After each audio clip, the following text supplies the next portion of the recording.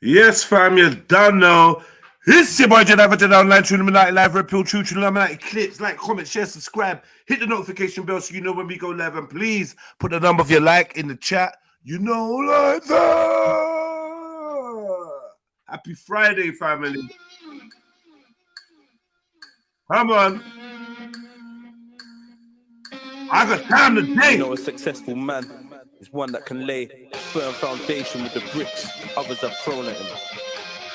Action is the foundational key to all success. Always bear in mind that your own resolution to succeed is more important than any other. Defeat is not the worst of failures. Not to have tried is the true failure. It's your boy Jets. Check it. I'll be running things on the mic till I'm signed. They can see the stress and the pain in my eyes. But one day I'll fly to the top of the scene. Till the day my face is up on the screen. I'll be running things on the mic till I'm signed. They can see the stress and the pain in my eyes. But one day I'll fly to the top of the scene. To the day my face is up on the My screen. baby mom said I would never be shit, but I'm rising from the ash like a phoenix. My talent could never stay secret. My captain, my flows make pirates seasick. Everybody wants to hear Jets on a remix, banding up the DJ to them to wheel it. You must be paralyzed if you can't feel it. You're looking for a boss, then you don't need Rick. You need me, baseline, hack cats and a mean kick. I'm the guy that the streets spit, cause I've been there, done that, I've seen it. I'm a scumbag when I'm on my G shit, but the gal them think I'm the sweetest. You don't know, say that's strategic. Music, I eat shit, drink and I sleep it. When I grab the crowd, you know I'ma keep it. I'll be running things on the mic till I'm signed. They can see the stress and the pain in my eyes. But one day I'll fly to the top of the scene. Yo. Watch me fly to the top with my bulletproof wings. I'm a bulletproof king, can't kill my shine. This is bulletproof bling. Block rhymes, what it sounds like when a nigga that's bulletproof sings. Call me J-E-D-I. Yeah, I'm gonna do it yourself, I'm not G.I. Can't you see I'm flying to the birds and the rocks, club. Yeah, the bars don't D.I. I'm taking over, I came from B.I. Been a rider since I was nigga. Be a rider until the day that I D.I. Yeah, I might win first place, it's me and it's my T.I. Look how long I've been on my grind. Mind on my money, on my money, on my me and that's for D.I. 24/7, 360 T.I. I'll be running things on the mic till I'm signed. They can see the stress and the pain in my eyes. But one day I'll fly to the top of the scene. Till the day my face is up on the screen. I'll be running things on the mic till I'm signed. They can see the stress and the pain in my eyes. But one day you'll fly to the top of the scene. Till the day my face is up on the screen. Oh, if I sat in a cage doing squad, I knew I could never be the same if I tried. You can see the hunger and pain in my eyes. It's like thunder and rain in the sky. The storm that I've been containing inside is unleashed now. I ain't playing with guys. I'm a pyromaniac, flames in the mic. I'm here for the houses, chains in the bite. Model chicks giving me brains in the ride. Nothing but G5 planes when we fly. Stocks and shares, buying low till I'm high. These are the thoughts that I hold in my mind. When I ride, I'm most potent the rhymes. So you know that I'm focusing right. When I'm holding the mic, I know that I'm close, I was chosen to shine. I'll be running things on the mic till I'm signed. They can see the stress and the pain in my eyes. But one day I'll fly to the top of the scene. Till the day my face is up on the screen. I'll be running things on the mic till I'm signed. They can see the stress and the pain in my eyes. But one day you'll fly to the top of the scene. Till the day my face is up on the screen. I'll be running things on the mic till I'm signed. They can see the stress and the pain in my eyes. But one day I'll fly to the top of the scene. Till the day my face is up on the screen. I'll be running things on the mic till I'm signed. They can see the stress and the pain in my eyes. But one day I'll fly to the top of the scene. Yeah, but it's just bulletproof wings, thoughts become things. Come on, family. There's a lot going on right now. Hit that like button. Please, please, please make sure you share up the show. You know what I mean? Show a little love in this direction. Big up to each and every one of you. Happy New Day, as I said before. You know what I mean? We're going to get things cracking. Just going to play a couple songs, get us in the vibe, wait for the family to jump in. I'm going to start early, man. You know? Just to make up for yesterday, because I wasn't around. Even though it was a lit show, I'm going to be here to, you know, take the pilot seat. And I hope you lot can join me, man. I hope you lot can join me. The link's there. Hit the link if you want to come on, discuss any of the content that's going to be going on today. And as usual, just make sure you hit the like button. Put the number of your like in the chat. That's a tradition. And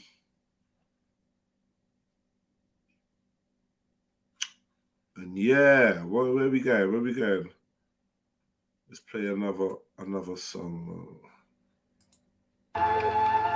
Yo, Tods, VTGSO. I had to grind for every bit of mine. I must have went broke about 1,000 times. I went broke about 1,000 times, but I'ma get rich and that's on my life. Sliding down these back roads trying to get it. Stress will only get me if I let it. I've been working with consignment, building on my credit. Now the plug love me, he know from they smoke it, I'm gonna sell it. Started with haze flips, strawberries and lemon. Then I had them said bank for the train trips to Devon, train trips to Ipswich, train trips to GY. I was barely out my nappies, linking prostitutes in alleys. They were sitting on their ass, I was out there on my feet. Strip jumpy like me on the beat. Bobby's on the beat, but this Bobby's getting beat. Kitty's moving savage like piranhas round some neat class A by my testes, money's in my denim. Playing this field, dodging snakes and venom. Kitty's hella digi, this game is hella risky, but I'm still flying jacks to link Daniel free whiskey. I had to grind for every bit of mine. I must have went broke about 1,000 times. I went broke about 1,000 times, but I'ma get rich and that's on my life. Yo. Todd, VTGSO. Yeah. Let's get it right. I love the black woman like I love life because she is life. She got in the physical. Everything about her is a miracle. But hold on, let me tell them I've got thousands out the spot. Wait, actually, hold on, let me holler at the gangs, the ones that got problems, and let them know cops are the ops. Cops are the ops, let me tell them how I used to get it soft then whip it till it rocks. Wait, actually, hold on, let me teach them about Kemet and Kush while I'm blowing on Kush, cause they know that our brothers smoke a lot. Trap life burnt holes in my books, but I stayed in my books cause I really am trying to know a lot. Juking and finessing all night in the manner eyes wide, cause we out here trying to get guap. I fuck with my head held high like, why would I not? I'm proud of everything that I got. I'm proud of everything I'm gonna get, and I know it's just timing. Brother, no sweat. Anytime I'm riding, it's a madness. Like, pass me that microphone, I guarantee bangers. First, he let me large up the queens, cause there's too many brothers, no morals, no manners. Still, I love a gal that love his skin out. I don't think you brought something to the table cause you sat down with your bits out. Still, honestly, I rate you cause there's man them in the ends that move more feminine than they do.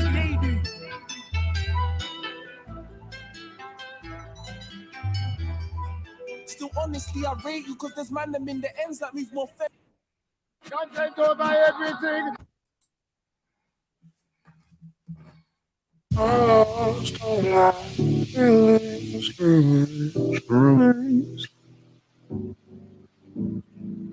We used to be pharaohs in Egypt, now we're emotional paraplegics. The whole world's numb, nobody has any feelings. Symptoms of humanity's unraveling helix. Calamities and tragedies that happen in sequence. The whole world's numb, nobody has any feelings. The whole world's numb. Need a hat, gloves, boots and a fur jacket. It's cold water make you turn savage. Smoke a whole herb package for the nerve damage. Ghetto was replaced by the term ratchet. And the queens rock a perm with their sperm addicts. They wanna twerk and the boys wanna burst matics. They want you esoterically paralyzed king, trying to limit your ability to analyze things. So they advertise a pantomime paradise paradigm. Look at all the fuckeries they're glamorizing. False flag rituals and sacrificing. Moral depravity and sodomite things. Geoengineering, the large hadron collider. They want a microchip under my skin. But when I look around, everybody's turning up. The buildings of the governments are burning up. Nobody's fighting for the rights of a black man. A couple hashtags, some cool t-shirts and a logo and a snapback. On the head of a rapper in a backpack. Then it's back to the Snapchat. Double tap IG pic of a chick with a fat cat. We used to be pharaohs in Egypt, now we're emotional paraplegic. The whole world's numb, nobody has any feelings. The whole world's numb, nobody has any feelings. Symptoms of humanity's unraveling helix, calamities and tragedies that happen in sequence. The whole world's numb, nobody has any feelings. The whole world's numb. Need a hat, gloves, boots, and a fur jacket. It's cold, or to make you turn savage. Hit the like button. Let's know the number of your like, man. Get me. Big up all the fam, man. The loyal ones and that. Man, the queens rock a perma, they're sperm addicts. They wanna twerk. Big up all the newcomers as well, man. The new arrivals and that.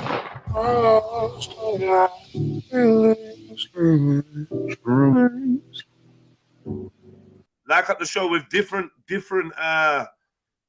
profiles if you can, man. I'm trying the stars, just standing in the mask in the dark. I need to heal. Don't forget it's Friday, man. Slap that PayPal Cash App. You've had a week of banging streams. You know how consistent the boy stays, man. Big up all the panelists, man. Show some love so I can spread some love, man. From Genesis to genocide, the revolution will be televised. I can't feel my face. Head full of rage and a heart full of scars. I need to heal again. We used to be pharaohs in Egypt, now we're emotional paraplegics. The whole world's numb, nobody has any feelings. Symptoms of humanity's unraveling helix, calamities and tragedies that happen in sequence. The whole world's numb, nobody has any feelings. The whole world's numb. Need a hat, gloves, boots, and a fur jacket. It's cold, or to make you turn savage. Smoke a whole herb package for the nerve damage. Ghetto was replaced by the term ratchet. And the queens rock a perma, they're sperm addicts. They wanna twerk and the boys wanna burst matics.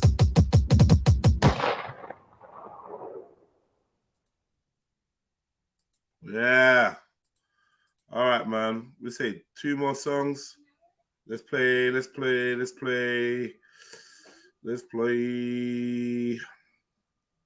gonna have this for a while. Let's play this. 1 more song after this, and then yeah, man, we gets to streaming. We're going full stream tard today. Yeah. I'm going full stream tard today because today I got time. Yo, I'm a rude boy with manners, books and bandanas. Poet and a nerd, a crook and a gangbanger. I'm at home with the holy, I'm good with the gram slangers. Just because I got my head in the book, I'm never puss. With a whoosh, I can jump out a bush and get you smushed, better shush. And the wrong one to push, I get you whooped. If I give the young drillers the look, you're getting cooked. With a gang, who you smell in the air is hella kush. You know the fam, stay ever prepared. We're never shook, connect with man. From everywhere, every hood, feds prang. They fill up a fair, cause we ain't hooked on their false narratives. Poison and their additives. They paint us as the bad guys, they're the real savages. An empire of vampires and energy scavengers. Descendant of Dracula, infiltrating Africa. Colluded with coons, instigated massacres. If goons form platoons, we can flip it like a spatula. Now my thoughts are accurate, the mission is immaculate. I don't need a juju ring, sage or an amulet. I'm a rude boy with manners, books and bandanas. Poet and a nerd, I'm cooking a gangbanger. I'm at home with the holy, I'm good with the gram slangers. We jump out a bush, get me whoosh with a mad hammer. A rude boy with manners, books and bandanas. A poet and a nerd, I'm cooking a gangbanger. I'm at home with the holy, I'm good with the gram slangers. We jump out a bush, get me whoosh with a mad hammer. I jump out the shrubbery on bare skullduggery. Manners on some antics and fuckeries. Free the people. We got Catty B, man. I don't even want no reparations or apologies. I would rather die on my feet than live on my knees. The vaccines, the poisons, taxes are robberies. Fat cats relax and leave us trapped in the poverty. Pigs on the pavement, rats in the pocket. Help an old lady cross the road, cause that's how I am. If he's your bro, he's my bro. I treat him like his fam. If I got it and you need it, holler me. I'm the man, ever double cost me. I leave you bleeding where you stand, leave you bleeding where you sit, leave you bleeding where you lay. Know some greasy geezers that don't need a reason anyway. They be beating heaters any season. Man, I let it spray. Beefing for my freedom. So the heathen, I will never change. I'm a rude boy with manners, books and bandanas. A poet and a nerd, a crook and a gangbanger. I'm at home with the holy. Let me ask you something. How many of you have actually hit the share button today? Share it to your profiles. Share. Hit the share button. You know, share it to your WhatsApp group. Share it, man. I want to see some shares today, man. I get notifications if things are shared, if I'm tagged. So let me know, man. Show me the love. Let me know the love is real. With the gram slangers, we jump out a bush, get you whoosh with a mad hammer. A rude boy with manners, books and bandanas. A poet and a nerd, a cook and a gangbanger.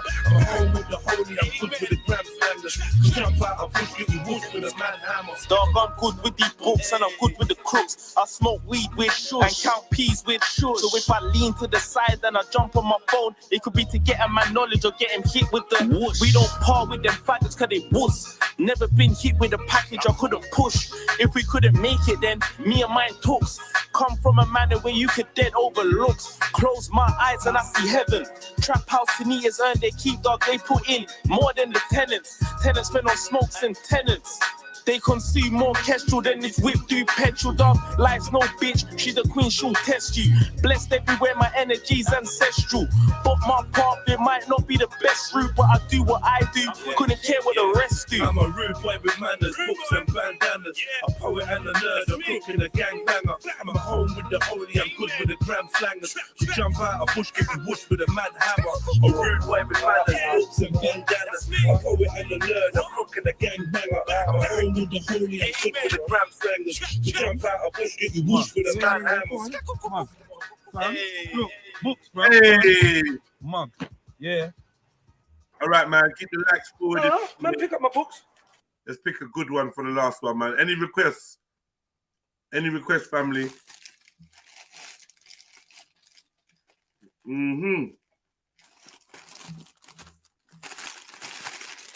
Quickly. Any requests? Please.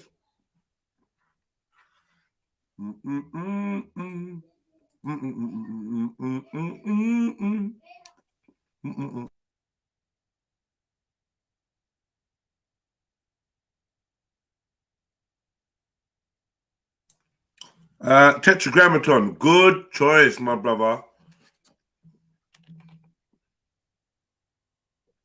Absolutely spiffing choice, if I do say so myself.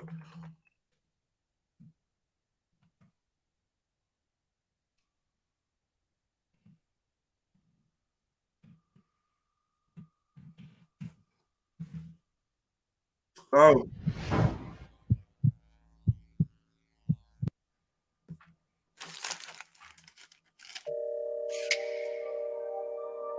Yeah.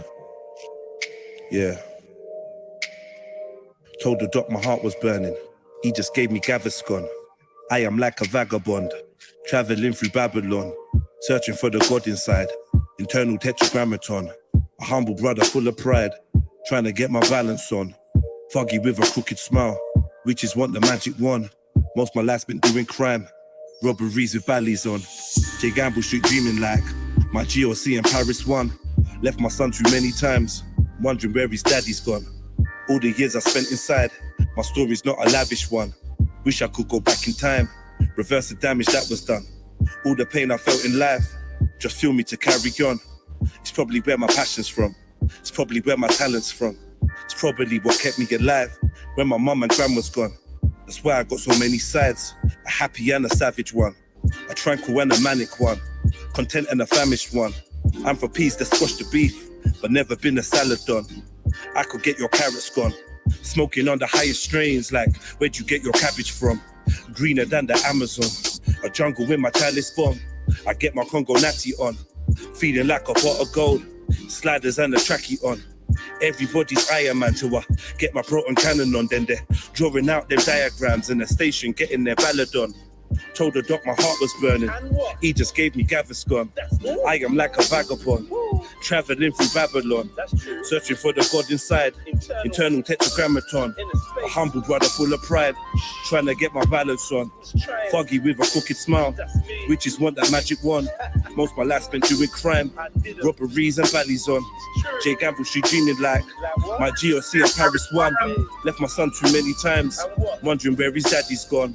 All the years I spent inside, my story's not a lavish one. Wish I could go back in time, reverse the damage that was done. All the pain I felt in life just fueled me to carry on. It's probably where my passion's from. It's probably where my talent's from. Probably. All right, yeah, last one. Last one. We're really ready to go. Sorry. Hit the like button, hit the link, jump on. This is your captain, this is your captain, this is your captain, this is your captain, this is your Hey. captain.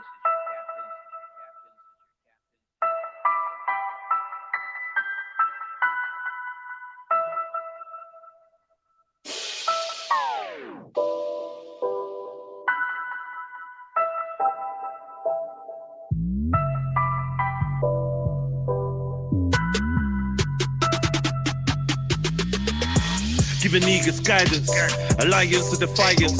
I'm on freedom or violence, speaking my truth, no one's keeping me silent. Sling shots like I'm David, when he was beefing Goliath. Catapulted into my life, I collided with giants. With a mind deeper than a trident, held in the palm of Poseidon. I'm like a tsunami to pirates, get drowned in my way, but I fly like a pilot. Haters can't cope, my aura's too vibrant. Girls wanna show me their private. More time, I wanna live alone on the island. I zone when I close both my eyelids. Look close, you might see a ghost in my iris. Please don't approach when I'm like this. At Anarchist, I mix DMT with some cannabis. Not sure if I'm woke as I write this. Would I ride for my G's? Is my phone on silent? Do I despise the police? Is Kobe's last name bragging?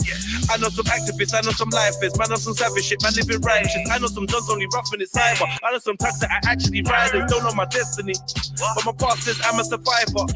My probation officer says I should be in an asylum. Cause I said the queen does witchcraft. There's no curve when I watch the horizon. If life is a game, at the end you face the last boss like bison. Clipping a grabber, clip like a ladder, riding for a block full of pythons. Dodging a slammer is hot in the manor. We are not stopping for sirens. My son's friend got stabbed in the heart. I could not stop him for cracking. Hope he knows he's a king with bulletproof wings. No weapon could stop him from flagging. The air is so toxic, it's frightening. AI and robots are rising. They're studying Madame Blavatsky and Alistair Cardi. We're shotting for diamonds, shopping for items, besotted with icons. It's true talk whenever my mic's on. Bloodbath in the streets, people tooling my waist and my heart on my sleeve. Why is that the magi following the star of the east? Where the rich get fat, man is starving to eat. I think cryptocurrency's the mark of the beast. I can smell blood like a shark in the sea. Michelle is a man and a bomb is a dweeb. Let it spark in the park after dark. Look what the shotgun done to the bark of the tree. Sometimes I wanna ask if my seeds inherited negative karma for me. It's getting harder to sleep. Hey, big up everyone sharing the stream. Big up everyone hitting the like button. Big up everyone tuned, locked in, ready to roll. Who is that spitting? It's someone called REDPILLTRILL. He's got nothing to do with the Red Pill movement. That's just his name. But yeah, check him out, man. How are people supposed to join the thing? Because I did put the link out there. Oh, the link is in the description. Sorry, my bad. Like, I know it's a bit old school, but if you check the description, you might see a link. I know. Haven't force fed it to you. I get it. I know you lot are used to that. Yeah. I know you lot are used to that. The force feedings. Yeah. But if you go in the link, if you go in the description, you'll see join the show with today's link in it. I'll provide it though, because I'm a good guy like that. I'm a nice guy. See? They say I'm a cunt. Yeah, I'm really not a cunt. Right, man. Hopefully, Just Pearly Things, Sarah Garvey, Auntie Jenny, King Riches is involved, is listening. They're logged in. I tagged them so that they could, hopefully jump on. That would be amazing. If we could get one of these titans of YouTube to jump on, then yeah, man, I'd be humbled and appreciative. But if not, I hope they get to listen, and it's a free chance for them to hear some non-biased reviewing of their content and the information that they've put out there and whatnot, right? For me, I've got no horse in it. None of these people are enemies. In fact, I was invited by some friends to go over to the Pearly Things podcast, but I just felt like the topic wasn't in keeping or fitting with what I wanted to kind of represent at that time. So I kind of declined and maybe held out. I hope that, I'd be invited another day, but it hasn't really happened. Maybe if you say no, if you decline, then they're just like, yeah, fuck you. Who knows, But, and as for Sarah, I've had many conversations with him. I've met him in person in Speakers Corner. He's been on my panels in the past. Not so much now. He was watching for a hot minute, but he refuses to kind of jump on and interact in any way. But yeah, there's no resentment. I got no resentment against Sarah either, And as for Auntie Jenny, she's cute. I don't know her. She's been badding up entitled women, and she's been badding up entitled women. And I kind of like her. I think she's kind of cool, but I'm still impartial. King Riches, I've subscribed to his channel from about a year ago, and you know, I noticed he was on that kind of red pill wave and whatnot. Not really sat down with his content too much because if I'm gonna be totally transparent, I really enjoyed the way that he presented certain things, and I did think it was a bit of a. I'm not really on the woman hating wave. I'll be real. I'm not on that woman hating wave. I'm not saying he hates women, but I feel like he's gone down that direction and whatever. But he seems to be doing his thing, and the reason why I subscribed to him is because I could see he was another YouTuber doing his thing, and I just wanted to support, and I still support. So I still subscribe to all of these people. Because I ain't a hater, man. But now we're gonna talk about them. Who's this? Unstoppable Trill. Hold on, give me a minute, brother. Sorry, man. I heard the thing popping off and I didn't let no one in. Anyone want to come back in if you try to jump on? Unstoppable Trill, talk to me. Yeah, man. What's up, man? Hope you're doing well. Yeah, I just think the situation is funny, you know, with Pearly Things and King Richards. You know, right, we've not got into the situation yet, but not even got into it yet. But I don't know. I don't know whether I should just play Sarah's video first and then we talk about it. Or that sounds good. That sounds fair enough. Yeah, give time to obviously let other people come in as well, I guess. Right. Yeah, but welcome aboard, Unstoppable Trill, man. You're not Universal Trill from yesterday, though, are you? No, I'm Unstoppable Force, but I just changed it to Unstoppable Trill. Yeah. Respect, man. Big up the Trill gang. Yeah, Unstoppable Force. I remember. Yeah. Let me crack through some of these likes real quick as well, man. If I haven't shouted you out already, that's because you was early and you're already safe. You already made it to Trill Jana. You know what I mean? But for the rest of you, I'm gonna give you a shout out. Because yeah, big up MJ, like number 27. Old type David. David, man, jump on there, bro. I want to talk to you again. Big up to yourself, man. Old type Breaking Harris, voice of God. Yeah, if you hear Breaking Harris's voice, boy, yeah, it might be deeper than S's voice or scriptures. I don't know. It's just like these lot have got some profound voices, man. They need to do voiceovers. I'm hollering at you lot to do some voiceovers for me soon. Damn. What else we got going on? Mrs. Sarah, come on, one of my favorites. Mrs. Sarah, you better find an au pair or a maid or a butler or someone to watch the kids for like an hour because I need to hear from you. Yeah, big up yourself, Light 33. Who else we got in the building? Man like Zellini, the maniac. I know he's tired. You don't want to jump on because yesterday he gave his all. But yeah, if you could jump on, Zellini, be nice to hear from you, bro. Yeah, it's a real co-pilot there. I sense another epic show. Big up everyone in the building. Come on, Zellini. You know how we do.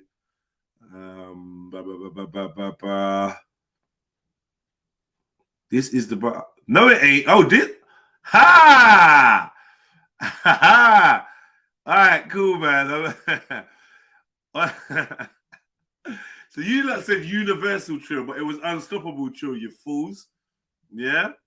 All right, before we get into anything, Unstoppable Trill, you know I was having a bit of a laugh yesterday. I don't know if you heard.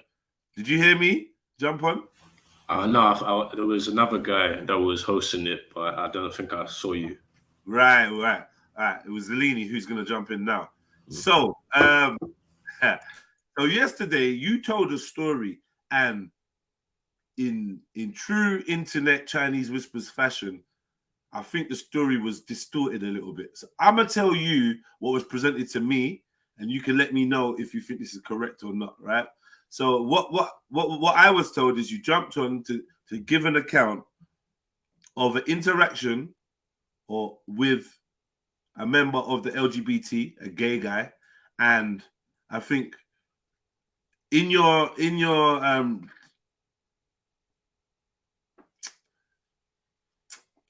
I need the right words. In your telling of what happened, it seems to have been lost in translation. So it seems now, I don't know if these words have been added or you words, but like words like fondle and troubled and bummed have been thrown around, right? In the famisphere. And I'm trying to understand, because I'm thinking, nah, that can't be real. Who's that? Reams? What? Come on, lovely. Big up yourself. Great to see you, you know. My Beyonce's in the building. Right. And yeah, just let me know. Are they correct or incorrect for using terminology like fondled, troubled, and bummed? Did any of these things happen to you? Troubled, yes, but not fondled or bummed, no. Okay. I want to be the first to say I'm so glad that you weren't fondled or bummed. But troubled is still a perplexing category that you find yourself in. Troubled by a homosexual. Can you elaborate at all? Yeah, so like for example, on 2 occasions, I've had a homosexual. Like, I was in a black hair shop. I'm sorry. Yeah. 2 occasions you've what? So on 2 occasions, I had two, like 2 separate incidents that are different. So first occasion, there was a black gay person. I was in like those African Caribbean hair shops. I know. You know what? Everyone knows I know nothing when it comes to these stories. I know nothing. Yeah, so I was basically in that. Some black guy with grey contact lenses tried talking to me about Joe or something, and I was like, he's like, what am I doing later? I was like, hold on a second, I'm not gay. You know what I mean? Like, he tries to talk to you about jail. Yeah. What JAIL or GEL? GEL. What? Like, what type of gel? Like lubricant type of gel? Nah, gel that you put in your hair or like the creams, like cocoa butter or anything like that. He just wanted to talk to you about that. Why did he want to talk to you about that? I have no idea. So a man just walked up to you and said, "Yo, yeah, like about gel." Yeah, like asking me, like, oh, like what are you using? What are you gonna use for your hair or something? The conversation started like an icebreaker, and then it just came to me. Hold on a second, this guy's gay, man. He's trying to talk to me.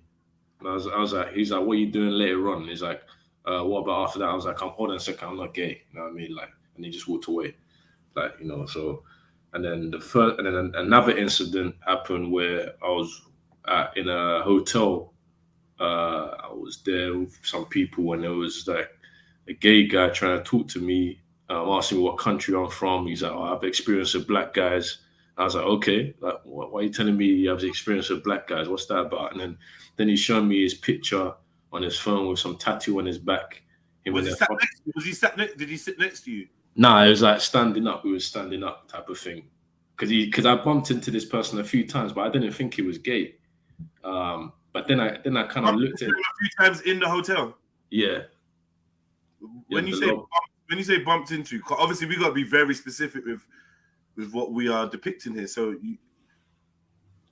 when you say the gay guy, what do you mean by that? So like in the hotel, there's like a lobby area, like restaurant lobby, pub / area, So we'll go there. There'll be different people because I was there with some friends. I would talk to some girls and stuff like that. And then I would like talk to different people. I think I was, drinking as well. I was a little bit drunk, so I was talking to different people. And then I realized, hold on a second, this guy is gay. You know what I mean? And he has a fetish for black guys for whatever reason. And he's asking some other black guy what country I'm from and shit like that, or whatever. And then he's like, oh, you look very nice. I've experienced with black guys. And he's showing me a picture on his phone with a tattoo on his back. He's in a weird position. He's like, oh, you want to come to my place later on? And I was like, hold on a second, wait a minute. Like, I'm not gay. Like, just move away from me, that type of thing. So, yeah, man, like that happens. But he's like trying to come close to me, trying to stand, So I was like, hold on a second, like I've got a space, like give me space. So trying to come close to me. Because that's what, yeah, like these gay people, they love black, like they're obsessed with black guys. They think, oh, because he's black, I can just go and stand next to you. And like, no, man, I'm not a piece of meat. I'm not your slave monkey. You know what I mean? I'm not your sex dragon. Your sex what? Like sex dragon or sex slave or, what I mean? You say sex dragon? Yeah. What's a sex dragon, bro? I don't even know, man. I just came. All right, man. Look, man. We're gonna move on because we obviously got pressing issues to discuss, right? Yeah. But just out of interest, do you believe that there's any justification or any reasoning or any explanation for why certain members of the community have approached you and acquisitioned you? Yeah, so I think it's because, you know, I put myself in a predicament where I seem open, like my body language is open, kind of thing. I'm relaxed. So like people will try and shoot their shot and type of thing, like try and talk to me, but then they realize, like once I get serious and my body language changes, okay, he's not what I thought he was. You know what I mean? So I don't think it's because of how I look. I mean, obviously I'm black, so like obviously people can see I'm black, but at the same time, you know, there's fetishizing that, and then you could be any black guy. They would still try a little thing, but then once you post your body language up, okay, he's that type of guy. I'm off this shit. You know, that's basically what it is. So the man moved to you in the barbershop, and the other man moved to you in the hotel lobby. Yeah. Okay. All right, man. Look, be careful with it out there. I don't know what. Obviously, you know what you mean when you say you're open and you present yourself to be open. I don't really know what that entails, and if I'm honest with you, I don't want to know. That's private for you. But if the openness that you're displaying becoming like a pussy magnet. Nah, man, nah.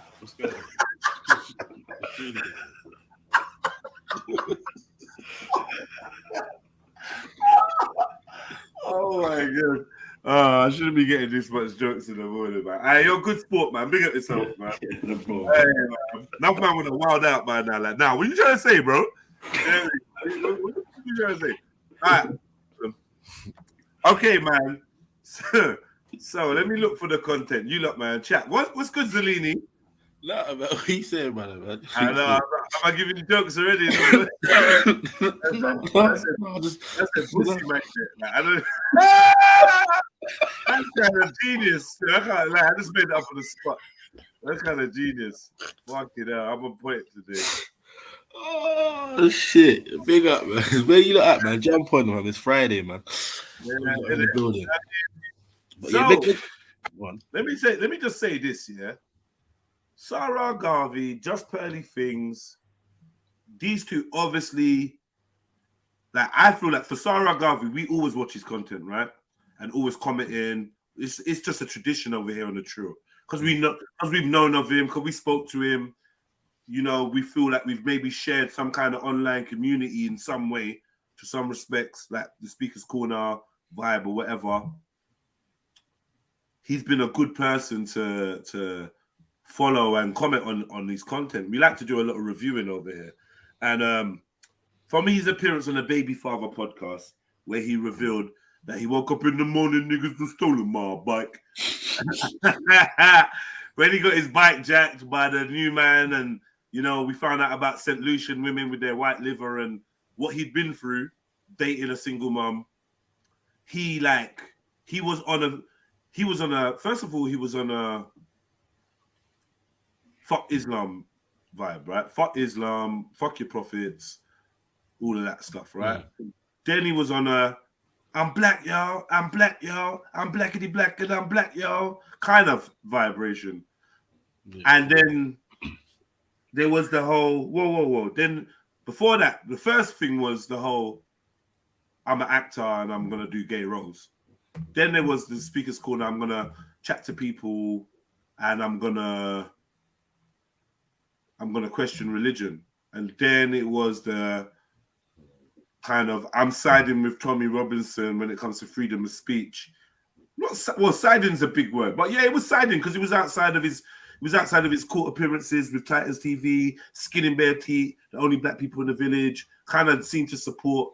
And obviously he was aware of Tommy Robinson's anti-Islam stance. So I guess that's why he kind of aligned himself in that direction under the guise of free speech.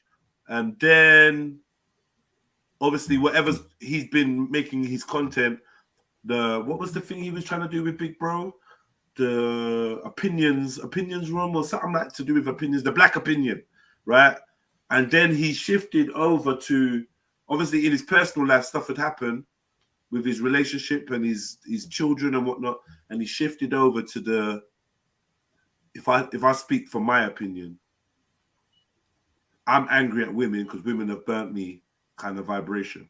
A woman has burnt me. I've let a woman close. She's burnt me. Now, fuck all you bitches. Yeah?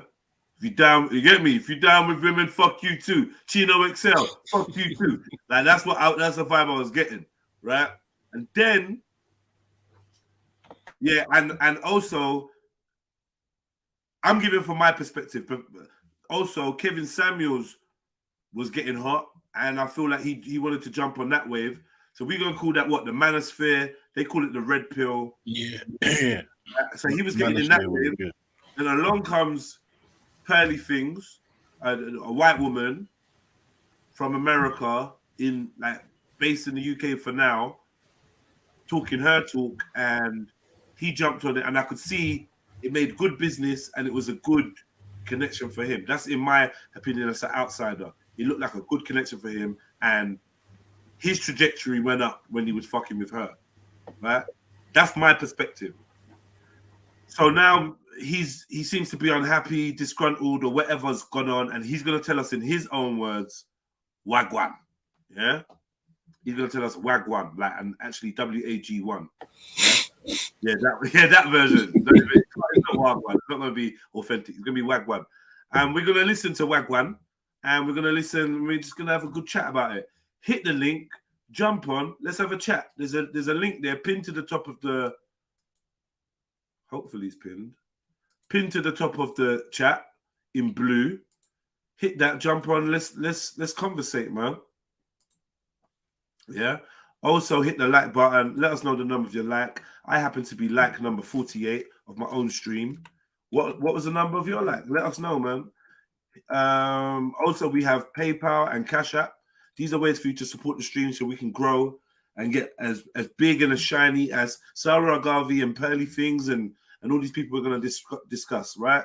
So help us, and we're going to bring you the content that you love. All right, man, here we go, man. Here we go. All right, cool. I'm going to press play. Before we even get started, tell them. If you have watched 2 or more of our videos and you have not subscribed, then we have what, pal? Beef.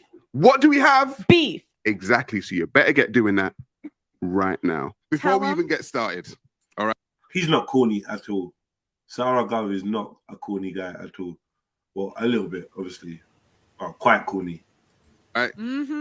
If you have watched 2 or more of our videos and you have not subscribed, tell them. Then we have what, pal? Beef. What have we got? Beef. Exactly. So you better get doing that right now. Over to you, pal. I'm making this video. Oh no.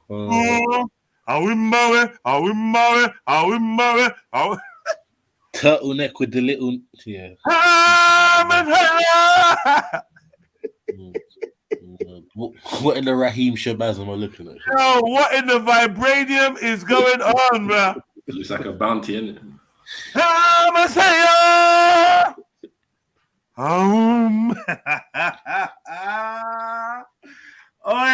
Oi, Kazi. Hey, Sarah, you know how I stay. I can't do this fake formal shit. Yo, brother. Straight away, the optics is slapping me like, wow. Yeah? Like, the optics is slapping me like, hold on. When did Sarah Garvey join the Black Panthers? When will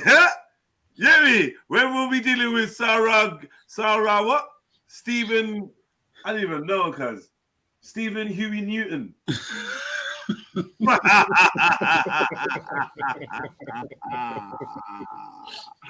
Ah, man. Hey. Mama say, mama kusa. Mama say, mama kuka, you dickhead.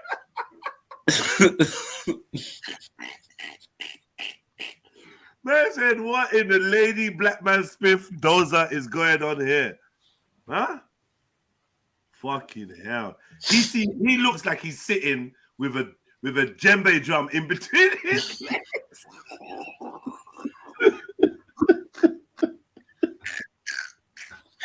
Oh my God. If he could have got that polo neck in Kinte, yeah, he would have, bruv. If he could have got it in some traditional cloth, he fucking would have. My gosh. Fuck it, yeah. Man. Fuck it up. Man said he's looking like Shaft and that. Hey, you're taking the piss. The African Shaft. Okay, so listen, brother, I don't even get this. Why you had to move this way, but you're playing your card. Cool. He ain't said nothing yet. I just jumped straight away. I was like, yo, the fuck? This is what I did in real life when I watched it, you know. I pressed pause and I just fucking cracked up. I think my son was like, what you laughing at, daddy? What you laughing at, daddy? I was like, son, you wouldn't understand, man. You wouldn't understand. It's wild. All right, cool. The reason why I say it's wild is you weren't wearing this to go and support Tommy Robinson. When you was clapping, you and Titus TV, you weren't rocking this. Like, what we've always said about you, my brother, is you're not authentic. This is the one issue. Like, you seem like a cool guy, and you know, like, I ain't got no personal issues with you. That's I have to keep reiterating. But you don't come across as authentic. You come across as a wave jumper. And when you're a wave jumper, sometimes the tsunami breaks your fucking back. It snaps your little board. Do you know what I mean? When you end up under the sea, darling is better, than where is wetter, take it from me. You end up drowning. Yeah? Because you keep trying to jump from wave to wave like a surfer. Cowabunga, dude. And yeah, and not every wave is meant to be jumped on. You got to do what's real to you, what's true to you. This is my advice from man to man, man. Hopefully you jump on, hit the link, jump on, and tell us, you know what, Jenna, shut your mouth. This is what I go on, and we'll give you a platform to speak, bro. We ain't about silencing no one or having an echo chamber or none of that. So yeah, man. Everyone tag Sarah somewhere and say, yo, Sarah, jump on this. Furthermore, tag Sarah and Pearly Things. Yeah, it's just Pearly Things. I've tagged them on Insta, yeah, and I've tagged them on YouTube. Someone tag them on Twitter or whatever. Tag them anywhere you can and say, yo, listen, jump on. The family want to chat to you. Like, do you mind coming and having a conversation? You know what I mean? It'd be a good way for us to, like, you know, get introduced if we've not spoken before, whatever. Pearl, I think we got some mutual friends, like, you know, the Domino boys, Eddie and them. Yeah, man, they're cool guys. They're the ones that invited me to your show. So maybe we could have a sit down or a chat. I'd love to interview you. Do you know what I mean? I want all the smoke. I'm on all of it. Sarah, I'll interview you too. Yeah, I'm on it. So let's make this happen. I'm a little nobody, by the way. I'm just a nobody. I ain't on you lot's level. You get me? But I'd love to facilitate some kind of conversation, you know, either between you or between us. We'd love that, man. Big up yourselves. Right, let's go to hear what Sarah said. I'm gonna say Charlemagne, isn't it, man? I was gonna say T'Challa. T'Challa.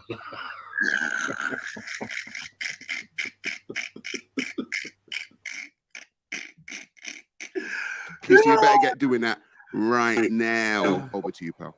I'm making this video today that I didn't initially want to make, but there comes a time when we're all at a crossroad and have to make a decision. Boom, boom, boom, boom, boom, boom, boom, boom. 10 points if you thought that when you said that, yeah? And sometimes that decision can affect you morally, it can affect you spiritually, and it can affect you financially. But it's a decision that we can't shy away from. Now, recently, just pearly things. My brother Greenie, you know. Come on, brother. My brother, big at yourself each and every time. Has been caught up in some controversy. Why? She has interviewed avid racist and known racist Nick Fuentes. He is also an anti-Semite. What did Pearl do when she interviewed him? What she done was that she laughed with him and seems to agree with a lot of his points. Talk about instances of like when they initially freed the slaves, there were some slaves that felt so indebted to their owners that they would travel across states to pay them back, and they actually had a really good relationship with them. Now, if she... Let's kill her! Kill her! She said some slaves felt indebted to their masters. Let's kill her! Lick her down! Oh my God, how could she say that? Oh, what does that bang out of order, mate?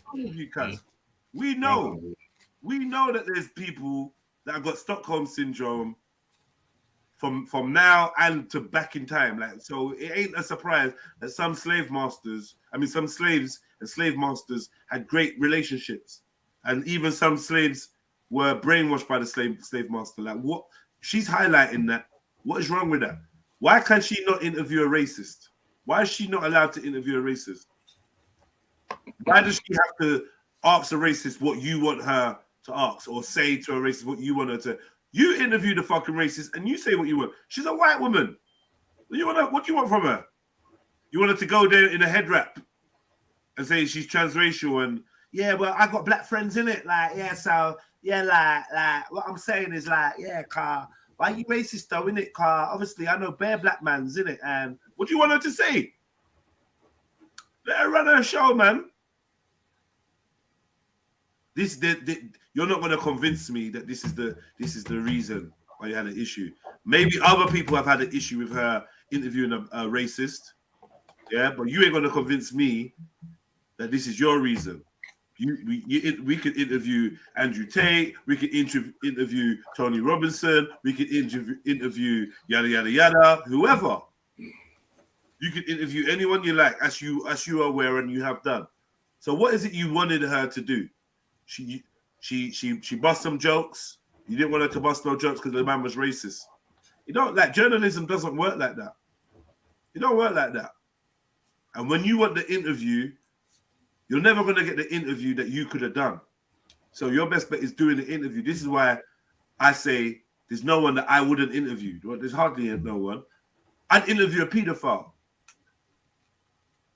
I would interview one. I would ask a paedophile question interview. I don't see myself kicking and laughing up with them, but I would definitely interview a paedophile. And if they made a point that I agreed with, I'm going to say I agree. What the fuck you want me to say? Like, you want me to lie? Because you can't change, bro. You can't change how people are, bro. So if you want her to not entertain racists, you should have put a ring on her or something. Come like you trying to, like, you get me? What was you trying to do? Cause this supposed to be a business thing, and now you're getting too big for your boots. You trying to tell the beautiful milk of magnesia how to behave. Fuck off, man. Get me? How dare you? Cuz audacity. This is what I'm saying, man. You give them an inch to pick a mile. Yeah? Give a black man a platform, then he thinks he could tell the lovely white Ivory Queen. Ivory Queen. The Snow Empress. You can tell the Snow Empress how she's gonna deal with her fellow Snow King. Nah, my full back shaft. You get me? Full back, man. It's not, why are you watching it? Like, just get to the bag. Like, what the fuck are you watching who she interviews? Unless she says, yeah, fuck these black people. Then you could be like, right, she's racist or whatever. Something else is going on in here. We gotta get to that. What else is going on there? Because we're not fools over here. All this little dead clip you posted of her saying that some slaves felt indebted to their slave masters. And we got black people amongst us that say slavery was a test from Allah or the Most High from God, or slavery was a good thing because at least it brought Christianity. I've heard all kinds of mad things from black people. Sorry, Zelina, you were saying, King? Yeah, nah. See me personally, because I think, like you said, he's bandwagoning. Yeah, what I mean when I say that is that the other brother, what's his name, Riches, bro, he was catching some heat, bro. You get me, because of this, yeah. So it's like, I think that Sarah's seeing that people are onto him, bro. You get me, and he's seeing quote unquote the repercussions from people over here and across this across the sea. And he's trying to. Is anyone selling corn? Any corn that you've seen? Send me some links to the corn, please, bro. Yeah, no, so I can discuss that. Fully in it. Cause I've tagged King pictures as well. I didn't know he was getting corn, bro. Yeah, oh yeah, bruv. Yeah, bruv. There's like a whole video where he done like a phone in, bruv. You get me? And people are all calling in. I'll put it in the chat still. But yeah, basically, I feel like Sarah's seen that now. You get me? And he's trying to act like he's not down with what Pearl said. You get me? And trying to act like he's against it simply because he feels like he's gonna lose support and followers. But yeah, and there's talkings of he had some business dealings that didn't really go too right. You get me? But who knows? But I just feel like you see what happened to Rich's brother, and he's like, right, let me try and jump ahead of the curve because I'm seen as one of you get me, right-hand people as well. Yeah, one second, let me find that video. Tony Brown's just chatting shit in the chats, man. They're ignorant. One I second. don't know what they're talking about, bro. Just writing bad, mad words gonna make us look ignorant. Jump on and express properly, uncle, man. Oh, yeah, bruv. I don't know what you're talking about. Just throwing words. Where's the intellect behind what you're saying? She's racist. No sugar. Show me something she said racist. Tony Brown. You look, love rinse the race card, until we ain't got no race card no more. That's how I say fuck this race business. You lot rinsing the race card till it don't even make sense. She's racist. She's a coot. She's a chicken. Like, what does that even mean, cuz? What's she done wrong? Yeah, it's your opinion. And we want to know why is your opinion, Uncle Tony Brown. We respect you over here, but you're not catching no blind. No one ain't getting no blind. I'm going to question everyone and everything. You know what my job is. Yeah? So right about now, I'm seeing you saying, yeah, she's I don't care what you think. I don't care what you think then. Why are you here then? You know what I mean? You don't care what I think. I don't care what you think then. Allow it. Bun it then. Bun your opinion then. What kind of stupid response is that? Obviously you care what I think. Don't try and lie, bruv, because I'm calling you out. I want you to back it with facts, is what I'm saying. Tony Brown. You said she's racist. I want to back it with fact. So I can say, yeah, see my uncle, he don't just chat, from emotion or whatever. You get me? You said it's your opinion twice now, but you're not telling me why. You're not telling me why, unks. This is what I'm saying. Trying to encourage you to be expressive.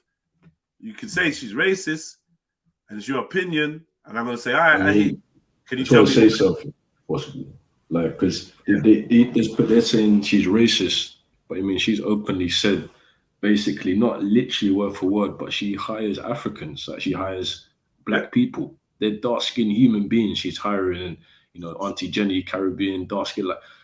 Would a racist person really do that? Apparently, she hires Africans from the continent. So I want to understand how much Africans from the continent we are all hiring, how much black people we're putting on. Because I'm seeing her, I know at least 4 different black people that have ate from her table. Now that doesn't mean it doesn't make her racist. I'm not racist, but I'm saying from what I've seen, she's actually seen the value in having black content creators around her, and she's broke bread. She could have just had bare white people around her. She could have. Allow it. What you doing? Morning. What kind of nonsense are you doing, Jedi? I'm talking truth, cuz. You're talking nonsense, rude boy. Allow it. Why are you not? Why are you not questioning? Why are you not? Can I say something, or is it what? Don't come on there and insult me. Because when I switch, you ain't gonna like it. You're talking nonsense, rude boy. Someone needs to tell you you're talking nonsense, and I'm gonna be that one. Whether you take it offensive or not, you're talking nonsense. All right, explain. So what I'm telling you is this, yeah. Why are you not questioning the fact that she's got a habit of uphearing African people, but downtrodden in Caribbeans when she's ready? Why are we not talking about the fact that, okay, fuck Zara, we know this. Why are we not talking about the fact that she is used the black community to get to where the hell she's at? She's up there. She's there talking. You men are sad. You lot have made this. No, yo, Lady Divine, I back you 100%. Come on. Lady Divine, I back you 100%. I don't care what anybody's got to say. I back you 100%. One at a time. But who's the black community? Don't come and try and turn the show into a puppy show. Everyone was talking one at a time. They'll start shouting their emotion. Let's just all hear each other out. Yeah. Lady Divine doesn't need pom-poms and splits in the air, Uncle Tony, yeah? She's talking. No, I'm giving her all the props, Jedi. You can't tell me how to communicate. You've got your style, I've got my style. I come on here because you called me out, yeah? I've got my style. I see from a different perspective than you. It's simple as that, my brother. Wait your turn, because how we run a show. Are we there? Listen. Oh, okay, family. Okay, I will respectfully wait my turn. Let me explain one thing. Because people will diss, innit? But then what I'm saying is, if this woman runs a professional platform that works, creates money, yeah, for black people and white people, yeah, it creates money. You know what I mean? It generates.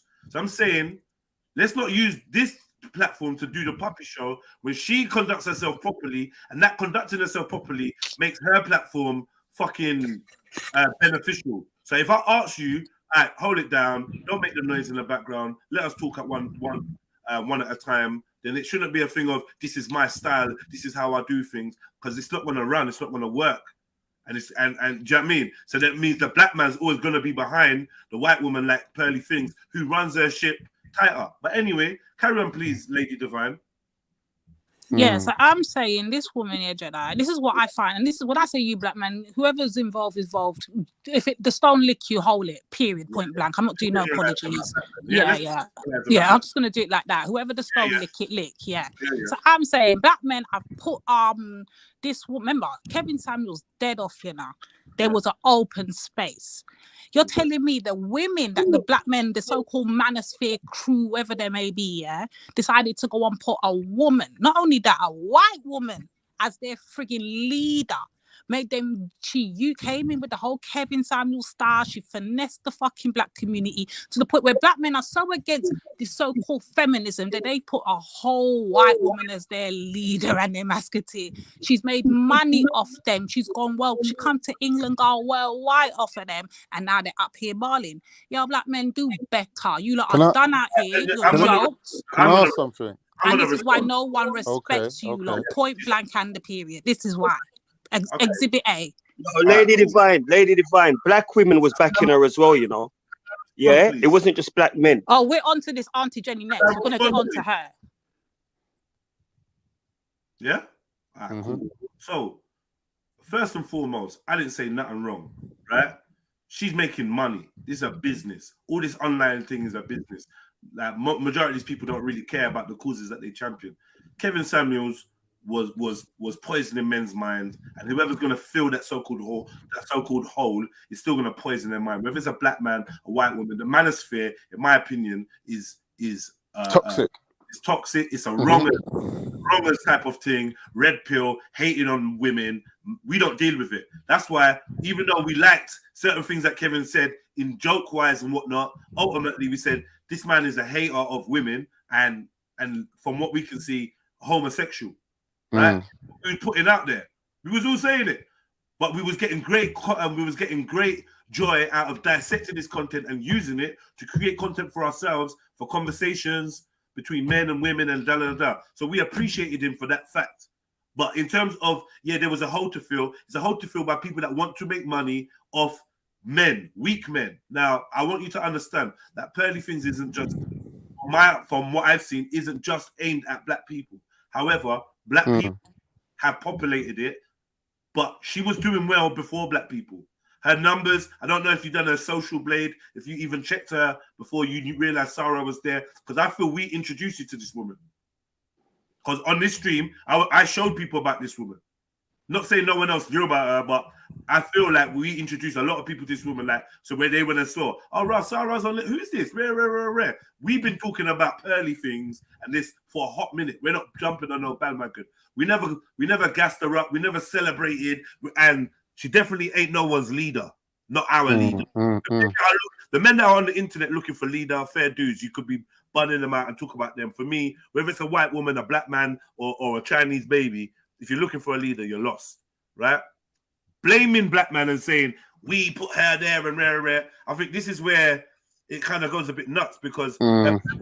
Not at all, Jags. Okay. No. But carry on, carry on. I am carrying on. If you check out her fan base, it by far isn't just black men. So I don't know what you're getting, right?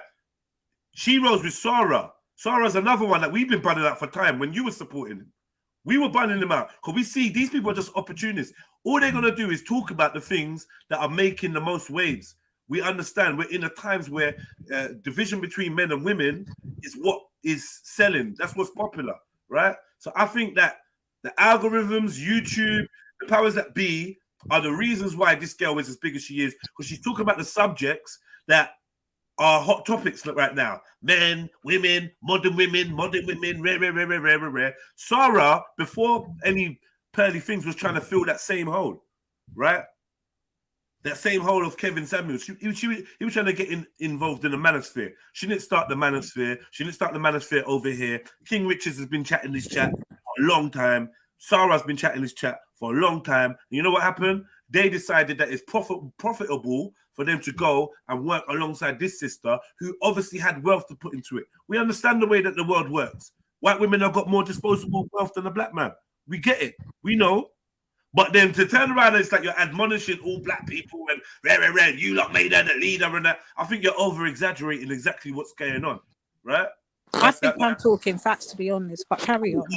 So from what you said, I didn't see any of the nonsense about what I was. You come on to say I'm chatting nonsense, but you didn't break down any nonsense that I chatted. So you're saying how come she speaks about Africans and maybe she views Africans and Caribbeans as different. I know Africans that view themselves as different from Caribbeans. I know Caribbeans that view themselves as different from Africans. So I don't know if you're acting like she invented this rhetoric or she's not allowed to have her opinion and that makes her racist. Please break it down. She's racist. Let me break it down. She's racist. To me, she's racist. She's the type of magistrate who will smile and laugh with you in court and make you believe that you're going to get probation, then send you on to Crown Court to get 50 million years. That's her. Yeah, not because she's skinning her little dirty teeth mean anything. She's racist. She make a statement I feel is racist. And I don't care how you not want to sugarcoat it up and say, well, bring your point to us. And I ain't she's racist. I'm not. Oh, one second, Uncle. Why can we not? You're saying, are you saying that you don't want to discuss with us? No, I'm not saying that. That's why I come on, Jedi. But what I'm saying is that I believe she's racist. You might not. Yeah, and a couple other people. Uncle, you're wasting your time repeating it because we understand. I think everyone's realized that you think she's racist. That's great. I'm not saying she's not racist. I'm asking you for your reasoning. Because that's what big elder's supposed to come on there and reason. You're shouting, you're screaming, you're just on emotion. And this is what we just led by emotion nowadays and not logic. We're as man, we're supposed to. So I want to hear your elder. I say, elder, I want to hear your logic behind it. Not no one else telling you. You tell us. All right. Why is she? All right, Jedi. Yeah, my logic is right. What the way she speaks when she says "my Africans," right? Even using that term there, and laughing and to me giggling and basically cheerleading that brother who we know. Yeah, is a full-blown racist. She was actually holding his hand along the way. That's why I believe that she's a racist. Sorry, what brother she would this interview the Fuentes brother, whatever his name might be. Did you know who he was? Because I don't know. The racist guy, yes. So I know that guy, full-blown. You watched her. Sorry? You watched her interview with him, right? No, I didn't. Sorry, I didn't watch the full interview because I'm not a fan of these people. I don't like her and I don't like him. Yeah, it's not my type of show. I don't need to fill my brain up of foolishness coming from these people. I know how to sprat. I don't need these people. To I don't need their advice when it comes to relationships. But you got an opinion on the interview that you didn't watch. Of course, no, I didn't watch the full of it, but I watched part of it, and that was enough. I don't need to watch the full of it. The part when she, Uncle, let's start again, innit? I just want you to appear like someone that knows what he's chatting about, right? I don't know whether you do know what you're chatting about, but from what I know of you, you usually speak up on shit you know about. I'm saying, if you know, rather than me taking you step by step, you tell us what you know. I've watched. All right, then, Jez. I've watched couple people, yeah, who are die hard on, you know, this subject, yeah, like couple vloggers, yeah. And from what I've seen and what I've heard and what they've shown of this girl, I'm assuming and I believe that she's racist. Yeah, I find the comments she made, right, not funny, not banter, but I find them racist. That is just my simple. That is just my simple opinion, brother, and that's all I'm saying. That's all I'm saying. Can you let us know? This is like pulling out fucking teeth, cuz. Can you tell us any of the comments, please? What do you mean? It's like pulling out what? Because I'm not what? Because I'm not dissecting it like you. No, he said break it down, Tony. Break it down. I'm just talking. Look, I am not a scientist. You asked me a question. Let me answer it. I just want to know what we're talking about. Ain't about being a scientist, cuz. Yeah. If I say, yo, see this brother here? He's a rapist. You're gonna say why? I'm gonna say, yeah, because like a couple people that I checked for, yeah, they kind of said, I didn't all right, Jedi. Hold on. Bruv, what's the impatience about? What is the impatience? You're so much emotion that you can't even be patient with your nephew. I want to make this clear what I'm answering from you. Right? I don't want to care. I don't want to hear about your emotion. I want to know about your facts. You heard her say what that made you assume she was racist. Very simple. You don't have to be a scientist. All right, my brother. When she said slavery, like, you know, how they embellish it. They embellished it. What do you mean by that? Yeah. What do you mean? How they embellish it? They, you know, they make it seem worse than what it is. She made a statement. Haven't you heard Sniper say that? Haven't you heard me say that? No, I haven't. No, I haven't. Never heard Not us personally. say, where's the slave ships? Do we think the numbers? But you're a black man, Jedi. Hold on. Have you not heard us say that it seems that they use slavery as a cover story for how black people got all around the world, right? And they hyped up the numbers of slavery. I've heard you say that. You have heard us say it. It's different if I'm saying I'm agreeing with you. What if she agreed with me? What if she agreed with Jedi? What if she was quoting Jedi? Would she be racist then? But what if she's heard me and Sniper say, and other black people say? Brother, I ain't got no answer for that. Your phone's ringing. I ain't got no answer for that. This is what I believe. I believe. You believe she's racist because she said that they embellished slavery, like they've exaggerated slavery. Jedi, that's good enough for me. I'm just asking. That's good enough for me, you know. She said that they exaggerated slavery, and you're saying that makes her racist. That's good enough for me, Jedi. Okay. I don't really care what other people think. You know, it's the way I feel. I know you don't care, but that's all good. Yeah, it's cool. But it's facts though. It's facts. It's facts. I don't care. All right, but you don't have to keep saying it. We've heard it 5 times now. You don't care what anyone else thinks. But Jedi, you said I must come on the panel and explain myself, which I've done. You didn't. I've been man enough to come and explain myself. This is you explaining yourself. Cool. Yeah, that's right. This is me explaining myself. Cool, I feel that she's racist because of what she said when she made that statement and about black men. Can I ask you a question, Tony? If I'm all right, Tony. Someone this white and someone from her particular background, would you not always suspect that there was going to be a little undercurrent of racism there somewhere? Basically, what I'm asking you, Tony, was you already side-eyeing her before all this shit happened? Most definitely. All right, then. That's fair enough, isn't it? As a black man, you're entitled to. Yeah, bro, I'm not going to lie, Con. I really appreciate your input, but sometimes, man, like I just feel like, I don't know, but it's like if people ain't gonna be, brother, it is what it is. People are not gonna be expressive or articulate enough to even just like, you know, be patient with us and take us through what they're thinking so we can understand them. They want to be ignorant, which I feel like Uncle Tony Brown just wants to be like, yeah, man, it is what it is. Cool, brother. It's all good. When you look back on this, maybe you look back on this and think, you know what, I actually could have expressed myself better. Or I could have been more clear, so I made my point. But for some reason, you feel like you ain't got the time So let's walk us No, through. it's Okay. not. It's not that, Jedi. I'm not a master. I'm not a master. When it comes to explaining it, and I'm not a master at that right now. You understand, King? So, maybe you don't like the words I'm saying, but I'm just telling you what you've been talking Go from on. the age of 5. Sorry. You've been talking since the age of 5. So all this. So what? All this, I can't express myself. That ain't true. You work, you earn money, you start business, you liaise with people, you have a phone, you text, you ring people, your phone's ringing all the time. So you do know how to communicate. The only thing stopping you from communicating right now, clearly, is your emotions. Or something I'm emotional. Or something that's going on in your head. I'm not saying you're emotional. I'm saying that your emotions are stopping you from effectively communicating with your nephew. That's what I'm saying. And no, I'm trying to communicate, Jedi. I am trying to communicate effectively, where you're not trying to communicate for me to understand. You're too busy telling me that you don't care about my opinion. No, I said I don't care about what people. That means in general, like not you specifically. I don't care.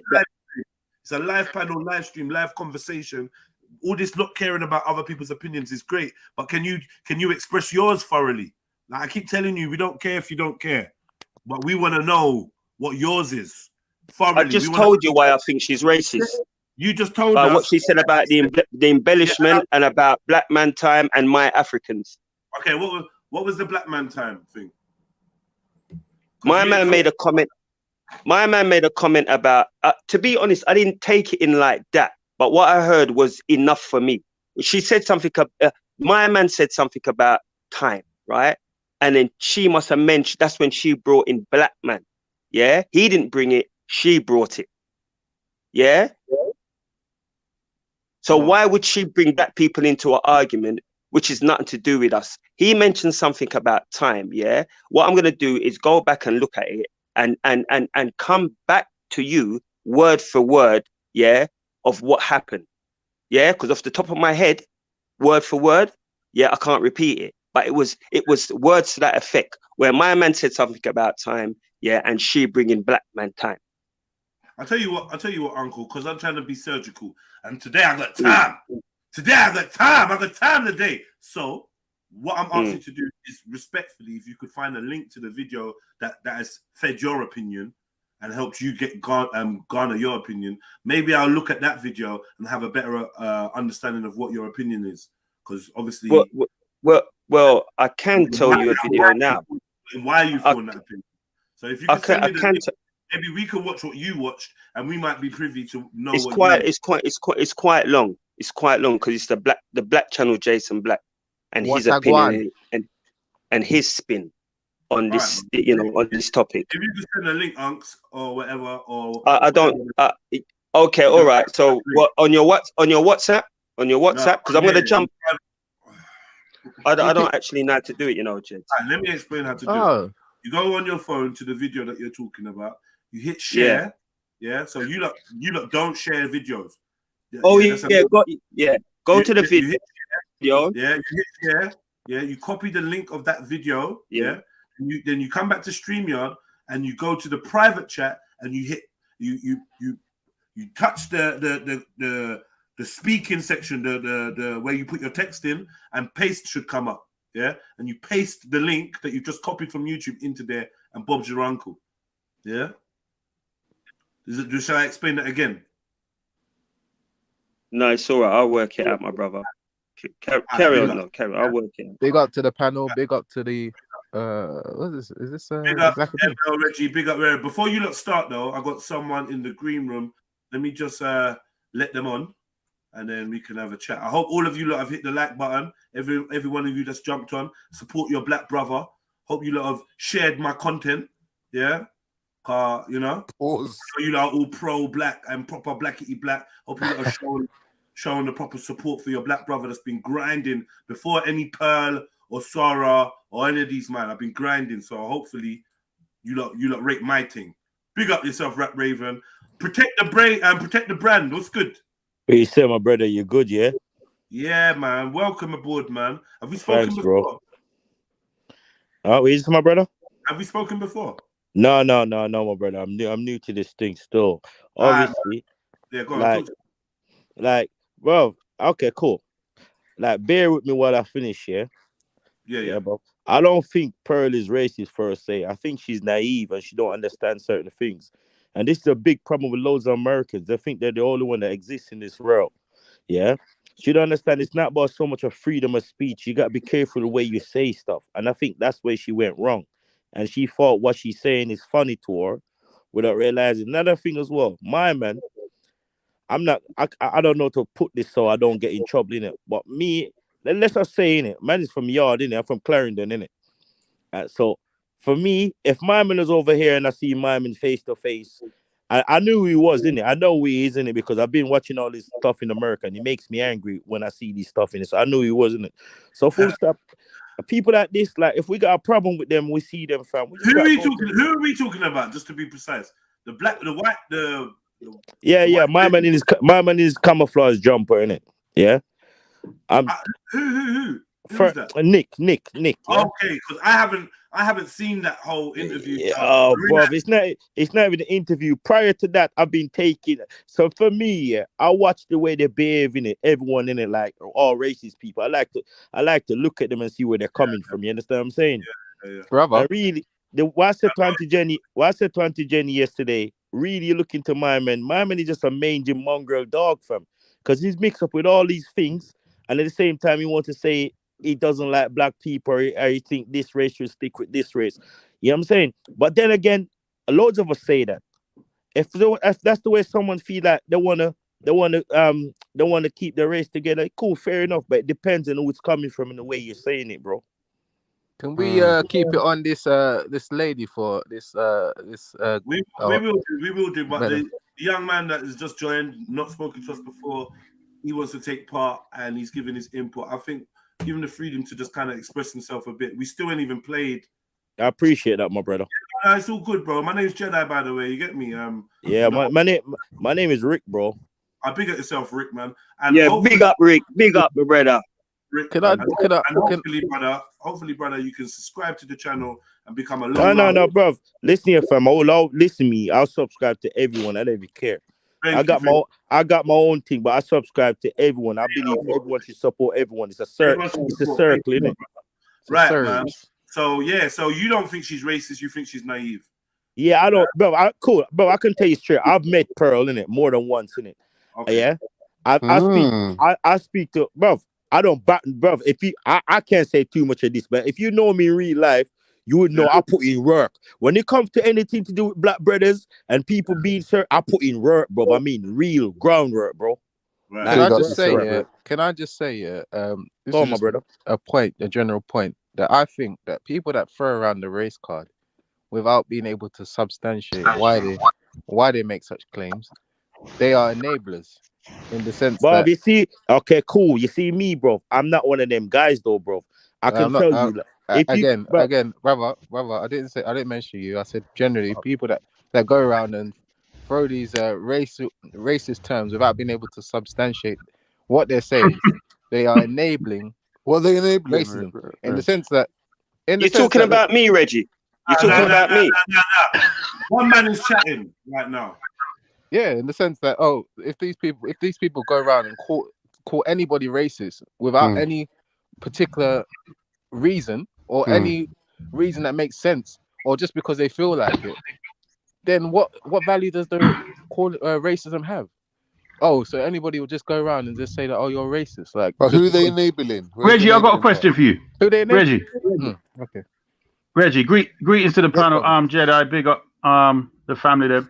Assalamu alaikum, big up, family. Alaikum salam, my brother. Who just said that? Big up, family, every time.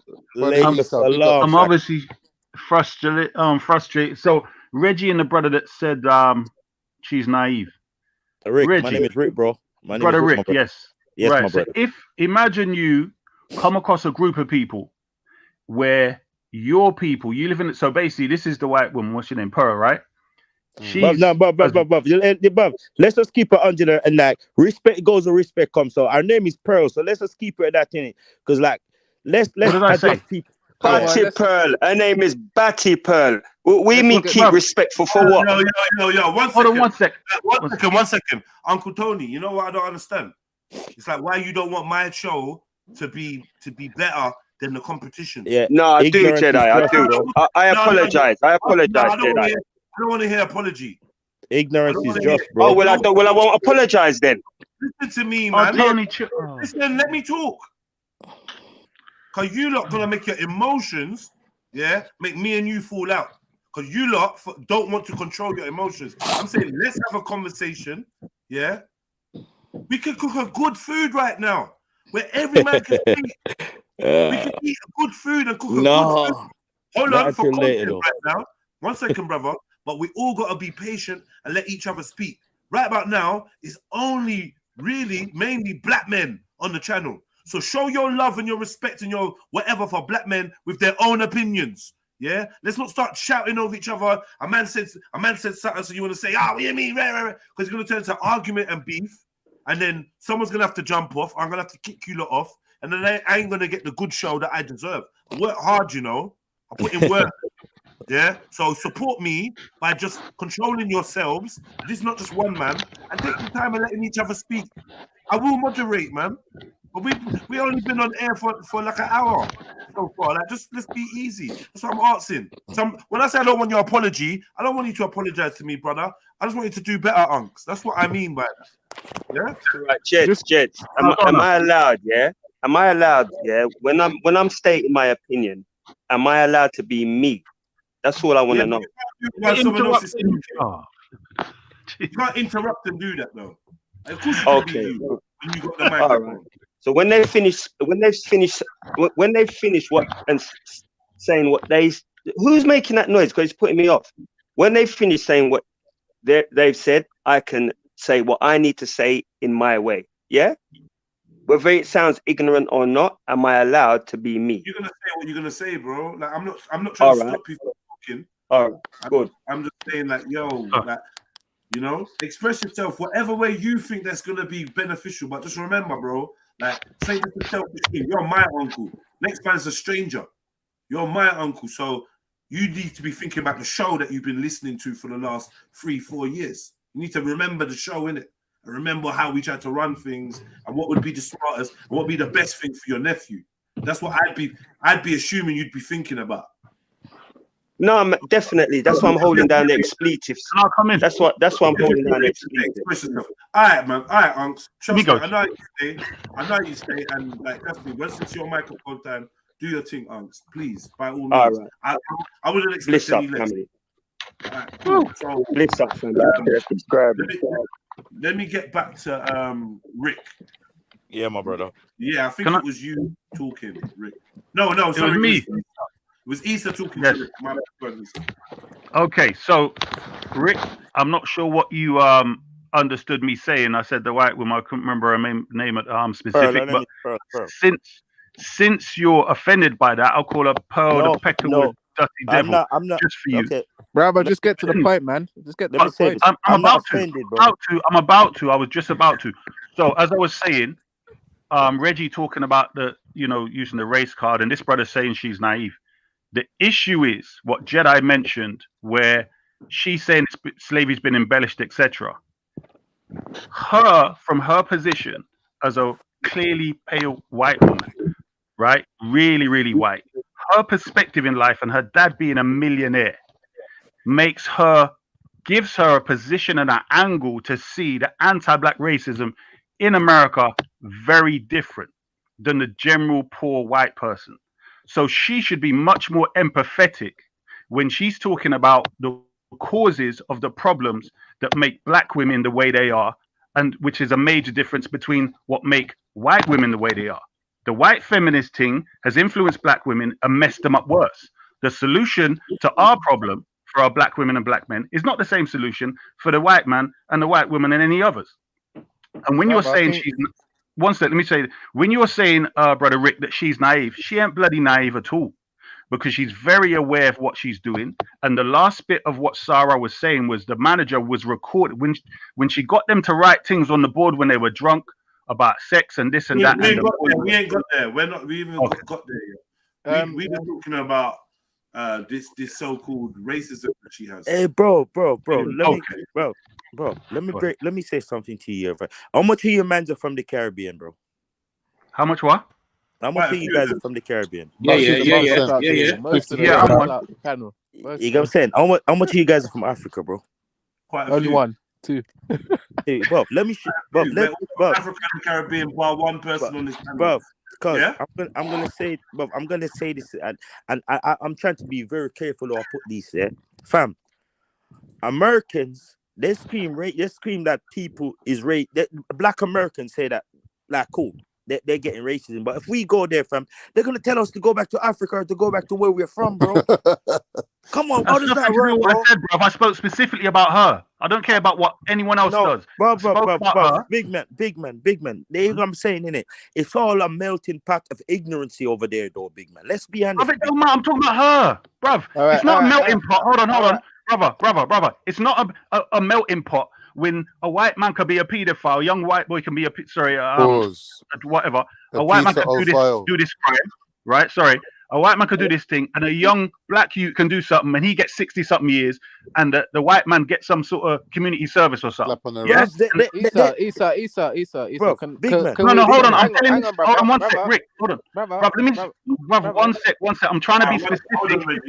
Hold on. I'm talking about the woman herself. This brother Rick is now telling me about what black Americans do and how anyone else can call the race card. I'm talking about the facts on the ground that this woman Pearl knows about, right? As I said, her father's a businessman, he's a millionaire, and she talks basically the knowledge that she has in regards to this thing would allow her to definitely know the weaknesses of the black community and exploit the hell out of it, and how to talk in certain ways. She's so sliming the way she does it. When you look at how she talks down to black women, and when she gets Aunt Jenny, whatever, to disrespect other black women, how happy she is, bruv. Just peek the thing properly from a black perspective. Okay. Big dog. 10 points for that. 10 points. Let's get Reggie. Let Reggie speak. I respond. Like you came close to actually giving a live example, but I mean, just because she's kind of, you're almost saying that she's very direct and very fierce with black women. I don't see that as an indication that someone's racist. Like, no, bro, that's not what I said. What are you talking about, bro? I said she gets happy. Hold on, Issa, please give him some. Give us can you give us an example of when she's actually like been. Yes, Aunt Jenny. Aunt Jenny was dissing. I can't remember the girl's name, but it was a black girl. She's the first show I saw of her. She was basically trying to say the LGBT thing is cool, right? And Aunt Jenny just stuck on this black girl, carried on and on, trying to diss her. You know what I mean? And Pearl. Who said it's cool? Jenny or the opposition? Bro, I don't think that's a topic we should even. No, I'm saying the black girl, the young black girl, was trying to say the LGBT basically there, right? Whatever. She was basically saying it's cool, right? Okay. Aunt Jenny was coming against her for various things that she was saying, even though the black girl, I agree, was contradicting herself. But my point is the way that Pearl continuously responds to and reacts when black women are coming against black women, and the continuous, how can I put it, degenerating, embarrassing black women. I'm saying from you don't have an example. You don't have an example of her being racist. Yeah, this is nonsense. This is not an example. It's not an example. Bro, fam, can I say something? Is this a joke? That's not an example, bro. Can I say something, bro? You said a black woman was going at another black woman, and Yeah. what is it you saying that Pearl did that was racist? I'm saying her response and her facial expressions. Oh, can my be God. racist. Okay, you want a specific questions were racist? no, that's mad. What? All right. Hey, bro.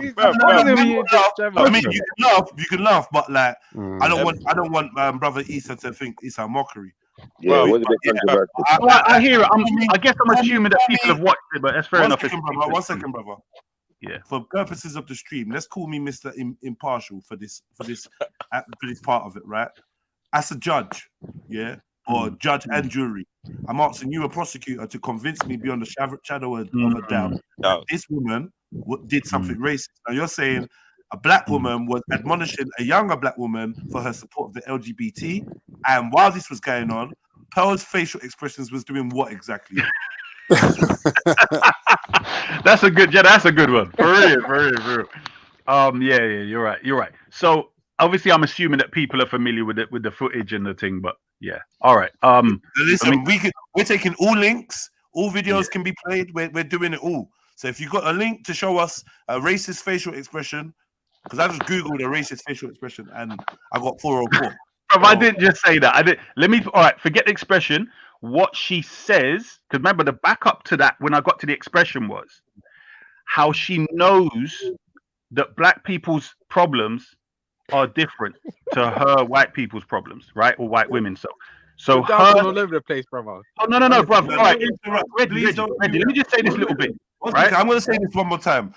Like, for the interest, of just like having a smooth, at least an intro conversation, I beg you lot, like the personal jabs, just drop it out for now. The smart little remarks, because they're going to ignite someone else or gaslight someone, and then it's going to spiral out of control. And once it spirals, it's hard to bring it back. I'm only one moderator. You lot work with me, and I'm going to work with you to make sure your freedom of speech is upheld. So please, man, just refrain from interrupting. I beg you lot. Issa, if you can remember what you were saying, brother, like, please finish. Okay, so what I was saying before I got to the point of her facial expression, I gave the introduction of what she knows. Yeah, and I'm saying she therefore knows when she's got a whole heap of black people in her show. Remember, she also said specifically that somebody asked her, did her black men, because I think she's had three black boyfriends, and did they leave her for white women? She said no, they all left her or got with black women afterwards. Now, I've added that together with her behavior against black women. And she would clearly, if she was really about, healing the black family and the black women being in a situation, you could not exclude what's going on with the black family as a whole. And her being a white woman would be like the other, I can't remember, there's a white lady with the glasses, the old lady that continuously talks about black people's problems and so on. Jane Elliott. That's the one. So I'm saying she would be coming with her type of information when you're continuously with black people. Not just that, her representation of hoes in her pictures is always black all the time. When you look on, she might have a few white women, but she's always with this thing. There's too much evidence on one side of the scale where that was a contradiction, though. What was the contradiction? You said they was always black, then all of a sudden there was white women. No, as in when she talking about hoes. So when you look on the thumbnail, when it says something disrespectful, she'll show the picture of like a half-naked black woman. But I'm saying she will also have white with like a speech bubble. Sorry, with white people. One second, bro. I'm not interrupting you. I'm gonna say something and shut up. Black people make the thumbnails, just so you know, bro. It's not. She's not making it. It's actually bread. Bruv, listen what I'm saying. Point, though. That is hold on. Black people making the thumbnails who might be coons. I'm saying if she, bruv, I say it again. Listen what I'm saying. If she is I've got black people on my thumbnail as slaves. But they're Africans, you know. But Africans, so let me ask you something. If this was Pearl's thumbnail, she'd be racist, right? Even if I made it, Jedi, can I answer that? Jedi, can I answer that? Can I chime in a second? Hold on, Can I chime in a second? Can I chime in a second? I'm asking politely. Yeah, and I've waited. The host is saying, "Can you give me space?" I don't know if you lot are just not hearing him. Yeah, I'm saying, give me space to finish my sentence, please. So, if I made this thumbnail and send it to her, and she said, "Oh, you know what? Can I use this as my profile picture? Or can I use this as my thumbnail for the next video? Or in my response to you, Jedi, I'm gonna use your thumbnail." When you see that thumbnail pop up, you're gonna assume Pearl is racist. I'm going to our black fam. Because it's showing black people depicted as slaves while the white person is not. So yeah, automatically in your world, yeah, the black person is depicted in an inferior role or a negative light, and therefore any white person in possession of such a thumbnail must be racist. Not true, because that's why I said all the backup information around it. The circumstantial information gives context. So you trying to isolate it as though I just said, well, the thumbnails. No, I gave the whole context. Which is basically she never uses thumbnails showing a white person as in a derogatory manner. No, Is that what you're saying? she does. But I'm saying the context of which, one, the majority are black. Number two, as I said, her having the knowledge of the circumstances of black women. There's no empathy. There's no feeling of, boy, black women, what they're going through compared to what white women are going through. That's the context of everything else I'm saying. You have to have that, though. Why does your community always want sympathy? Sorry. No, Reg. I'm not saying Reggie. Don't answer, Reggie. I just wanted to know why do you think she has that responsibility to have that affinity with black women? Explain. I don't think she has that responsibility. It's the reason why I'm saying she's a damn devil. I'm not saying she has the responsibility. She's a racist because she doesn't have empathy for black women. Because she uses everything together. So she uses black men and black women, misrepresents black women in a certain context, and etc. etc. Everything I've said together. It's not isolated. Last question. Yeah. Has it ever occurred to you that black men and women use her? Yes, they do. Okay. So exploit. Are they racist? Are they racist for exploiting a white woman's platform to No, they don't exploit her. They use her, and she uses them, but she exploits them. She exploits her power. What they are, they're craven. That's what they are. They're craven. Craven coons. That's what they are. What's your evidence for exploitation, though? That's a big word. That's simple. As is said, the percentage-wise, the power structure that she set up and come in with, the whole thing again. That's very generic. Percentage-wise, you're talking about the splits that she offers for her production company. Yeah, that's a fair split. That's standard, bro. It's standard. It's actually very standard. A fair split, bro. I know. Come on, bro. I agree. It would be that way.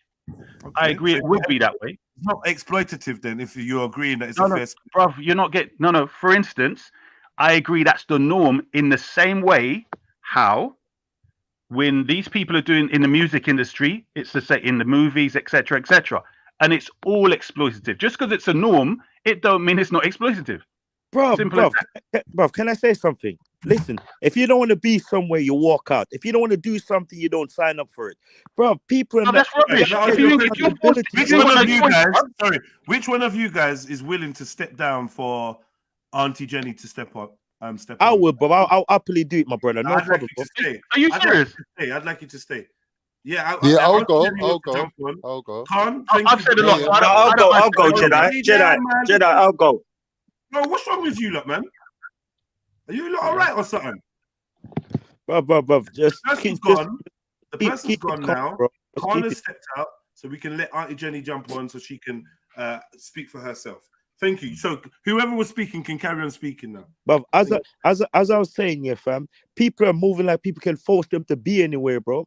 Like, get up and go, bro. No one can force me to be anywhere, fam. It's the same way a man cannot force you to be the friend, bro. I can wake up. Listen, I can decide in the next 30 seconds I don't want to be friends with no one. I don't want to chat to no one, bro. We got choices, bro. Like, can someone force you to steal, brother? Me? Are you mad? Are you mad? Hold on. You said, hold on. Wait, bro. You said no. Okay, let's see. If they restrict your movement, right, and your family is starving, and the only way you can get food for your family is to thief it from next door, can they force you to thief? Well, I'm not gonna steal food from my next door neighbor, fam. I'm going to the source, bro. Don't you get it? No, bro. I'm saying listen to the question. Okay. The only way you can get it. That was what I said to you. Okay. Yes or no? Pause. Can I just clarify that this is the authentic Auntie Jenny? Are you good? Hello? Yeah, it's me. Oh, okay. Hello, Auntie Jenny. Really appreciate you jumping on. It's me. Yeah, it's Auntie Jenny. Thank you, Auntie Jenny, for jumping on. Amazing that you've jumped on. You know what? I don't know how the brothers feel, but I think it would probably be quite a good look if we heard Auntie Jenny's perspective on this. And then maybe we could have a conversation around that. How do you guys feel about that? I don't want to interrupt you midstream. No. Go on, sis. Yeah. All right. Go on, sis. All right. So, Auntie Jenny, big up yourself. My name's Jedi. I'm the host of the platform, whatever. Obviously, we're people that's in different ways invested in some of the work that you do.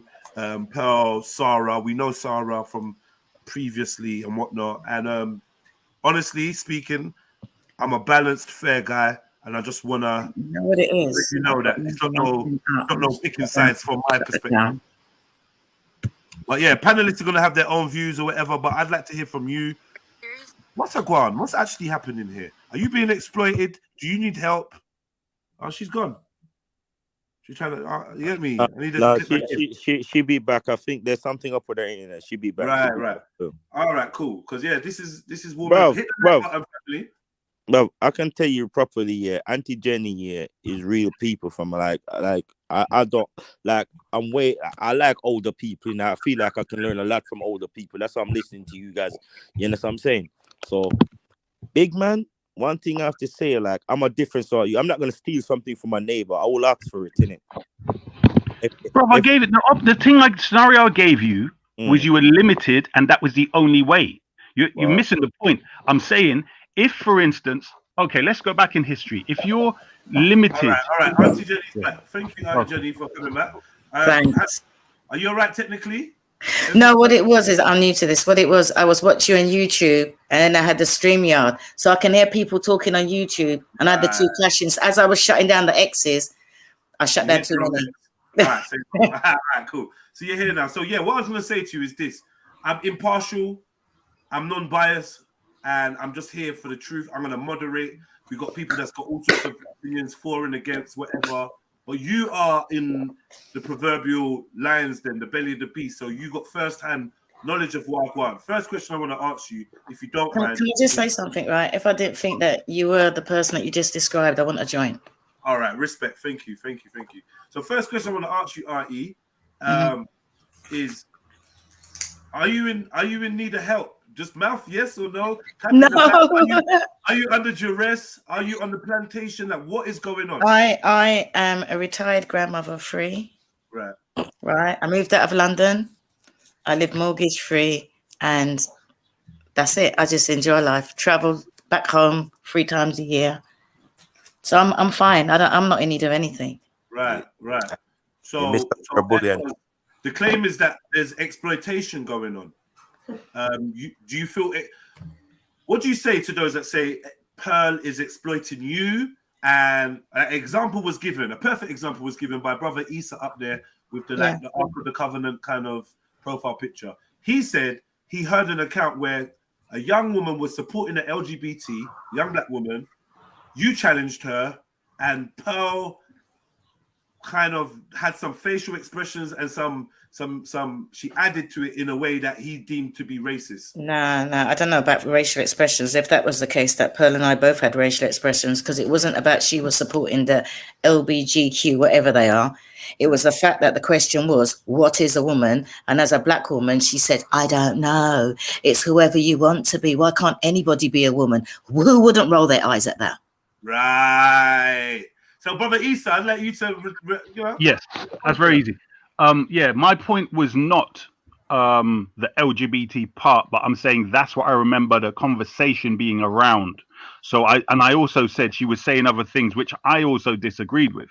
What my point was that Auntie Jenny was really attacking this gal, and no apologies for that. I'm not apologizing for attacking that. Me as a woman, and you're telling me that you don't know what a woman is, and I'm supposed to sit there and say, "Oh, it's okay. Anybody who feels like a woman can." No, anybody that knows me, I'm going to say it like it is. She's talking rubbish. She's talking rubbish. The girl was talking rubbish.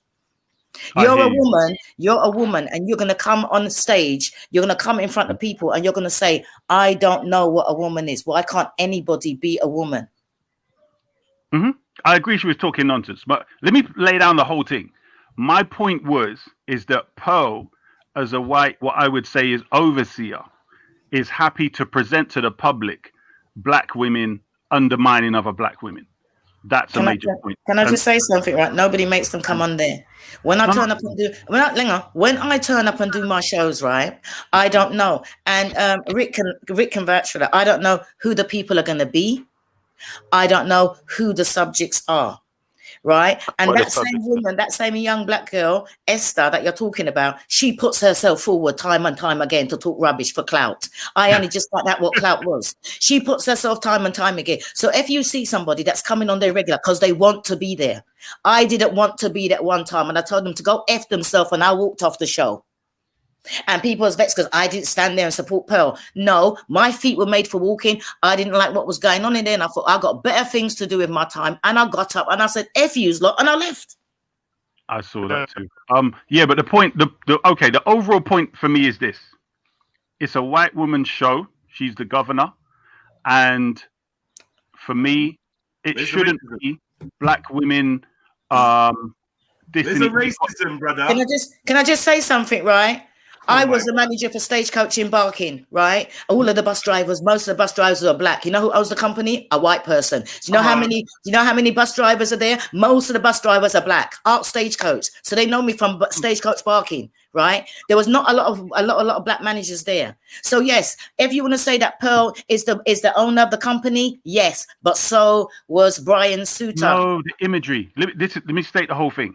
The imagery of her being there and being able to talk down. So, for instance, if it was your show and you was governing it and you was talking down to black women, you was putting them in their, not talking down, but you were putting them in their place, especially as an elder and as an elder black woman with experience, and you was the one doing the whole show, no problem. I'm just saying from my perspective, I have a big issue with her being the way she is, the way she talks about, you know, black people and slavery in general. And when anyone tries to bring in the fact it's different for her because she's white, and then she kind of dismisses it. But the whole thing is her being the visual overseer, I should say, of the show, and that going out. So the continuous point of her being able to disrespect. Can I just say something, right? Because she's a white woman. You got a lot of people out there, right? One second, Artie, yeah? The charge is because she's a white woman and she's got black people on the show, namely black women, and maybe the black women are chatting some kind of fuckery, yeah? And they need... And she's taking it upon herself to correct them. The visuals of it feel racist to you, but it's not actually what Pearl is saying or doing. It's the visuals to you. So can we just say that? Can we not just whittle this down to your perception and your lenses rather than the actual people involved? No, because I've given you context, and you love to isolate it to simple. You're not, brother. You're giving me scenarios. You're giving me scenarios. You've even used this lady, Artie. In a scenario, and she just batted it right out the park and said, "Wow, this is nonsense." The woman was chatting fuckery about she don't know what a woman is, right? So obviously not at all, because you misrepresented what I said. I didn't say it was the LGBT issue. I made it very clear. No. What you said was about the response of Pearl to seeing two black women going at each other. Yeah, and you mentioned facial expressions and whatnot, and now Artie has now clarified that actually anyone would have had a response like that because the woman was chatting fuckery. Not and you about ain't had a comeback to do that. You're just like, now you're talking about 1 second, brother. Now you're talking about the optics and rare. And if it was a black woman, then and as soon as you say if it was a black woman, but the behavior doesn't change between the black woman and the white woman, then it becomes your paradigm issue.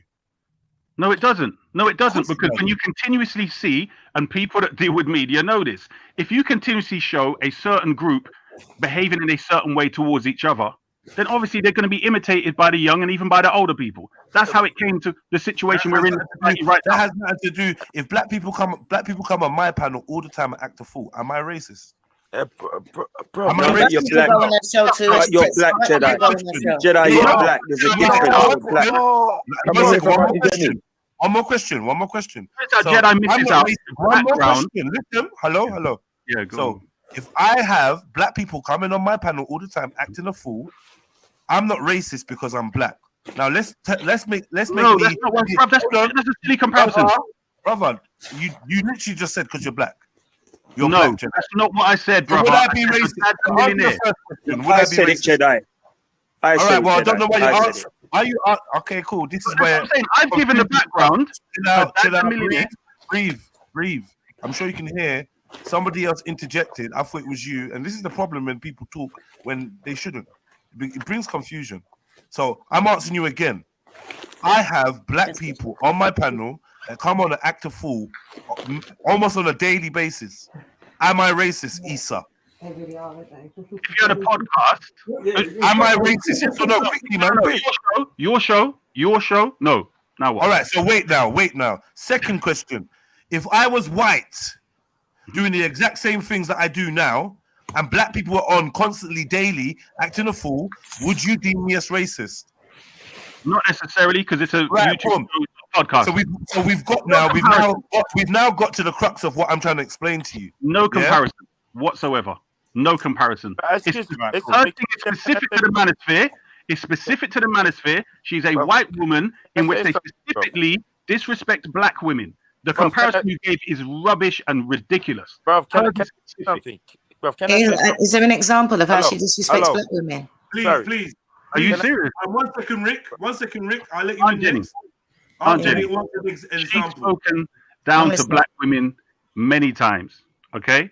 And that's fine. I'm saying within the context of a conversation, let's say if it wasn't online, and let's say she didn't have the knowledge and background of how business and imagery and representation works, okay? But because I'm sure she knows this, then that's what she's asked for. Does she speak different to white women?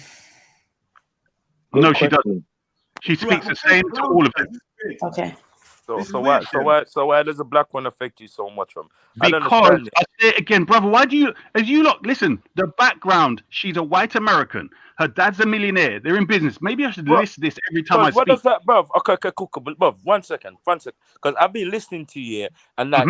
I mean, no disrespect. I got respect for you, and I don't know you, because I give respect to people. They only can lose it in it. And I gotta tell you this with all honesty, bro. Nothing what you've said have makes sense to me, bro. Most likely, you just try to create division, bro. And division can come from anyone, bro. It doesn't matter what your skin tone is, bro. And that's why I keep on trying to show people, fam. You keep on going back to the fact of white millionaire and all that stuff. What does that have to do with her father being rich? It's got a lot to do with it, man. What's wrong with this guy, man? It's got a lot to do with it, man. What are you talking about?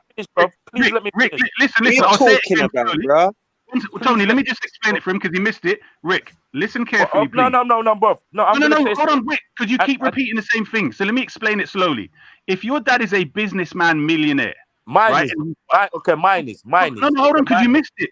No, I'm telling you. All right, wait, Rick, give him a chance to live it. Sorry, Rick. Yeah, thank you for your patience, and Auntie Jenny, thanks for holding on for a sec. Issa, please go and be concise for me, please, brother. Okay. We've got a lot of people on the panel. Yeah, sorry. So, Rick, if your dad is a white millionaire and he made that million after he married your mum, right? Then he's, they generally would have certain newspapers, there'd be certain conversations, etc. You've got examples of business. When you're going into a certain business like she learned about YouTube, one of it from her ex-boyfriend. Okay, so she knows about camera angles, imagery, how the public takes it, how to edit things in a certain way to make it look the way you want it to look. So clearly, remember, she was called just or white pearly things before, right? It was white pearly things. Then it changed to just pearly things. So she's very aware about her whiteness, right? Especially in contrast to blackness. And I'm saying when it comes to business deals where your heart is kind of cold, I understand that, the capitalism, you generally would look to see who I can use to get where I want to go. And I'm saying at first I could see maybe she's down with black people and so on. But then when I learned about her knowledge of, in business, the world, and her continuously not seeking to learn more about the black people that she's working with, that together lets me know, brother, she don't give a damn about us. And every time there's some situation on our show in which black women try to explain, like Melanie King, try to explain how white people have treated black people in a certain way. So the feminist movement was actually an anti-black movement, and they went to destroy the black family. Melanie King explained with the Vogue magazine. None of this did Pearl pick up and say, you know what, I want to go into that further. Okay? She didn't say, well, let's discuss that so we can actually see what the issues are in the black community, especially with the black women. She didn't go with that further. So there you go. Brother Jeddah, with all due respect, can we move on to ask Auntie Jenny some proper questions? Because this is just weak. This is weak. Okay. This is really just weak. I'll mute up. You lot that jump on with emotion and no logic. No evidence. Wow. You lot jump on with emotion, no logic, no evidence. When it comes to a clear and concise conversation, You start becoming unstuck. And I believe personally, as a black man, that you guys are doing a disservice to our collective struggle and plight. Because when we draw for the race card, we got to make sure that it's razor sharp and it chops off head. It can't be blunt and made of paper, yeah? And when you dash it at people, it just land on their shoulder and drop on the floor. They don't even notice it. When you're throwing race card, you have to make sure you're decapitating, yeah? Because it's not a joke thing, yeah? But yeah, man's because we're so emotionally triggered and we get manipulated by our emotions, we're not doing the due diligence it takes for us to knock this out of the park. I'm expecting articulate brothers, yeah, on the panel to clearly show us, because I believe that there is ability to show us anything. Even if you wanted to make up that she's racist, there's a way for you to word it that is more convincing. Right about now, it's just like... Big man, as I said, my man just make a valuable point. From a business point of view, if a content is boring, no one wants to speak about it. So from a business point of view, she don't want to speak about it. It's boring. It's not going to make her money. That's what What did you just say? Rick, are you saying if she spoke about that black issue? Big man, I'm saying if she thinks it's not going to make her money, she's not going to try about it. Guys, can we stop arguing? Look, we're grown men, yeah? Can we let Art and Jenny speak? We don't know how long we got her here for. Can we just calm down? Not long at all. Just take a break. Take a break, yeah? I would never argue with you guys, just to find out. Never, bro. All right, take a break, though, bro. Take a break. Art and Jenny, you got the floor. Okay, then. Aunt Jenny. Okay, so do you want to pose her a question? Because we're yet to even play anybody's video. I've got Auntie Jenny's video lined up. I've got Sarah's video lined up. I've got a couple tweets from Pearl lined up. So, you know, where do you... I'd like to ask Auntie Jenny a question. Personally, I like to be a surgeon. And I feel like we're lacking some of that surgical accuracy in our community that we once had. Because if we were talking about Allah or Jesus or the Prophet Muhammad or Buddha, we would have brought all this information. Verse, surah, psalms, chapter, this, that, this historian, that historian. For some reason now, we're just dealing with conjecture, emotion. I feel like, and this is very telling of modern man right now, right? We're not as stoic as we once were. We're not as brutal, and we're not sticklers for fact anymore. We're just going off, well, you know, like if she did, and we're actually making statements like, well, you're black, so it's all right if you said that. It's all right if you had this content. Yeah. You're not detrimental to the black community because you're a black person. But the minute a white person does it and they've got a millionaire dad, then they have to be racist. Like I'm saying, from what I've seen of Pearl, she seems very uneducated, and I've watched her speaking, saying, you know what? I think when it came to interviewing the racist dude, I possibly should have got consultation from Sarah or some other black people, or maybe even made one of them do the interview, because I probably weren't the best person for the interview. So from she's already come out and made that admission, I feel like it's case closed. Even if she's chatting shit, she's actually covered herself. It's not. I can't now go behind her and be like, oh well, I just feel that you're racist, and I'm sure you're racist because you show black people in bad lights. You show white people in bad lights. Yeah, you wow. do. So if she used the N-word and you use the N-word, it's the same thing then. I'm speaking. Yeah, but that's my emotions that you need to contain. When I'm speaking, give me respect. Go ahead. And this is what I mean. The emotion is what's going to betray you, look, even if you're right. Because there's no space for emotion in this. We need to be factual. Is my opinion, humbly. But yeah, I'm gonna let someone else take the microphone. Can I ask a question, please? I want to ask Auntie Jenny a question. Obviously, from what I've heard so far, I don't believe from what you've said that you see Pearl as a racist. But if any, do you feel like Pearl is focused on a particular agenda, or yourself? Well, I know Pearl's not racist, because if she was racist, I wouldn't be friends with her. But I think that no, you see what it is that when everybody who knows Pearl, who watches Pearl, when Pearl talks about relationships, she always makes sure that she knows her stats. She can quote them off the top of her head, right? But like you said, she wasn't prepared. She didn't prepare herself. She just went on there and tried to have it like a normal conversation, which it wasn't, because he knows this stuff and she didn't. So yeah, she apologized for it. But no, Pearl's not racist. May I ask a question? Go ahead. Hi, Auntie. Hi. This is Brother Raven. Have you, what is your views on Sarah Welcome, Brother Garvey's? Raven, man. Big up yourself. Happy Big new up, day, man. big up, Jedi. I hope you're. Sarah Garvey, I'm disappointed in him. Okay, can you explain to us why you're disappointed? I'm disappointed in him because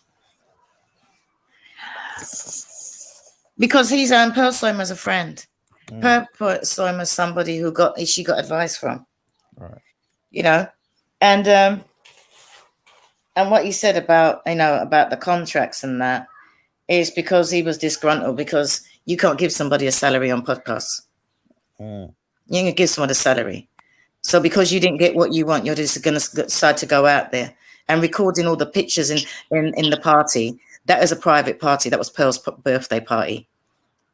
The manager was just sitting there. He wasn't doing it. Nobody was filming anything. People were taking clips like how the young people do, I'm on and put it on their Instagram page or whatever. That's the only time. I didn't even take my phone out. Because I'm not a phone person. So when it comes to the whiteboard, and the thing is, she got everybody drunk. Yeah, right. Because somebody can go and pour alcohol down your throat. So she made everybody get drunk so they can take advantage of them. Right? That's rubbish. We were at a party. People got up whiteboards. They talk about what they like and everything like that. I got up there and I said, women against men. It was just for what was in there. Nothing was used for nothing. Why wouldn't, if it was to be used, why wouldn't it be out there already? It would have been out there already. We're talking like last year. It would have been out there already.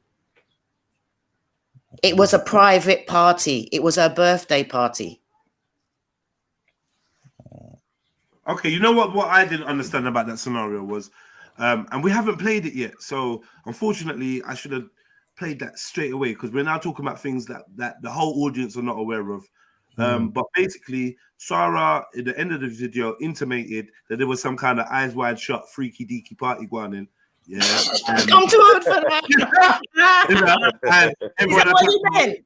Because somebody said Hollywood party and I didn't understand. I thought she's not from Hollywood. Nasty party, innit, right?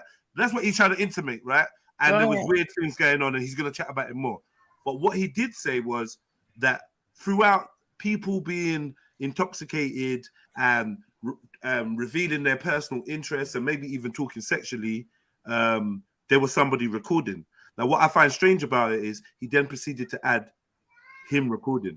He was the one recording then. Right, and which I found a little bit strange because I find it strange because I didn't know he was recording it like that. People were just snapping pictures like what they do. Right. So it seemed like even though you said that you noticed the manager always recording. No, I said the manager wasn't. No, not you. No. He said said the manager was always recording. Nah, that's a lie. That's a blatant lie. I can have nobody recording me. In the video, it was actually Sarah, I'm assuming, recording. Yeah. The manager. And the manager wasn't recording. So it was like you're contradicting yourself by even showing that clip. So exactly. I found that a little bit strange. Nobody was recording. I didn't even know people. I knew that people were taking pictures, like snapping this and snapping that and snapping whatever. Because people are like, oh no, we can't take now. So we go, oh, don't record this because I don't want my mother. Because for instance, like I remember saying to somebody, I was telling women how to please men, and it's no, Auntie Jenny, we don't want you to say nothing. Don't say it. We don't want to hear it coming out of your mouth. And I said, nothing was filmed. Right, we were just having a laugh. Yeah. I wasn't inebriated because I live 3 hours away. I wasn't inebriated. There were people there that are driving. They weren't. People were just having a good time. It was a birthday party. So when he said board games, everybody knows that Pearl gets out the whiteboard and we all just write on there and do stupidness. If you want to do noughts and crosses, you can. But you can do anything on a whiteboard. Because how are we going to get board games to fit all them people in there? That don't make no sense to me. So when he's saying, oh, yeah, she said board games, because when they said, oh, we're going to play games and we're going to play, I said, what board games? And she goes, oh, we got the whiteboard. I said, is that what you lot call board games? So it wasn't nothing was, he'd make it sound really sleazy. What am I doing at a sleazy party? And am I trying to like pretend that I'm a young gun at a sleazy party? No, it wasn't nothing like that. Yeah, it's sad that he's made it sound like we had some kind of a sick party. If that was the case, what was he doing there with his woman then? Can I ask you a question, Auntie Jenny? Go ahead. The brother in question, Sarah, has been steeped in controversy for as long as we've known him. I think it's about 5-6 years since he came to Speaker's Corner. With Tony Robinson. Yeah, whatever with Tommy Robinson. Robinson. Tommy, He's that's had it. he's had links with Tommy Robinson. He's had controversy around kissing men. He's Oh. had accusations of Islamophobia. He's a black nationalist by his own proclamation. Has anybody on the show actually ever thought to question him on these credentials? Because someone with this kind of character, is it any surprise that when you do fall out that they might demonstrate these kinds of behaviors? And similarly with Esther that you spoke about earlier, these kind of people, is it that surprising that they might act in a certain way when you fall out with them? I understand that. They've never been on my show. I don't follow Zara. I didn't. I think he done something that I didn't like for clout, and I don't follow him. So no, I don't socialize. I just go in there for a couple of hours. I record, and I don't have nothing to do with the clips. Nothing. No guests. No getting guests. No subjects. Nothing. You can tell when I want to do a subject because I talk about vegetables. I have a question. Now I'm an American, and we don't have the same set or standard or rules that the people in the UK have when it comes to being like sensitive to words. So the last gentleman that you said, and I believe it's the guy outing Pearl right now. Now, are you telling me Islamophobia, which whatever that means, I don't even know what that means. You guys do that over there. You said what? You guys do it a lot over there. We're not in this. We're a Christian country. You guys are Islamic phobic. What is that? What is that? Okay. Let me say this, right? This is why we're having these type of problems right now. You label people things when people have disagreements. I'm a Christian. America's a Christian country. So if I don't accept or if I don't agree with your religion, that makes me some kind of name now. Cool. Let me say this to you. It's not about agreeing with religion. It's the way you guys speak about it. Once again, you want to police words. You want to police what people can say. Big man. Let me say this there. Cool. Let me say this here. I'm gonna say this to you guys here. You guys over got this old big burden of getting upset about everything. All I'm saying is here, bro. No, we're not upset. Let me say this. I'm from Jamaica, innit? Full stop. I'm from a Christian country, innit? I'm just saying it's the way you guys say stuff that sometimes they come across offensive, innit? And you guys offensive to who? Bob, you guys. But we getting off the subject. This is exactly. But this is the subject. It's like racism, whatever that's supposed to mean. It's not words. It's action, and you want to take people's words and equate that to somebody else's action 200 or 300 years ago. But I don't think Bob, let me share something. I don't think Pearl is racist, and I said that before, bro. So you're coming to the party late, fam. But no. You said you just labeled America Islamophobic. Bob, again, right? Stop this. You know what, right? You did. I did not say that, bro. We've got a guest. Hold on, family. We have a guest. Islamophobia. Shall we focus on the guest, family? Stop again, Bob. I didn't say that, bro. You did. The way people say stuff, bro. Can we get back Stop to trying to put words in my mouth, bro. Rick, you of all people who know everybody in question in this conversation, can you bring it back to what we're talking about, please, brother? Like, as in, I don't want to get into Americans as Islamophobic or blah blah blah blah blah. Or Eric, do you want to redirect what you're saying so it's in line with the conversation? Yes, sir. Thank you, brother. The thing that I noticed from this whole thing is this. Number one, I am black, and I like some of the things Nick Fuentes has to say. And what I've noticed is now I know why Pearl did what she did, right? Pearl did what she did for the same reason No Jumper did what they did, to the same reason that everybody else when Nick was with Kanye did what they did. It's because people want to hear these conversations, because this all goes to her meeting with Nick. And another thing people are saying is, well, she didn't give Nick enough pushback. Go watch Destiny, who I think is very smart, try to give Nick pushback, and Nick annihilates him every time on his points. Nobody's having this. The thing people are doing is this: they're being opportunistic. People know what they can get by playing the victim, and they throw that it's racist card out there. Oh, it's racist, it's racist, it's racist, so they can gain sympathy and clout. People are trying to gain sympathy and clout. I don't agree with Pearl. I'm not the biggest fan of Pearl, but I am a fan of Nick because I believe people should have the right to say what they want, even if I disagree with it.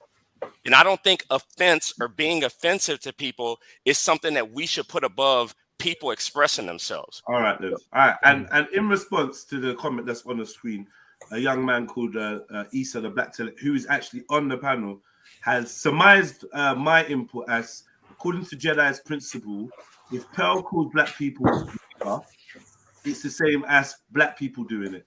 Now, I don't know what I've said that intimated that or indicated that, but just to assure you, brother, you've misunderstood and quite frankly misrepresented what I was trying to say. But if you want to have that conversation, I'm on the panel. You can always bring that to me rather than trying to chat behind my back or slander me in the chat. In capital letters. No. I tried to. That's a big lie. No, I tried to. I'd said it. So what I was saying was when you said, well, I tried to, and you said I interrupted you, etc. So that's why I went to the chat. You basically said if you done the same thing as her on your show, would it be racist? Which to me was a silly question anyway, because it's not a podcast. It's a conversation thing where people come. Huh? It's a podcast. It's an online. Okay. It's a visual. It's not the same as people sitting around with cameras, which is edited. You've got facial turn our expressions. cameras on. It's no different. Me and you could be in the same room having this conversation while everyone else watches on camera. It's no different, cuz. It is very different. Body language, bruv, you know that. Body language tells a whole heap, bruv. Come on now. It's not just voices. Turn your camera on then. Brother, with all due respect, if you're saying the difference in this is body language, then I just feel like it's a mute point and you're going to go to whatever lengths to try and like give it some kind of body. Rather than body language can be wrong anyway. That's how Pearl looked at the girl in a kind of racist way when she was saying something stupid, isn't it? No, that's not what I was saying. Angela, you missed the background of what I said, and they keep isolating points. And I'm saying I gave the background to Pearl's specific mentality of understanding imagery, right? So that still doesn't equate in me saying it's cool for Pearl to call someone a nigger. Like I don't think with chest you can say that. I didn't say that. What I did say was with what you provided us as your information, your evidence for her racism. I'm saying, so if I did the same thing, would I be racist? And you said no. So I'm saying, okay, well then this is sounding weird now. No, because you don't have any more facts. All the rest is conjecture. Guess no, what? because you're black. So if you said the N-word, it wouldn't be racist. Don't you understand? Why is it not racist for me to call someone a nigger or liken them to a slave and try and demean them based on their color? Why is that not racist? Because I'm the same color. Because you can't get power from it.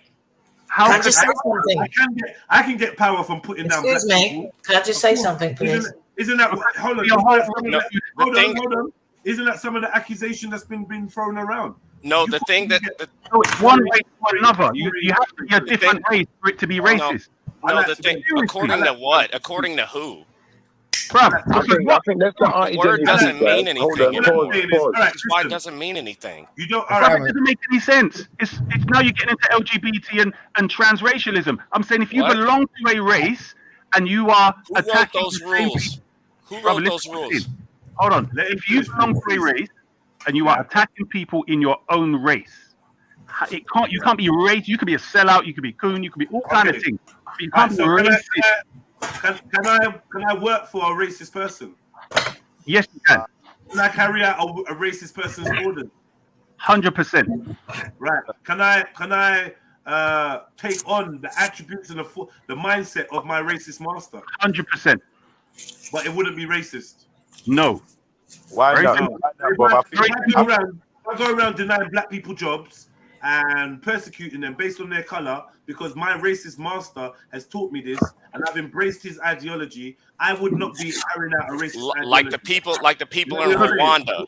You're saying my behavior would not be tantamount to racism because I'm black, even though I'm fully carrying out your actions that are required of me from a racist master. I wouldn't be racist because I'm black. Very clear, bruv. It's very simple. One is a race, that's It's opposite. not. That's what racism is. You have to be not part of that race unless you're becoming with transracialism. Sorry, 1 second. Because this is the thing, you're a big man. Mhm. You're a big man. And for you to say, that racism is the fact that you have to be one color or another, that's in no definition, cuz. No definition of the word racism says that you have to be black or white hating on the other. It says discrimination or hatred to somebody based on their skin color or their According ethnicity. to who? According to whose definition? The dictionary and the use of the word racism. Like, what are you going according to? Yeah, That's the thing. There is no. That's the thing. That it means nothing anymore because everybody uses it for everything. Emotions. But you can this accuse me word of means emotions nothing all anymore. you want. Yeah, That's because irrelevant. because you're not being logical. Now you're freestyling. You're freestyling on the definition of racism. No, I'm not. If we say which definition have you got in the dictionary that says prejudice plus power? Where is that in the dictionary?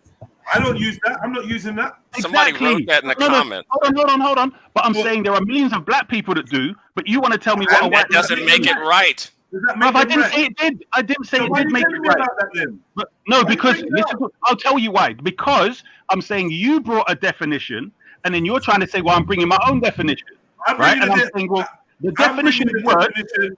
I'm bringing the dictionary. I'm bringing the actual meaning of the word. You're bringing an opinion, a feeling. No, I'm not. No. Did you hear what he said? He's bringing the actual meaning. Well, if you really want to go there, right, let's go to the actual meaning, which means what then? So now you're going to etymology. I'm 2 steps ahead of you, cuz. No, bruv, you're 100 steps behind because racism I'm 2 steps would be ahead the of you. practice of it. Remember, they changed this definition of too. By the way, the definition of this has been changed too. I agree with changed it brother. after Thank you. BLM. It doesn't mean. I don't think the word means anything anymore because they Brother, I changed agree with you. I agree 100%. There is no such thing as race in reality, etc. My point is, if we're going with how we live in this world, it's very simple. And similarly, when Jedi was trying to say, well, when it comes to religion and history, we can quote all of this. That's right, because if we go to somewhere where we've already studied and researched religion and history, we can quote what we know. If it's about a podcast that's random that we come on to remember what she said here, what she said here, did we studied it? No, we watched it and we remember what happened. It's simple as that. How are you going to compare these things? They're ridiculous. And comparing her and if she... I'll tell you what is simple. I'll tell you what is simple. A man stopped me from working somewhere because of the color of my skin. I was judged unfairly amongst my peers of different colors based on the color of my skin. I was abused and called derogatory terms based on my color of my skin and the history of my people. Can I just say something, right? Yeah. On this, I was born here and I went to school in Barbados and came back, right? And since I can say the early 80s, late 70s, this week was the first time I've ever experienced all these racist terms. Coon, raccoon, musab's word, all these words that I thought were back in the 70s. And you know who called me them? Black people. Where they're from though? Where they're from? Where are these black people from? The black people in America, that's what they call me. Okay, thank you. Because the I black heard people. the words in the 70s. In the 70s. And you think that anybody in England would actually come up to me and say, oh, you're a coon, you're a this, you're a that. So what gives it a black person to make it all right to call me them things? Because racism. It's still racism to call me them things. I can tell you As far why. as I was concerned, it was racist comments. Because the same way that them African Americans call me coon and everything was the same way that in the 70s the white people call me. And it was racism there. And as far as I'm concerned, the feeling that I've got, and I'm going by feeling, it's racism now. Okay. Family, The reason why people say these things, it's all a grift. Right. The reason why, if white people were really as bad as you said they were, you would not be able to call them a name and get stuff. The reason why they call people racist and the reason why they call people coon is because they want you to behave how they want you to. This is a grift. This is since I can't beat you physically, since I can't beat white people physically, I will beat them with guilt. I will call them racist so they can give me stuff. Did you listen to anything that she just said? Yes, I'm telling her why. I'm telling her why people are using that word today. They're using it because it's a grip. Did you hear who's using them words? She just said to you, black people. That's why black people use those words. They use those words because they know they can get stuff by using them. But Really? do you Psychologically controlled, then, is what So you're you're saying. saying black people don't experience racism anymore? Is that what you're saying? No, in America? Where do you live? In America? Are you black? Are you black in America? No. Family. Not in a country with affirmative action. No. Do you live here? Do you live in America? Jedi speaking. Right. So we're getting down the rabbit hole that I think leads us into all this personal feelings But I'm about here anyway. And what I'm trying to say is there's been allegations made of racism to Pearl, right, by brothers on the panel, and I wanna establish what it is. Wow.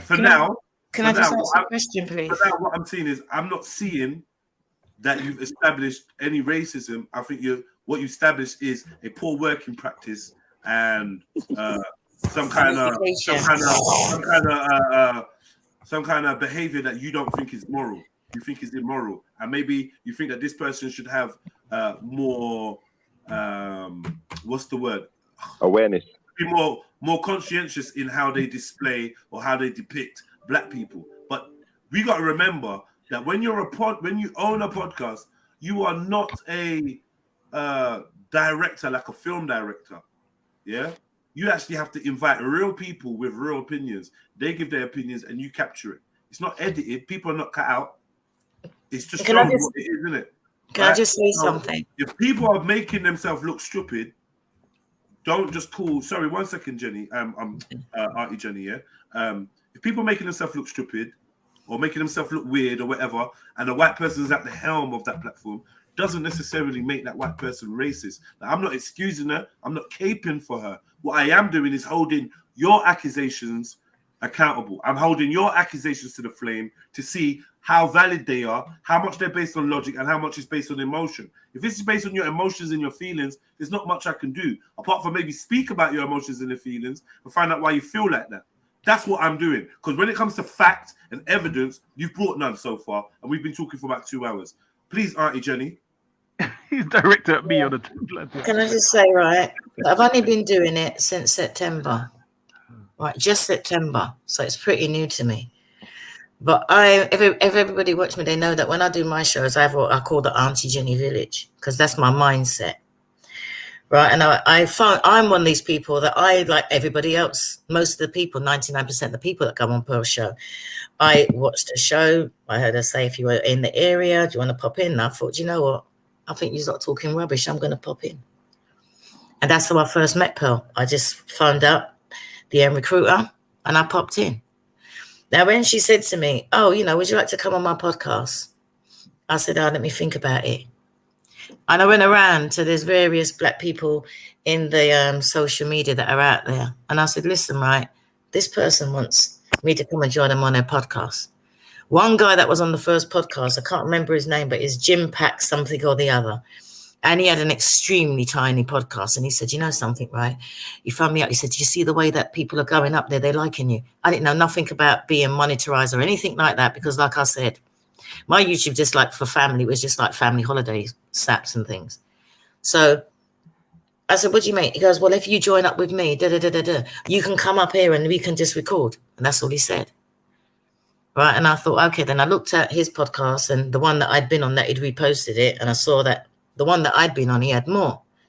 But that's all he said to me. Not one of those other black people that are out there pushing himself forward to support him. Not one of them said, you know what? Well, if she wants you, because I didn't know what I said that made her want me. I was just out there talking common sense. So when people are saying, oh, yeah, why didn't she do this? Well, you know what? If they look at my podcast, she gives me, I can do whatever I want. And I said that from day one, that she can't tell me what to say. She can't tell me what to do. Hence that when I had enough, I got up and I walked out. Everybody was really offended. You should have supported her. You should have done this. You know what, right? It's my life. Why am I going to go and defend her? If I think that I'm in danger, I want to sit there and say, yeah, I'm going to support Pearl. No, I was out of there. I was out of there. I was like, F this, and I was out. I got up and I walked out. We're quick, Artie, to accuse us strong black men and women of being exploited. We're quick to say that. Yeah, we're quick to put ourselves in a victim position. This is why I asked the pertinent question: has it ever occurred to anyone that maybe black people are using her for a platform? Maybe she's the one with the millionaire dad, and black people are using her because they can see that, right, she can make waves. So I'm gonna jump on. You don't see black men and women flocking over there to jump on and get their face on the screen. You don't see that. No, she's using them. It's like she's dragging them by their ears and saying, yeah, I come here and and then before you know it, I'm like, nah, people know what they're doing. I've seen so many people I know on her account. You know something? I didn't understand, and I still didn't. And I thought to myself, I said to her, I said, Pearl, do you know how I cussed off that girl? Why she come back? Why she come back? I said, but she knows that I'm going to be here. Why she come back? And Pearl said, because I said, and then I found out what doing it for clout is. And I thought, why are you not doing this? You're coming up here and you're embarrassing yourself time and time again. And then I realized that, yeah, on the back of it, they're like, yeah, I've got a podcast now. I'm somebody now. You know, and I never got it. All these things. And me being someone that runs an online platform, I've heard this. Yeah, I never got it. I never understood it, and it's shameful. It's embarrassing. That's why people call people racist for clout. Even people in the panel right now, yeah, when they're ready, they get up and they'll come and diss me. Yeah, they build up their platform, they build up their thing, they get their name popping rare, and they'll come and diss me. Yeah, and be like, oh yeah, Jelani just uses, he don't care about his panelists, because I'll tell a panelist just like whatever they tell me, I'll tell them back. I tell them, fuck off, go fuck yourself, whatever. Yeah, that's just me. And because I'm real, it's like, oh, you don't value your, you just use, but people forget that it's a two-way street. It's a two-way street. And can I just say something, right? I try to make content, and anyone that comes on, we appreciate it. We got accused of getting Facts on. We had a young man called Facts. He's 50 years old, been taking cracking the heroin for 20 years.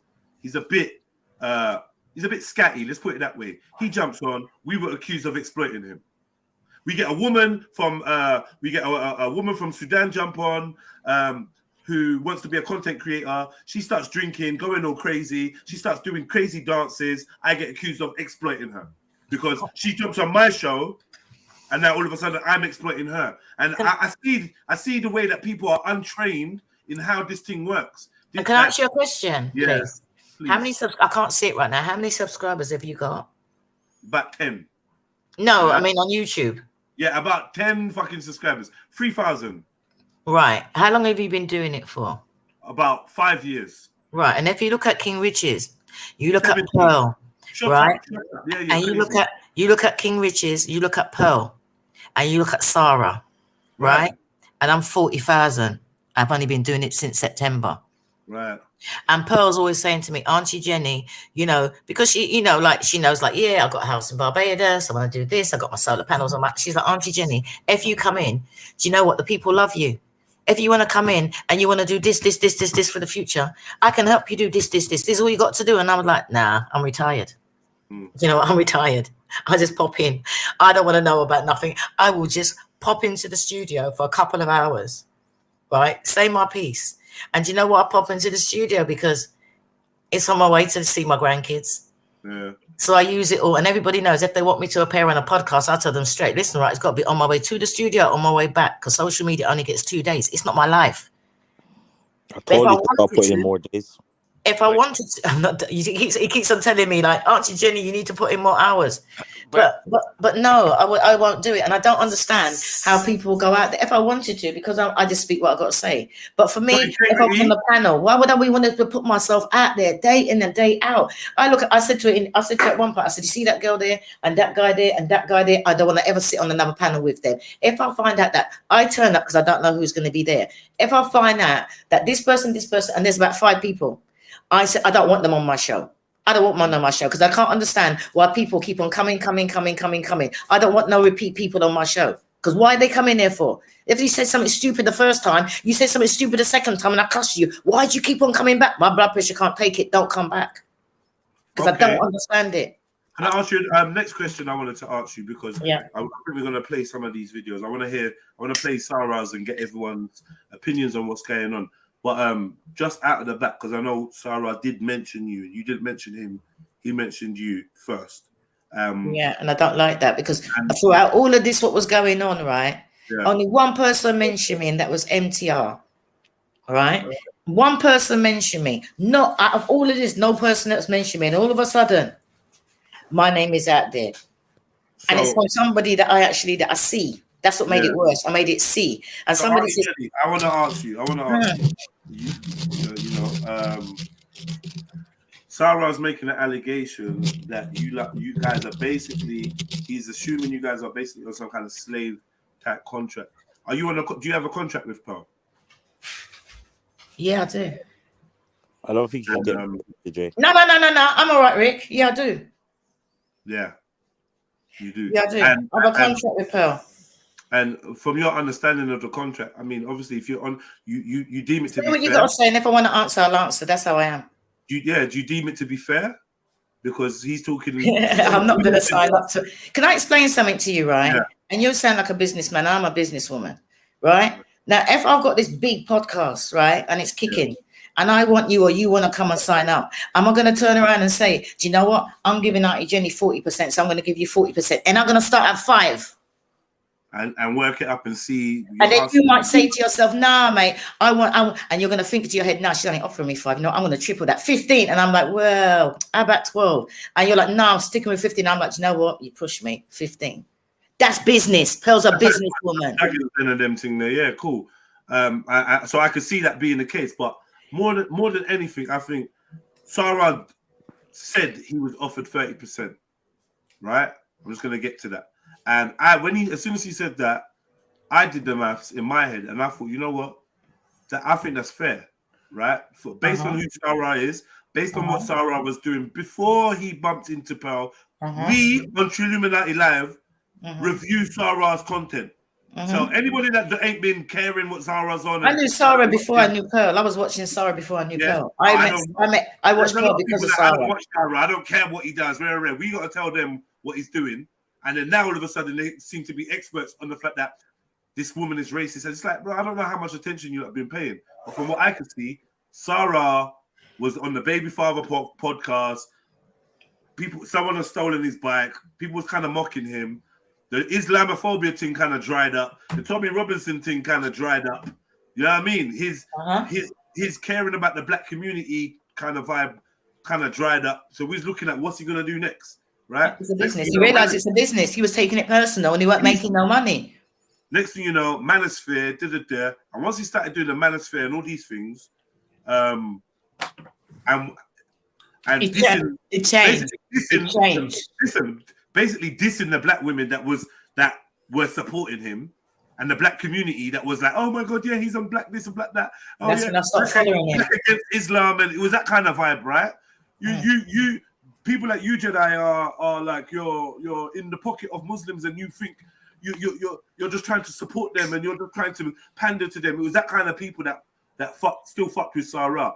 Once he showed his hand on how he feels about the black women, oh my god, yeah, they ran, yeah, because they just jump on bandwagons.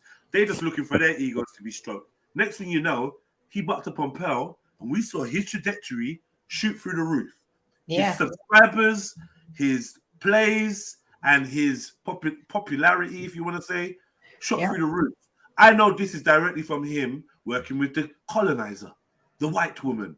That's the big bad white woman. That's the truth. And you know what? Right? That is when I stopped following him. That is when I stopped following him because he changed then. I stopped following him then. And I didn't know nothing about Pearl. I knew about Pearl because of Sarah. Right. So now, because she's offered him a 30-70 split, which I think, based on the traction he was getting before fucking with Pearl. Can I just describe something to you, right? Imagine, right? I don't know, but you know when you start podcasts and you lot go and rent out places, right? Yeah.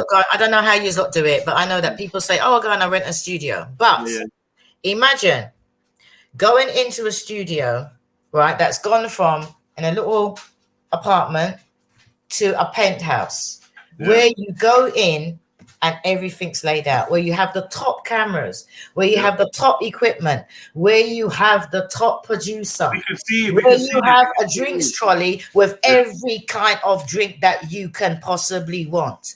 Right, and all you have to do is book it and say, do you know what, I'm going to go down there and I'm going to sit down. That's all you have to do. You don't have to do nothing else. You don't have to do no clips because there's people all around the world clipping. You don't have to do your shorts because there's people all around doing your shorts. You don't have to do nothing, right? And you're still going to get 30%. You're free to do more content, do more stuff, and and then your brand grows. And what's it costing? Exactly. So that proves. Hold on, sister. The colonizer brings freedom. Hold on. Please hold on. Just to be totally transparent, this is exactly what we're trying to do for our channel for last year. I asked my family if they could do some clips for us, And you know what? One white Irish woman is doing clips for me. That's it. None of my black brothers, my black sisters, nobody. When I ask people for producers, my white brother is the only person that messaged me with his number saying, I'd like to do producing for you, right? So one thing I understand is how quick we are to call racism and rare. But another thing is, I'm seeing brothers here that ain't been here for time to support their black brother. But now we're discussing a white woman and that content is firing and banging. Now they're all here. Can I just say something? No, one second. That's the only time they unify. I think you wait. So what I'm saying is, from my perspective, I actually know how it works, Everyone's quick to say, this is the oppressor and the colonizer. We don't work with ourselves. We don't help each other. We don't help the brother that shows the most consistency. Sarah comes over here to get clues on how to run online shit. We don't help each other to grow. So when you see a white person that has the resources, let's say they got the resources because their daddy, their great-great-granddad was a slave owner, and now they've got let's say that's the truth. Now we see that they got their ability to make shit happen. Guess what happens? Just like in the music industry, they go with the major labels. They go where it's easy for them, right? And all they got to do is put their feet up. Meanwhile, I've been streaming for 5 years. Can I say something, right?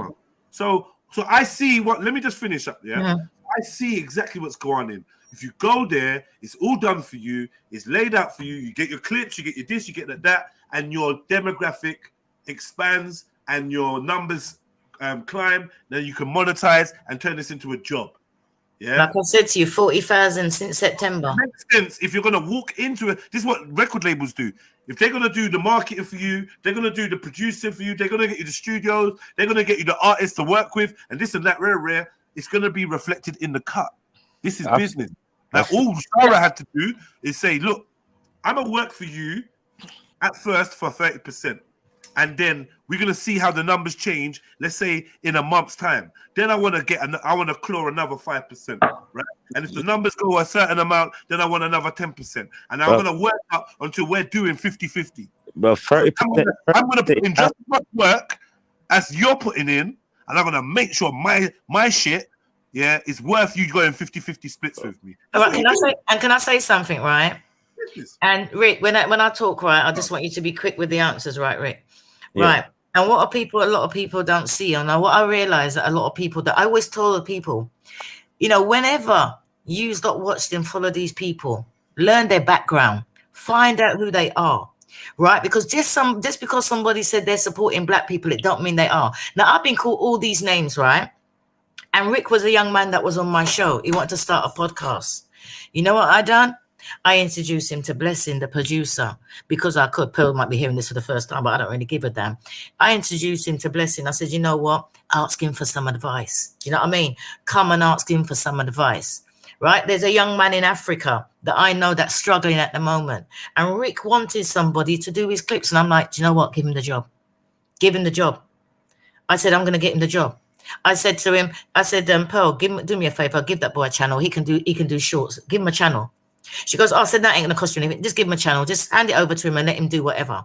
Right? There's a young man in Barbados that I met. And when I went over there, he's an animator.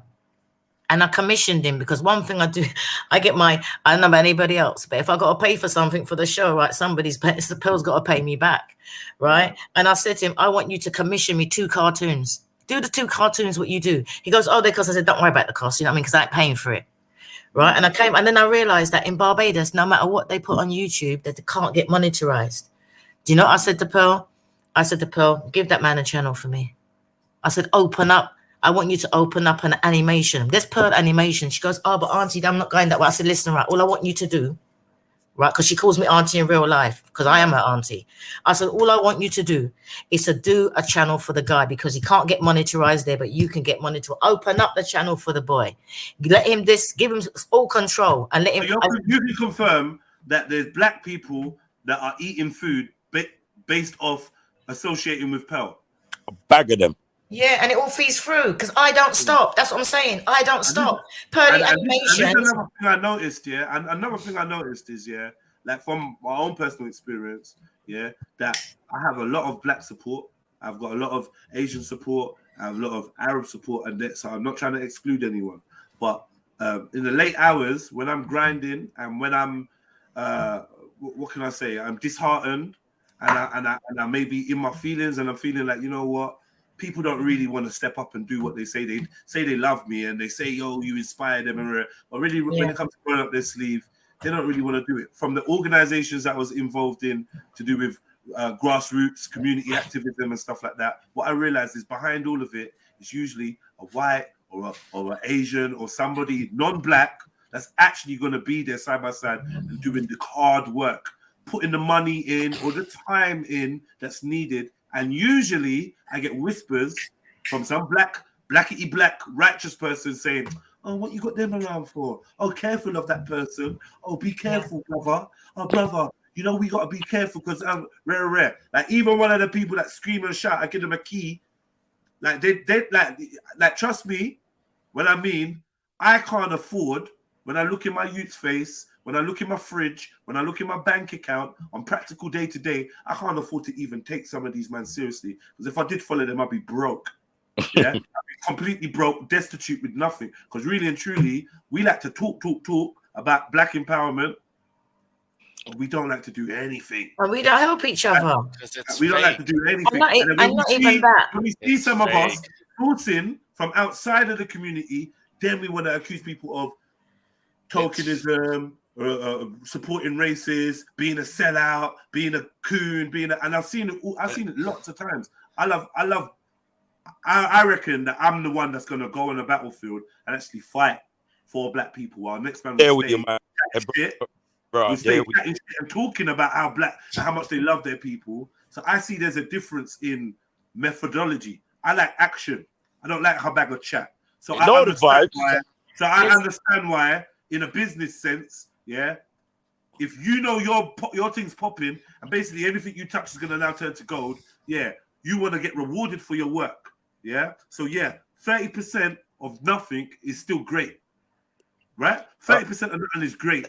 It's a lot, you know, bro. That's a lot, you know, bro. It's great. And in business terms, a lot of people wouldn't be offering you 30%.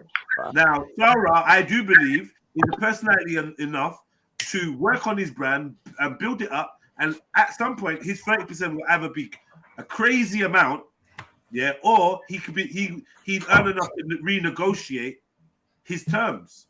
And do you know what I mean? This is what business people do. And plus he can travel. He can take his podcast everywhere. But anyway, man, it is what it is. I want to play Sarah's initial complaint so that we're all up to speed on what Sarah's saying. I don't mind people asking me to stop it so they can make a comment or two. You know how we do. It's about a 20-minute video. Let's take our time and see where it goes. Big ups to RE, Jenny, for joining. I really appreciate it. And I appreciate all you lot on the panel as well. Even the ones with opposing views or whatever. Like, thank you for choosing this panel to jump on. And any of you that want to say something before I play the video? I think that you proved that the whole racism and wow, we a community and let's come in. You don't care about the community. It's all a grift. You just proved that with what you said. It's a bunch of people who can't accomplish anything, who thinks because somebody looks like them that they should give up their position and join them at the bottom. Yeah. That's how people with no power, who can't achieve power at all, attempt to get it, is by using cards like racism or community, or if you don't do what I say, then you're a sellout. Like, it's all a grift. It's all a hustle. Can I say something real quick as well? I feel like at times our points are being a bit long-winded. You know, I feel that we all want to hear from Auntie Jenny at this point, so I don't mind if Auntie Jenny or the host obviously is a bit long-winded because sometimes you have to be. But if we can just try and be as concise as possible, that's all that I would say, really.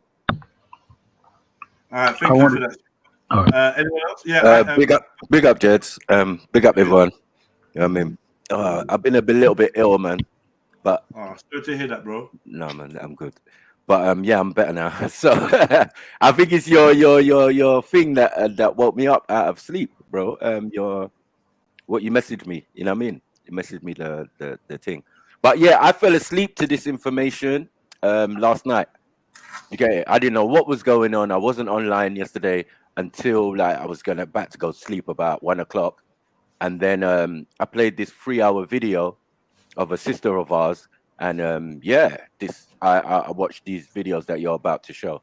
So yeah, all right. All right. Anyone else? Yeah. Yeah, I just want to say big up to Auntie Jenny for you know, giving your time, but also responding calmly with intellect, etc. Makes change, doesn't it? No, I mean in the sense that I'm specifically calling her racist, blah blah blah. My whole thing is that obviously the difference between when Jedi mentioned people come with evidence of their Quran and their Bible and history, we got quotations because we've studied that. So in regards to, you know, Pearl, obviously we haven't written and make notes of the timestamps and so on of what she said, etc. So this was a random discussion. So there's various things we can quote from memory. But obviously if it was a thing of proving it, but from what I just want to ask quickly, from what your experience of her, would you say that she's more naive and therefore can say things out of and even act in a certain way? So for instance, for me, if she's got knowledge of the way black people are mistreated in America, for instance, would you say when she comes here, my expectation would be, if she really cared about black people, that she would be a bit more delicate in how she speaks to black women, and also when people like Melanie King speak about the black issue, she would also try and, you know, make that go longer as a discussion. Is it because of her ignorance and naivety and she wants to keep the topic, or you know, obviously from my perspective, or another perspective might be that she's racist, but would you say that it's more naivety? I think, right, that anybody that watches Pearl or knows Pearl, like I said before, when it comes to Pearl, she researches. Her thing is like was it, I don't know, promoting men or whatever. But when it comes to whatever this, like the red pill thing, right? When it comes to that, she's shit hot on it, right? She knows of her stats. She can memorize everything. She knows about it. But what people took out of context is that when she started quoting a book, right, you can see that she doesn't know. She's read books. She's read a couple of books about Black history. Do you know what I mean? That's it. She's read a couple of books. So she's extremely naive to come and talk about a subject, and she ain't. I know that if she could, and she gave herself a week, the way she is and the kind of mind that she's got, if she concentrated and read up on every single thing, you know. But what she actually quoted the man who wrote Roots. And I had to say to her, how can you quote a book, Pearl? You know what I mean? It's a book. And she goes, but Auntie, that's what he said. I said, yeah, but the author said that about the book. It's about the book. It's not about history. It's about the book. But wasn't she given an analogy? Hold on a second. But she was given. Hold on a second. But she was given an analogy based upon what Nick had said previously. All she was doing was, and she said after that, I'm not saying it wasn't. So the thing about it is this, but with the gentleman's argument, you don't live, you're talking about the Black experience in the United States. You don't live here. But you need to stop. No, you need to stop. No, you need to stop. No, can I just say something? You live in the United States. You don't live here. I don't live there. No, So can I just tell by how you talk, you don't live here, sir. hang on a minute? Wait a minute. Calm down. Calm Hang down. on a minute. If you both stop a minute, hang on. If you both stop a minute, right, and let me say something, right? I walk a couple of roads with Melanie King, and after the way she behaved, I would never want to go to America, because as far as she was concerned, oh my gosh, you lot are so free here. You could just walk down the roads, and if you want to have a cigarette, you can. I can't believe that they asked a policeman, you know, for directions, and he was quite happy to give us them. That's a lie. What she's saying is not true. I could just go by what she said to me. That was from an American person. You have higher taxes than us, right? You don't have the right to. You No, have I'm not higher taxes talking than about us. that. They have higher taxes than us. You are not able to have a firearm. You're going off topic. I'm addressing what he said first about America. Like the people from. You're speaking. You're telling Pearl she doesn't have the right. She needs to read some books to learn upon the black experience. No, I didn't in say America. that. I didn't say that at all. You did say that you don't know the black experience in America. So Listen carefully. Listen carefully. I didn't say read nothing. What I said was this is a diversion from what I want to speak about. So unfortunately, like your racism stuff may work over there. It doesn't work over here. We can speak about your race part. Like all you do is play the victim. We know you're a victim. We know. Hold on. We know you're a big victim. We Family. know. Thank you, brother. Jelly wanted to play a video, so we should respect what he say he wants to do. Thank you, brothers, because I do want to be like subject specific, and then we can move on. And I do think that's a great topic to discuss. Hopefully, if you're around a little bit later, we can get to that. But for now, let me bring it back just to remind us, and for those that because there's people that are unbaffled. I feel like for some reason everybody What is going on with this shirt? Let me just say this here. There's a lot of people that don't watch Sarah. There's a lot of people that don't watch Pearl. However, when Sarah has some choice words for Pearl, everybody's seen it. That tells me something as well. A lot of people gave up on Sarah simply because he was with a white woman making content. Some people gave up on Sarah because he was a black man speaking derogatory about black women. Directly made videos, directly being derogatory about a group or certain black women, right? And they found it distasteful, so they abandoned him. I don't fuck with him. Now, everyone's watched what Sarah's had to say. Everyone cares what Sarah's had to say. And it kind of just highlights the fact that we as society, whether white, black, or whatever in between, are more tuned into negativity and destruction than cohesiveness and you know, working with each other and seeing people flourish. This is the crab in a barrel mentality that we all seem to have to some degree. I, as a content creator, know it's going to make great content because people love a good bit of gossip, just like I do, right? But I also covered their content individually on multiple occasions, and anyone that follows this channel regularly will know we've played a lot of Pearl, we've played a lot of Sarah, even more of Sarah, and we will continue to do so. Even when people are like, what are you playing him for? He's done out. We still stay impartial and deal with the information. So yeah, that being said, let me press play on this, and we can hear what Sarah's saying for his own words. Sorry, 1 second. No sound. Yeah, I realized that. What have we got? Beef. Yeah, I think this is a really good subject, though, man. Like, people got really excited. And big up to Auntie Jenny, man. Like, I think it's more because you're here. People got really excited the moment you turned up. So big up yourself, man. You didn't have to be here like this, but you know, Trilluminati that had that. You just keep like bigging up Auntie Jenny, big up Auntie Jenny. Thank you. Yeah, man. You know what I mean? Put your tongue away and say something, bro. That was a good one. Yeah, no, because you've done it like 4 times now. Auntie Jenny, Auntie Jenny. We understand. Auntie Jenny's here. She's not here to be pandered to.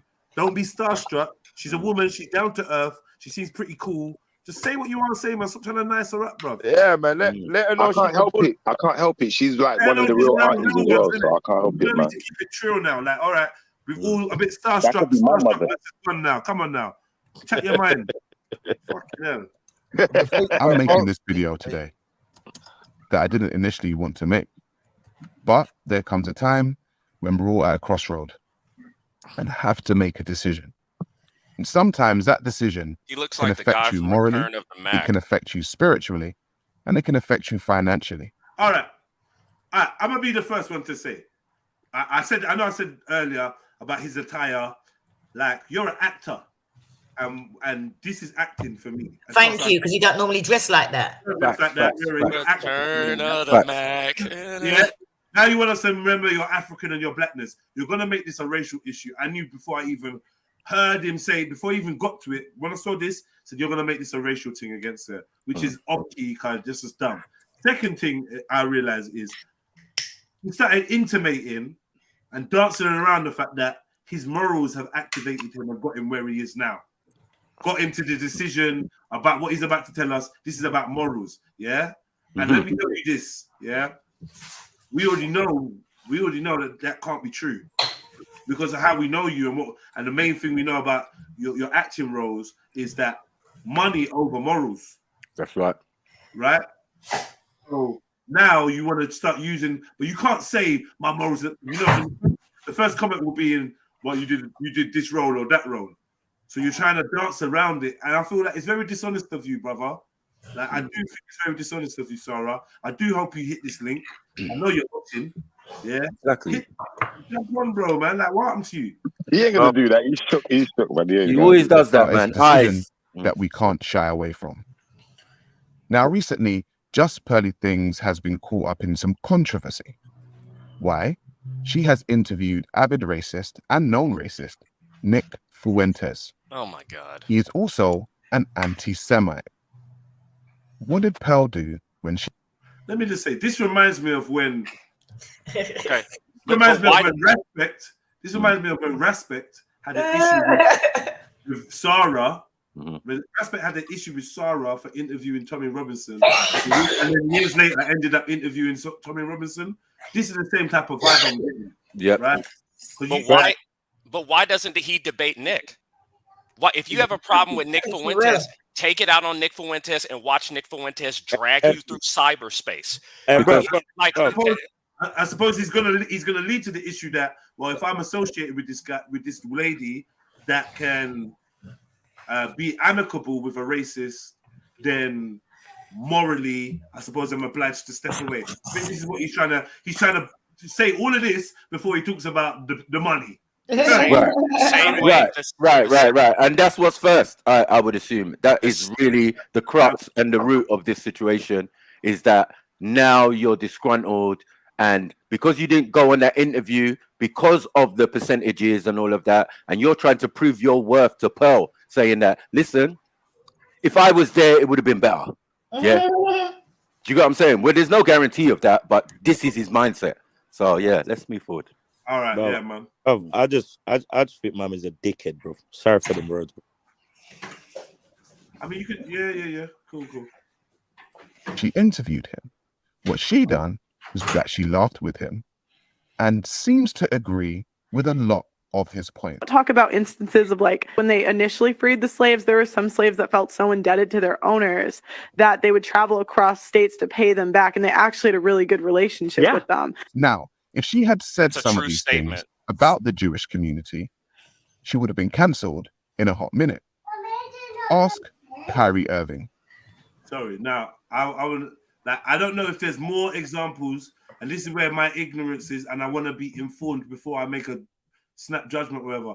I don't know if there's more examples of her saying anything derogatory about slavery. I haven't heard it in the clip that he chose. The clip he chose, she didn't say anything derogatory. No. And also in his example of Kyrie Irving was not talking about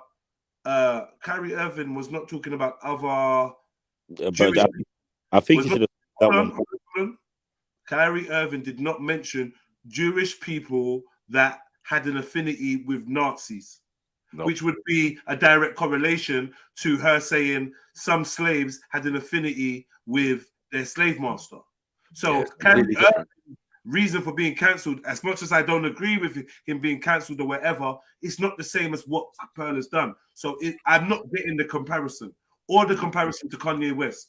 Yeah. Are you familiar with the sharecropping system in like the American South? I don't care about all of them. I understand because what she said was true. But go ahead.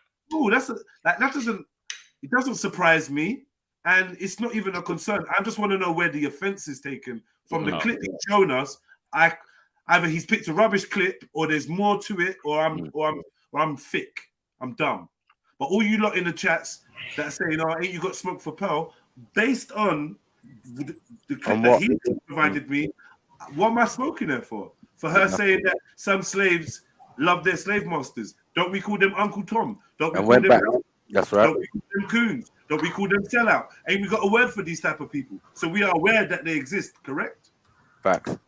Right. So what is it? I don't get it. He chose a bad clip as far as I'm concerned. He should have chose the one where she was saying derogatory stuff about black slaves, which I haven't seen surface yet. Not saying she hasn't, but I ain't seen it yet. Right. Because I'm surgical with it.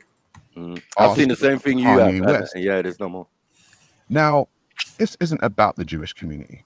This is about us. Okay? And so after that interview, Pearl decided to make an apology video, which was, in my personal point of view, disingenuous and a PR stunt. And all in all, it came from a place of deception. Guys, people say that stuff about me. They say I'm sexist. They say I'm a misogynist. And, you know, I really just like to give people the benefit of the doubt when I interview them. I don't go into interviews trying to interrogate someone. I just more try to listen and see where they're coming from. In hindsight, that wasn't smart. And in hindsight, I should have had someone, you know, maybe Sarah Garvey, maybe another content creator that could have pushed back more and really was more educated on the topics that he was talking about than I was, because I certainly was not an expert in any of the stuff that he was talking about. Now, I've been on social media for a while. So, I mean, I don't know why. I don't know if that's deceptive or it's not deceptive.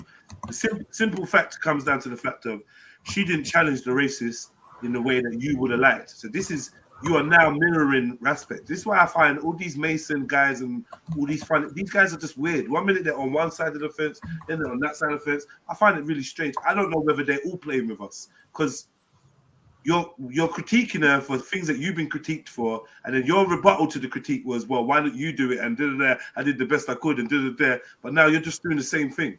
It's like we all want to criticize how somebody deals with an interview. It was a big thing in our small ass community, you interviewing Tommy Robinson, and the critique you got from the so-called black community, you was licking out against.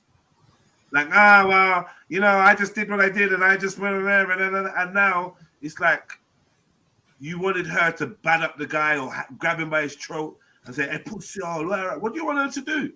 She's a white woman interviewing a white man. They share some views. Listen, I can speak with a racist and agree with some of the shit they say. I find the most intelligent racists, we usually have a lot of common ground. Just like Marcus Garvey sat down with the Ku Klux Klan. And Malcolm X with the American Nazi Party. Your namesake. Just like Malcolm X sat down with the Ku Klux Klan to find some kind of common ground for the interests of their people. It's a known thing. You can chat to the most detestable people, or some of the people that hold some of the most detestable views, but not all of their views are going to be detestable. You know? And it is like that. I don't know what we're expecting Pearl to do for the black community, but she's not my voice. She's not my captain. I wouldn't be watching her interview with a racist and expect her to do anything, to be honest. You know what I mean? So that's facts, yeah. That's more on you lot's expectation of this white ginger woman from America. I don't know what the fuck you want from her. Exactly. Young lady as well. Come on. What do you want her to say? Like, we got enough voice in that. You're supposed to say, hey, Pearl, hear what I'm saying? Hook up an interview with that brother. Let me show you his stuff. Thank you. Yeah. Let me earn my extra 20%. Knew that he was here. Sarah knew that he was here. Sarah knows every guest that's there. Right. That's why he was on with MTR and Melanie Melanie, whatever her name is. Yeah. So he knew that he was here. Yeah, but because of the contract and everything and that type of situation, he's trying to play stubborn. Like, listen, I'm removing myself. You get me? So she can see my worth. But what you should have done was arrange an interview or join the interview and earn that other 20%. Showing her that, listen, this is my value. Do you get what I'm saying? This is my stock. Yeah. And my stock is rising and I'm Sarah. Yeah. But he did that. He tried to be entitled. Sorry. Sorry. If she gives him 50%, and when she pays everyone, where's she gonna end up with 5%? No, I'm not saying that. I'm saying take the 30, yeah, but then prove that you can, you deserve more, right? Whether it's a gradual thing, 5%, 10%, until you get that marker. Can I It's just business, something? right? That's what it is. Can I say something? Yeah? Yeah. If he, why does he need her? By the way, he's all right by himself, isn't it? Why does he need her? He wants more. He needs her. It's called greed. No, he needs her. It's No, called come on. chasing clout. I'll tell you why he needs her. Need is a big word, but why she's been useful to him is because she has boosted his social presence, boosted his numbers, and therefore, hopefully, he's making more money. He's being paid to get on podcasts. I've been on podcasts with all sorts of people. I've been around. No one ever offered me a penny. So And she's got over 1 million subscribers. I do admit he has assisted her. He's assisted her, but she has assisted him more. Well, I'll pay you His profile has gone up more compared to what he was doing before that's correct. linking up with her than hers has. As I said, fam, I'll pay you to come on my show. As long as you don't mind sitting there speaking to a bunch of corn stars and OF girls, you can come on my show. Yeah. Hit me up, man. Hit me up. Red You know. do this, man. No, for real. I'm not real talk, man. Hit me up. I need people that's willing to actually see man's worth and invest in them. And I think this is what we're seeing. Somebody that said, okay, you're worth a little something, and I'm gonna give you something, right? He ain't jumping on my show for free. I ain't got nothing to give him. So I feel like we got to keep things in perspective. This is by no means saying that she's racist. I've not once said that this woman is not racist. I'm asking people to prove her racism if they serve racism. Can I just say something, right? Yeah. As you were talking about paying people. Right. Yeah. Now you get, a Pearl brings people from overseas. Sometimes she has to pay them. But when I said that I wanted to interview a stripper, she said, "Oh, I know a stripper." I said, "No, I want to get my own." And I said, "This is how much it costs." And then I made sure that I kept it in the village. So I said to Rick, "I know the kind of podcast that you do, because he has lots of strippers on there." I said, "I need one that, wants to come on a show, that doesn't want to be, wants to talk about what it's like." And I said to Pearl, "Right, I've got my own. This is how much it costs." Yeah. So then it's about feeding out there. Do you know what I mean? Don't just make money for yourself. Give everybody else around you an opportunity whenever you see that you can. Yeah. I respect it, man. Rick, you're definitely gonna have to leave your details of your podcast now. We'll get into that, but before you go, please let us all know where to find you, and thank you for your participation. And can I just say something on a visual, right? As somebody that's been following Zara for years, I have never seen him look so put together. I have never seen him look so together. He's a Primark shopper. I have never seen him look so put together. He's coming. He's got that, that black brothers, that pro-black look. Like, I'm on your side, brother. But what a lot of people don't realize is that he's a professional actor. That's right. He is a professional actor, and this is one of his greatest acts to date. Well, not greatest, but yeah. It's not even that good. This is going to pay him the most. When you look at all the things he's getting, this one's going to pay him the most. Right. We'll see in it, because of what I know, because I think my air quotes black family hate me or dislike me or have a love-hate relationship with me because I keep showing them the truth, because I love them enough to say, listen, you lot getting manipulated by your black pride, by your ego, by your insecurity. You get manipulated. A man that can dash you against the wall, This brother picked up black women and said, "Fuck you lot," dash you against the wall. He can come crawling back like, "Oh, the white woman's a colonizer, and I recognize that now." And they're all like, "Oh my God, Sarah, yeah, you taste so good. Yeah, we love you again." And I'm like, "Come on, wake up."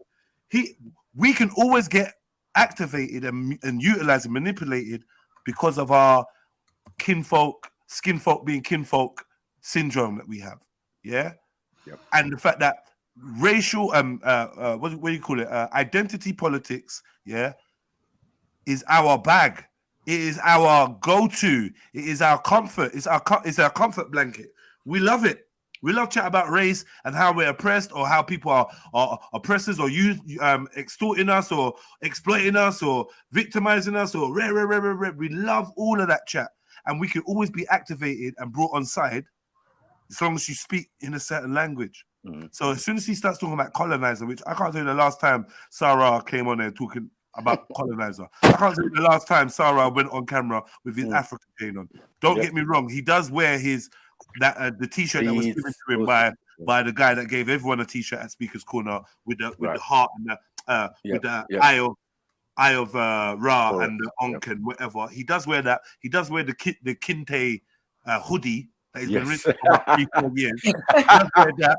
Majority, he was doing a suit and this and that and rare and moving into the metrosexual red pill manosphere woman hating vibration. Yeah, and you lot start to see it, but now he's back with a vengeance. Yeah, in his Black Liberation Army outfit, and now you lot are all on it again. It's so easy to manipulate you lot, and this is why you're going to end up with stool pigeon after stool pigeon after stool pigeon, because as soon as they speak in a certain way, as soon as they highlight a certain enemy, we're all on board. And I'm just asking people to be a little bit more conscientious, a little bit more honest. Be more honest. Put your ego to the side. Stop getting your ego stroked. Yes, there are issues. There may even be a valid issue with Pearl, but is this guy the one to really actually highlight it? After he's fat on it. He got fat on it on Pearl. Now he's running away like a victim, bro. Because that's you know what I call it the BN syndrome from. You know what I'm saying? I can guess what that is. Yeah, bro. Okay. I can't really swear at the moment. All right, cool. We play some more. Big at yourself. Hit the like button, family. PayPal, Cash Apps, all available. The link is in the description if you want to show a brother some love. We've been streaming for 3 hours 15, and Sarah would have got paid like $1,000 by. Yeah. I'm playing. Big up Sarah, man. He knows what I'm like anyway. So I'm raw with it. But bro, if you want to come on and give your side, or even write in the chat and just let us know your side, please do that. I don't want to have a one-sided echo chamber. I'm glad there's people that disagree and agree on here. And also, if you want to have something to say, you want a chance to speak to Auntie Jenny, or you want to chat to Rick, or any of the panelists you don't normally speak to, like Issa or Rap Raven, please feel free, jump on. And equally, you panelists, stop me at any point and be like, Jeds, can I get the mic? Yeah, and I'll go on mute and you lot can talk, right? It's not a dictatorship. We're all sharing in this conversation. I'm just trying to moderate the best I can. I was saying, is that your phone number going across the screen? It's not an active one anymore, no. No, I just try to find that on WhatsApp. Yeah, no, it's not active. Listen, Rick, hit me on Instagram, REDPILLTRILL. That's my Instagram. DM me, and then we can talk from there. Yeah. Big up yourself.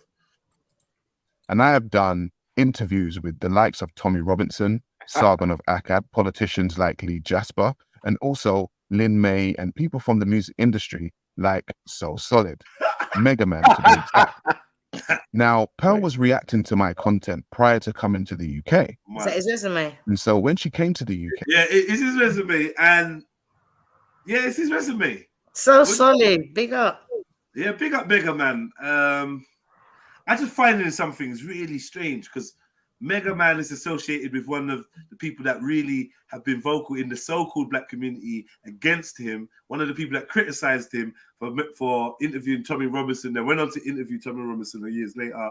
Mega Man is a sponsor for this other guy, but you've interviewed him. I just find that the soup is messy, it's murky, man. It's like everyone's connected, and I feel like there's a club that I'm not invited to, or that I'm not privy to. I can't think of what this club is. It's like there's a club of guys with power and influence, but what do they call that again?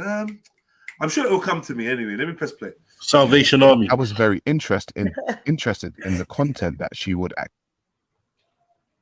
she put out. And it just so happened that she was putting out content that I was interested in, similar to what the late, great Kevin Samuels actually put out. And I understand it, because I myself had been embroiled in court cases and things Can I of that just say? nature when it comes to the mother of my son and understand. Right, let me just say one thing, right? See, when it comes to Pearl, and people say Pearl actually paid Kevin Samuels for a consultation, right? When she wanted to learn. So all the big, when she started and she started making her money, she paid him for a consultation. Did she get the consultation? Of course she did. Wow. Of course she did. She met Kevin Samuels and she spoke to him on a live chat as well. She paid him for a consultation. There's there's a few other major podcasters out there that Pearl learned from.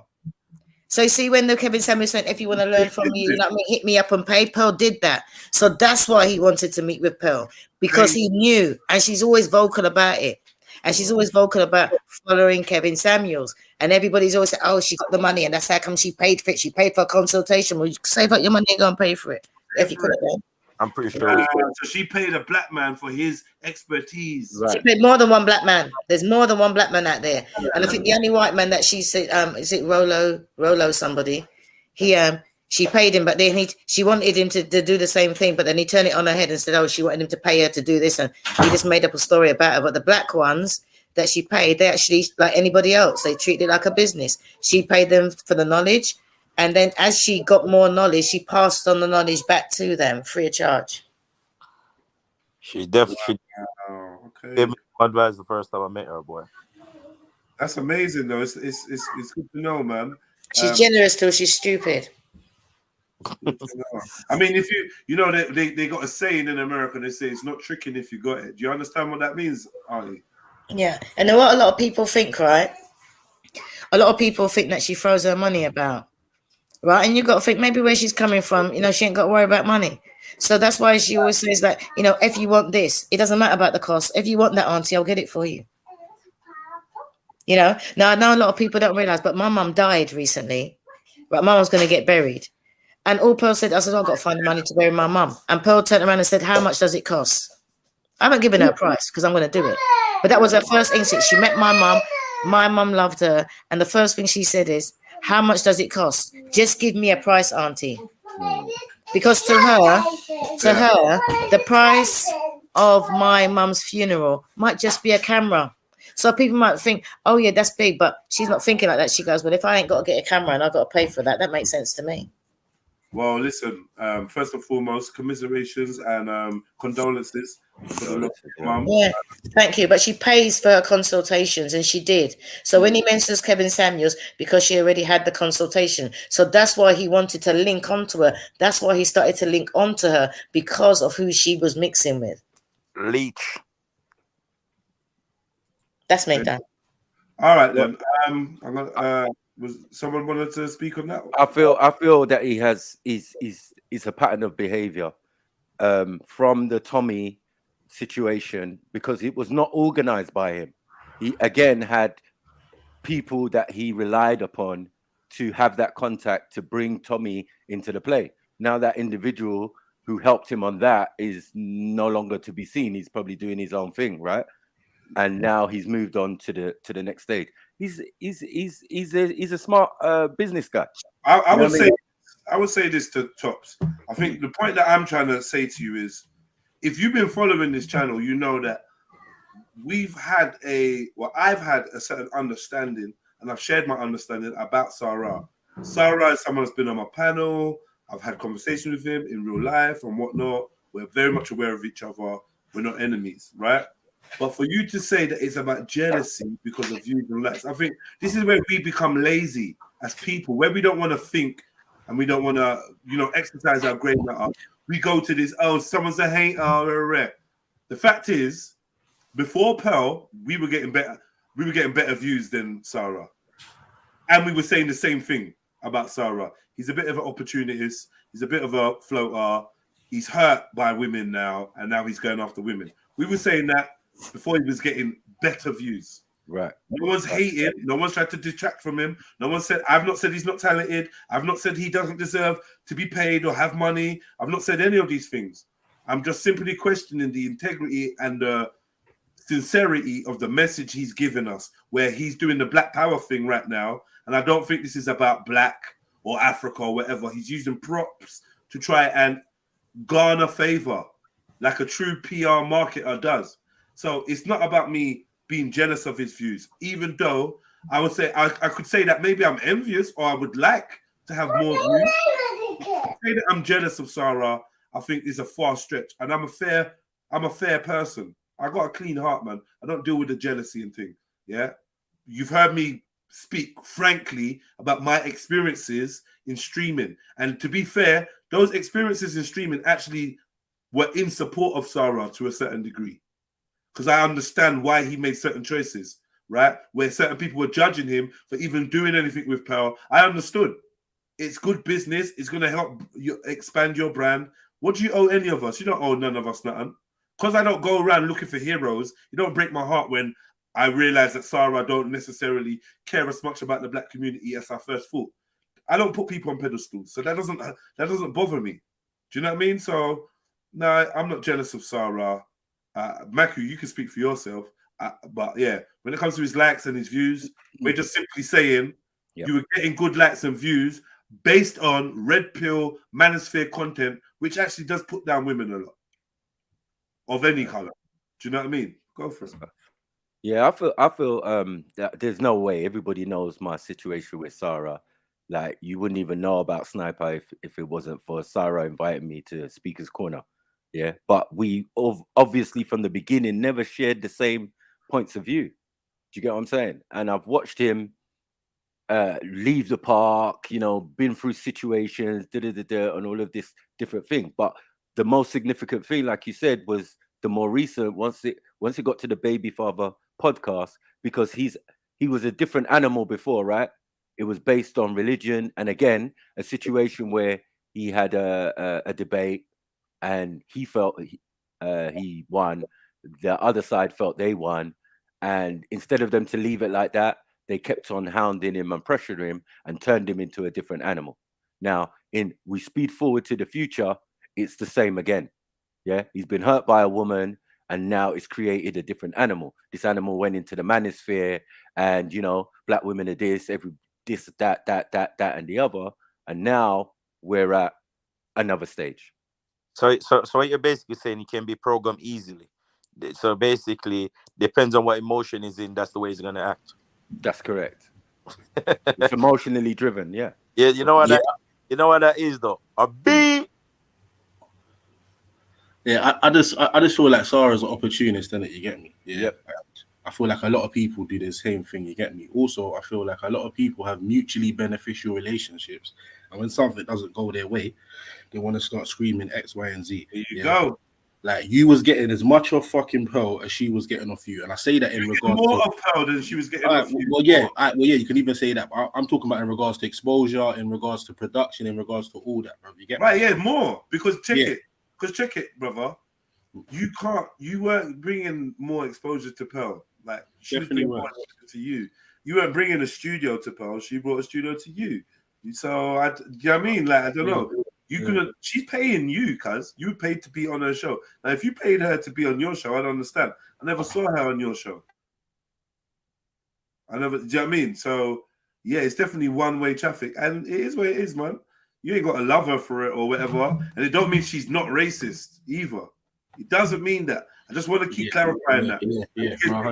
Say, I am not saying she's not racist, but we've been on here for nearly 4 hours and nobody has brought evidence of her racism yet. The link is still here. The link hasn't changed. Anybody that needs to jump on and let us know about the racism, they can. But for some reason, it's not happening. Sorry, go on. No, sorry, quickly. I was going to say as well. Someone made a great point earlier on as well. People need to understand this is business, bro. Yeah, like this ain't your brethren from road. This ain't your family member. This is someone that is presenting a business opportunity at the end of the day. Yeah, they're doing it probably because they have a love for the subject and topic, but at the same time, they're out here to make money off what they're doing. Yeah, so regardless of what color you are, bro, either you're a part of it or you're not, fam. Like all this trying to make it blackity black. Yeah. I'm not feeling it still, me personally. Bro, cause I'm not really feeling it still. As I said earlier on, 30%, that's a lot, bro. I would not offer someone 30% of that. No way, because I thought she also doing 30%. She think about it. She gonna end up paying what 35% again to the people them to do all the production for him. Everything. I've seen the setup that Pearl's got in her spot, bro. Yeah. It's not cheap, bro. It's not cheap, bro. Yeah. It's not cheap, bro. And I can tell you this here. I'm building my own studio right now as I speak here. And I'm like, raw, this thing is kind of expensive. Yeah. You know what I'm saying? Yeah. But then again, I know the spec that I'm going for. So I know it's not cheap, bro. It's not cheap. But my man, as I said, my man is behaving like a girl from a relationship that the man just left her and she's upset. They're saying the most rubbish about the man. That's all. Like you can't just act on wholesome and he's a big man for me as well, innit? Because like I'm probably like way younger than most of you guys on this panel, innit? You know what I'm saying? But at the end of the day, I know not to act out in pause, innit? Because if I know what that's gonna get me, and that's gonna get me in trouble, innit? So my man is acting like a broken girl, fam. Like a plain old broken girl. Well, I never thought us, bro. If he really truly had a problem with Pearl, he should have phoned Pearl up and said, "Well, you know what, Pearl, go suck your mom." Facts. I like that as an answer. Still, yeah, that's true. That's true. Bro, that's me. If I got a problem with a man and I got a man number, I'm gonna phone a man and say, "Fam, where are you?" I'm gonna say in the calmest voice, if it's that bad, I'm gonna be like, "Where are you, fam?" Because I want to come back you to do you something. I'm not on this old thing, but you can't do a girl nothing. A full stop, you can't do a girl nothing. Go phone her and say, "Pearl, you know what? You gotta suck your mom." Dirty drunk. You get what I'm saying? You see with Sarah as well, yeah. I said earlier briefly, I feel like he's seen other people that have been catching heat that work with Pearl, and he's trying to quote unquote be ahead of the curve, trying to act like he's not down with what's going on. Do you get what I'm trying to say? It's fucked up, isn't it? It's fucked up. Listen, Jedi, have you seen Auntie Jenny's response to him? Auntie Jenny's on the panel. Oh, is she? Yeah. Oh, big up. Well, yeah, we are going to play Auntie Jenny's original response as well. We're just trying to get through this one, but yeah, Okay. I've seen it, but she's been quite vocal right now.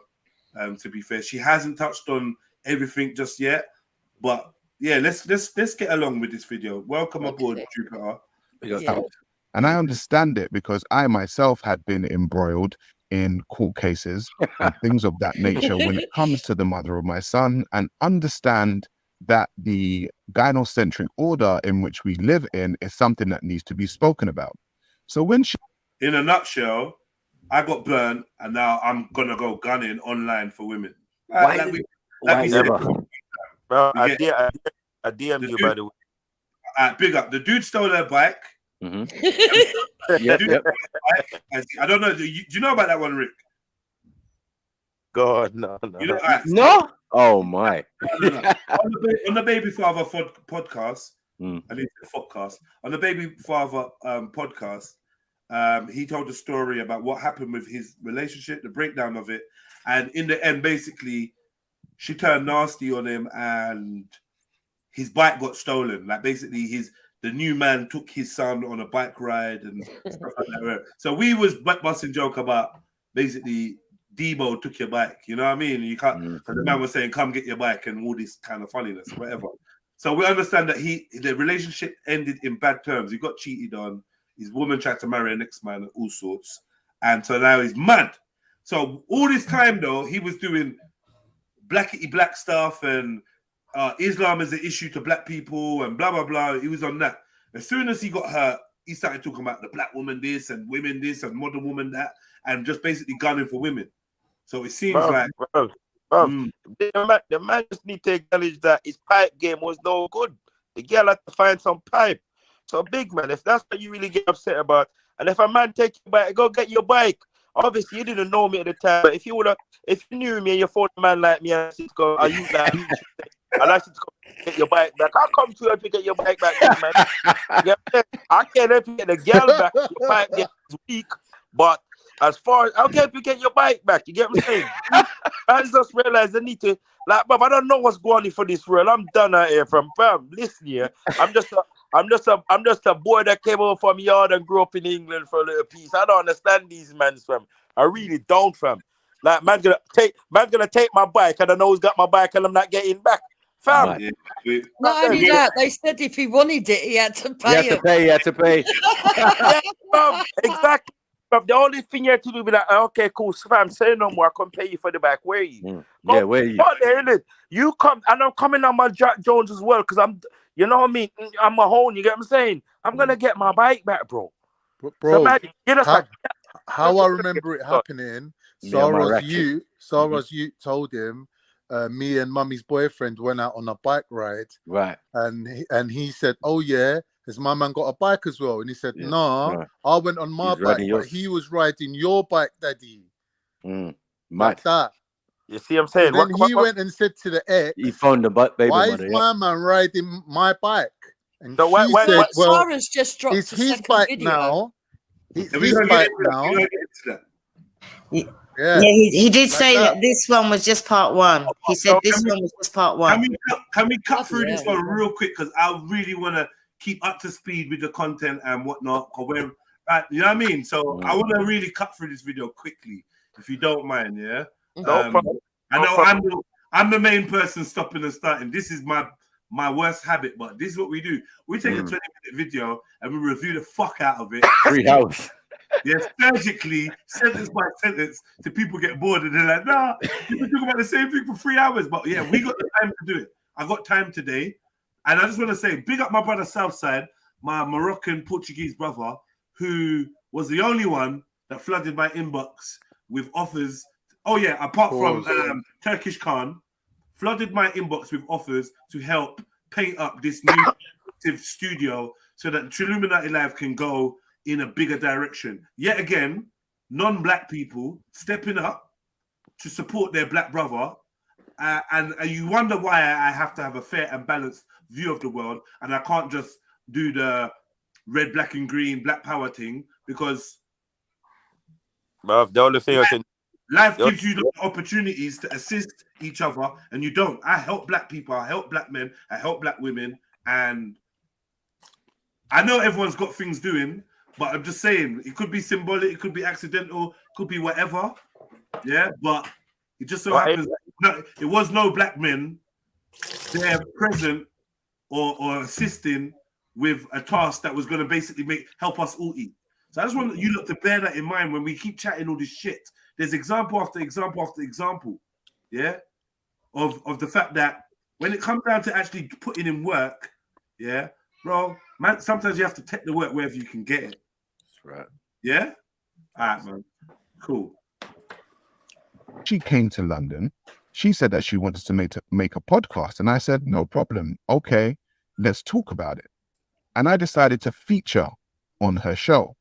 Now, when I featured on her show, because of my following in the UK, people would tune in. So essentially, I helped Pearl grow her channel. Thank you. I was on there week to week, and I was working with her based on a fee. So the tragic death of Kevin Samuels happened, and there was a vacuum within the manosphere space. Who was it going to be filled by? It was actually filled by just Pearly Things, along with other content creators. Now, I believe that the reason why this space was filled is because Kevin Samuels had a large following of black men. And these black men were essentially fed up with the way feminism had taken over their community, specifically their women. So when he died, there was a vacuum and a lot of black men looking for content like this. And it was filled by Pearl. And I believe that Pearl rose to fame because she herself was the opposite of what those men had been seeing. She was a white woman. She wasn't the types of women that they had been seeing. And essentially, she was regurgitating Kevin Samuels' content. So I began working with Pearl. And from the beginning, I started to think that maybe this girl has a colonial mindset. Now, we all know that we don't want to be paranoid. So I kept working with her. However, the more I worked with her is the more that I saw. It took him all She this had time. a colonial type viewpoint. Sorry, is anyone buying this shit? No. Not at all. I worked with her. Like, so your integrity is zero, cuz. Especially with that outfit. No, not yours. Why would it be yours? Your integrity is zero. The more I worked with her, you should have stopped working with her. Secondly, you're now saying that she was taking Kevin Samuel's content. No, you was, bruv. That's right. You was. She was, and she consulted him. She actually met him to learn from him. But bro, let's not be. We were watching you, watching Kevin Samuels. But why wouldn't you? Exactly. Yeah, exactly. On the show, we watched you watching Kevin Samuels. So why wouldn't you copy your teacher? Why are you Kevin Samuels taught her what she knows. No, but exactly. Forget about Pearl. I'm talking about Sarah. It's like he's excluded himself from replicating Kevin Samuels' formula, and I find that strange because you was doing it too before we saw you link up with Pearl. You was doing fair red pill, Kevin Samuels type shit. We were on here laughing, calling you Sarah Samuels and that. I agree with you, but what I'm saying is that he didn't have anyone to copy. She was copying her tutor. Okay, right. He was just a usurper. So now people can see why she always says, yeah, Kevin Samuels this and Kevin Samuels that, because she had a consultation with him. Exactly. I just took it in. What's that guy that used to sing? What's his name, man? R&B singer. No, don't do it. I believe in miracles. Don't do that. You are. You sex offender. No. Man, like Errol Brown, you know. Errol Brown, That's just a big tune. Don't give him big tunes like that. Just like Joe. He's just like Joe back. Joe. I was seeing. Like Joe. Yeah, that's who he is. Yeah, but Joe never had a struggle beard still. But anyway, let's move forward. All right, cool. So, I just found that strange. By the way, one of my sons has been dropped off, so I might be a bit distracted while I try to get the arrangements to get him sorted. But he's been dropped off after nursery, and daddy's working. It's mad. But yeah, man, things changed. Circumstances changed for me a lot recently. Yeah, let me carry on. The more I worked with her, is the more that I saw. She had a colonial type viewpoint when it came to black people. Even you. And I had to school her a few times on what it was like to be black and the black experience, and also what slavery and colonization was actually like. Because she's willing to learn. Okay, cool. She's always willing to learn. So I felt this part. Like, okay, what you're saying is she was kind of ignorant and she had the viewpoint of the colonialists because she is not abreast to the truths and the realities of what are you doing? Oh my God. Yeah, she's not abreast to the truths and realities. You're now going to educate her. That's admirable. Yeah. And she was always willing to learn. I like that. I like the fact that you're trying to school her.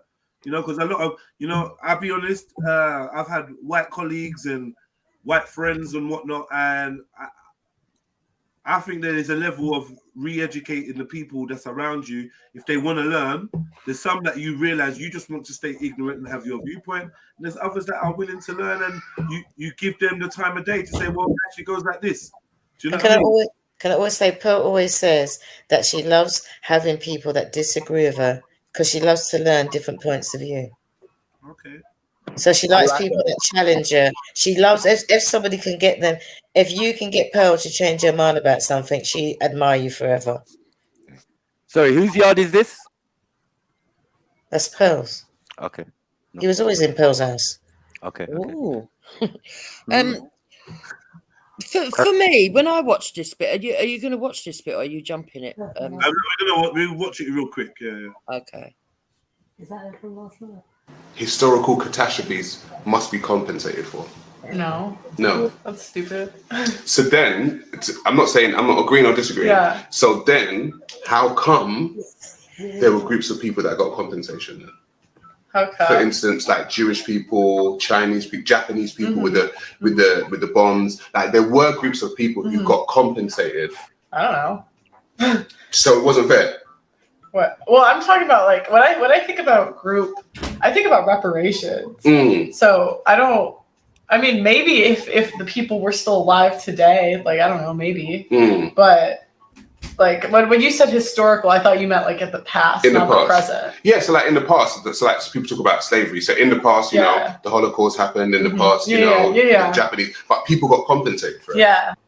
There's a book, right, called How Europe Underdeveloped Africa. And when you read that book, you realize that the whole Industrial Revolution and stuff like that was started because of the colonization. And you just think, well, if you didn't do that, then you wouldn't be as successful. So what do you mean by the colonization? So the colonization of Africa, so both the people and the resources, right? There's a direct correlation between the colonization of Africa and the Industrial Revolution. Okay. And so with all the metals and the rubber and all this kind of stuff coming from Africa, it fueled the Industrial Revolution of the West. Wait, so you're saying like in Africa, when you say colonize, you're saying like did England come in and colonize? Yeah, like so European, France, Spain, Portugal, England. And they like enslaved Africans and yes. That's what you're saying? Okay. So they enslaved and at least colonized the continent. Okay. So when you colonize a continent and then you take ownership of the resources, you're able to gather those resources together and use them to your own benefit. Right. And so you gather those resources, use them to your own benefit and build up your economy, all the while messing up the economy of that actual country. So that video was filmed in 2022. And in that video, what you saw was me attempting to tell Pearl and show Pearl. Yeah, please. So I remember Sarah Garvey, because I used to watch him a lot. I remember him saying that he didn't think people were going to get reparations. Whilst he understood that people should ask for it, they should move on. She's right. And I said this to her last night. But yeah, she's right. She's right. She was always laughing her head off and she was saying, look, 10 for the car. She's right. What did you say? No, I said she's right. What, Sarah changed his stance on reparations, Yes. you're saying? Yeah. Okay. Well, he's acting in it. He's in his new Blackety Black. He should have wore a beret still, because, like, you know what I mean? I don't know. You know what I mean? No, it just make it more authentic. Dark I glasses. bet he's got camouflage trousers on. Oh, why, stupid? I think it's sort of like mirroring Pearl's kind of style, isn't it? Yeah. Looking very feminine. Yeah. Well. That's tired. They say black is feminine. Continue the video, please. Yes. Man said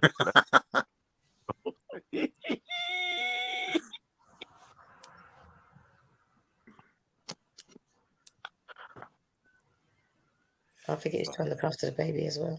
Sarah. You know what I'm trying to work out? What I'm trying to work out is who are we here to knock? Big up my brother Snipe. Who are we here to knock? This Pearly girl, right? She made a statement, yeah? Right? She made a statement. Right? Yeah. This brother is trying to backtrack. See, we don't know he's a clown. He's backtracking now. See? They knew what it was all about, yeah, when they joined forces with her. See? So everybody involved in that setup is complicit.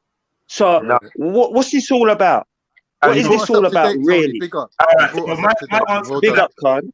Yeah, big up, family. First and foremost, I did just say to you that my son's just been dropped off from nursery. I've obviously I'm trying to shuffle and whatever until he picked back up and that, So that's the reason why the video paused and then I didn't start it straight away. So sorry. No, I heard the baby. We heard the baby. Yeah. No Secondly, we're not. I, Mr. Jedi, I'm not here to knock anybody. You're here to knock someone. You're here to knock Pearl. I'm here to get to the truth and hear both sides and give my opinions based on what I see and hear. Yeah. So there's a difference in why we're even all on the panel together. Some people are here to knock someone. Yeah. I'm here to establish the truth from my own perspective and deliver it. Yeah, that's what I am here for. So I'm not here to take no sides or whatever. Just say what I say. Now, as far as I'm concerned, from what we've been watching and what we've spoken about, we haven't really highlighted a lot of Pearl's wrongdoing. Now, I'm not saying Pearl's perfect. In fact, I've actually remember reviewing one of her things where I'm like, well, I don't really like the way she was moving there or rare. But we dealt with it based on fact. Right. So when it comes to knocking people, that's not my job. Like anyone that wants to knock someone, you lot can do that. But I'm gonna ask you why you're knocking them and based on what. Yeah, that's what I wanted to add to that. So anyone can go after me still. I feel. Yeah, you're right. Pearl, the young lady, she hasn't, for me, said anything that is too one-sided in a sense. Like, yeah, she's definitely a racist or did. No, yeah, she's doing journalism, and so is Sarah, and they just do it in different ways, right? Do you get what I'm saying? And everybody seems to critique Sarah when he does his one. Do you get what I'm saying? And now, what's the issue? The issue is money and percentages for me. He's trying to prove a point. But what you gotta realize, if you're strong on something, you stay strong on it. There's too much back and forth with this fella, and I'm new to this fella as well, and I can just look at him. It's too much back and forth, bro. Yeah, that's his nature. No, bro. I'm saying that they're just as bad as. I'm saying that they're both as bad as each other. That's what I'm saying. But her not believing that we should get reparations is why I'm standing 10 toes down that she's a racist. But he didn't believe that either. I don't believe that. I don't care about what he thinks. I've just told you that I believe that he's a clown. We're not business about him. Yeah. True story.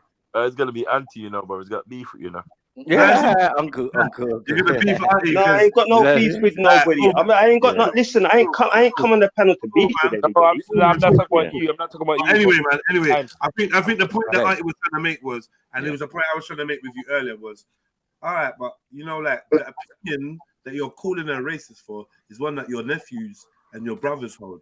Like, I just don't know if you want to acknowledge that or not. But no, I've acknowledged that. I respect that. I respect that. And so black people have long held their own views. Yeah. Yep. Which means that if I hold a view and I teach that view to a white person, does that make that white person racist for listening to me? That's a question I'm asking you already. No, of course not. All right. Of course not. What we can devise from that, what we can surmise from that is holding a view like that is not necessarily tantamount to being racist. That's right. Right? Well, from where I'm sitting, it does. No, you just no. So now this is what I'm saying, bro. Look, man. Sometimes I rather that my brothers don't say nothing and force me to be as clinical and surgical as I am with everyone else. Because it makes me feel bad. Right, to have to do that, because I'm not trying to drag you to the mud or interrogate you, but brother, you've been inconsistent with your answer. Yeah, you just said if I teach a white person that black people don't want reparations or don't need or shouldn't get. Say I taught that, which I don't, and I don't think that, right? But say I did hold that view, and I taught that to a white person. Oh, sorry, Jed. You mean right? I think I misconstrued what you said. Okay. You said, I think I misunderstood. I think I misunderstood what you said earlier. Let me say it again. Right? Yeah. If I teach a white person that reparations are a bad thing, or that black people don't deserve or shouldn't get reparations, me as a black man. If I teach it to a white person, so they learn from me, they take on my view, does that make them racist? No. Right. So therefore, we can conclude that just because you don't believe black people should get reparations doesn't mean that you're a racist. Do you agree? To a point. To a point. I just feel like, obviously, brother, you're my uncle, innit? I ain't trying to disrespect, but you ain't really keeping up with this convo, uncle. You ain't keeping up with this basic look. All right, I'll slide. Let me slide then. Let me just slide, innit? I'm not one for this panel. I'm not one for this panel. Can I just say something? I feel like you want to slide, so slide, innit? Well, 1 minute. Let me. No problem. No one asked No you to slide problem. it. I don't know why you keep bringing No, that you're up. saying that I'm not one for this discussion. Like, you know, I'm losing the plot. So you know what? Let me just. I said you're not keeping up, bruv. Because I don't know. What am I? Am I talking? I'm not talking foreign. No, carry on the show. I'm gonna say it one more time. Mm-hmm. Yeah. You've accused a woman of being racist for holding a view. I've now said to you, what if I hold that view? Am I racist? No. What if I teach a white person my view and they learn my view, and then they accept it as their view? Does that make them racist? No. So I said, in a nutshell, what we're saying is the view, holding the view alone does not make you racist. Now you're umming and ahhing. Yeah, I've got a listen. I'm not gonna just quick fire answer. I'm gonna listen. Yeah. Focus. Yeah, and then answer.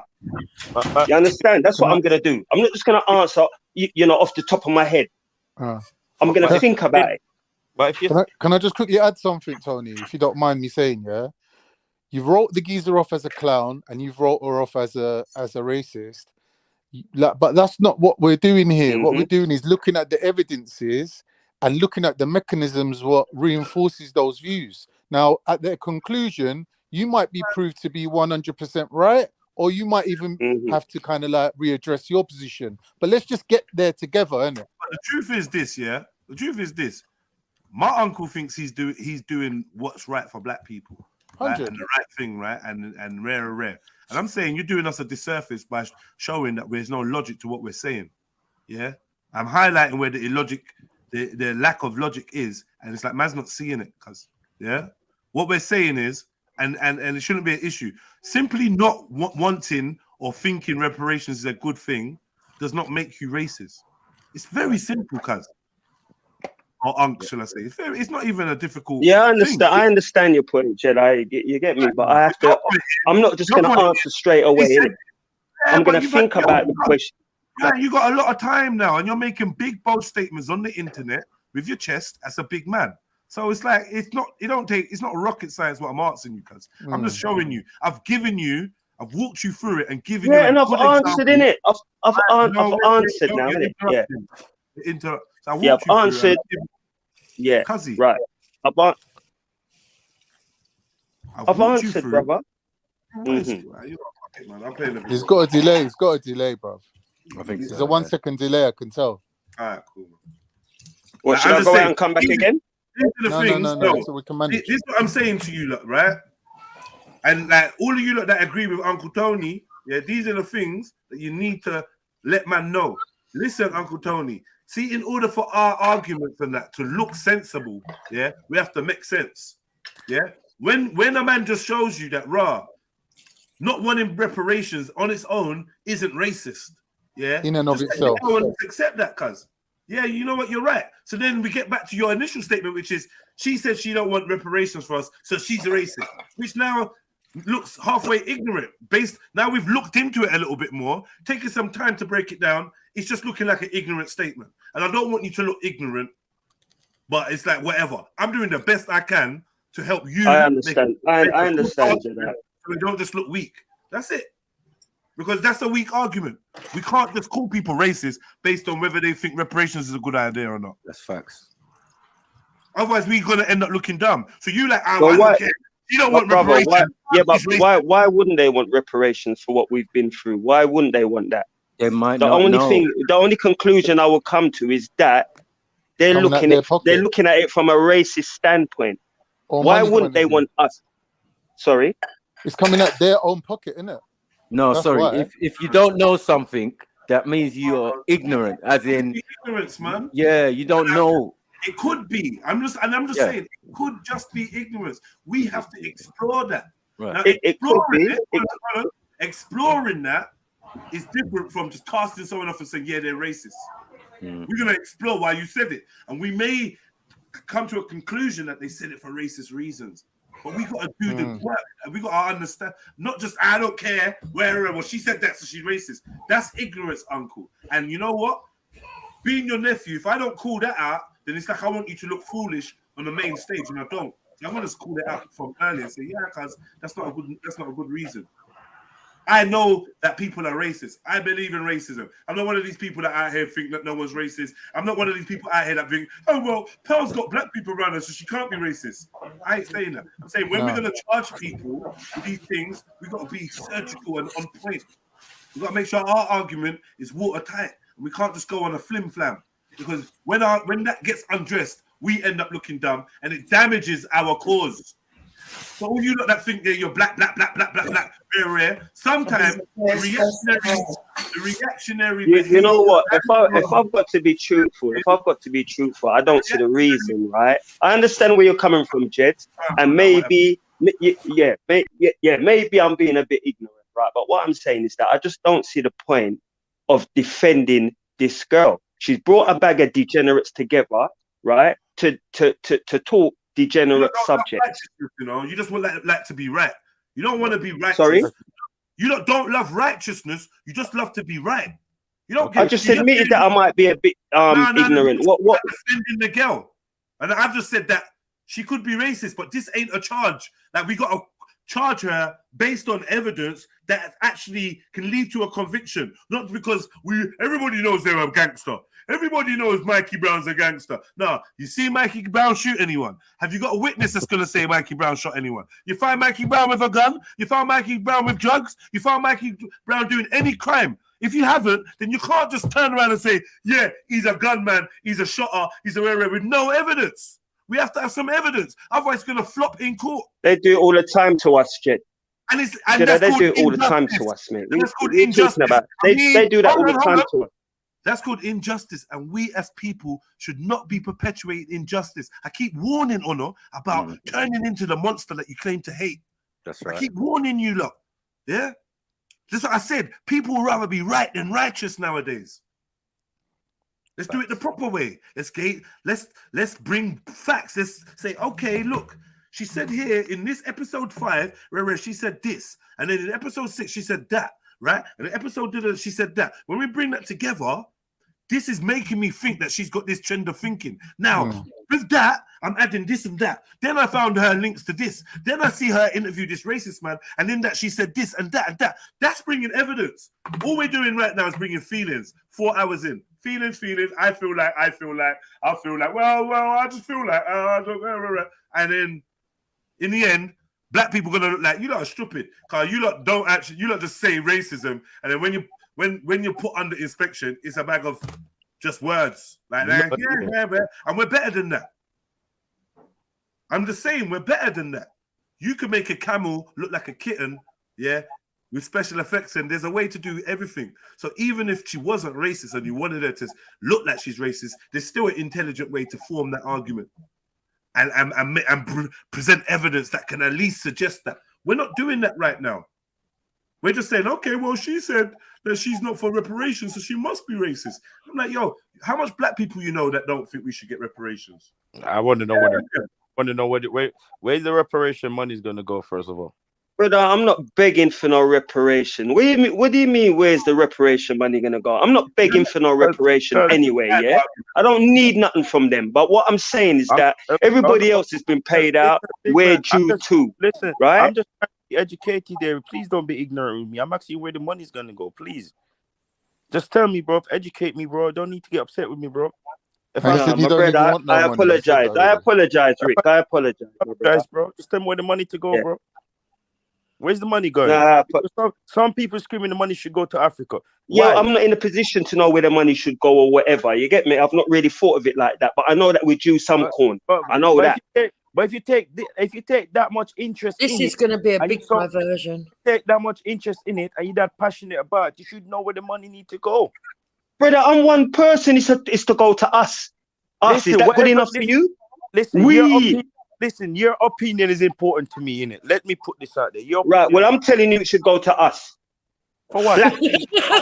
For what? What? Individuals or to countries? Can we play the video, please? Black people. Yeah, because at the end of the day, you're diverting now. Could be mud up. You could be in a mansion. We're not business where you're there. All of us. You're messy. Tony, Really and truly, go and give reparation. So, have you ever heard of Godwin's law on the internet, where every conversation that white people have always end up talking about Hitler and how they hate the Nazis? Oh no, you're diverting.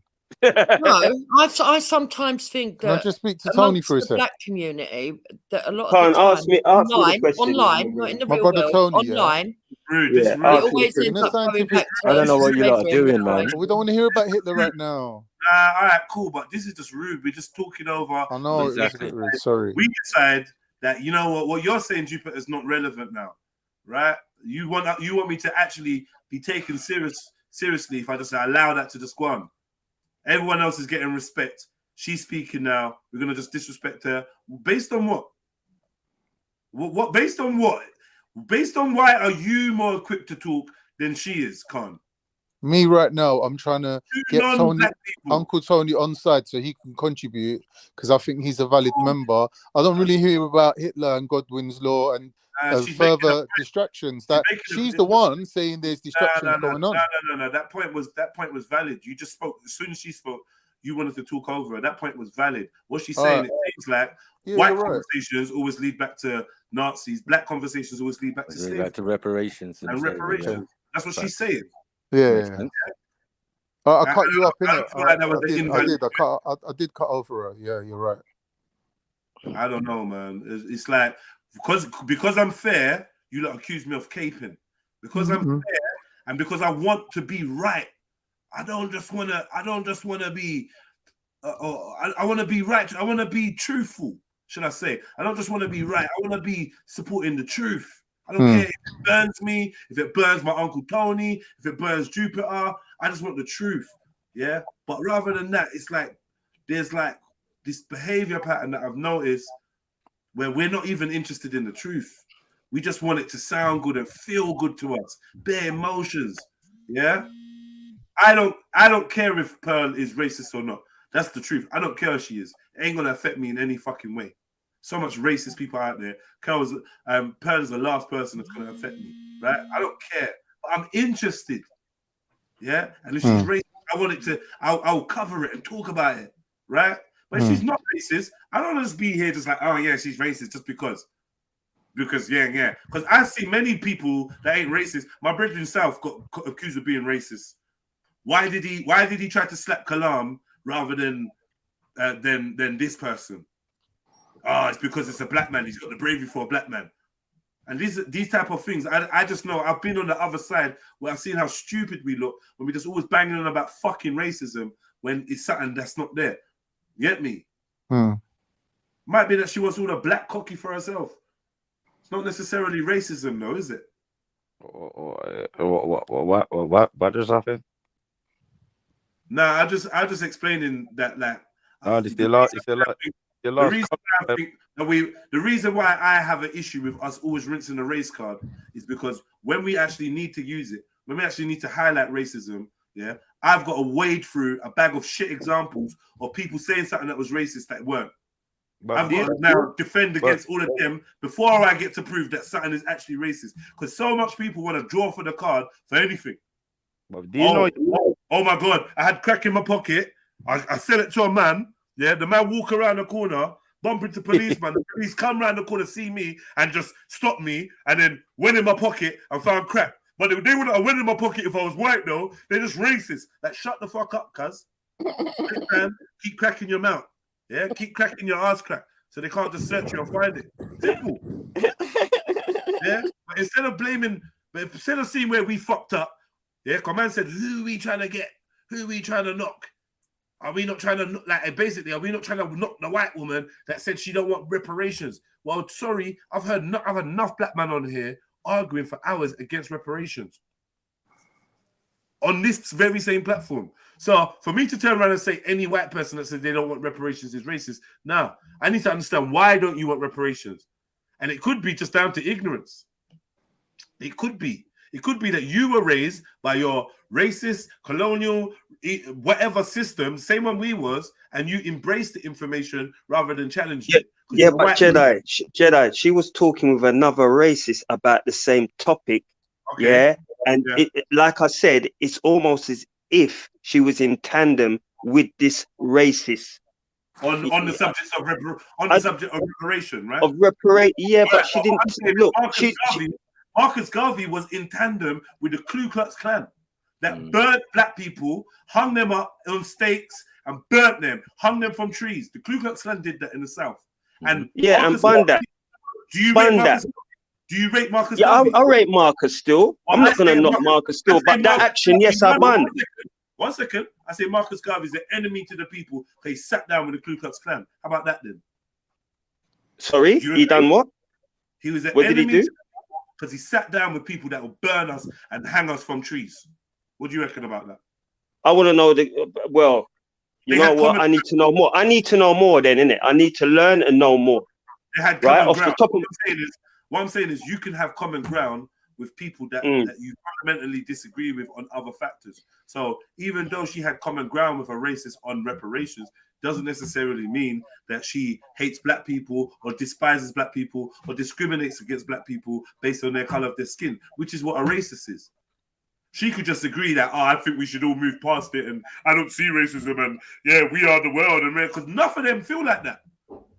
It's for us to keep educating them that racism still exists. We're on a panel with Jupiter, who does not believe that there's institutional racism, even though in 2023, it's just been redeclared.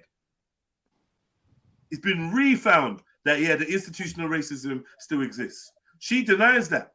I'm just saying that doesn't necessarily mean that you're racist. I know Jupiter is probably a bad example, but she does have a black... Hey! No, you Keep shut. I'm not a racist. I'm not saying you are, but I'm saying you are probably a bad example because you said racist things. I have, yeah. If Pearl had said the things you said, it'd be harder to question whether she's a racist or not. Right? But I haven't heard her calling anyone a nigger or supporting any that. Do you know? It's just like, what the hell are we doing? Where is this? What is the racist thing? Someone else said racist look or racist body language. I just like, come on, man, we're just getting silly. But anyway, I'm gonna press play. Sorry, my bad. Go. What colonization was like. How people went to another group of people and took their resources and took what was theirs and built their empire off of it. So when Pearl now plays like she doesn't know what colonization is, and she doesn't know what slavery is, and she says these insensitive statements, in that video, I actually attempted to give her a book. It was called How Europe Underdeveloped Africa. I've read it myself. Can I just say something? You don't attempt to give someone a book. I gave Pearl Men Are From Mars, Women Are From Venus. And every week I went there and I said, I want to know what you've learned from it. Phone me. Do you know what I mean? I pressured her to read that book because Pearl's not a reader. She'd rather, everything's online. Everything's online. You don't, if you wanted her to read the book, give it to her. That's the first step you make.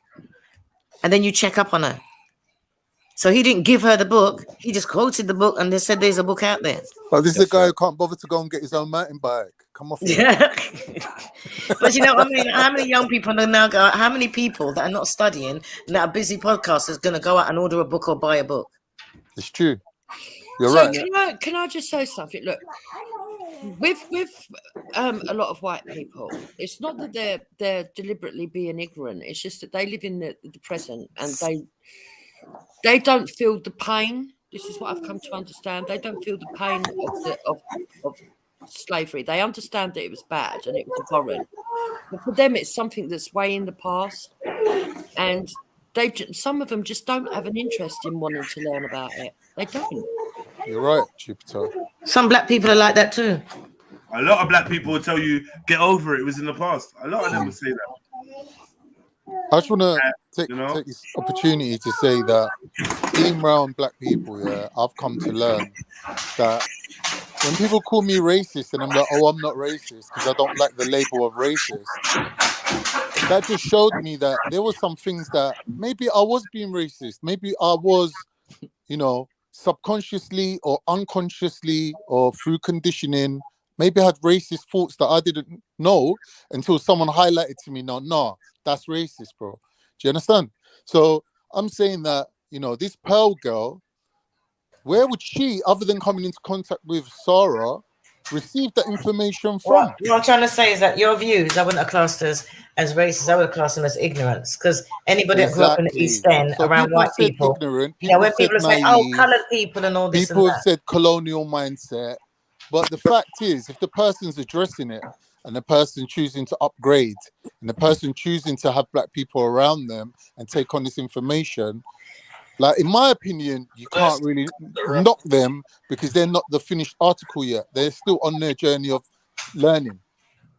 And now, from Uncle Tony's position to say, okay, a millionaire's daughter who's whiter than milk and hasn't been around black people, I would not expect her to not be racist or have race or subconscious racist views.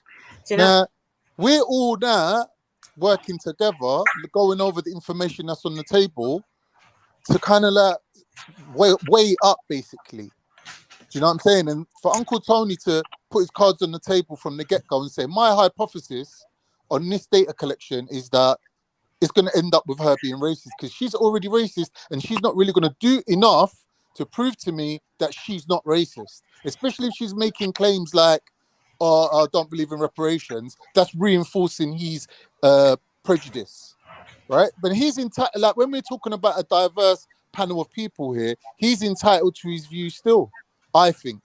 Now, what Tony needs to understand is if every time a piece of information is raised, if he grabs it for himself and pulls it over to his side of the table and says, well, this reinforces my belief, we're not really going to have a fruitful discussion.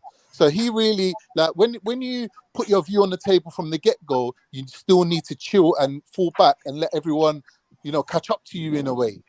Do you get me? So that's all I wanted to say, that, you know, thanks to the people on this panel and everyone else who have highlighted to me my own mistakes, and big up to Pearl as well for putting herself through that process. Even if it is with a batty boy like fucking Sarah, at least he's trying to show her something, innit? At least he's trying to show, he's steering her. He didn't give her the book. His ability. What you say? A 2-minute conversation is not educating her. He did not give her the book. Right. Yeah. I know that every book that I've given her is on her bookcase, and I ask her regularly, like, what do you think about this? How far have you got? You know, when she's reading it, if something really hits her, she knows, phone me anytime you like. She'll phone me and say, Auntie, I read that book, right? And that was so right. I never thought about it that way. And I'm like, now you see what I'm saying. So she's open, isn't it? She's always open. Right. So I say, she goes, I don't know why I did that. I said, you know why? She goes, why? I said, because you're a bloody woman. Just like them other women that are out there. You're a woman. Simple. And also, sometimes as women, when you get somebody that's pressuring you in a certain way, or you don't vibe with them in a certain way, you're not going to take what they're saying because you do, and you have to learn to get over that. You do.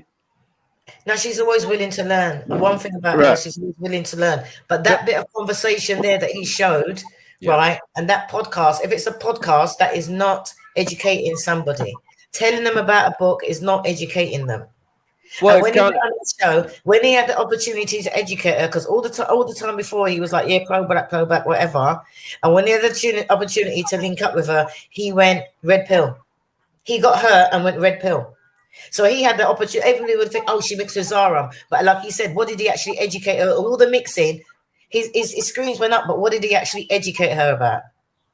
Yeah. Look at all the content that's out there. How much is it of him is actually educating her? No. Big facts, you can go out there and you can see, I'm telling her, listen, right, you need to learn to clean chicken in lime and salt. Why? This is why you clean it in lime and salt. Well, I never knew that. It's out there on video. Take the batty off the chicken, please. Yeah, I'm telling her. I had to burn off all the hairs now, Paul. They can't eat it like that. You know what I mean? I want to know, a lot of people say she's interested in black culture. She only dates black men. Now, can I suggest something? She's never dated a white man yet. Can I suggest something that I feel that that's not going to help her. What There's a whole load of black women now. Sorry. That's what they hate. I feel that he's being disingenuous because he's just taken a clip, right, of them having a conversation. Now, in that conversation, did she know that later on Sarah is going to use this against her? No, but there's nothing wrong with the clip. There's nothing wrong with the clip. I'm just saying that he's using it as something. Look, this is how I educated her. It's like that girl is so hurt, you know what I mean? Because like she saw him as a friend. Betrayed, yeah. I feel it's a betrayal. I do. Yeah, but he saw her as a meal ticket. Now, secondly, right, just like Uncle Tony said, this guy's a clown. So then look at it in that perspective. Hold on. Look at it in that perspective that he's bringing information to back his point and make himself look, what, different? Right? And you can already tell within this conversation, he's been a hypocrite. Do you get what I'm saying? He's been a hypocrite easily because he said things before and he doesn't agree with reparations. And if someone learns that from him, and this is part of the education he supposedly gave to her, but it's not really, because it is part of the manosphere. We've spoken to many manosphere, Labuto and all of these people, yeah, who share the same idea. Nah, get over it. Why are you not moaning and complaining Someone about in the reparations? chat Sorry. has made a really good point, right? Go on. This manosphere is sort of like a spin-off from sort of like the conservative or alt-right view, the further right, a little bit further right than conservative, hardline conservative. So why are people questioning that she might have right-leaning views, really? No, it's racist. It's good point. It's male feminism. This is what it is. And she's from that background, so you can expect It's her male to have them feminism. certain views. Yeah, of course. Can I just say something, right? As somebody that's lived in Barbados, from, you know what it's like, I don't know how many people actually grew up in the West Indies, but it's not what it's like when your family come from a load of shop owners and landowners. Right? Conservative, isn't it, still? Thank you. And that's how I was raised. So when people are saying, oh, no, you agree with her on that, you agree with her on this, well, that's how I was raised. And a lot of people from Barbados have the same view as me. Of course. You know what I mean? A lot of people have the same view as me. I was always told that what you want, you go and you work for it. That girl works like 18-hour days. She's like, come on, Auntie, join me. I'm like, nah, mate, I'm retired. Do you know what I mean? I'm retired. I'm not doing that. I have no need to do it. But she works just as hard as I did when I was young. That's why now, 55, I'm retired. Do you know what I mean? She works bloody hard. So you've got videos of her with all bags in her eyes. Do you know what I mean? She's not eating properly and all this kind of stuff because she puts the hard work in it. And she trusted him. She trusted him. He was one of them people that's on her phone. I mean, a personal. She obviously never done her research on him. You can do your research on somebody, but you can't do your research on the inside of their heart. No, I don't know about this research. That's true. I feel he just trying. I feel personally that Sarah was a good pick to get on to. I think, to me, their relationship made sense. Yes, it did for both parties. You say, yeah, I got to be out there, and I did say to her, don't do it.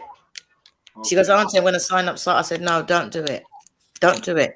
I said, it's not everybody that say that they're your friend. They're your friend. You don't have to be. You don't have to be a friend. What's up, Baba? All right, the Legos finished. I'm gonna come. I get your point still. I get your point still. You don't have to be. I don't remember you said, "Auntie, this is business, right?" So see the friend thing. When we're doing contracts, it is just business. I read. That's what I told her. I read Pearl's tweet on Twitter this morning, or 9 hours ago, probably about 16 hours ago now, right? And she said, "Look, it's just business." In fact, let me read this tweet to you, look. Hold on, Baba. Because I don't actually read anything that she puts out. Right, let me read this to you then. Because I was like, yeah, this is mad. I think I even retweeted it. Just so that I could have it as a reference. He must really thought that he can get more because they were on Friends, right? But from the time she was going to sign him up, it was business. That's when she put on that's when you got to take off your friend hat and put on your business hat. Oh, she deleted the tweet. Oh. Well, she deleted the tweet. All right, because why did she do that? The tweet just basically said, "Cause you're mediocre." Yes, you got another one. You said, "Cause you're mediocre content creator." You know what I mean? And this is why the split was what the split was. It was just business, isn't it? Yeah. And she said, better content creators would get better splits. More popping content creators will get better splits. Don't you think that makes sense? Do you think every rapper gets the same music deal? He's dropped a second video. Yeah. You can't have all that chocolate I shared some, okay? He's dropped round 2 already. Oh my god. Oh my god! I This is I going to feel, be. I feel like Why does it I feel sound like like he's you got getting the upper exactly hand what he today? wants out of this girl. I got the stare of death because I bit someone's chocolate egg in Oh, half. you bit the chocolate. That's why, isn't it? Well, he already had two. That's not fair. Well, and I already sent some stick message about Easter bonnet. Don't bother embroiling me, none of this shit. Mama's come back with Easter egg. Oh, so he's hit two. He's got two. He's hit two. All right, you eat that. He found the third one. What's up? He's won the Easter egg hunt already. Go and sit down. I'm coming. Give me 2 minutes. All right. So now he gave me the daggers. Like what? He's all angry at me. All right. Let's play this because we want to hear part 2, right? Right. Semi dismissed that book. She kind of dismissed that book. And then she went on with herself to go and interview a man like Nick Fuentes. Pearl has Africans that work for her. Now, Nigeria has many issues. Now, the disparity in Nigeria has rich and poor people living just on the breadline. And Pearl has these types of people working for her. They edit her videos. They make her thumbnails. Sorry, can I rewind what he just said there? I don't know if you caught what he just said. Yeah. Fuck it. Now, Nigeria has many issues. Now, the disparity in Nigeria has rich and poor people living just on the breadline. Wow. And Pearl has the Rich and poor people on the breadline. Rich in Nigeria, rich man. Yeah, super rich. How are they living on a breadline? I don't know. I think what he's saying is you've got the rich and then you've got the poor living on the breadline. All right, cool. I don't think he's saying the rich people on the breadline. But my point is, what fucking point are you trying to make, cuz? What is he doing? What's Nigeria got to do with the price of egg? No, Yeah. what is he doing for the people on the breadline in Nigeria? Let me tell you what is he this is doing for now. them? Let me tell you what this is right now again. This is another thing I noticed. This is the poverty Olympics. You lot want everyone to rise up and do better, but you don't want them to get paid by a white man. But they're not paying them. You understand what I'm saying? You don't want them to get paid by a white man, but yeah, you're not going to give them nothing. Exactly. So, and I've heard this. Oh, well, why are you doing that? Oh, this guy's a sellout because he's getting donations from Muslims, or he's a sellout because he's there. Or look, he's working with white women, so now he's a sellout. And so you don't want to get paid. Oh, they're just working with you because you're poor, so they're just giving you money so you can work with them. Ain't that what a job is? And that's a nonsensical argument too. It's nonsensical. This argument right now is that she's sourcing what? You're going to call it slave labor? What are you going to call it? Sweatshop? What are you going to call it? She's giving opportunities to Africans, and if they're eating food off it, I don't know how I'm going to. Apparently, they're getting quite a bit of money for doing what they're doing. And they want the job. Bottom line, they want the job, innit? So you can't call it slavery. You can't call it that. It's not like I already said, right? I know people that are like I already said. The opportunity. Like I already said, I already put Rick in touch with one of them so that they can do his editing. Yeah. Nice guy still. And it's the same one that Pearl's got. Nice and to guy. boost up his money. Man is to eat food still, but not to the detriment of our people. Man is to yam food still. You know what I mean? Let's start with all the rappers, first of the drill, and the bashment artists first. Yeah, let's go for Alkaline. Them man there first. Right? I agree with you totally. We're not in them guy there. Right. I don't follow them guys. So them man is. I'm not saying you do, but what I'm saying is the argument only becomes relevant when you want to demonize somebody that you fell out with, right? Because there's so much black people out here getting paid by maybe not so community-minded employers, and no one else. Some of you lot working for the police, some of you lot working for the council, some of you lot working for social services, some of you lot working for the NHS. All these institutions have been known to be institutionally racist from the core. Time and time again, there's a new report. But still, so like, I just feel this argument is just lame and it's manipulation more than anything. That's facts. Manipulation, you talk about the poor Nigerians in the breadline. Fucking manipulation, cuz. I for one am offended. Because you don't have integrity. Because you're the same man. Now you're talking about all this. You just same man that went on Family Affairs and did what you did for money, cuz. Right. Mad thing. Now you want to talk about Nigeria? Leave it out. Leave Nigeria out your fucking mouth. Yeah, so You might hear the noise come back to haunt you. Yeah, I feel like it's a bit crazy, man.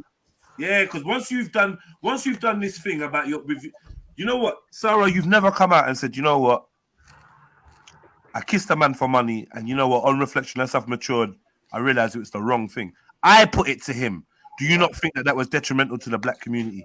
I put it to him, and he was denying it. Yeah, so where have you developed all this moral consciousness from? And if you are, you know, everywhere you go, people always want to bring up the fact that you did whatever you did for money, right? Right. So don't you think you should come out and condemn that finally? If you want to take moral high ground in the black community, come out and condemn what you done for money. It's kind of weird, isn't it, Jeddah? Because I don't care if he wants to be an actor and go and kiss a man for money, right? That wouldn't bother me. That's up to him. That's his personal issue. But if he's willing to do that for money, when a lot of people wouldn't, right? Why is he moaning that, you know, for working for somebody that's white? It don't make sense. Residuals, I didn't He's expect not getting the percentage. He's not gonna. I didn't expect you to say that. What I expected you to say, well, if he can kiss a man for money, what else did he do for money? This video. This video. Yo, on the stop them things that I'm more than one time you want to say that now. I'm not really understand. So now explain to me. How you mean? Rick. Rick's having a meltdown. Rick, he's an actor. Rick, he is an actor.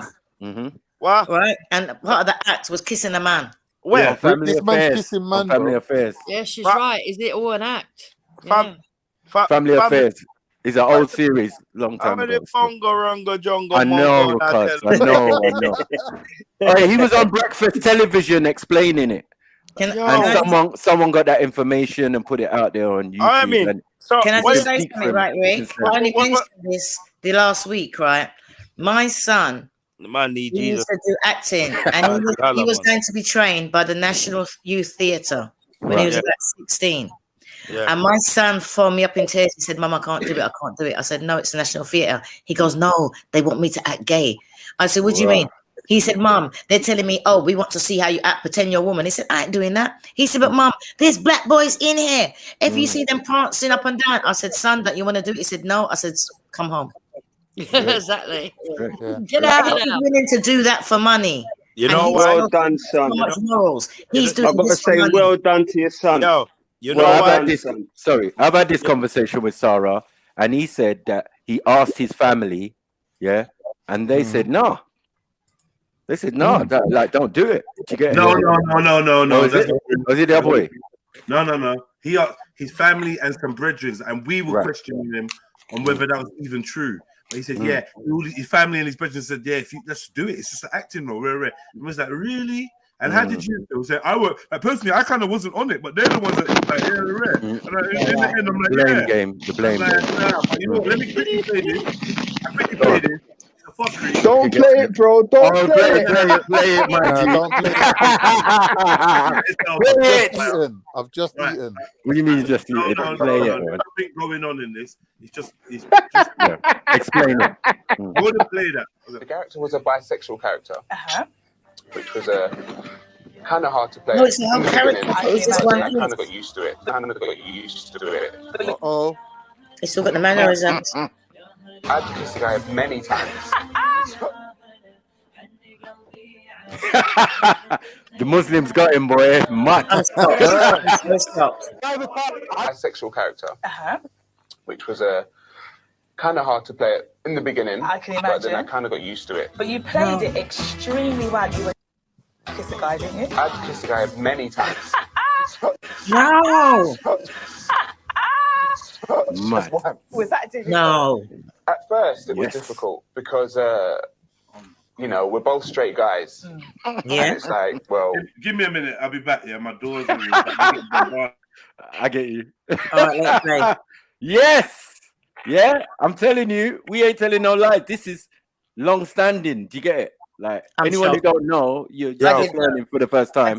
And the only thing I have to say to that is, mutt. Do you know what my problem is? Yeah, that he uses this whole Garvey image and all of that. Now that's after he was ready to sell out himself, kissing up boy.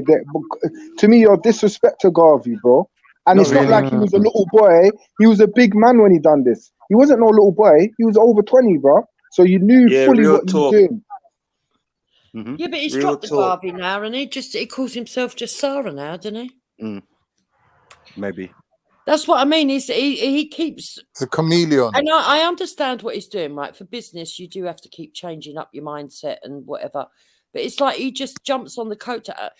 Is everybody going to ignore the fact that actually, when he first met Pearl, she was actually more popular than him, and that she was jumping on his coattails. She was his rung to move up. It wasn't the other way round. Yeah. But for worse than that, Jupiter, how can he claim to be the direct inheritor of Kevin Samuels's legacy, God rest his soul, when you got skeletons like this in your closet? In your closet, yeah. It can't run. So you got no choice but to go under Pearl's wing. Sorry. You resenting Pearl for that? Are you saying there wasn't no questionable stuff about Kevin Samuels? Sorry, I'm back. Yeah. No, look, man. Don't speak. I feel like we've got to keep what we're talking about in context, right? Because it just gets a bit wild. You need a moderator here. This ain't about slander. This ain't about chatting shit. I want to highlight something when we start talking about the integrity on that. Now, people can change, people can grow. As far as I'm concerned, Sarah Garvey has never denounced this aspect of getting paid for doing something that he claims to be against morally, right? Yep. He claims to be against it morally. This is the big difference, right? Brilliant point. Right. So I just want to say he's never conceded and said, you know what? I was young, I was dumb, I shouldn't have done that, or rare, or blah blah blah. I was led astray, misunderstood, whatever, and do you know what I mean? He's not done that. He actually kind of defended it, saying it's just an acting role. So now, let me just play this quickly, because this is some propaganda anyway, made by people that couldn't really attack him intellectually, so they tried to attack him through exposing his past acting role. And I understand that, but it is contextually, it is fitting for this conversation. But I'm not about to start throwing people under the bus and who's gay, who's not gay. That's his business. Yeah. We spoke to the director and said, we want to do this in one take. We don't want to have to kiss each other more than once, right? So the director said, okay, fine, as long as you do it, good. Yeah, convincing. Convincingly, then we'll do it. So we did it once. Were there tongues involved? No, there was no. That's what happens when someone turns you off. Sorry, I'm so sorry. I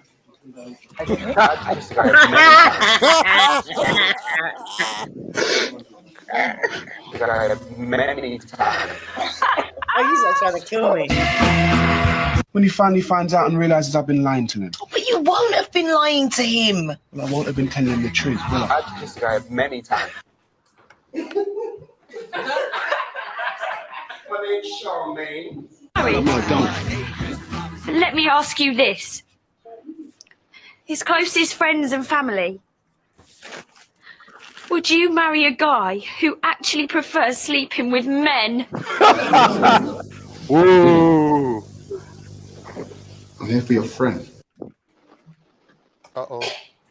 More like any kind of guy. I don't think this part is relevant. I just wanted to, yeah. I've never seen that footage before. I'm so shocked. Family affair. It's relevant, bro. It's very relevant. No, the part that I played was relevant, but the rest ain't relevant. It's not relevant. It just shows what you do for money. Yeah, exactly. This is what I was trying to get at, because he's hitting us now with the Black Power integrity thing, but you've never brought out that past thing. Now, I understand if you come out and say, you know what, I was misled, I was corrupted. We tried to even give him these lifelines, and he didn't take it. He didn't take it. It was like he was kind of adamant that it was just an acting role, and it is what it is. Right. You know what I mean? But Yeah, let's continue, man. These people working for her. They edit her video. They make her thumbnails. So look what I have here. This is evidence to show how hard my Americans work. No, hold on. You forgot, yeah? This is how hard my white Americans work. Oh, yeah, sorry. They're very hard workers. Yeah. I like how they work. My white Americans really work hard. You see that? They inspire us to work hard. No. Do you know what? They don't even inspire. They're working. So they're taking the piss out of the fact that these two are obviously this is King Riches that is under, I suppose, contract apparently, whatever, right? But it's working alongside Pearl. Now, Pearl, it seems, has been under fire for saying something about my Africans. Even I think Brother Tony even came on and said something about my Africans. Now we've got the Africans that work with her receiving awards talking about my white Americans just to like show that we're working together. It's tongue in cheek, just in case you don't get it. It's sarcasm, right? Okay, I didn't get it when I first heard it. Yeah, sarcasm. No, we're really sarcastic with each other. Yeah. So they're saying, if she said my Africans, which you can say our whites, right? Yeah, of course. Right. This thing offended a load of people apparently, including our Uncle Tony. Uncle Tony, what do you think about the Africans now? Her Africans winning awards and stuff, and I don't know. They seem to be indicating. Yeah, they can do their thing, but I'm not doing it. You know, I don't find it funny. You know, so they can do what they want. You know, but me not do that. This is crazy. If it was this channel, I don't understand. Like, you know what I mean? If we had white funders or backers or blah blah blah, I thought people would be happy for us. Not then examining our moral fiber and standard and all of that. This is business. Like, why is all this personal emotion? Go on, say it. Go on, Uncle. Say it, hit touch, just business. Go on. It's business. Yes, Uncle. Yeah, it's business. It's business, man. 5 years ago, it got me in trouble. So. Let's move on. Yeah, there you go. Bro. You know, they're putting in a lot of work, yeah? They put in a lot of work. My white Americans work hard. Yeah, you can. So Pearl has taken people on from Africa, which on the surface looks like a good thing. And I guess it is. Africans are being fed. They're taking money from her. They are feeding their family. He's Amazing. vexed, right? Because Blessing gets paid more than him. With a colonial mindset. Does it say Tank, right? Yeah. He's vexed because Blessing gets paid more than him. Because Blessing is exceptional. The studio is exceptional. And Blessing is one of these people that can name his price and get it. And he did, and he does. Shit. That's Nigerian for you, man. Yeah, you know, that does come across that he can't be a very good negotiator. I mean, Blessing is shit hot at what he does. Anybody look at Pearl's production? Anybody look at when people are saying this is it? You know, whatever equipment that he believes that he needs, he gets it. What's his role? What does he do? He's a producer. He's a top producer, and he runs the recruitment. Big I mean, he's a top producer. Where's he from? He's from Zimbabwe. I'll tell you what it is with him. And the one that you saw there with King Riches, that's the other producer, King. He's from Nigeria. And the thing is, right, is that with Blessing, his passion has always been media. Right. And imagine being dropped in a job, right, where any equipment that you want, that you can see, you will get it. You'll get it, yeah. You will get it. Dream right? job, yeah. And it doesn't matter about the price. If he says that he wants this, he's going to get it. And he's good at it. And that's why Blessing is so good. Because whatever he wants, he gets. To the point where she don't get no money because she puts it all in equipment. Because she says she wants it to look good. Mm-hmm. So anything he wants, he gets. Anything he wants, he gets. Reminds me of someone. It's a blessing. It is a blessing. The only thing he's got to like tone up is his timekeeping. Other than that, he's great. Yeah, that's normal. Black man time. Yeah, but in this kind of business, right, he'd be the one that's going to be doing. Even though you need the people up front doing the talking and everything else, if he's the one that's doing all the editing and stuff, No. He doesn't do the editing. She got people for that. Okay. Blessings sets up the studio. He does the equipment and he produces the show. He produces the show and then he passes it on. He produces everybody's show, right? So when you got to think how many shows we do a day, and there's 3 of us, Yeah. right? And even if Sarah wanted to do a show there too, Blessing does all of that. That's why now he's training King. He's got King there with him. Right. So he don't get involved. He don't get involved in no clipping, no nothing like that. He just produces the show and he passes it on. It's like a conveyor belt. Yeah, exactly. That is exactly what it is. Like a factory. So he's the linchpin, really. Yeah. It's really good, man. And all it takes is just getting some people that believe in you to get on side and fund you, and then the sky's the limit, man. I'm trying to show people about how this media thing can work, and you need people that's gonna roll up their sleeves and actually do work. And you see, it's not even that, right? You see, like how people get up in the morning and they might do a little podcast and say, "Oh, good morning," because sometimes I get onto Instagram and I'll talk. It was just like her and Blessed got together and said, "No, we don't like the quality. We're gonna have to get you in a camera for yourself and do this and do that." I said, "You what?" She goes, "No, if that's what you're gonna do, it's got to look good. We have to invest in some equipment for you."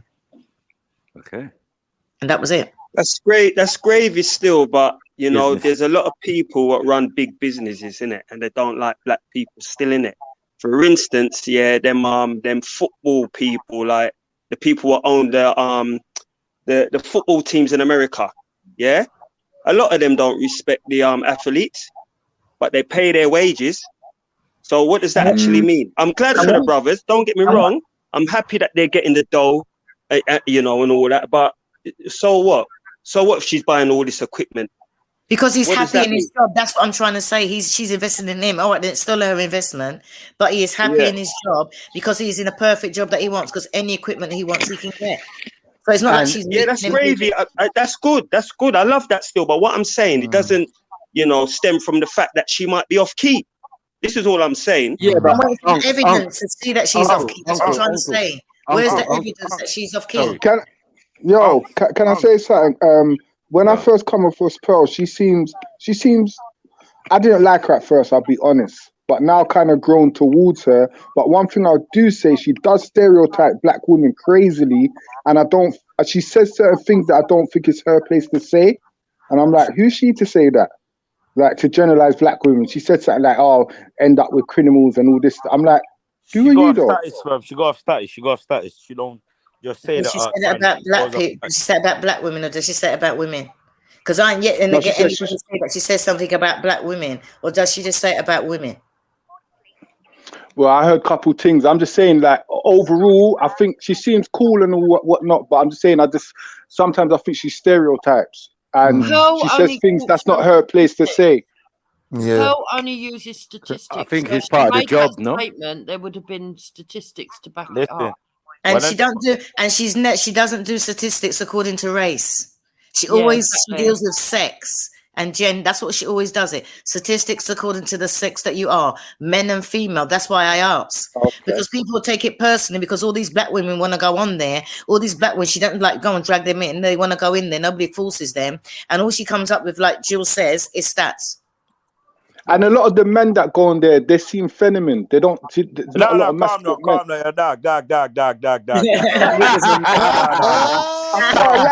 dog. Rick was on there. I see Sarah sitting down with a bunch of soft dons. I'm like, Sarah. Dog. Yes, that's what I'm saying. Bro, no, dog. Me don't know about that. Look, bro. I agree with the young brother. When I do, can we let brother Rick finish saying what he was saying? Fam, let me tell you one thing. I've been in a show and there's nothing moist about me, boy. I don't know about that. Nothing feminine about me, boy. The only thing, there's nothing feminine about me, boy. I'm not gonna lie. I agree with you guys. I've seen some real brothers on there, but I've seen some mans that I'm thinking what they're doing. There's one guy that was listen, for instance, there was one guy that was on Auntie Jenny's show. Bro, I was thinking, what is this guy doing, bro? This guy was trying to be the coolest cat in the world, but come across like a right old muppet, bro. People, you see, bro, listen, yeah, my guys, I'm not even trying to promote myself here, but if you man go taking my channels here, no, go taking my thing here, you realize my thing, bro. I can't even, I'm not Well, trying to maybe it promote just myself. goes to prove a point, innit? That real men don't need to be on the podcast. Yeah, Right? right. Because, because at the end of it, right? At the end of it, right? Anybody can go on there, right? And the people that she has on there are people that asked to go on. They asked to go on. So unless they got something to sell, do you know what I mean? Real men don't go on podcasts. So if that's just I must say though, one reason why I rate the thing is because of Auntie Jenny. You understand? Like I'm like, raw. I've never seen a woman of her statue have a voice. So I do my own thing. I do my own in thing. this podcast world, She gives me a chance for me to do my own thing. Yeah, no, I rate that still. That's why I rate her. Yeah, I might have to look in on this Auntie Jenny and see what go on, you know? Because I don't really watch them shows. Yeah, I don't really watch them shows. My show's different. Okay. All right, I might have to take you in, Auntie Jenny, still. Man, you go blow up Auntie Jenny head too much. It's already I don't choose the panel and I don't choose the top subject, but I always choose what I have to say, whether they like it or not. Man, you guys blow up Auntie Jenny head because she got a big head. So Jenny, you got a panel, right? Trauma now. I'm gonna have trauma. So Jenny, you got a panel, right? You got a panel, right? No, I don't know what you lot called it. She gave me a YouTube thing, and I just turn up. They choose a subject because I'm lazy. They choose the people turn up. I just turn up, sit in my chair. If I fancy, I pour myself a brandy. I'll sit down, I chat to the people, and when I finish, I go home. Did they phone in? I have a phone in. I have a live phone in. I was the first one to do it because I said to Pearl, I don't like the idea of just sitting there, because I realized that when you're watching the panel, sometimes you want to get in and say something. You know, so I said to her, the equipment that all use that I got, I said, can all this equipment go live? They said, we've never been live before. I said, all right, then I want to go live. They said, what? I said, on every show I want people to be able to call in, to join in, because they might ask questions that I miss out. Yeah, well done. So now that this has happened, you're going to be doing your own thing, or are you still going to be under her umbrella? I've done my own thing. I was in on Monday. I missed my show on Tuesday because I didn't get out of bed, and I said, really, was I supposed to be in? I was on Thursday, and I'm on Saturday. I'm doing Pearl show on Saturday. That's not what you said. So what's your team called? Auntie Jenny, yeah? Auntie Jenny, right? All right, I'm going to take that in. The American spelling. Don't look at this. Is my own personal with the IE because I'm English. The American spelling is with a Y. No, it still comes up. Okay. No, I know, but the business is the Y. It's the Auntie American. No, it still comes up. It still comes up at the same thing. Oh, well, I don't know. Technology. Obviously, because you're old. I keep on telling you. Can I watch the video, please? Ageism, ageism.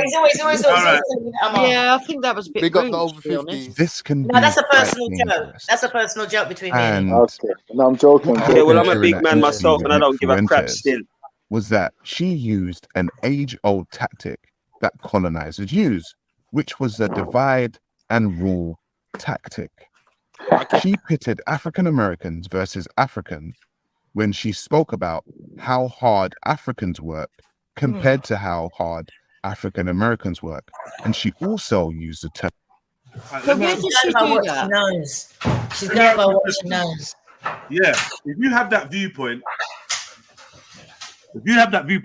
just like many Africans have that viewpoint, just like many Caribbeans have that, or like the Americans have with the Mexicans. African Americans have the same viewpoint. Not all of them, but I've heard it. We've spoken to African Americans that believe that Africans come to Africa and come to America and work their ass off harder than their brethren, and this is why they get further. We've had these arguments. Do you know that statistically in America, if you divide all the blacks in between where they come from, the Africans have got the most qualifications. They're the highest ones. I think it's mostly Nigerians as well. So regardless, I was going to say Nigeria, but I didn't want to get it wrong. That's why I said Africans.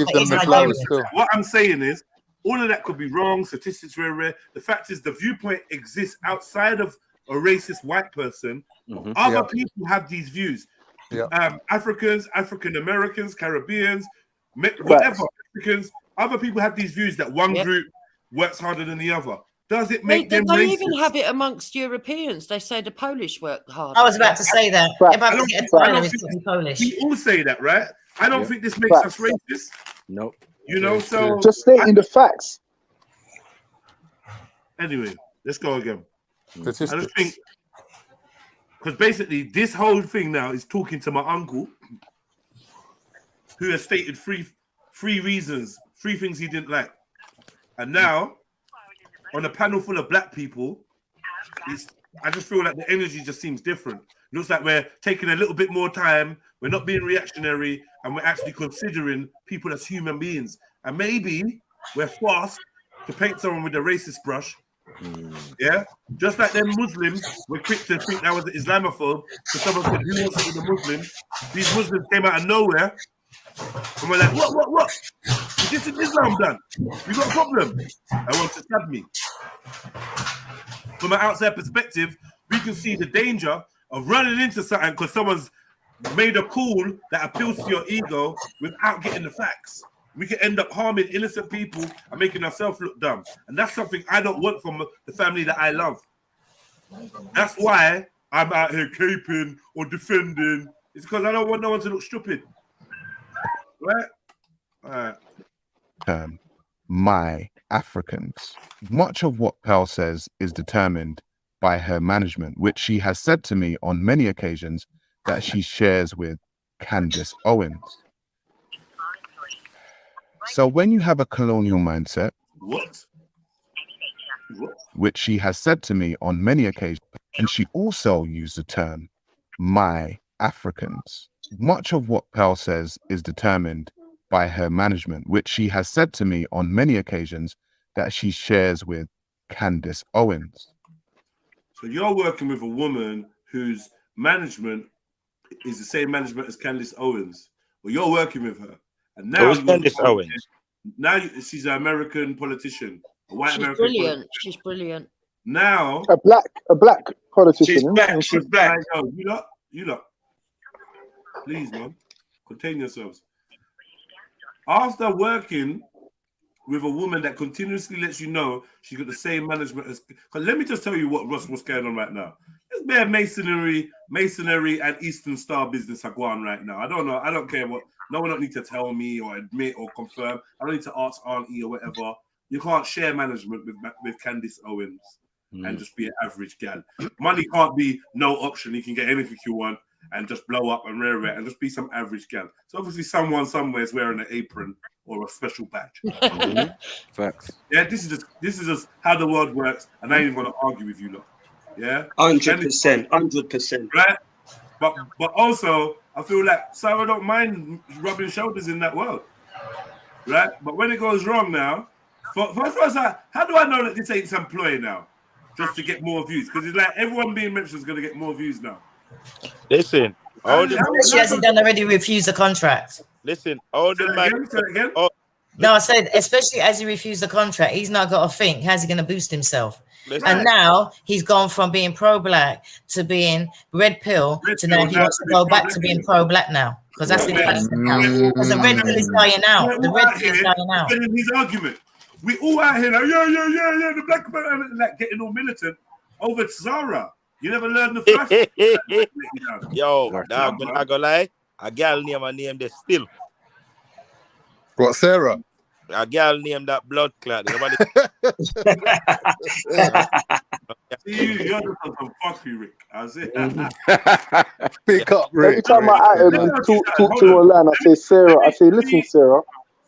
Let me ask you directly, Rick. Yeah. Do you have a direct problem with Sarah Garvey? And if so, what is it? Listen, as I said here, bro, niching is niching no matter where you view it, innit? And if you're cool with someone and you got a problem with them, you address that person. If you're going on a line about it, bro, that's just rubbish from. And this why that's a sideman thing, innit? You understand what I'm saying? And then man take your bike and you can't go get your bike, but you claiming you're a man, but you're playing kissy face. Come on, bro. Man up, bro. Hey, Rick. Yo. Rick. My youth, my son, man, she's 27. My blood son, come and told me that mum's boyfriend's riding your bike. I don't care if he's Debo. I don't care if I'm getting boxed. I'm going to get my bike, bro. Because how's my son gonna grow up knowing that dad's a pussy? But forget about that. His son is gonna find out that he wasn't laying no pipe, and that's why mommy left him.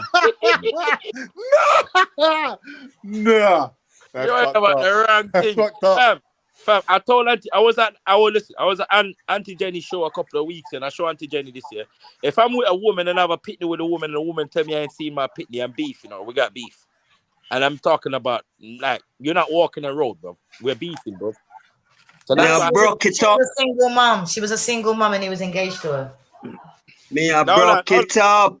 He's quite vocal about it. Yeah, but he was also she was also engaged to a fella abroad, and Yeah, she she was went on holiday. I met a man. another one. Bro, I'm not gonna lie. My girl is evil still. She was taking my man money and paying for plane to go get cocky. Yeah. And she put him on the sofa. He wasn't even in the bed. He was on the sofa.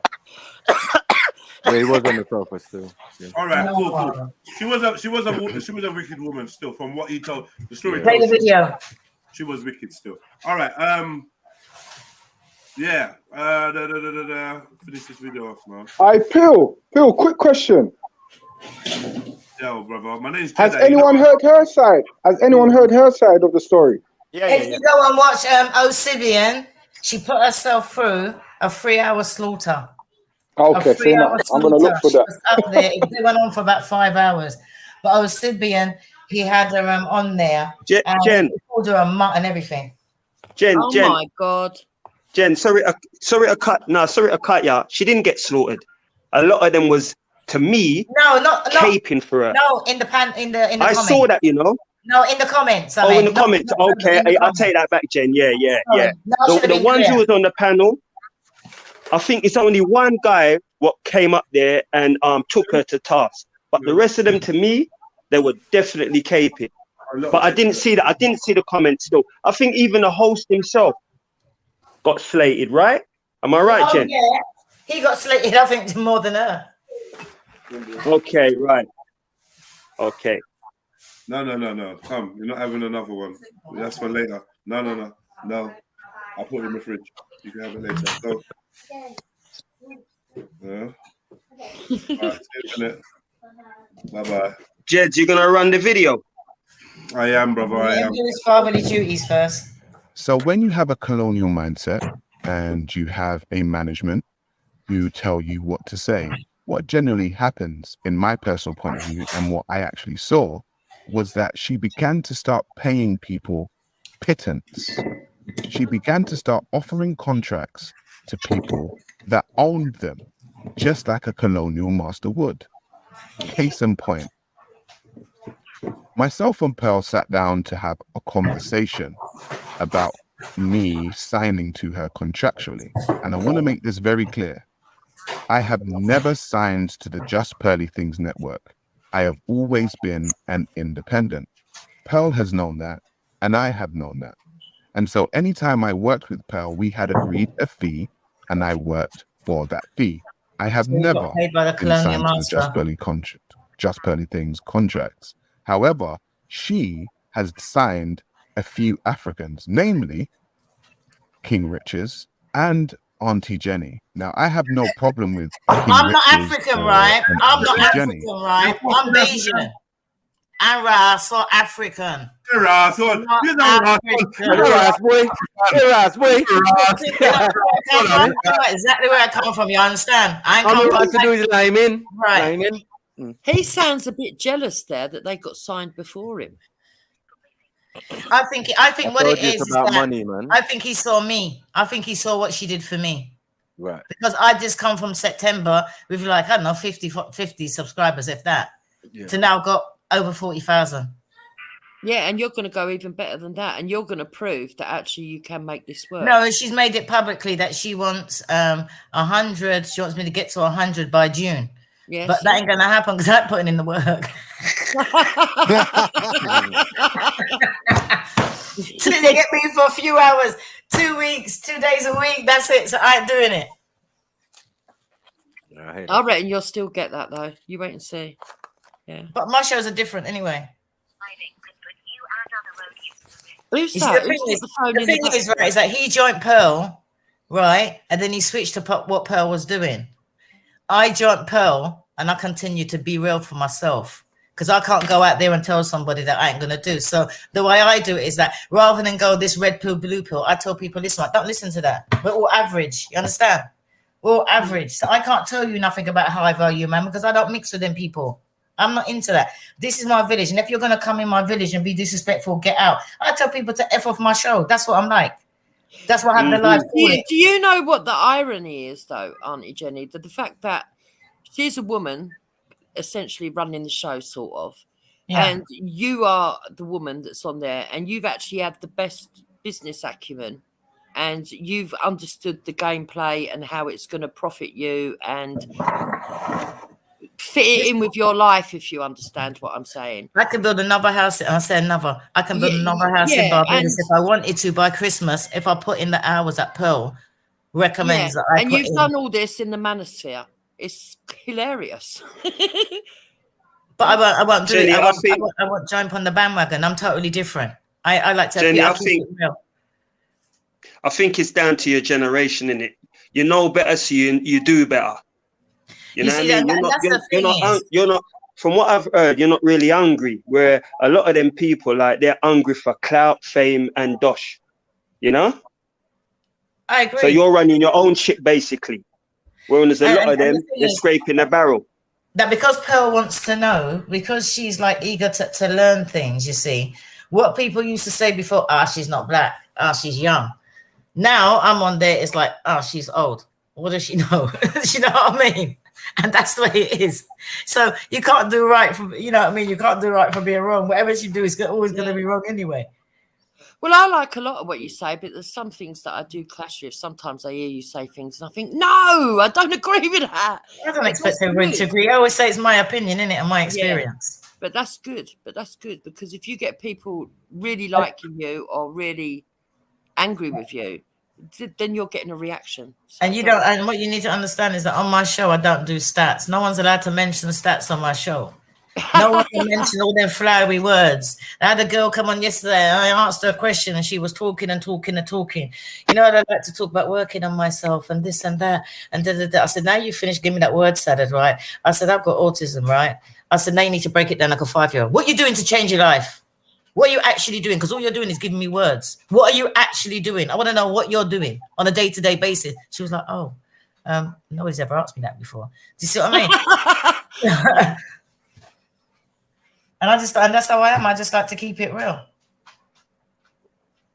And that's why I'm annoyed with this, because I know that I you know, this is a man that I've met his son. He's actually brought his son into Pearl's apartment. Do you know what I mean? That's when I met his son. I sat down, he allowed me to talk to his son. I gave him and his son a gift. I gave them a gift that, you know, can be an heirloom, because I always said, you know what I said to him, as black people, we don't ever have nothing to pass down. And I know that he likes golf.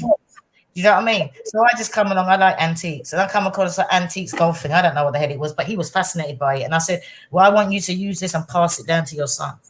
And then he's going to come on and mention my name, that I'm working for a slave master. No, I don't like that.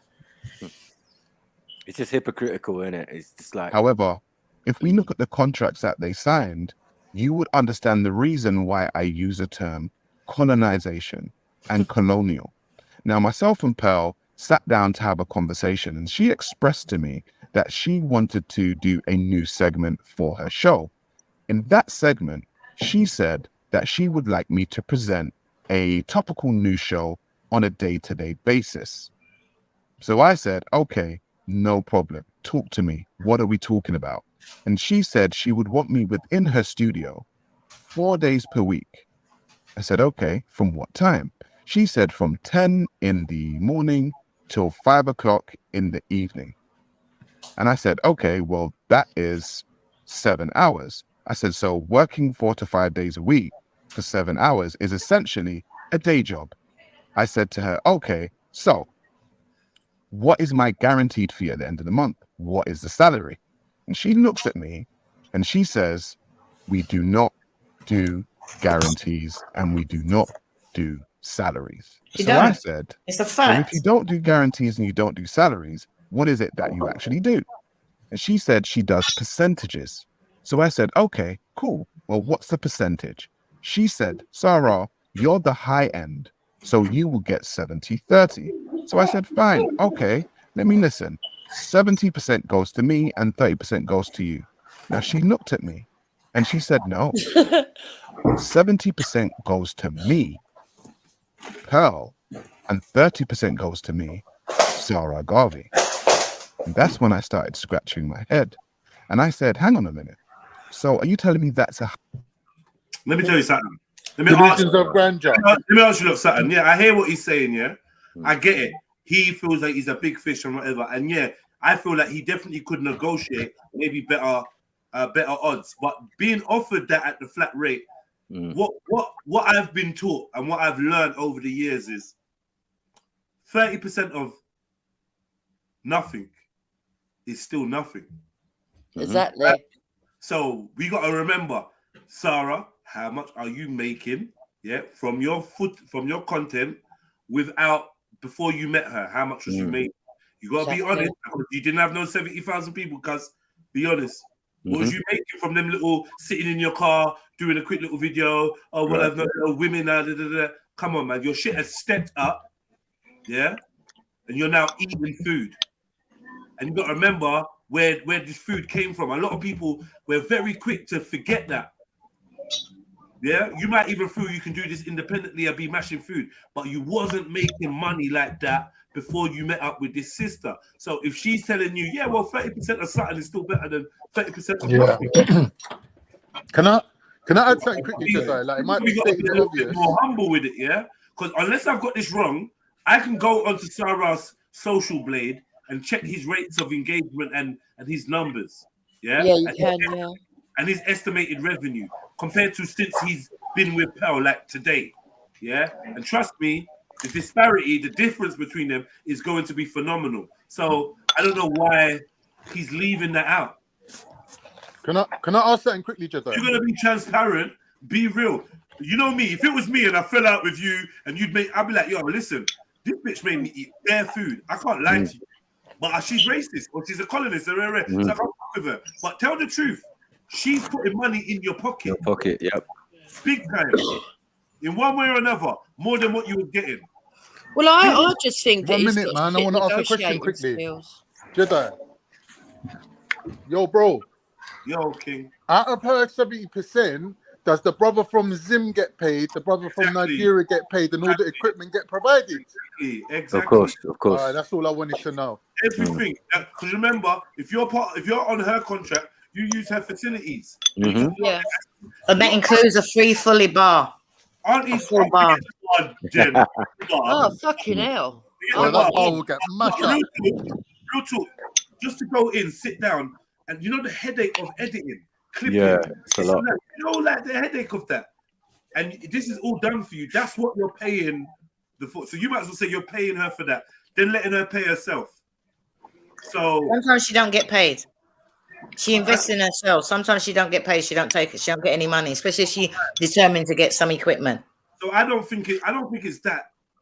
I know it sounds crazy to some people that don't know about contract law or wherever in the industry or whatever. If they're doing this amount for you, there's some sense in it. That's what I'm saying. Yeah. The manager can't come and take 70% of your thing because he's just only managing what you're doing. This is more than management. Yeah. They're getting the guests, they're getting the subjects, they're getting the locations, they're getting this, they're getting that, they're doing the editing, they're getting you the clips. That's a lot of work. Exactly. And they're going to do Can I just say something? Promo and everything. A whole team behind it. It's mad. Can I just say something? Pearl is like two kind of different people, right? There's Pearl, the ditzy head woman, that kind of like woman girl, right? And then there's Pearl, the businesswoman. So he knows Pearl personally. So he knows how Pearl is personally. But it's the first time he actually came up against business Pearl. Right, so he thought he'd go in there and he'd be able to ask her what he wants. And because they're friends, and she's like, oh, yeah, you know, I like you and that you educate me and this and that, whatever. Auntie, the businesswoman is totally different. Auntie, if this clown can mess this up, there ain't nothing he can't mess up. I'm just saying, this guy, we thought he was a clown up until now. But if he can mess this up, he's a waste man. He's done at it. Because look at his subscribers and look at mess this up, bro. How? Bro, I don't know. You guys are moving like you want to get kissy face upset, bro. Brother, what I'm saying, what, kissy face with Pearl? No problem. No. I like gingers, innit? No. I'm there. I'm not talking about Pearl, bro. I'm not talking about Pearl. I'm talking about my man, bro. Brother, I'll wrap one mountain bike around his big forehead. That's just for his show. What do you mean? Yams on point. You're not even making fucking sense, cuz. What is your argument, bro? He does that a lot. What are you talking about? What show has he got? What are we talking about? What show has he got? Oh, Kissy Face. That weren't doing numbers for him. That weren't making him money. That weren't giving him anything he could do with his youth. That's not helping him. Yeah, they weren't getting him polo neck. That's not polo neck money. I just say something, right? With the Africa chain and everything thrown in. That's not gold money. I've just checked, right? And he's done there's 935 videos out there. Now, I have been into the studio 23 times. 23 times I've been in the studio, and I've got over 40,000 subscribers, and I've only been in there 23 times.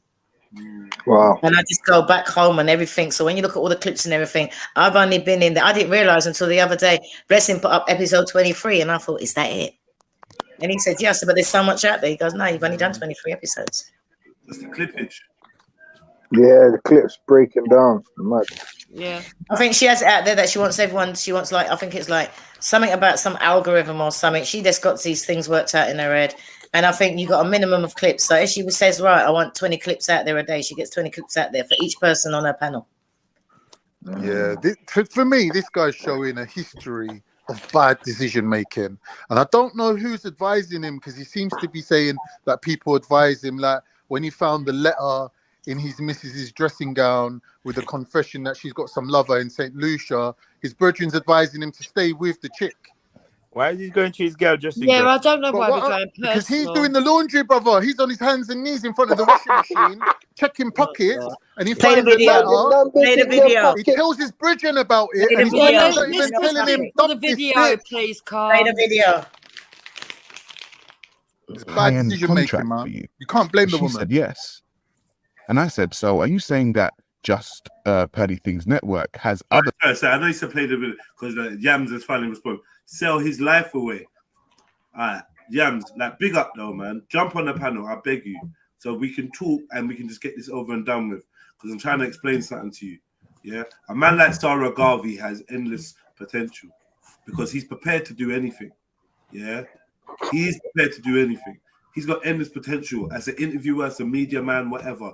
He has a small following that is growing with his association with people that know how to do the business. So the clips and all that and all the things that he's getting is why his platform is growing, right? Which is a great thing for him.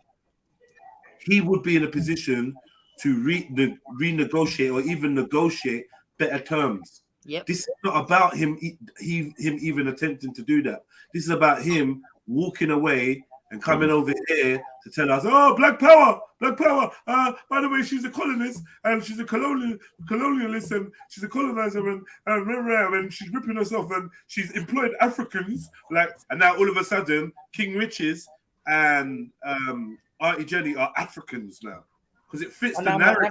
Not to say you're not black or whatever. I understand. In my eyes, you are Africans, but I know he's not saying it like that. He's saying it like we're all Africans and this is some African versus the colonizer thing. No, this is He's making it sound like I'm dumb. This is I'm you and 55 your years ginger old. man. He's making it sound like I'm dumb. This is you versus your ginger brethren, yeah, that you was comfy and in bed with until it got business, and then you didn't like her business or her style, and now all of a sudden she's the colonizer and everyone else is Africans. You can't get us with that, cuz. You don't threw African women at the wall at the speed of like 200 miles an hour. You've already done that.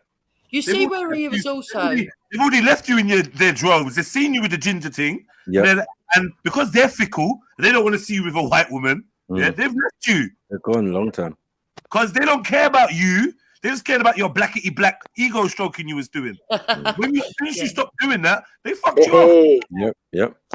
And now you gotta get them back with she's the colonizer.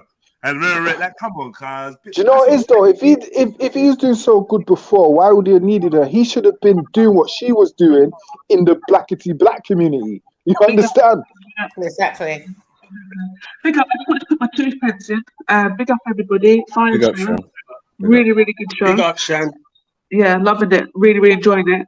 I just wanted to say I think Pearl's a fantastic businesswoman, and she's an entrepreneur, and she sees the market, and she's using her money to build something. Like, if I had that money, I'd be doing the exact same thing as she's doing.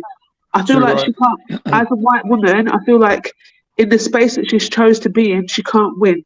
Because if she did only have white people, then people would complain. And the fact that she's got black people, if people are complaining, it's like, well, who is she going to get? Like, animals to do it? Like, she needed people. There's all kinds of people on there.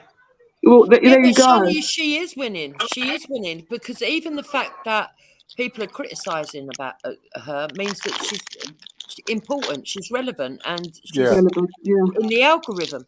Yeah, no, it's true. He's a silly guy. He's obviously had a lot of people with the growth that he's found with her channel and being on her channel and whatever. He's seen how the channel's grown, obviously, and I think he's seen a lot of fans coming his way. He's got a lot of people thinking, you know what, this guy's amazing. He's seen the comments, he's getting good comments and whatever, and he thinks, nah, I think he's just got too big for his boots. Yeah. He doesn't realise where he is and what his stature is amongst this business. You are a presenter. Auntie Jenny is fantastic. Like she says, she goes into a studio, she does her presenting, and then she goes home. She ain't doing anything else. Like, because she recognises that it's a business and she can eat from that business. Like, that's what Sarah needs to do. He's too focused on this 70-30 sort of like percentage. Let's make something clear. Like, and this is not like a diss to Pearly or Pearl or whatever her name is, right? But I feel like when people are lazy and they're trying to find out why someone has integrity, they always try to make up something, right? So just saying that I'm trying to link Pearly Queen, believe you and me, before this conversation, nothing to do with Sarah, I've had my opportunity to meet with her. Right, I've had my opportunity to go on the panel and impress Pearl and like get her to say, "Yo, Jed, you're the shit," and invest like whatever. I've had the opportunity, right? It just happened to be that the subject matter wasn't one I was feeling. Yeah, I agree with you. So I declined because I didn't like the subject matter, because I'm not really into all this red pill shit. So if it's gonna be about something else, cool. But if it's gonna be something where I'm sitting around a bunch of weird dudes that are like, "Oh yeah, the women."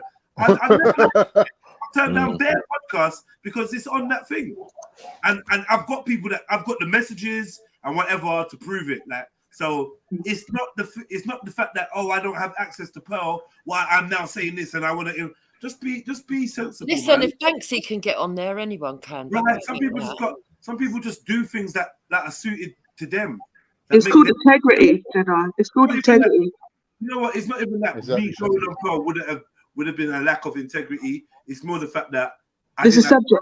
I didn't like the subject. I wasn't feeling it. That's what I'm saying. You held your integrity because you know that you could have went on there and it would have blown you up a little bit more. Of course it would have, but you had integrity to choose the subject and not just talk about shit. And guess what? I even asked people that actually care about me, "Oh, do you think I was in a position to not go on? Or what do you reckon?" And they were like, "Well, yeah, I mean, like, cool. If you're not feeling it, I would have gone on. But if you're not feeling it, and like, you can't go on and pretend." I was like, yeah. Safe, cool. Just weren't feeling the subject, innit? You know what I mean? I would say you should have went on, bro, because the way you hold yourself in your deliverance, you wouldn't have compromised yourself in your speaking anyway. But if it's a subject, you might have been able to educate them. Yeah, but it's a subject you don't want to be talking about, though. Yeah. Come out your comfort zone, Mike. Out your comfort zone, Mike. When I do my show, sometimes the subject, I just change it.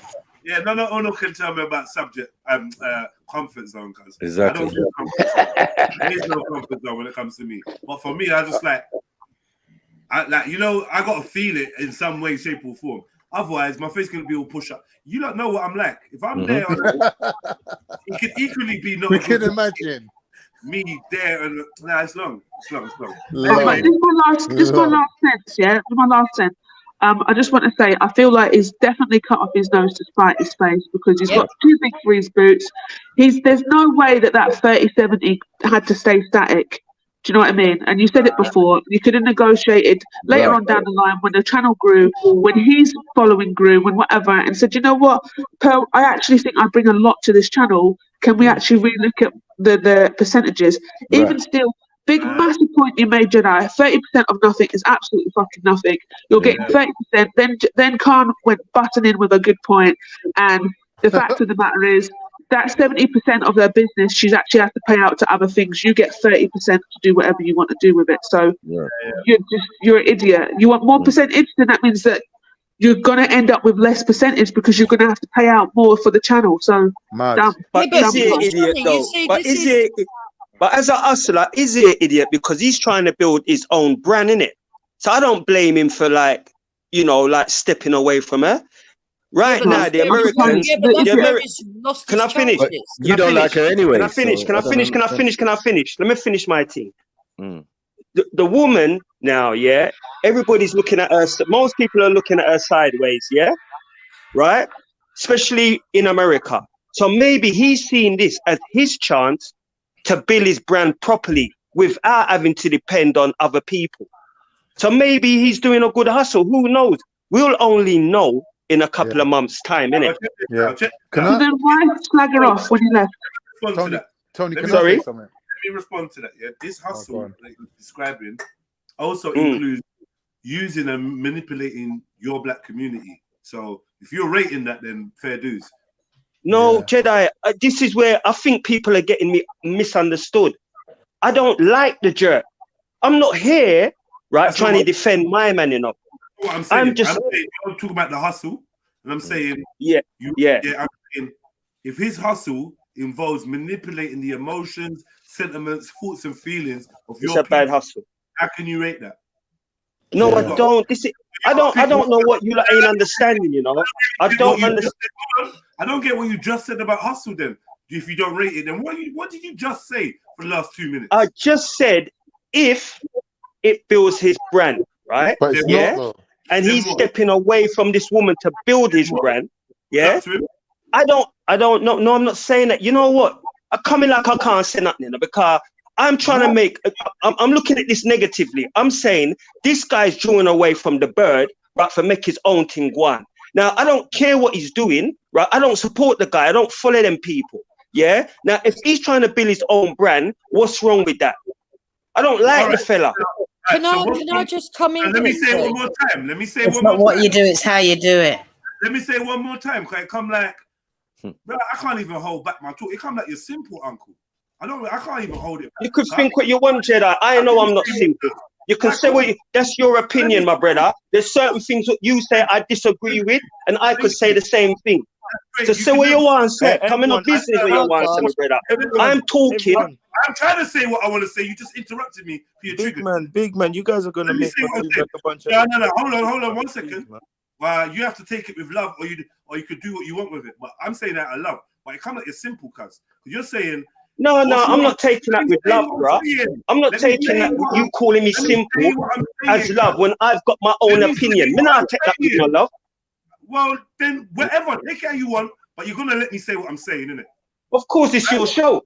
So then, can you stop interrupting me so I can finish my fucking sentence? I'm not interrupting. I'm making it's your show, blood. What are you doing? What do you mean? What I'm doing, bro? I'm saying I'm listening. I want to finish talking though. I don't want to talk over you. You're talking over me. Yeah. So I'm saying, look, you just said, well, then if he's doing it to build his hustle, then I don't see the problem. The problem is his hustle is on the back of your people, yeah, of your heart, your sentiment, your rare. Because if he never came forward with this mess, it wouldn't be such a big talking point. Do you agree with that? Yeah, and can I? No, sorry, it's a question. Sorry, Uncle Tony, do you agree with that? If he never come forward. It wouldn't have been such a big talking point right now. Jed, I've said a thing.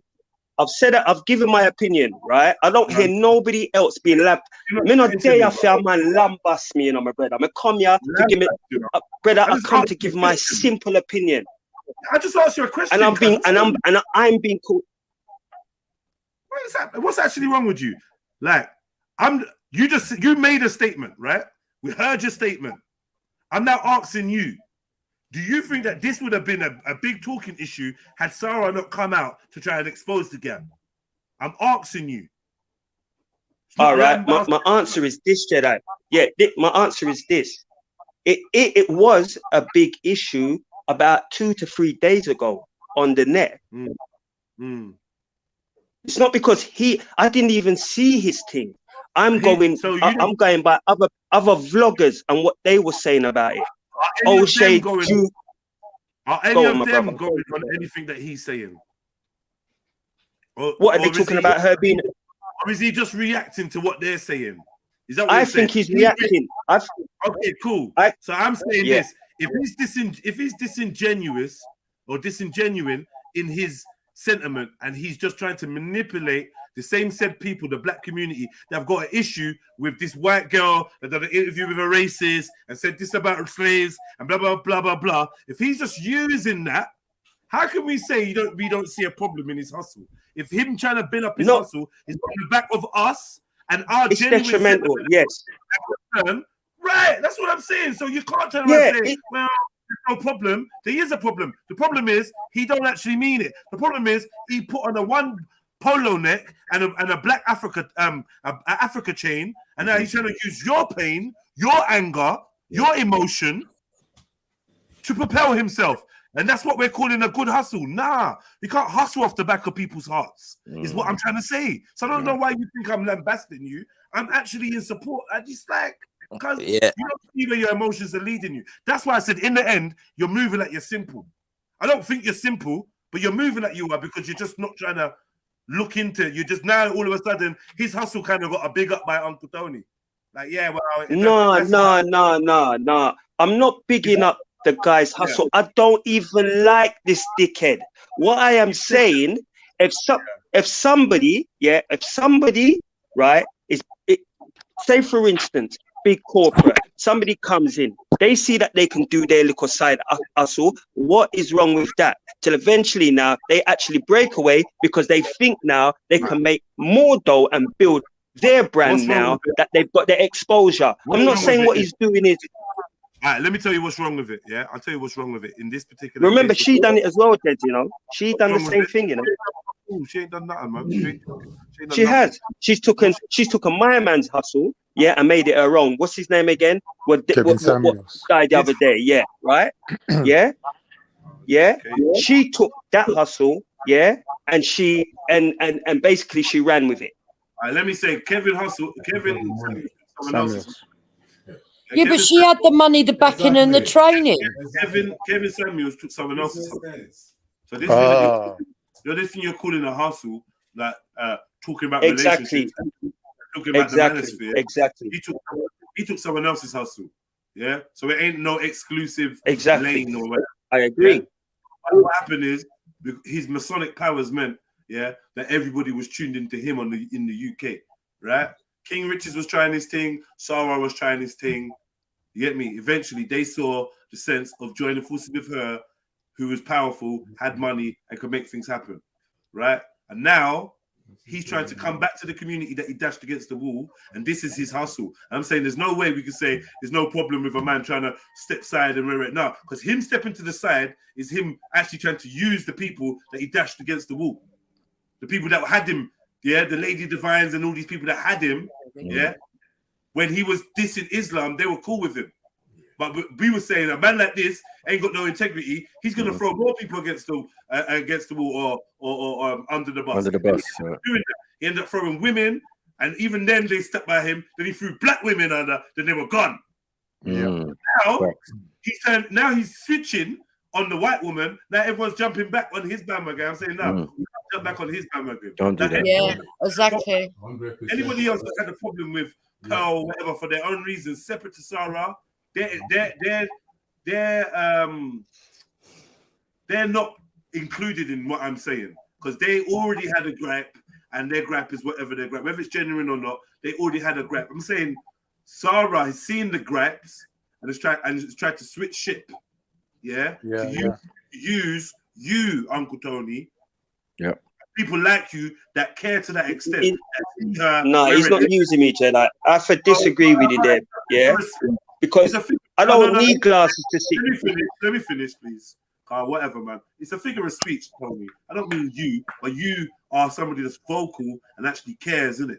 About what Pearl is on to the black community, right? You see Pearl as a bad thing or racist or whatever, right? And I'm saying he's trying to jump back on your bandwagon after he put your daughter and your wife and your sister against the wall. Yep.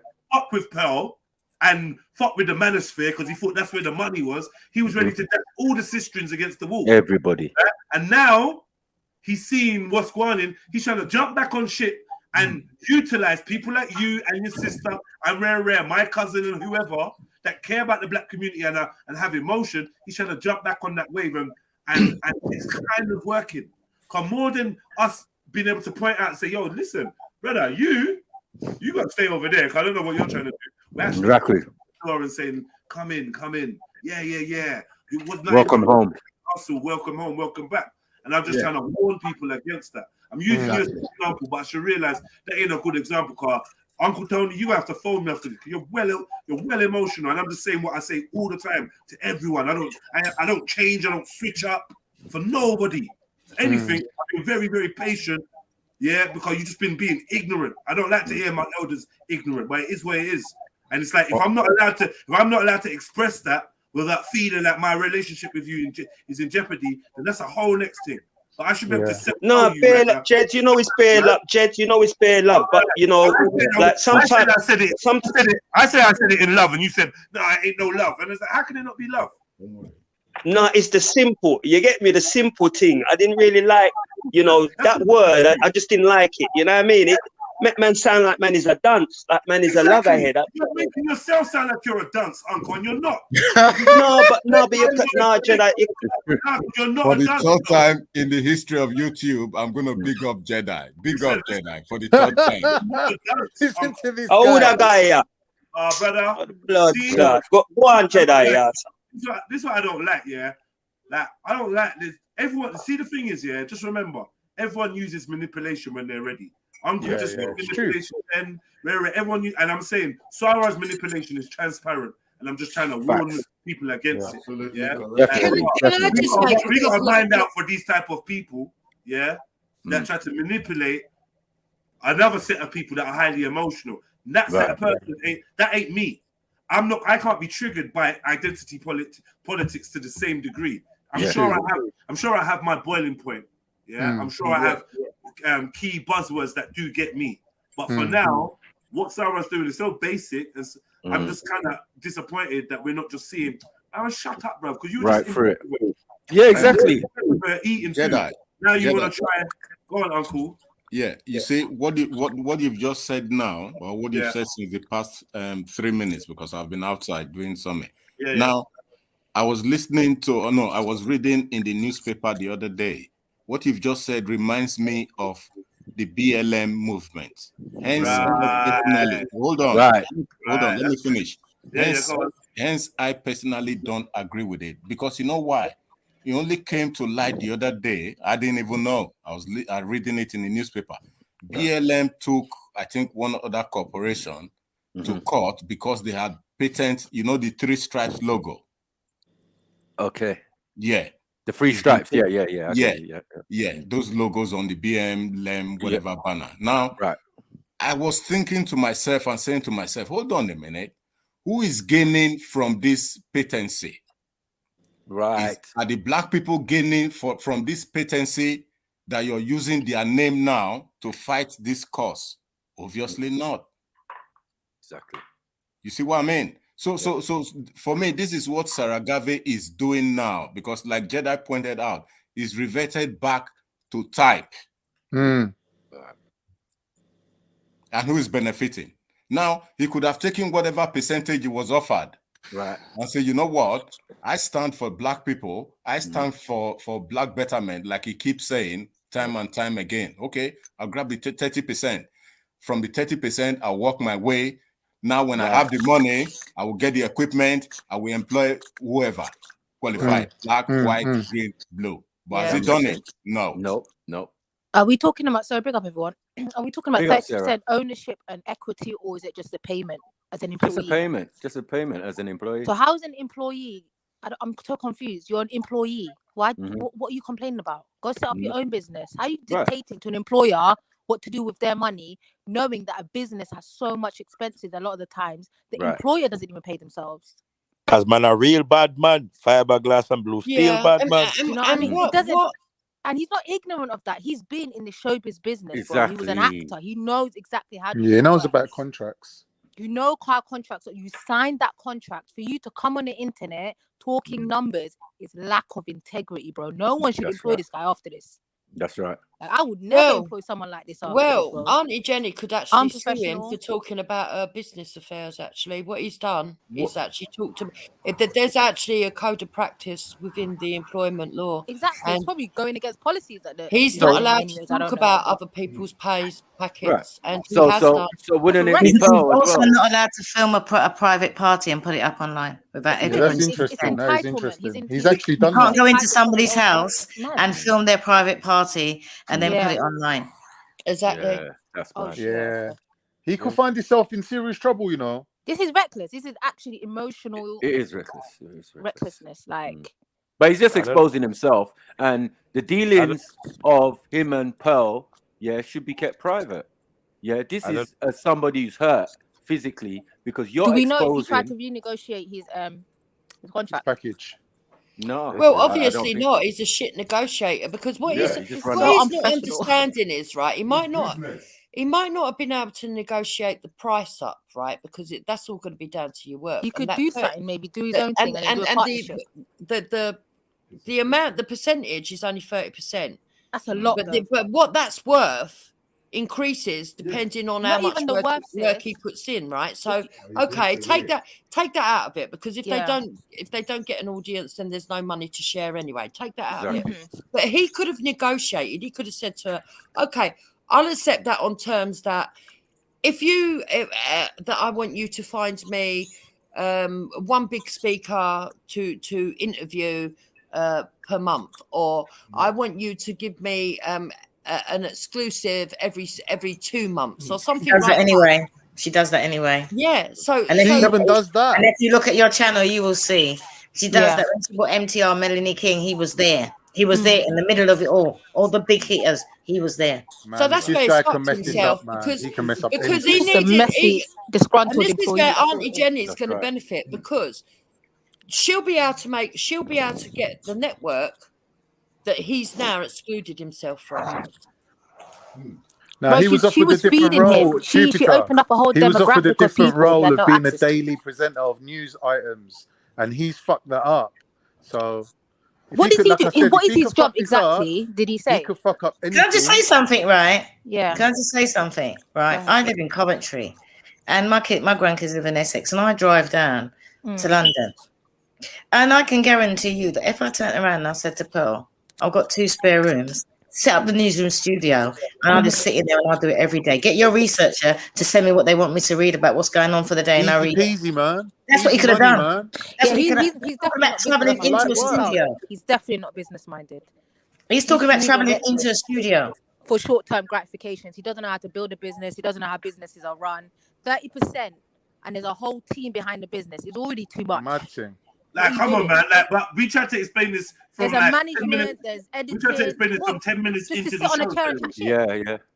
Yeah. Hey, Sarah, we tried to explain this from 10 minutes into the show, and it's like, I start using after 5 hours, nearly 6 hours. I start using terms like simple. I start offending my people. But you know what? Like I can't mince words with you. Look, I can't. And that's what he's doing. He's manipulating your emotions against you. Because he knows what he's doing. He knows it. He's been in show. By the end of the day, I gotta talk frank and real to all of you lot, brave enough to be around me, and that's just what it is. And I expect the same. I'm ready for your worst. So whatever you lot want to say, I respect whatever you that. say, you lot can say in it. But we're not gonna play back no tape, and no one can say, "Right, Jedi was petting." What? No, Jedi never. No, I respect that still, Jedi. But you know what? You can't respect. But I want to tell people, to tell you the truth, I want to tell certain people about them blood clot and PC and rate. Right, A man's gonna call man ignorant, yeah. But to me, the whole of them are bomber clot sellout. The whole of them. Seen? That's my opinion. Yeah, but I'm humbling myself because I'm a nephew. and Well, you that's know a bit you're running much. your show. But really and truly, enough of them are bomber clot, fussy wall, the whole of them. They knew what, and money them a blood clot, look. Money they're Yeah? looking, right? That's right. It's money they're looking, and that And I man don't said, blame them. I don't blame them, because if you're hungry belly like that, guess what? Go on, sorry. Yeah, but do people have the same energy for their employers though in their everyday jobs that are making money off No. them? Do you have the same energy for the people that No. work in regular jobs, which are often owned by the 1% white?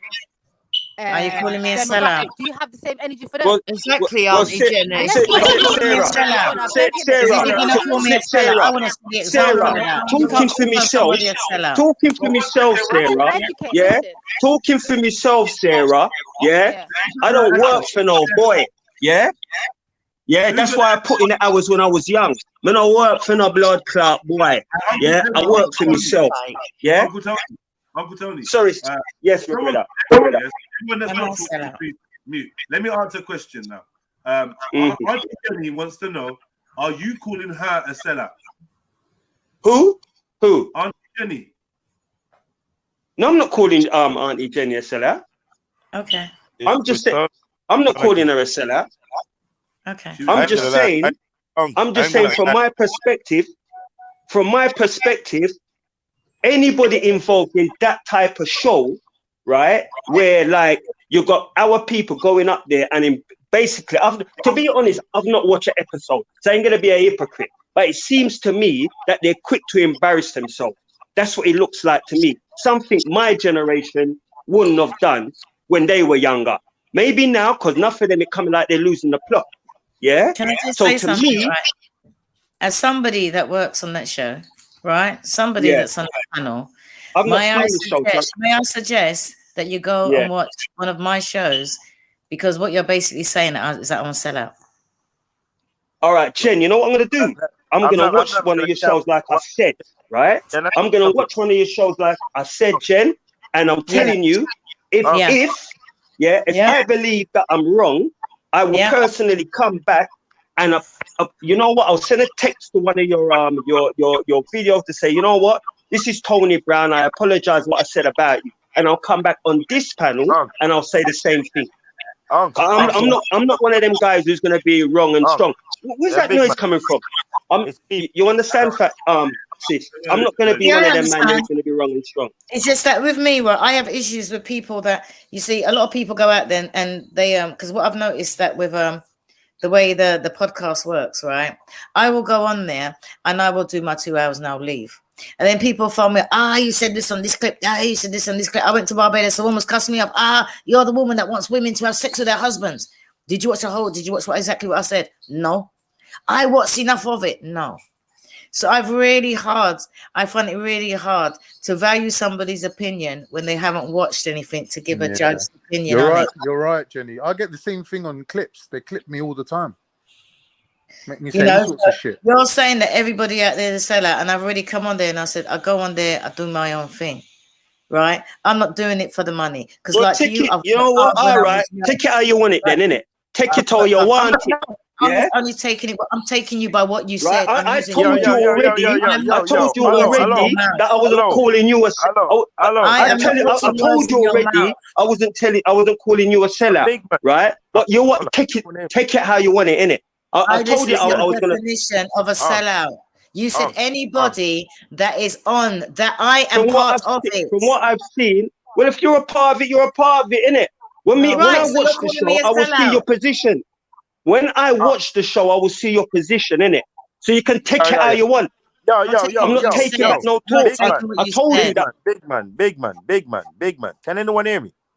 Listen. Yeah, I can hear you. I can hear you. Unks. Yes, family. If you don't mind me asking, oldie. 60, family. 60. Please, man. That's big 60-year-old man. Come on, bro, man. Calm down, man. I don't know the way you try to get your point across sometime, bro. You got to realize what you say. All right, nephew.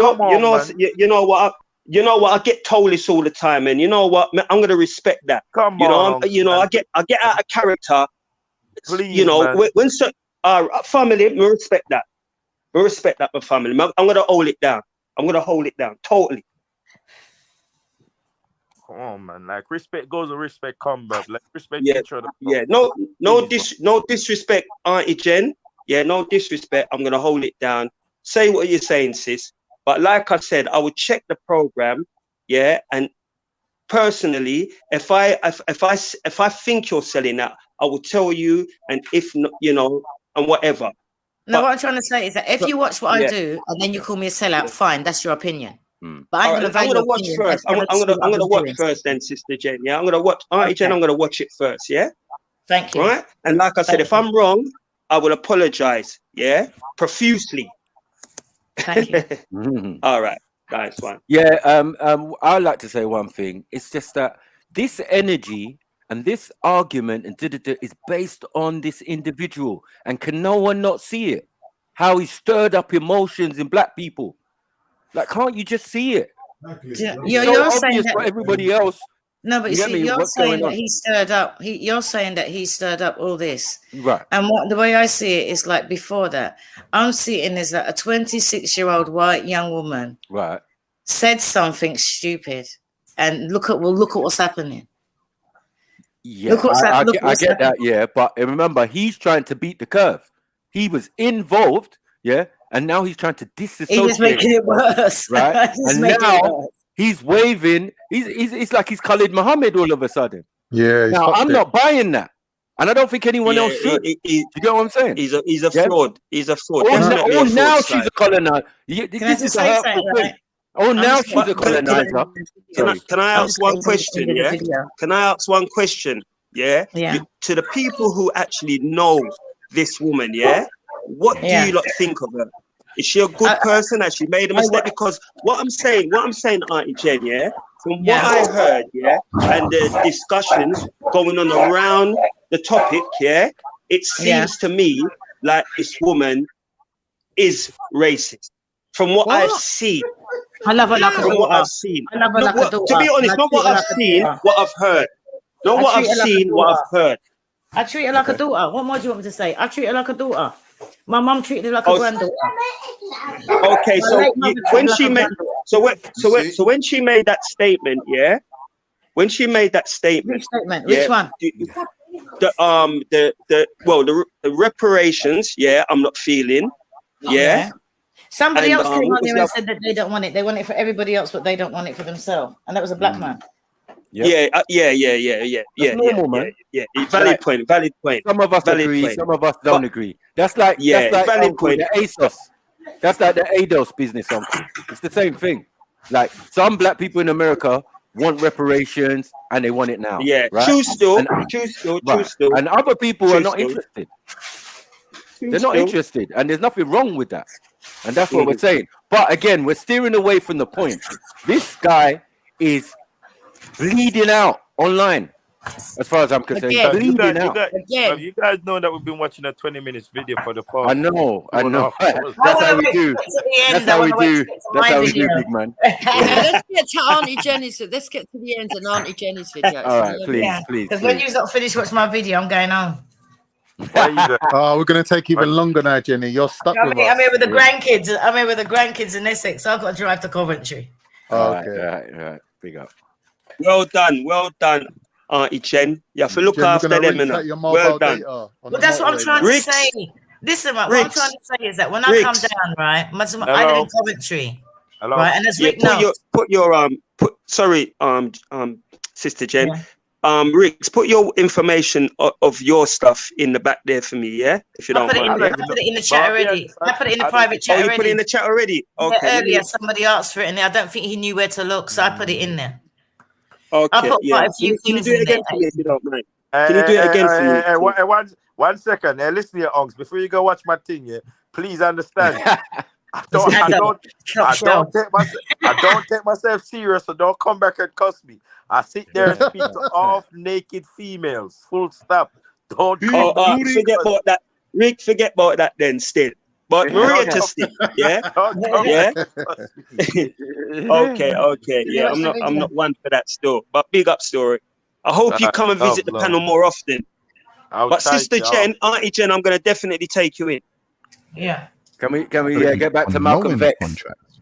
She said, I like that. I said King Richards and Auntie Jenny. She said yes. I said, what's the low end? She said it's 10 to 15%.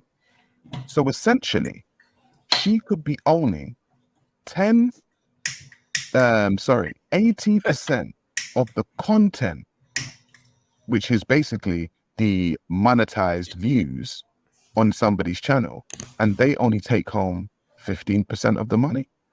Right, can you pause it right there a second, right? Number one, I never had a channel. Do you know what I mean? I never had a channel before I met Pearl. So 10% of nothing. Exactly. Nothing, right? Exactly. And he's just assuming at 10%. But as a businesswoman or a business person, that's where you start. Yeah, of course. Let me ask you a question. Start. Because you Higher think or lower? someone's going to come to me and say, I'm going to give you 10%. And plus, yeah. Auntie Jen, higher or lower? A lot higher. I'm retired. Right, boom. Boom thing. Yeah. You didn't hear what I said about my second house in Barbados? Come on. Come on. Hustle hard. Hustle hard. Come on. Oh, Jenny. Listen, right, and that's what I'm trying to say, right? You see, I come to see my grandchildren, right? I come down from Coventry. Right. Rick, who pays for me to go in a random? Rick, who pays for me to see my grandchildren, Rick? Pearl. Thank you. Right, done. If I'm going to come back and see my grandchildren, right, and I can go pop into the studio where they're at nursery for 2 hours and then come back and spend the night with my grandchildren, who's missing out? Yeah, You know what? you get in this conversation, yeah. And to think about, I found a lot of people on the sideline that hardly even come around here. Make sure that they're throwing in their little side digs to make sure, Jedi. Yeah, make sure that you don't go begging for money from Pearl, innit? Make sure you don't go around there and go and get yourself paid by Pearl, innit? Yeah. So they throw in their little jabs, knowing that they have no intention of ever, even sending me a fiver. And can I also say, right, is that when the psychology of people love to see you stay in one place. Is that when it comes to my money, right? You see how Pearl has like this percentage and that percentage. I do the same thing with me. And if people watch my live shows, they will see there was a young man in Scotland, and I think he had problems with his respiratory system. And and because of the hospital and getting to the hospital, I actually said live on here, I said, I'm going to get you an air purifier and I'm going to get you a nebulizer. Right? And everybody tells me, Auntie Jenny, you really going to get it? I said, well, I said it on here, didn't I? So what else am I going to do with the money? I'm retired. Ask the people in St. Vincent when they had the volcano on my Instagram. Auntie Jenny sent them a barrel. Do you know what I mean? There's a lot of black writers out there. Ask him who paid for them to join up and get the ISBN. Auntie Jenny does it. You know why? Because I don't need the money. Wait, Auntie Jen, can I ask you something? Auntie Jenny, man. You're putting in the work, sister. You're doing a lot of things for other people, Jen. But would you allow someone to do something for you? Like, would you? Somebody said that. I get challenged to that a lot. I think you need a driver. I will drive you from Coventry. I love driving. Listen, I can cook and clean. I got a PSV license. Yo, Jen, chat to me, man. I got a PSV license. I love driving. Put me on. Hey. I got Barbados HGV license. And you wonder why the video is taking 3 hours. Jen, put your number in the back, yeah? I do good. God. How long are these contracts for? She said 3 years. So I said, let me get this straight. You want to own me for 3 years to take 70% of my ad revenue, keep me in your studio from 10 o'clock in the morning till 5 o'clock. Man said, keep me in the studio. You know what he said? You're going to own me and lock me up. You're going to own me and lock me up. Colonization, innit? This is how colonizers do, innit? Can I just say something, right? Can I just say something about being locked up, right? Can I just say something being locked up? As Rick knows, right? When my late mother was in the hospital, right? It was right next to where Pearl is. And you know who stayed the night there so I can get to see the doctors in the morning? Me. I was locked up. Pearl allowed me to be locked up in her penthouse apartment. And as Rick knows, because Rick went to the hospital to see my mum, so I can be there to see the doctors in the morning rather than drive to and from Coventry. I was locked up there with her. Oh, no. Oh, so hard. Yeah, but 10 till 5 are good hours anyway. What just happened? It was a good deal. When you break it down, it was a good deal for a starter package. It is, really. I just don't understand. This guy had a 9 to 5, right? Didn't he have a 9 to 5? Yeah. Right. So if you gave up your 9 to 5 to do full 100% YouTube. No, but his 9 to 5 ain't like that because he works with children. So I think you must be something like a care package where he can actually do night work and stuff like that. Okay. So with that's even better for him. With Pearl, she's the kind of person that if she wants you, she'll work around you. Yeah, if he needed to have a studio set up in his house and he done it every day from his house, Pearl's that kind of person that she sees an investment, she like, I'll buy the equipment. Mad. Right. So what happened to his kissy face job? So say if I wanted to say I work those hours and then from 6 to 11 or 12 or maybe, then we're talking. Do you get it? If Yeah. you work around someone who's working, for example. Yeah, she would do that. She would Yeah, do, there's no because what you issue need to then. realize, right, is that he's given the times, but he's stupid. Because if you look at Pearl's demographic of her subscribers, right, they're all around the world.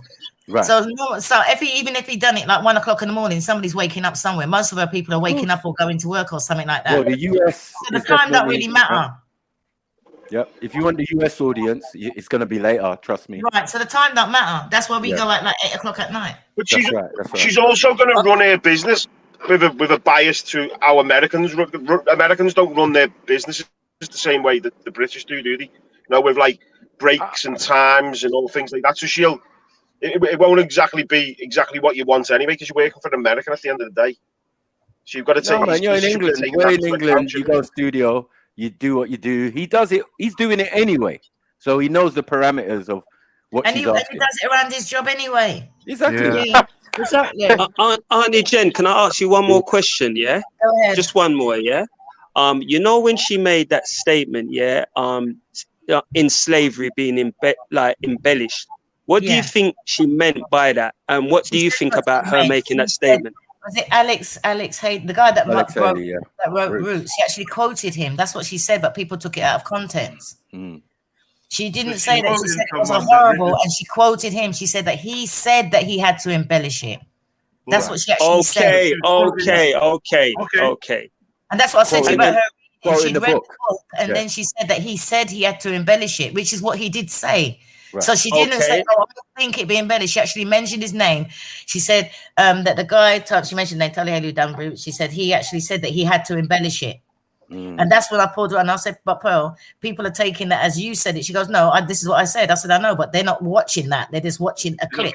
They're emotional. Yeah. Right. I've got you. But the thing about it, why couldn't she use another example? Why did she have to bring other examples? Because Zara never gave her the book. Use any example. That's No, I'm talking about her over the barrel to use an example. She No, used the what- example she used. A man that wrote the book Roots.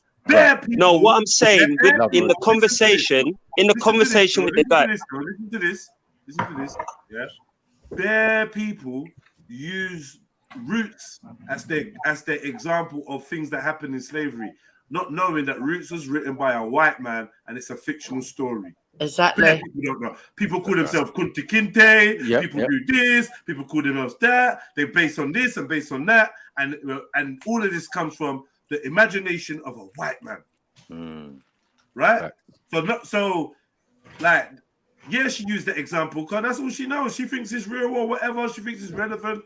Oh, well, the guy that wrote Roots, he said that it was embellished or he had to embellish Black people it. think it's So real. what, man? Does this make her racist or ignorant?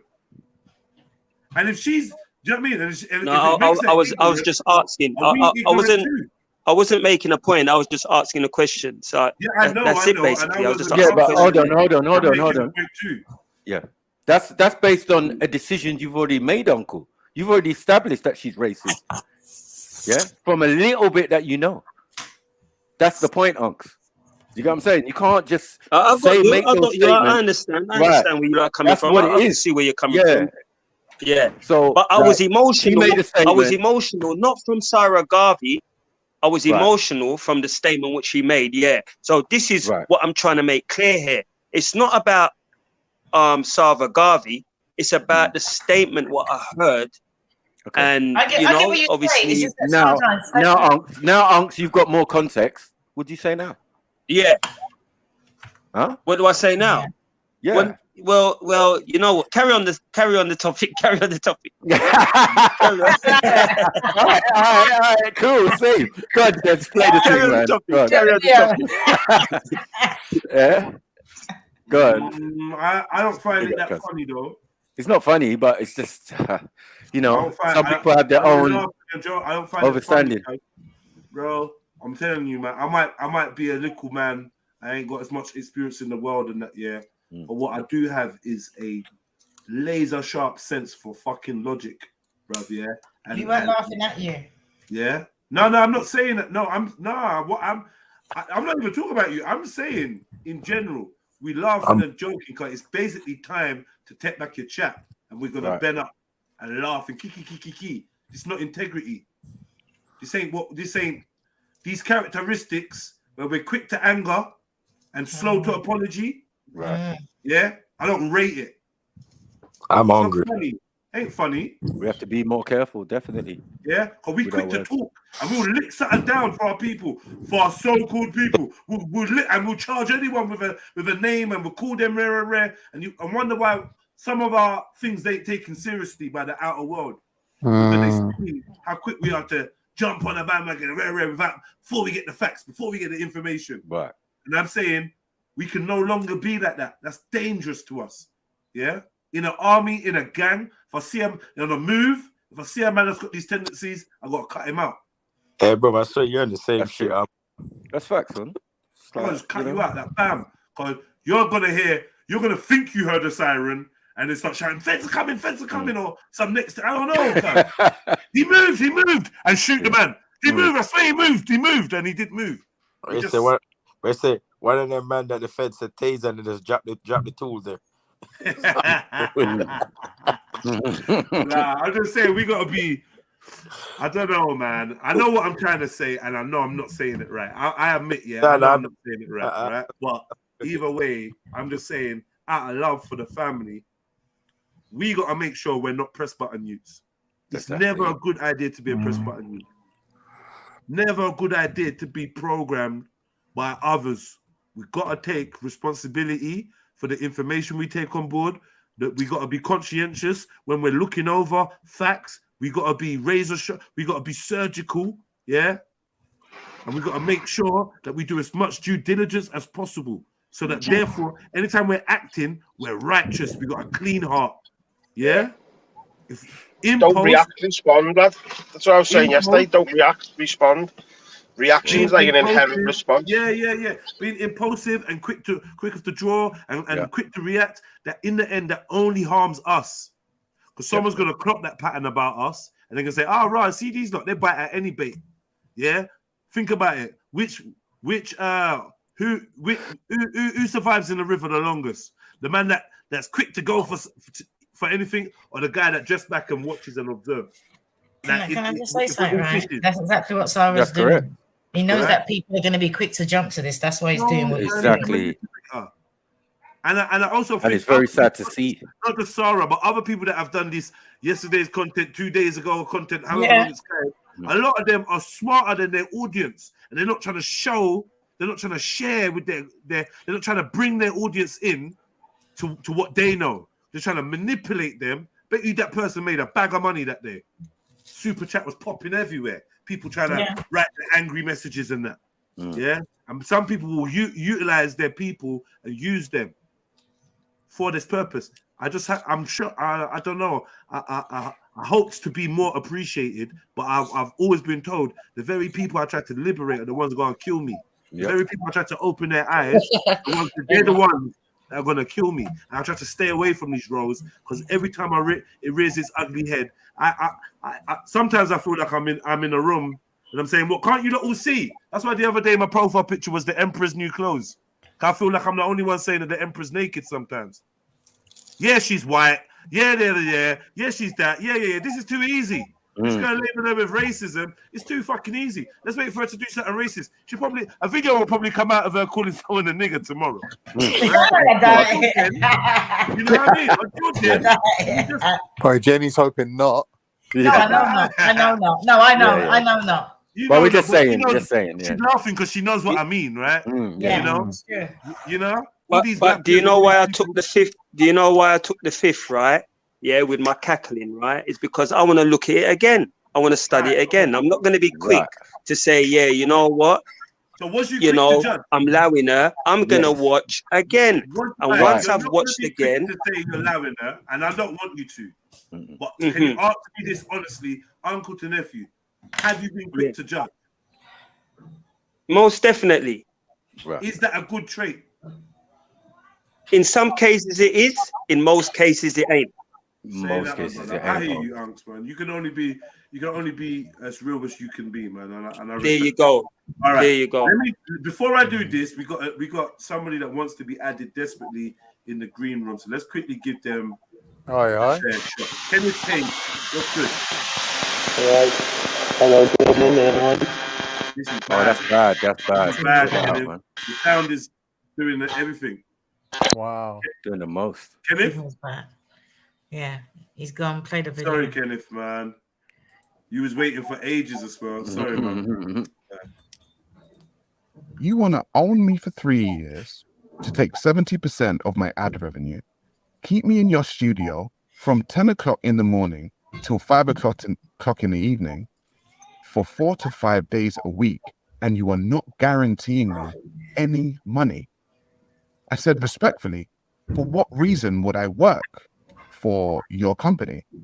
She said, because we have a great studio and we have great lighting and we have great editors that will edit your stuff down. Now, I may be a lot of things, but I'm not an idiot. Yes, I may you be are. cool. I may be calm. I may be collected. The irony. All right. Man said I may be cool, I may be calm. Yeah, I know. All right, cool. All that, man. All that's mad. But the fact is this. From my understanding of YouTube, yeah, adverts don't pay a lot. Yeah, AdSense or what they call it, Google AdSense, you don't pay a lot anyway. You could do 100 videos and people decide they don't want to watch your videos. How can she guarantee you money for videos she's not guaranteed to make money on? Because somebody explained to me why he's struggling with that concept. One video could earn this amount of money, the next video might not even get monetized. Right. So what if all your videos stop getting monetized? How is she supposed to pay you a salary when what is it you think? How is she making money of just you being on camera? Is that how you think it works? Yeah. So come on, Well, do you reckon this is possibly where the manosphere comes back into the whole? You know what I mean? No, he only jumped on that. He only jumped on that. Feminism comes in and entitlement. That's what I mean, yeah. That's what I mean, Jenny, yeah. Yeah, this is entitlement. Explain to me what you guys mean. When you think that you're worth something more than you actually are, it's called entitlement. When you think that you're entitled to something more than you actually are. 100%. And he's always telling the women, that's one word I've learned in the last few months, because they're always telling women, oh, what makes you entitled to this when you're only this? You know, and they call it entitlement. That's the word I've learned from him. What's your worth? Yeah, Kevin So Samuel. he always thinks he's worth that more than he actually is. That's entitlement. And there's nothing wrong with that. Hold on, there's nothing wrong with that if you can prove your worth. This is not proving it. No, entitlement is when you ain't worth it. So he hasn't proved anything. Right. Okay, but have I got it wrong though? Yeah. If you're getting paid for your ads, there's no guarantee that video is even going to do a certain amount of numbers. Is that correct? Right. That's facts. Yeah. No, I need to ask Jenny. And the only way she makes the money is because of the editors. It's the editors and all the people that she's got doing all the clips and all the shorts and everything like that. Yeah, she said that. On. Obviously, she can't offer you money. She can offer you a percentage of any potential money made off the video. Do you know something? Right, the way he talks about the studio, like, oh, because she's got a studio. Oh, and we have lights. Right, go and look at the studio. You know what I mean? Because there's people out there when they go on, they like to take a picture of the studio. And as Rick already said, Rick's been in the studio. So anybody that's been in the studio knows that he's paying it down. It ain't no regular studio that you go into. This is top-notch studio. Would your contract be? Does your contract have a exclusivity clause in it, meaning you can't make content with anyone else or for anyone else? I've been on other shows. I've been on other shows. I've been on them. There's a guy called the Jazzy Show, a Ghanaian guy, and I've been on his podcast twice. Are you allowed to make money off him, like with him, if you wanted to? If I can take his clips and put them on my channel. No. What I'm asking is, could you enter a production deal or whatever you call it, similar to Pearl's, with anyone else? Can I just say something, right? Because I ain't stupid like him. Yeah. Right? You see my name that you see up there now? You see it's got AUNTIE? Yeah. She owns AUNTY. You understand? Okay. Yeah. There's a big difference. Okay. So if I want to go and do English auntie, AUNTIE.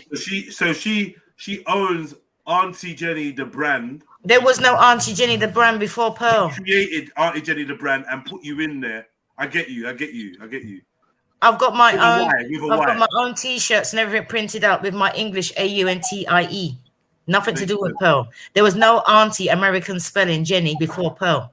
That's what I said. Anything to do with AUNTY. It's Pearl. Is Pearl. Yeah. Like, and you're getting splits on that.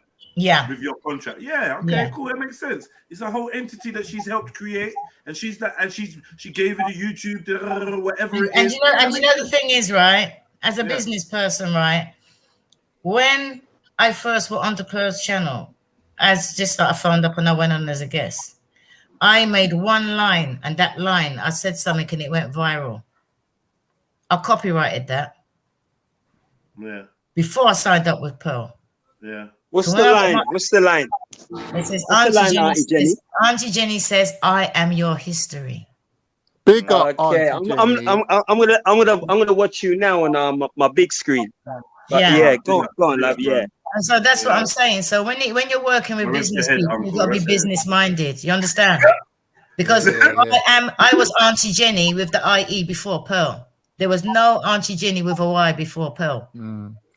Because even Rick kept on telling me, Auntie Jenny, but you're a brand. I said, oh, no, I'm not. She just give me a channel. I just go and sit down. He goes, no, you are a brand. I didn't understand it. Yeah. I said, because it's nothing to do with me. And that's what I say. I go in there, I sit down for a couple of hours, I talk, and I go home. Auntie Jenny, that's her. I don't know how this clown messed this up, honestly. Yeah, because I don't think people understand. People will sit there and listen to their rappers and their singers all day long and don't understand that this is what happens in the contractual world of entertainment. Yeah, there's no friendship when it comes to negotiations and likenesses and blah blah blah. They become part of the deal. Listen, right. Auntie Jenny's saying she was just a woman that just walked into a thing. Next thing you know, there's a whole package there that she could just jump in and eat her food from, and she's run with that. No, I must admit, I did adjust it to suit my lifestyle. I adjusted it to suit my lifestyle. Right, and the sister is letting us know she had 50 followers before she started fucking with Pearl. Now, since September, she has 40,000. I don't get why people not understanding that. Like, it's dumb people like me that will help someone build up their shit, and then they'll fuck off to the next channel and start dissing me and streaming at the same time as me and all this other fucking. And you see, I think that's what it is, right? Learn all the ropes, do everything, get followers, get friends, online friends, and go in, yeah, and go off and do their thing. Yeah? And you see what it is, right? Are like, yo, you came to me with nothing, and now you're gonna get something, and I want that to be down in paper because no one's eating off me for free. And what you got to think about it, right? What people are looking at, right? What people don't realize is that this is since September. 40,000. There's people out there been doing it for years. Exactly. Don't rub it in. And the thing is, you start putting hard work. Please. You start putting so much hard work, right? And I think that you are amazing for what you do, but I ain't doing it. Right, I hear you. Man said, don't. But he knows all this. This is the mad thing. He knows all this. Auntie Jenny, can I ask you a question? Go ahead. Because you know you said he didn't say nothing, Kemo, man. What are you talking about, Kemo? He never said nothing. He ain't saying nothing. Auntie Jenny, you know you said you walked into this without knowing none of this. Yeah. My question to you is like, how important is it to have like good people around you to help with, certain decisions that you might have to make where you're not fully informed, you're sort of trusting the advice of people like maybe like Rick's telling you, watch out for this and this and that. No. How important is that to know how to surround yourself with, My man went over the contract for me. Yeah. Ooh. And I actually changed it to suit my life. Big up.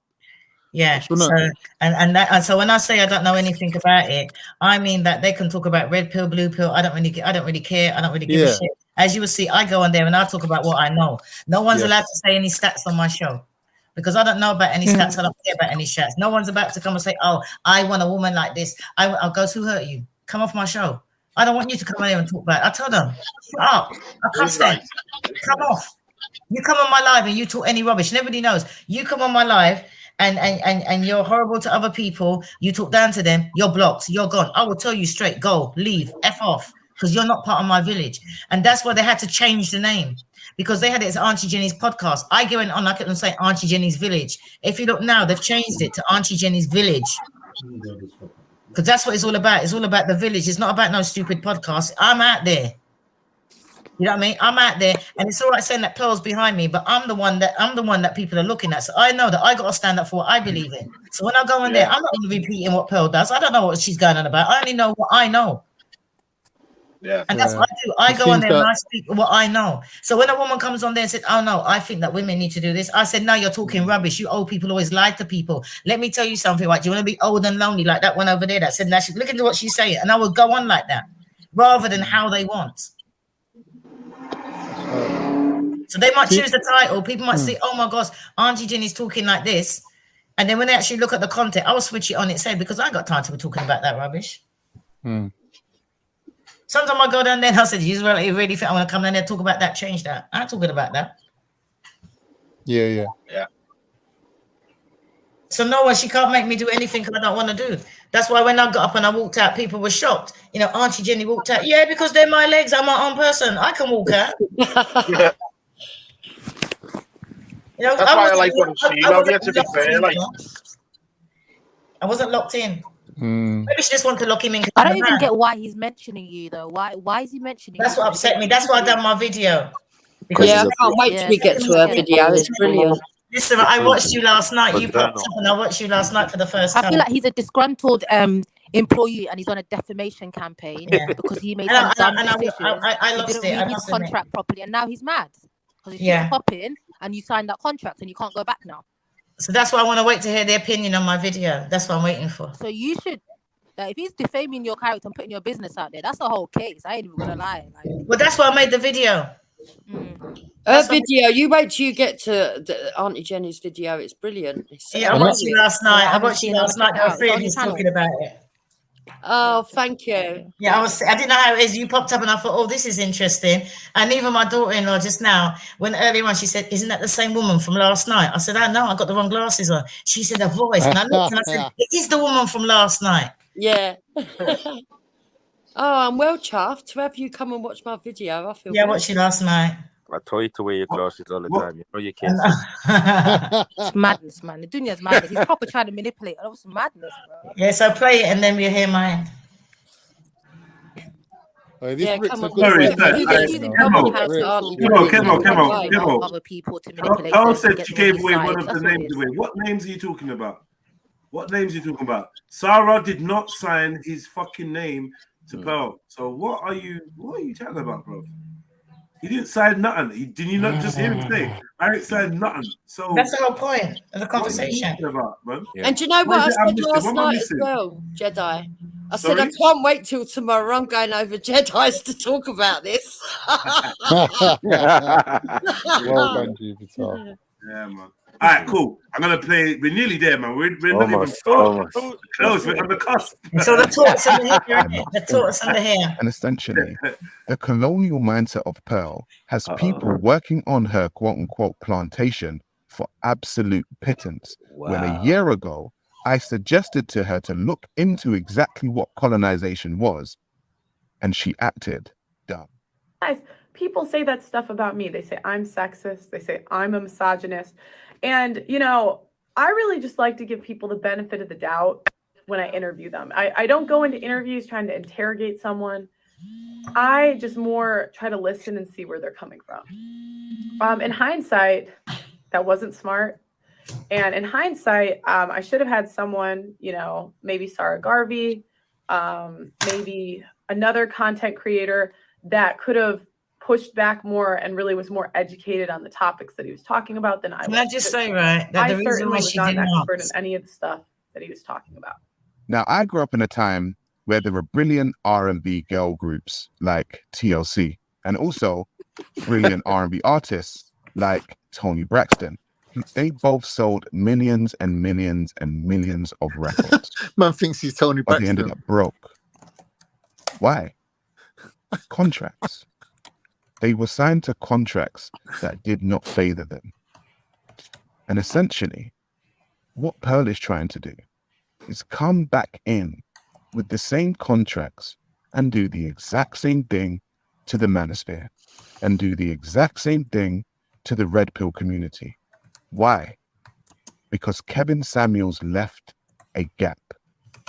And Kevin Samuels' fan base was predominantly black men.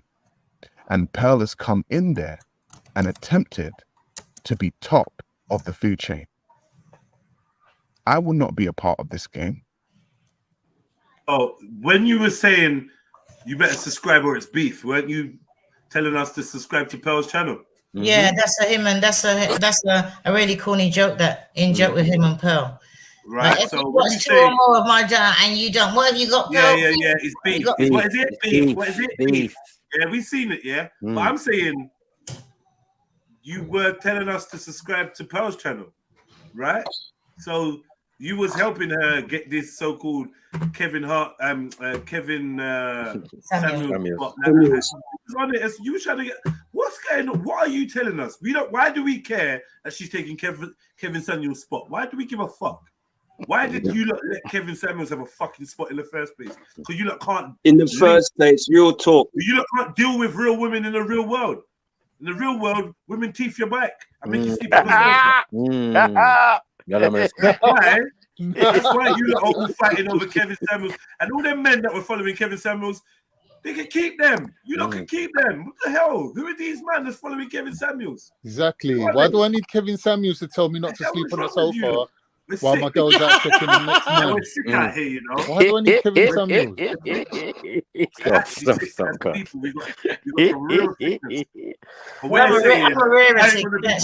You know what? To be honest, they deserve what they get, blood. Her take Kevin Samuels' fans. Like, what is this? Is weird. It's insecurity, isn't it? It's insecurity. Very weird. You know, like, let's be honest, the manosphere really gonna listen to like just Pearl alone. You know what I mean? Because they're very anti-women, aren't they? A lot of them. You know what I mean? So they're gonna find another man to listen to. So just insecurity. It don't even make sense. They don't like women, but they're following a white woman. Don't make sense, man. They're confused, man. What is this manosphere anyway? You know what's happened, yeah? You don't want to know, so you don't want to know. Farmer Giles. What's happened is Farmer Giles has died, and all the farmers from surrounding farms that weren't doing this well have come to see what's left in the barn, right? And now he's been helping Pearl collect sheep, right? And now he's like, I'm not going to be part of this. You've been part of this, bro. This is weird. Yeah, You've been part of this. What do you mean you're not going to be part of this? You like all of a sudden you got some moral thing? No, because she wants to give you a 70-30 contract and you feel like you're worth 50-50 or something. Bro, you must be mad. You must be mad. No one's giving you 50-50, cuz.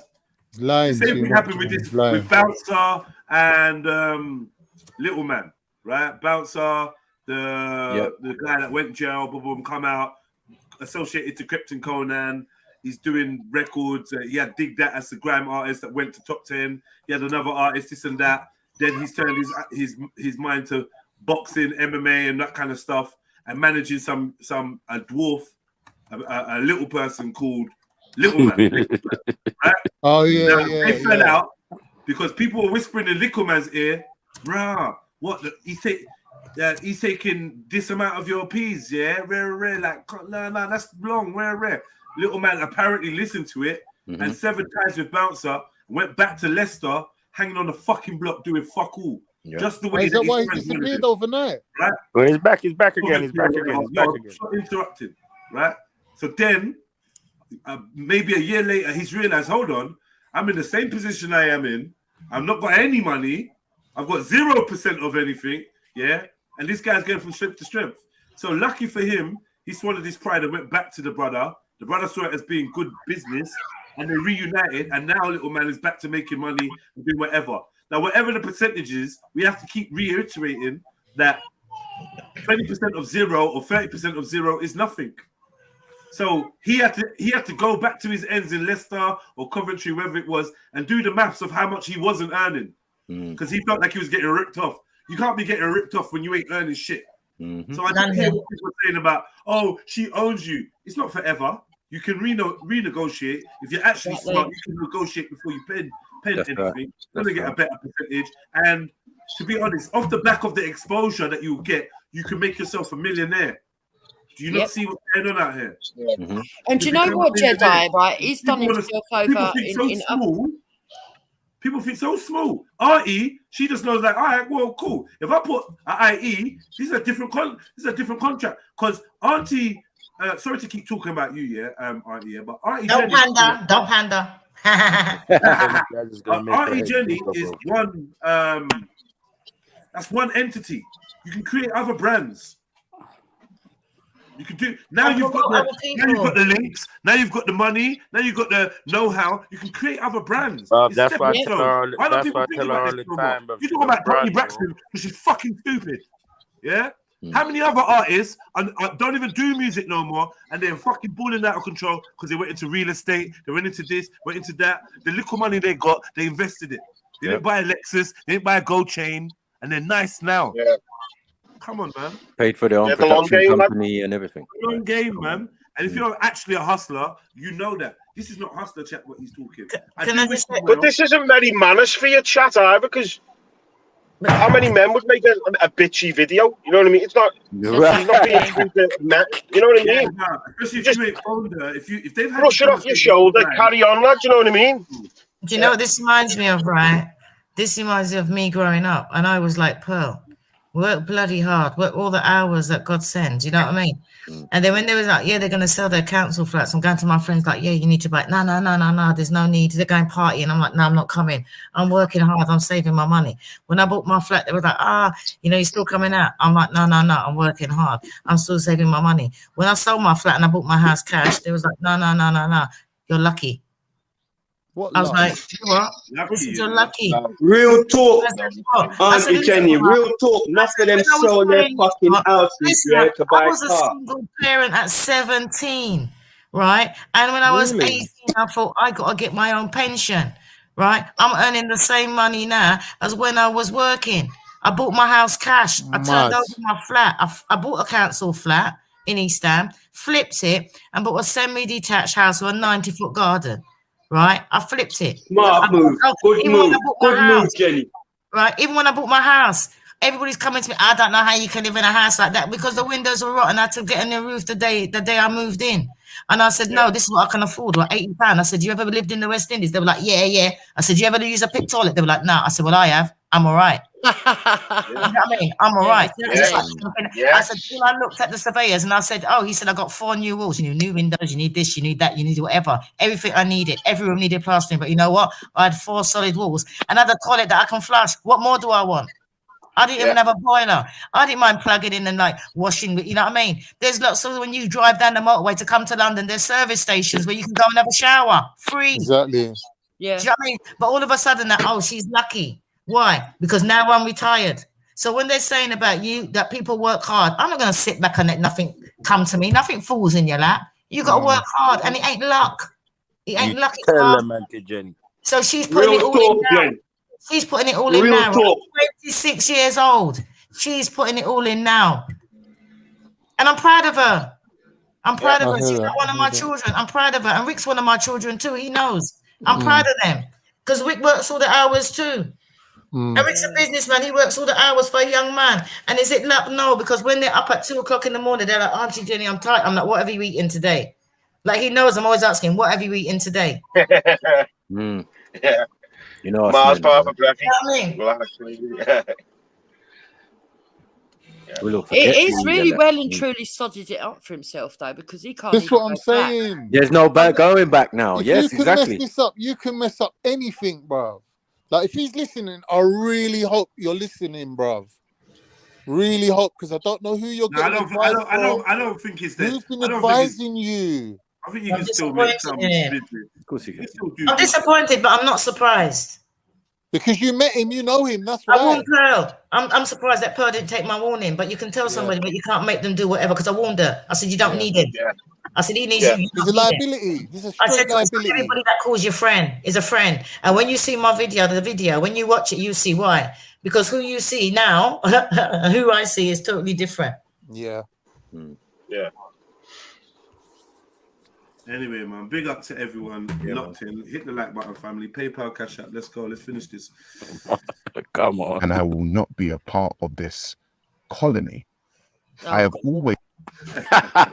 Are you slick with the words, innit? You You can't slick. take this for seriously. I don't care. Nah, If you do, then it's so slick. Yeah, exactly. And Kevin Samuels' fan base was predominantly black men. And Pearl has come in there and attempted to be top of the food chain. I will not be a part of this game. And I will not be a part of this colony. I have always been an independent. If people in the UK who can actually say and watch all of my content can say that I've been around before Pearl even arrived in the UK, what would I look like signing my life away, essentially, 70% of all I own to this woman who just arrived in the UK the other day? She said to me that she's actually looking to sign more talent this year. Good for her. Good for the talent. But I hope they watch this video and I hope they realize exactly what they will be signing. And I actually hope that this video makes her think about the ways, because essentially I had been with her from the beginning and I had helped grow her channel. And if she could suggest this to me, somebody who helped her grow her channel, then you are nothing to her. I have only given you around 30% of what I know. We haven't even touched on the very odd and weird parties that Pearl likes to invite people to. And I was invited to one last year, and she told me that her manager was coming from America and they were going to have a party. Look at his hands. Look at where his hands are, right? Look at where his hands are. Yeah. Right? Any phone? No Look filming. at where his hands are. No filming. Okay. He's going to this guy of filming, but you're filming him. Exactly. I didn't understand this part. Secret camera. Yeah, you're literally filming him. Very interestingly, they said that it was going to be board games. And I said, okay, cool. I don't mind playing. Why do you keep showing this guy doing that motion? Because he's trying to make it into something he wasn't. The guy was demonstrating pushing something. Playing Monopoly. I don't mind So playing definitely Snakes and wasn't Ladders. keys in the When I bowl. got there and I asked her about the board game, she said, no, a board game. There was a whiteboard in the living room. And what she She's famous proposed for her whiteboard. was that She brings it out on we the will show. have a time on the whiteboard and we do what she says and we talk about certain things which were quite sexual and we put them on the Say whiteboard. something, right? Can you pause But it right you know there? what I saw? Right. We chose our own topics. We chose whatever we wanted to talk about. Pearl didn't. Look what if you used to look at what Pearl was doing. Pearl was sitting down chilling. But Right. Jenny, was it sexual? Was it sexual at times though? They belong to the red pill, and they were trying to say how a woman. Like, all right, then I'm well known for telling them a woman, right? Empty his balls and fill his belly, regular. Right. So the women, some of women have problems with that. So when I done my whiteboard, I was saying to the women, you's got going on like, you know, you's lot never used to give head to your man when you was young. How many percentage of yous did? So now you's not get old now, you don't want to give your man head. What's going on? That was me. That was my take. Okay. Everybody chose different subject. So, Rick knows. I just We say, could do a whole subject, a whole show on that subject. no, but when you look at what you need to do is to put it into context. What is Pearl's show about? What is her panel about? Right. Yeah, relationships. You're right. Right. It was nothing out of context. Auntie Jenny, Out of context. Auntie Jenny, when did as far as you know, when did Sarah last film with Pearl? A couple of weeks ago. So When Melanie King and MTR was here, there's a big spread with all of them. He came down the middle. So he took a video of a private party last year. But he's been working with Pearl up until a few weeks ago. Regular, yeah. So was he waiting for something to go wrong to reveal this private video? That's what's sad. Yeah. If you were so uncomfortable, you didn't. I don't. Listen, right, he's got the girl questioning everybody around her. I had to tell her, go F herself. I said, don't come and ask me no stupidness about who I agree with and what I don't. I said, I'm hearing it. I said, when you get paranoid, the people I tell you to be paranoid now, make up your own mind, but not me. Yeah. And she apologized. And I can understand why she felt that way. Because she trusted him. Yeah, she'd be questioning all that. Yeah, he's violating the trust. He's made himself look really, really bad. And this is what I mean. He's got no going back. And that was Pearl's birthday party. Oh, mate. Yeah, that's sad. That was her birthday party. That's even worse. Jupiter, you cut this clown off years ago, innit? Yeah, I didn't like him when he flipped. There was a lot of things that he used to say that I could sort of understand, and then it's a setup. No, and then suddenly he suddenly made up. Allow me, man. I'm building my brand and I was here. like, yeah, I can't go along with that. Yeah. And when you got to think how old he is compared to her, she's 26. That was on her 26th birthday. Right? And she's moved away from her family to set up her business. And then somebody that she trusts has done this to her. Yeah. You think he took a slice as well? I think he might have, maybe. Nah. No? No, yeah, time. No way. Yeah, you sure? Maybe what is a slice? Yeah, maybe he wanted the slice. It could be a number of things as well. But mainly money. This is what it's all about. But the fact that he's keeping files on he's got video from last year where they were having a conversation and he showed her a book, and now he's showing videos of her birthday. Like, these are all, please, Bro, everybody, man, wake up. That's what you see them man here. You see them man here. I don't know what your man know about yard, but their man should be in the shit pit. The pit. If anyone understand what I'm saying, understand without me saying it. Them man's are the man that you put in the pit. Yeah. In the black community, he's been in the doghouse for a long time. You know what I'm saying? And he put himself there. He put himself there.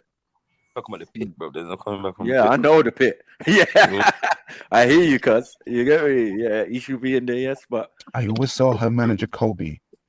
Liberties, you're trying to send man to the gully and I don't know, trying to make him run around with gully queens and No, this is worse, fam. This is worse. You're trying to send him to the gully queens. I'm not seeing. He'll probably enjoy that shit, man. What are you talking about? Man's gonna be out here trying to reenact family affair scenes and that. Mad thing. Anyway, there on the gully side. You said he's got a second video out. I don't see the second part too. No, there's one out there. Yeah, there's one out there. I think I put the link in amongst 50 other links that I put in the private chat. Let me see. It's one of them in the private chat. Black lives don't matter. Oh, that's a year ago. Hold on, let me get the one that he's just dropped. I'll see if I can find it. Yeah, I did put it in the private chat. Why do black people suffer? Another one. No, for the first one that I put in there. Okay. Must be up near the top. The truth about It's called. It's took it off. It's took it off. No. It's called Understanding the Mind of the Colonizer, and he's took it down. Wow. Taking it down. He's definitely watching the show. He's watching this. Nah. He's watching us. I guarantee you. But you know what though? She's and Pearl's taking down tweets about him. So I'm wondering, are they maybe they're sorting things out? Yeah, they're trying to hash something out still, maybe. Maybe. No. She can't go back with him. She can't go back to him. Otherwise, I'll be off there, mate. I'm gone. Not on my watch. You know what I mean? If she ever goes to work with him again, I'm gone. See you later. For real, Jenny? Are you seriously saying that?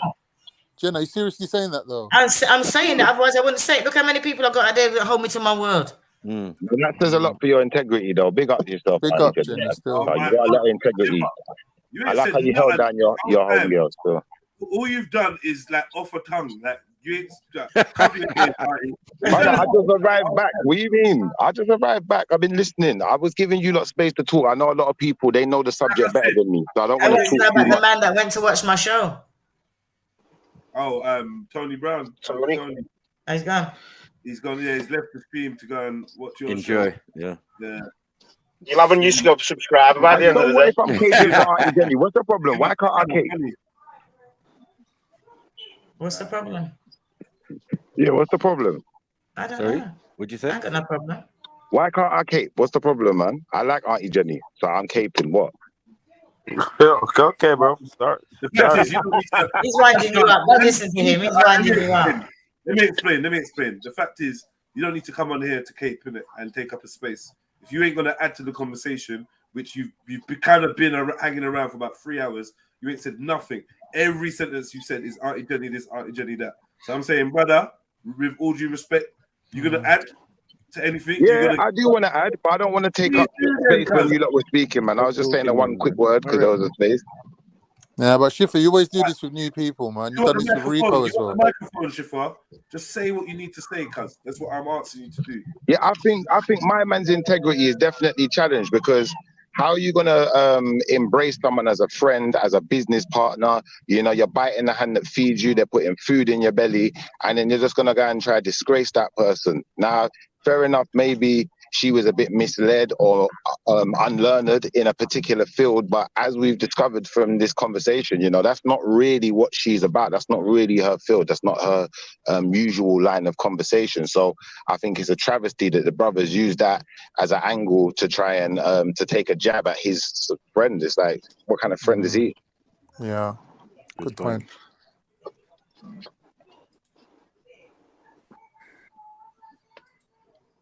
Okay. Bro. I was waiting to see my video.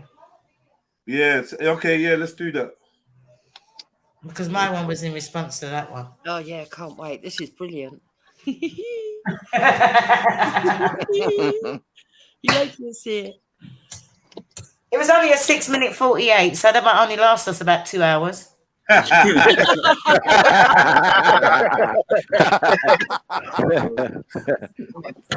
Big up panel, big up Auntie Jenny. Big up MJ. Big up. I'm here in support of my ginger eye sister, you know? Big up the gingers, man. Gingers make the world go around, man. I'm not gonna lie, I got a thing for ginger girls as well. Oh, please. God have mercy. Bad man, Ricky.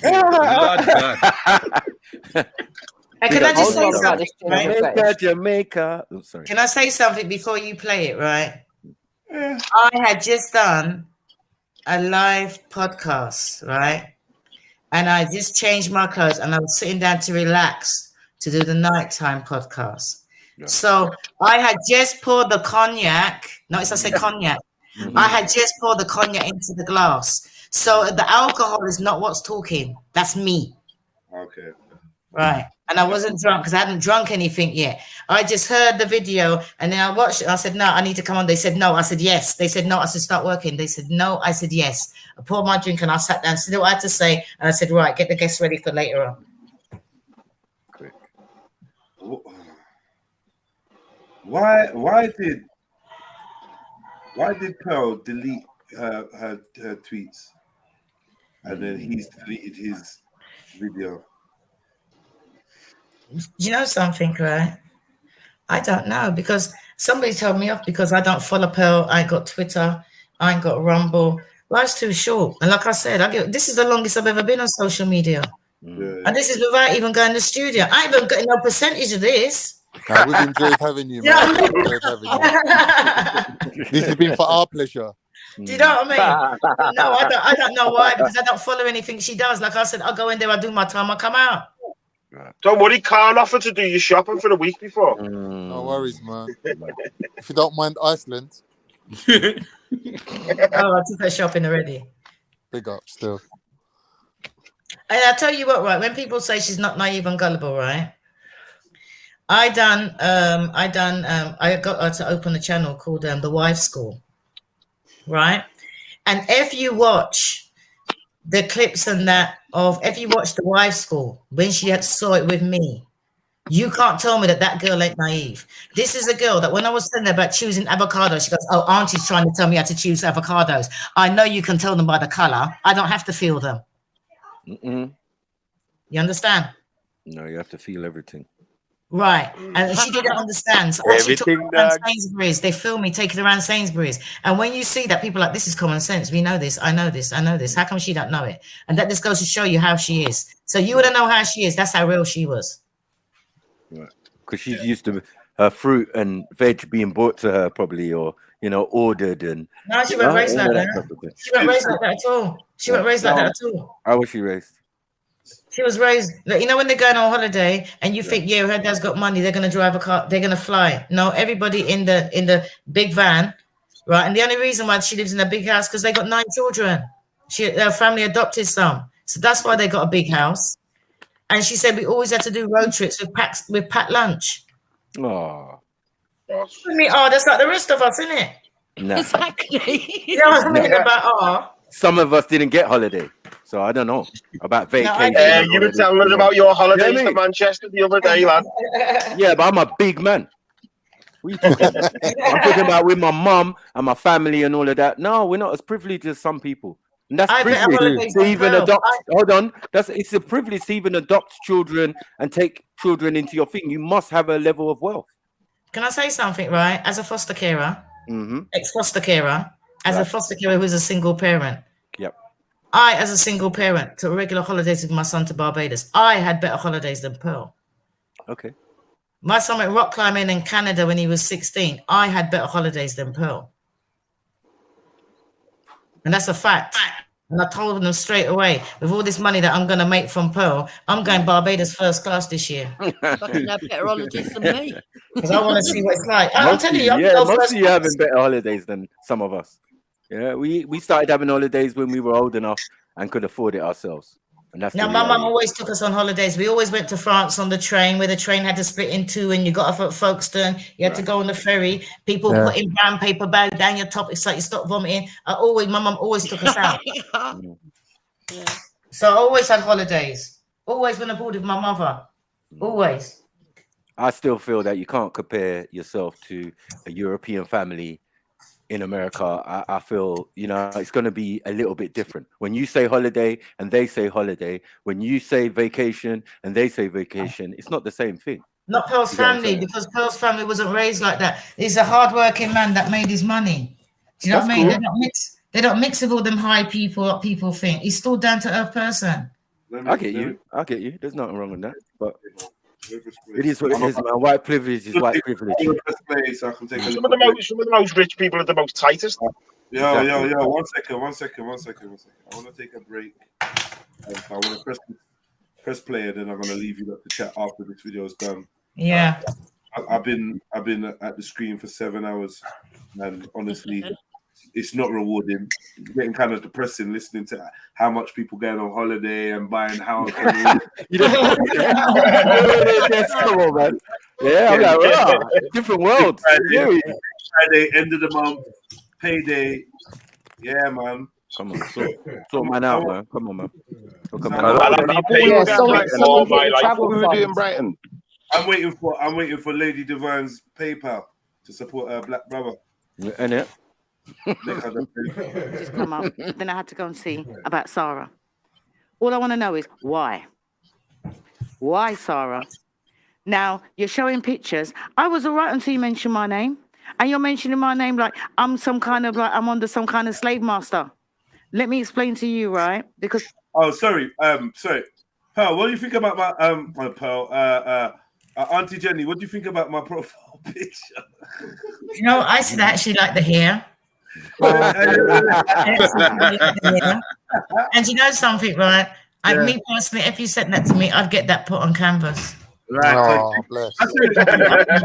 Basically, I create these little profile pictures or whatever, yeah? Yeah, I even showed my daughter-in-law, and I said, look at the hair. I like that. It's self-explanatory, isn't it? Yeah. So yeah. I would like to get that put on canvas, though. I'll send it to you. Why do you like the hair, Auntie Jenny? Is that Reggie on the right? Is that Reggie? No. Yeah, that's King Rich's. Let me talk for a second. Okay. Yeah, that's King Rich's. Sarah is accusing Pearl of being a colonizer, and then obviously somebody accused Auntie Jenny of having Stockholm syndrome, right, and being like kissing up to master, right? I thought we sick, Mercer. Yeah, I loved it. that's a classic line that a slave that sees himself attached to the slave master or mistress. House If she's slave. sick, House let me, slave. yeah, are you sick? If you're sick, I'm sick. We're sick. Are we sick, master? He's that colonizer, and then in the back we got King Riches, who is like basically picking cotton because Sarah's trying to basically say that he's emancipated. Yeah, he's free now, isn't it? Yeah. Oh, and you like it. You see the bottle that I put next to Sarah? That was for you, Auntie Jenny. I found one of your lines very, very funny. So there's the bottle of port. Oh, yeah, that was it. Yeah, it's classy port as well. It's not no cheap port. It's classy port. That was cheap. Yeah, right. So, but he had a cheap one though. He had a cheap one that weren't no classy port. He had a cheap one. I'm gonna ask you. There's a question I want to ask you, but I want you to say it here first. Go on. No. I want you to say it here on the screen, on the video first, and then I'm gonna ask you. Yeah. Okay. Pearl tells me everything. And let me explain to you. Have you seen my contract? Do you know whether I've got a contract or not? So when you're talking about Auntie Jenny, talk about what you know. Talk about what you've seen. Don't talk about what you don't know. Right? And I always tell Pearl, be careful about who's around you, because not everybody that says they're your friend are your friend. And she's stupid and naive, and she trusts people like how she trusts you. And look what you're going to do. What? Because she won't pay you a salary. Because she won't pay you a salary. How do you expect to make money when somebody else ain't making no money? Right? You can't tell me how many hours I do, because I come in here for about 4 hours a day. I come in here, I sit down, and I go home. That is it. And that's for the party. And you want to take private videos of people at the party, right? What were you doing at the party? Who was you there with? Because all of a sudden you turn. Ooh. Oh yeah. So who was he there with? Who was he there with? Some young thing. Oh yeah. Lord have mercy. Lord have mercy. Of what complexion? What complexion? See, I wicked every time. Yeah. She was black with extensions. What? Yeah, she had on. I remember thinking, "Oh my God, your clothes are revealing," and that's what I remember about her. She can't dance because I thought she'd be able to dance because I know he likes doing kazumba. But I said, oh, she can dance kazumba. And he said, no, I'll have to teach her. And I said, oh, I thought you would have got someone that you can dance kazumba with.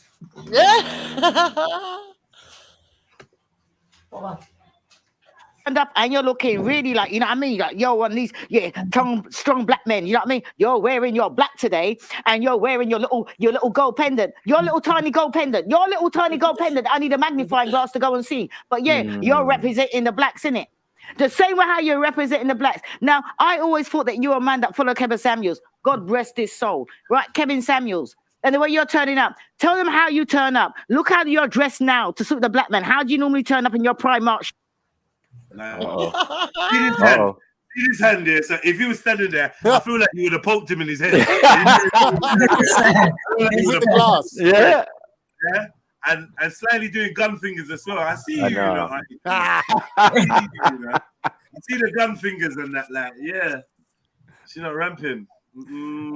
So Jenny, what are you saying? The polo neck and the chains for the Camry, yeah? Is normally Listen, go back and look at all of his videos and see how he's dressed. I always check out a man, and anybody who watches my podcast knows the first thing I look at in a man is his shoes. And one thing you have to do about Pearl is before you used to enter now you go into a podcast and you take off your shoes, put them on the rack, and you have brand new socks to put on.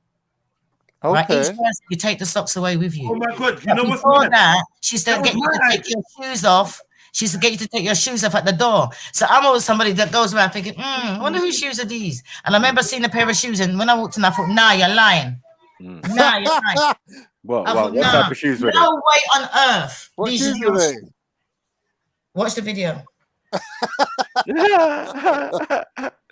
Were they Chelsea boots? Manolos. Watch the video. She's well funny. Watch. Where's Jedi gone? Oh, sorry. Now my dad just sent me a text message. This is a bit weird. He was 70 not long ago, and pick him up. Oh, happy birthday! This brother looks like his pictures are fucking airbrushed. I'm sure these pictures. He's enjoying himself. He's a madman. Like the pictures he sent me, I'm just like, yo, cuz, you got like Snapchat filter on, man. What's going on? He looks smoother than a baby. Like they say it's smooth as a baby's bottom. No. Yeah. Like what? What's going on, Dad? Smoother than a baby's bottom. He's moving mad. Has he got deer eyes? Has he got like timid deer eye? His eyes are a dark African Nigerian yellow. Yeah. Dark yellow, you know. Yellowy red. You got yellowy red eyes, yeah? Yeah, yellowy red. You know juice. Yeah, like shit. The brother. Oh my fucking god. He's oh my god, the brother is in jeans. He's in a jeans suit with like trainers. He's a young 70. With his watch showing and that. Has he got a man bag? Has he got a man bag? Nah. Okay. He's in Nigeria. When I came with my bag, he said, "What is that?" I said, "Oh, it's my bag, isn't it?" Jedi, why are you surprised though? You yourself should know by now that those old men back in Nigeria, they groove more than us in the UK. He's grooving. Yeah. So that's what happens when you retire early, innit? And you learn to enjoy the money that you've been working hard for. Man. Yeah, my dad's got vans. My dad's got vans and that. Studded vans and with shorts and that. Yeah. I love it, man. They're like Yeah, that's his day to day. Like, yeah, man, this man's trying to dress younger than anybody. All of us. Even I ain't got vans. You know them ones there with studs. Come on, brother.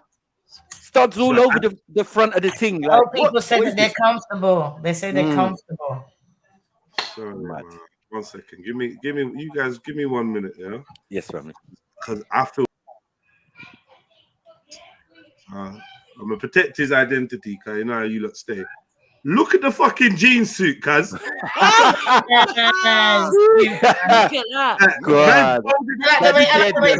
Watch. Look at Daddy Jed's now. Come on. That guy, has he got the kind of shoes on that have got points that could? No. He's got trainers on. He said. Trainers on. When you see Baba Jed. I'm not surprised. What trainers are these? I suppose. What is going on? Yeah, I'm not surprised. Levels. As well. Now we know where Jed's got his style from. Eddie, you thought you had the original swag. I made it up myself. No. No, you didn't. The apple don't fall too far from the tree. Right? We love that. He's misbehaving. That's misbehaving. 70, you're misbehaving, cuz. Yeah. Relax yourself. He's having Man, we'll get a young girl to go with it as well, accessory. You hear me? But yeah, man. All right, let's get back to. All right then. I'm gonna put you on mute because you're having a private conversation there, Auntie Jenny. Shoes. Tell them how you turn up. Tell them how you turn up at the thing. Ask them what you didn't want to tell them what you had to say about China. How you were threatened with China too. About is China for real? Is this guy really for real? Or is you want to expect me to go gossiping about China's back? And I said, he's the real thing. China is whoever he says he is. Tell them about the drink that you brought. Any black man you know that brings a drink. What drink did they bring to a party? Come on. I was gonna say, I bring Ray. Uncle Ray. It's gonna be Andy. Kavas. Remy, what we doing? Remy in it. Man, a Nigerian and that Remy, yeah. What would you say, Auntie Jenny? What do you think they bring? Proper guys. What drink? You're on mute, by the way. Let me unmute you. Sorry. The worst thing I think, right? Yeah. Is that at a bare minimum, bring whatever you're drinking. Right. Yeah. What you drink. Right. So I cuss him about the drink because as a man, I expect spirits. Mm-hmm. Yeah. Why was he bringing Lambrusco? She's Right. So I ain't saying nothing, right? But all I'm trying to say is bring whatever you're drinking. Was he bringing Just rosé? because you bring whatever you're drinking, play the video. He might bring I thought. know. She's on point still. That's what I said. She don't do the giveaways. Yeah, look. Yeah, play the video and you see If what you I look mean. at the picture properly, you know already what he's drinking. Yeah, I got it, man. I got it. No, you're showing the good stuff there, mate. Right, you had Rolito that brought his cognac. You read no, he brought What the drink did they basic, bring that's to a what I'm trying party? say. Right, you had Rolito that brought his cognac. What did you bring? Big What up did you bring to Rolito. educate the young people? Port. Oh, fuck off. You're killing me. And you know the strange thing about it, right?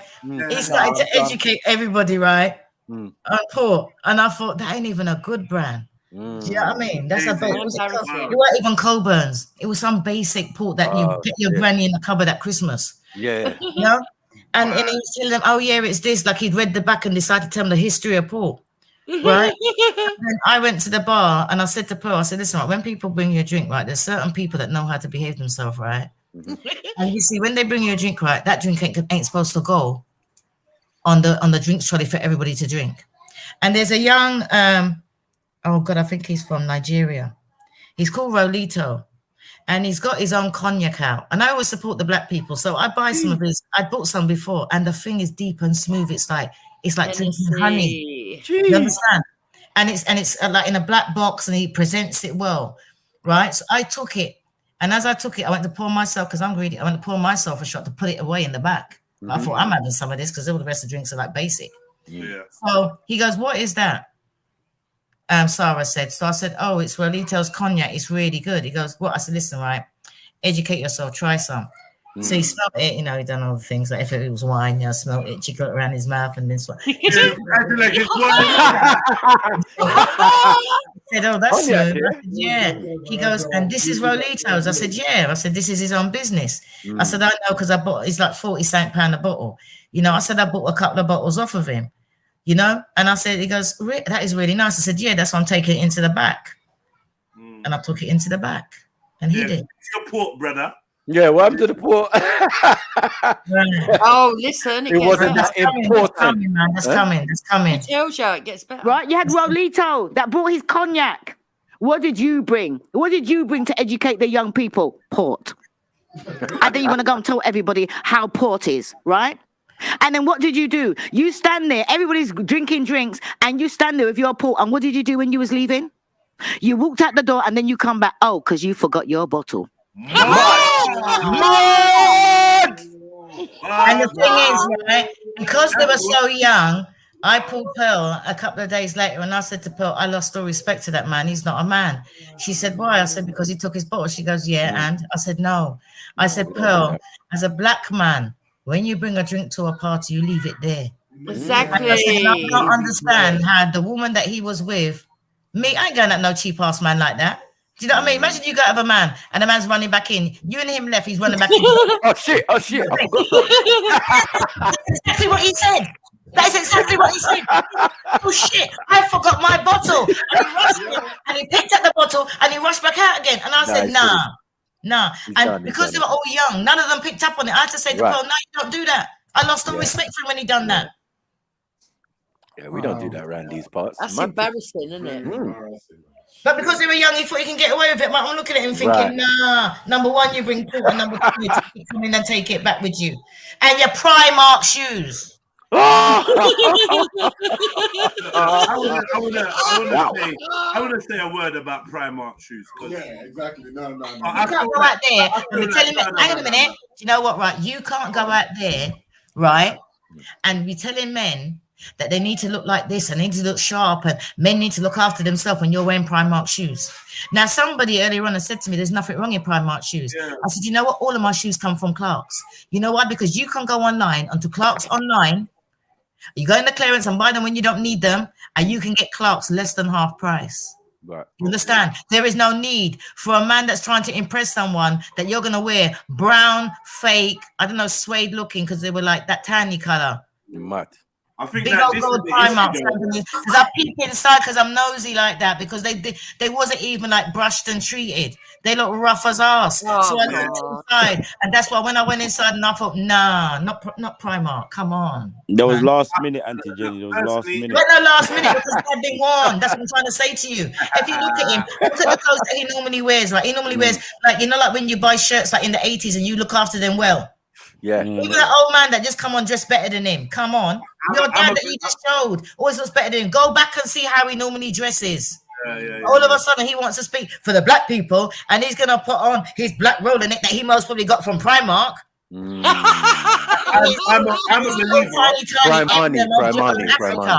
I'm a believer, yeah, like that. You know, it's not what you're wearing, it's how you wear it. So No, they were dirty shoes. They were dirty. Okay, cool, fair enough. All of that, I hear that.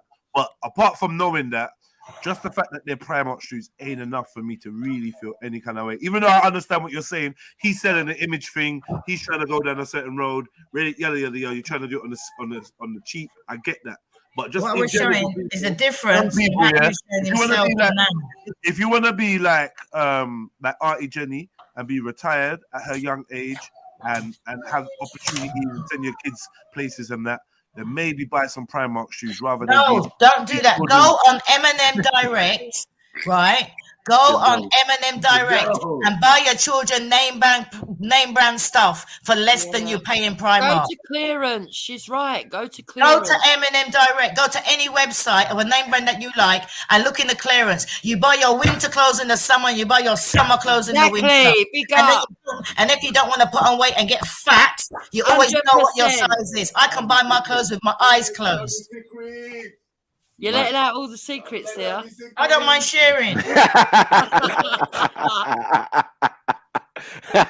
Yeah, he could have gone Bicester Village. He could have gone bare places, man. You know what? The fact of the matter is, Jedi, I do get. It's a generational thing as well. So everyone's got their shops that they think are cool and good and rare. Some people wouldn't wear Marks and Spencers or Clarks or whatever. Yeah. You know what I mean? I get it. Yeah. Me personally, I'm from a generation where it's like, yo, listen.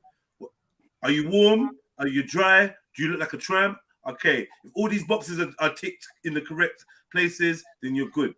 Obviously, I don't make it my business to tell people you've got to dress in a certain way, but I do say you've always got to be dressed presentable and clean. That's my rule. Yeah, but Jedi, I think the point that she's making is like no one's got anything against people buying Primark for their casual dress. It's just out and him, bro. about on the street, daily, indoors, whatever. Yeah. But if you're going to go to a party that could actually promote you, you know, these are people you're trying to network with, etc. It's part of business. You would have your best clothes, your best shoes, your best belt, your best watch. That's what she's saying. She's saying you couldn't even make an effort.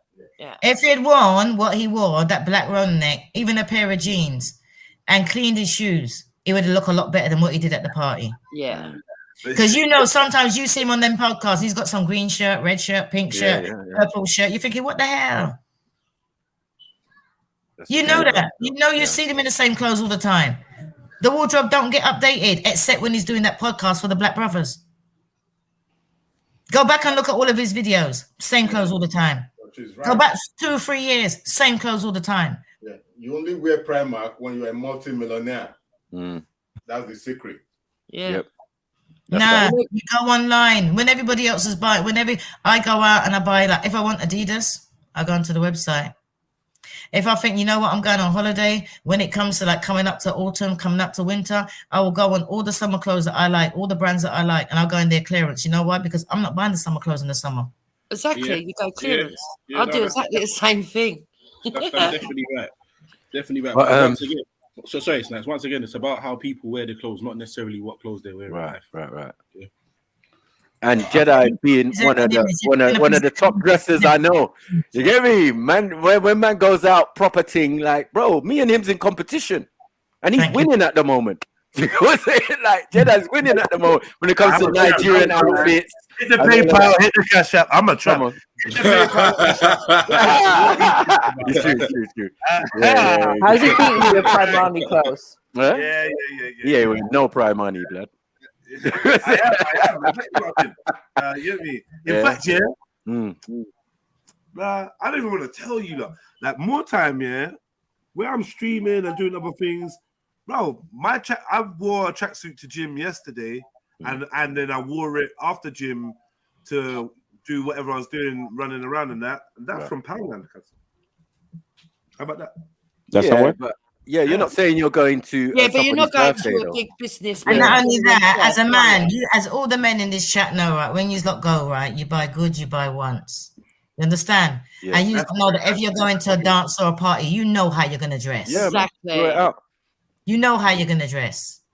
If you got the cheapest shoes going, you know that them shoes are going to look on point. On point, shiny. So no. Score no. You know what? We can have a whole different conversation on this, which I don't mind.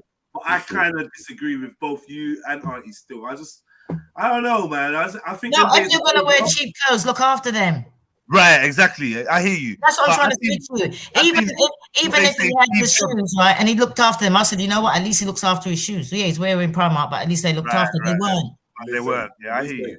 What I seen us. Sorry, go on, Uncle, please. Jeda, you're just trying to play devil's advocate. I know. Because what I know, Jeda, is like, this is nonsense. Jeda, hold on, let me finish. You showed us a picture of your dad just now. Yeah. So that says it all. Yeah. And I bet when he bought the tracksuit from Poundland, qualities are in you, Jedi, whether you like it No. or not. You know what it is, Jed? If you go to your videos now at Speaker's Corner, blood. Some different type of fashion show. 1 minute man's a Ninja Turtle, military Ninja Turtle. Next he's a soldier. Right, Yeah. thank you. So you can't say these things, Jedi, because you are style master. I'm sorry, bro. He was at some point. All right, cool, man. Anyway, Because you know you're going to be in front of the camera. I mean, general day to day, we can wear anything, bro. But you know the worst thing about it? Maybe he dressed like that. I agree with you on that. Yeah. But you know something, right? Now you said that, young man. Maybe he dressed like that because he knew he wasn't going to be on camera. Everybody else was going to be. Right, that's true. Yeah, That's true. I feel like if there's one thing I can learn from like these millionaires, it's gonna be Steve Jobs really drived home a point by showing his wardrobe. Yeah, it was black turtleneck and black trousers, like about 7 pairs. Yep. Why do you wear that? Why do you wear the same thing every day? So that's one less thing I've got to fucking make a decision on and worry about. I know what I'm wearing. No, Jedi, I get that. I wear a dress. I always wear a dress, and I got a limit on my dresses. None of my dresses cost more than £10. Yeah. Okay. Jedi, I get that, but the difference is, right, if you're old money, and what I mean by old money, you've inherited it, you haven't earned it yourself, right? Yeah. They have a different way of dressing, it's true, because they've got millions, and they don't give a shit about brands or what their scruffy of their kids look like to school, right? But when you're trying to make it, and you are trying to cast a good impression, you're networking. You go there brushed up, and that's what he's saying. He didn't go there brushed up to cast the first impression. I understand. But it makes sense now because he wasn't going to be on camera, which makes sense. He was just going to film everybody else. Yeah, but he forgot. This is how he's not a good businessman. This is how I ended up growing locks. The people there that he needed to impress. Yeah, this is exactly why I ended up growing locks and stopped shaving and all of that. And I went through that whole phase, right? Where people was like, "Oh, you don't look good. What have you done? Yeah, you look rough. Well, you're with this hair. Why are you doing this? I don't even like why does your locks look like that?" I wasn't getting my locks done all the time, like 3-4 times a year I was doing it. Yeah, but you look better without your locks. But the reason why, how much money did you save? It wasn't even that. It was a personal journey of like modeling and always getting compliments about my looks, and then maybe even being just dealt with based on my looks, right?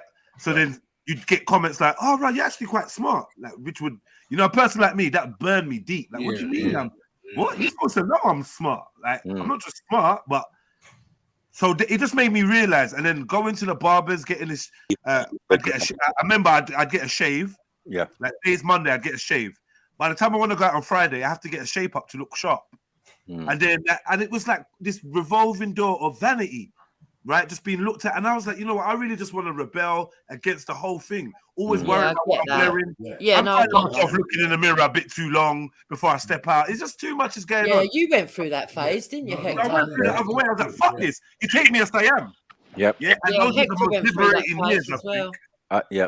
And also, Jeds, you're allowed artistic license if you can already dress already. You're allowed that. But You know what I mean? If someone sees you looking rough, I saw Jedi the other day. He wasn't. Do you get what I'm saying? It's not a big deal. Yeah, but Yeah, but you Jedi, be don't turn up truthful, looking right? all rough at someone's Let birthday me ask parties, this man. question. No, you don't. You don't. Yeah. Let me that's it. ask you this though, Jedi.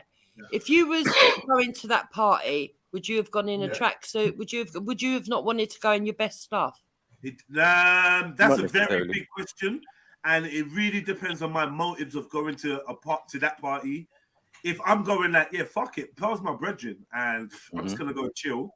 Yep. Yeah, then possibly I would have just gone however I felt most comfortable. Okay, I If get it was that. a thing where I got heads up like, yo, listen, man, this is your chance to meet man and schmooze, schmoozing kind of thing. It was like a networking thing as well, Right, because there were lots of then I people might that want was, to a lot of people that had podcasts. Exactly. If you're going to network, you're going to Instagrams, dress up. I agree with that. Yeah. But me, when I'm most comfortable, like I trust me, man. All right, then let me put it this way, right? You went with a woman. Right. You went with a woman. How would you have dressed then? You're going to a party with a woman. You're still going to wear your tracks and the woman's dressed up. You've told the woman, I'm taking you to a party. I don't want to sound like Auntie, can I ask you a question? Yeah, You said that she came in dressed inappropriate as well, though. He also brought a woman that come in dressed inappropriate. She was dressed appropriate for her and her age. Yeah. Oh, okay. Okay.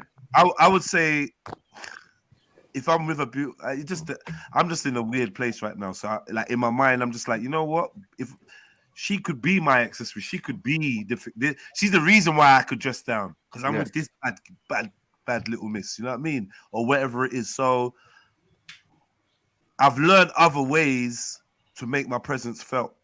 And it's refreshing to me, and also saves me a lot of money. Do you know what I mean? Because I can't keep up. Honestly, like these young boys, these teenagers, and that the fashionable trainers and that, I literally can't afford them. You get me? I can't do fashion competition with these people out there because I wonder where they're getting the money. These young boys and young girls. I don't get it. Those when my son was little. The jacket itself is £900. Now my kids now head to toe, they just fly. Yeah, but even then, I kind of consider how good that is. It's like I'm just trying to give them bragging rights for in a picture or whatever. But in the long run, like how good is it for your character building? And I'm very big on that as well. So I've kind of moved past that, and I can't really look back.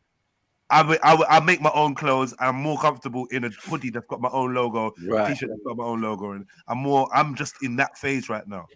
Like it's just I get that. I understand that. I think, We're wearing our own people's products, right? But you're gonna wear it fresh out the packet or man, fresh one. I do that shit, man. I'm not gonna do that, Snipes. No, cuz no, I don't do that no more. I don't do that, Snipes.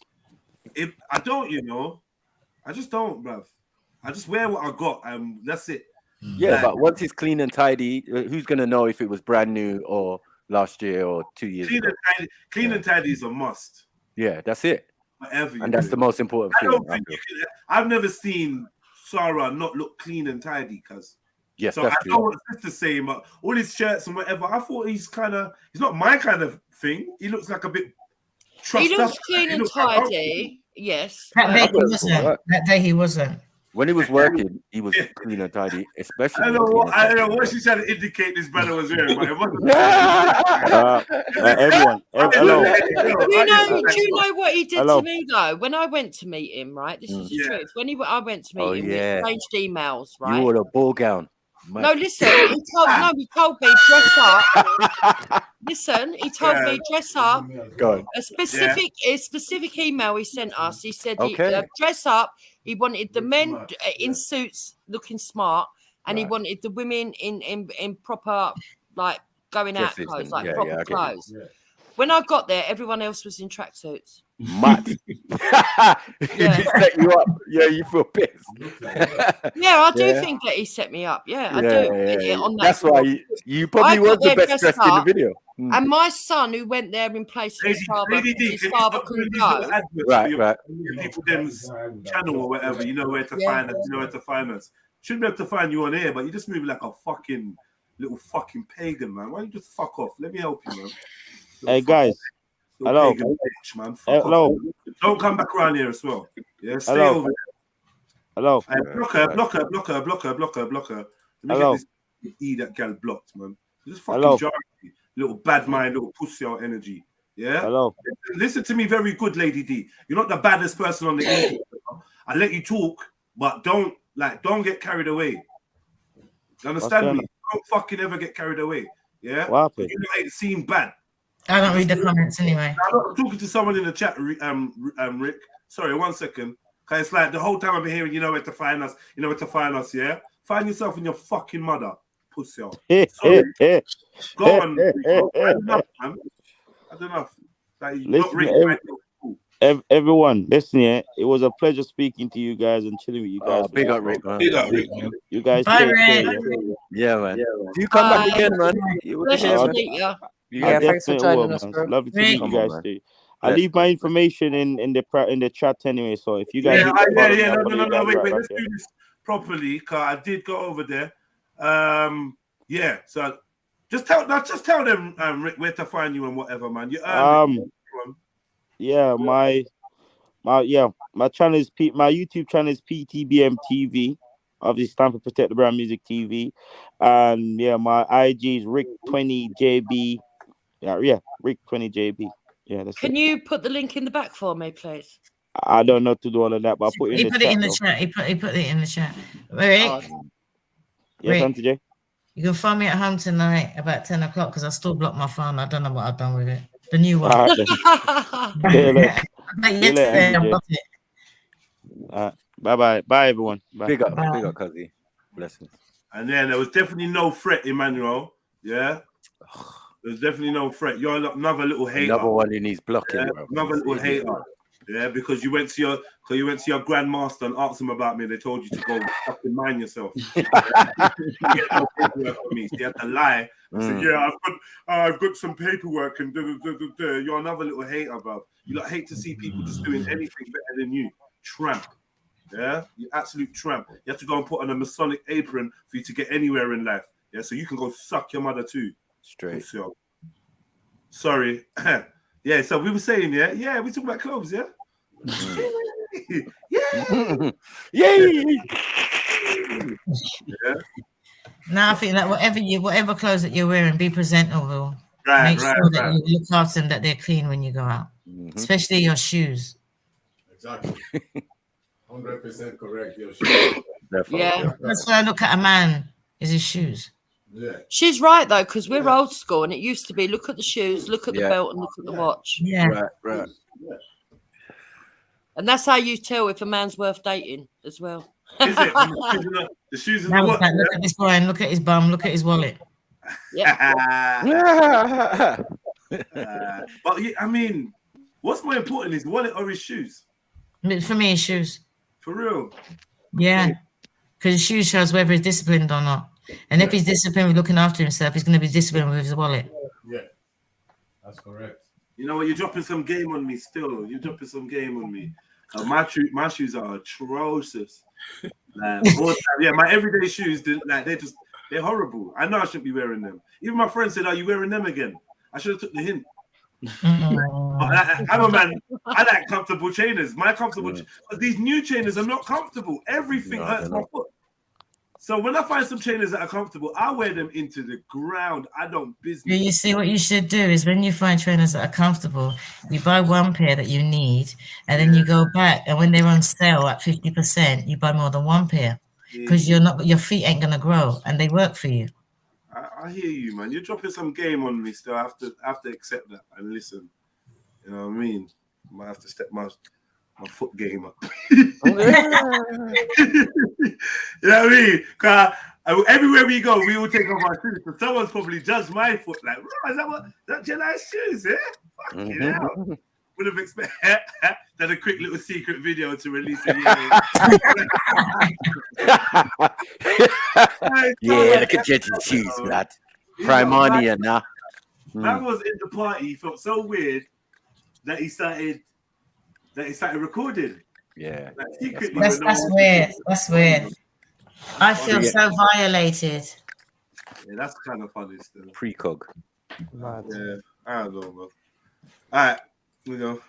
So much of a man, you forgot your bottle. Now, please don't put me in your mouth. Do not say things about me that you do not know. You understand? I am retired. I have bought my own house. You know what I mean? I don't owe nobody nothing. I don't do this because I need the money. I do it because I got nothing better to do because I'm retired. So don't come here looking like I'm working for some kind of some slave master, right? That I'm some kind of like I'm some kind of slave, because that's not me. That's not me. Right? So you are just like MTR. You're bad-minded and you're bitter. Why? Because, oh yeah, you've helped Pearl. And what has she done? What has she done? What has she done? Those that can't. And that was your question, Auntie Jenny. Like, from your perspective, because you obviously got the inside perspective, yeah? Exactly how much has Sarah helped Pearl? From where you're standing? I think he made it look as if he helped her. So you're not saying that? So you don't? No, I think the one person that I can say honestly helped her was when she got Andrew Tate onto her show. Yeah, that was it. Yeah, she did boost off that. Yeah, crazy. Yeah. And just before that, she paid for that though, didn't she? What you do? Yeah. What you do? You go back and you look how many videos that he's got, right? And you look at how many views that he's got on them, and then you look at the ones that either include Pearl or down with Pearl Studio, got me in them, and you see the difference. And then tell me who needs who. And then you look at Pearl's ones, and you see that she's consistent with or without him. I already seen that, but let me ask you something.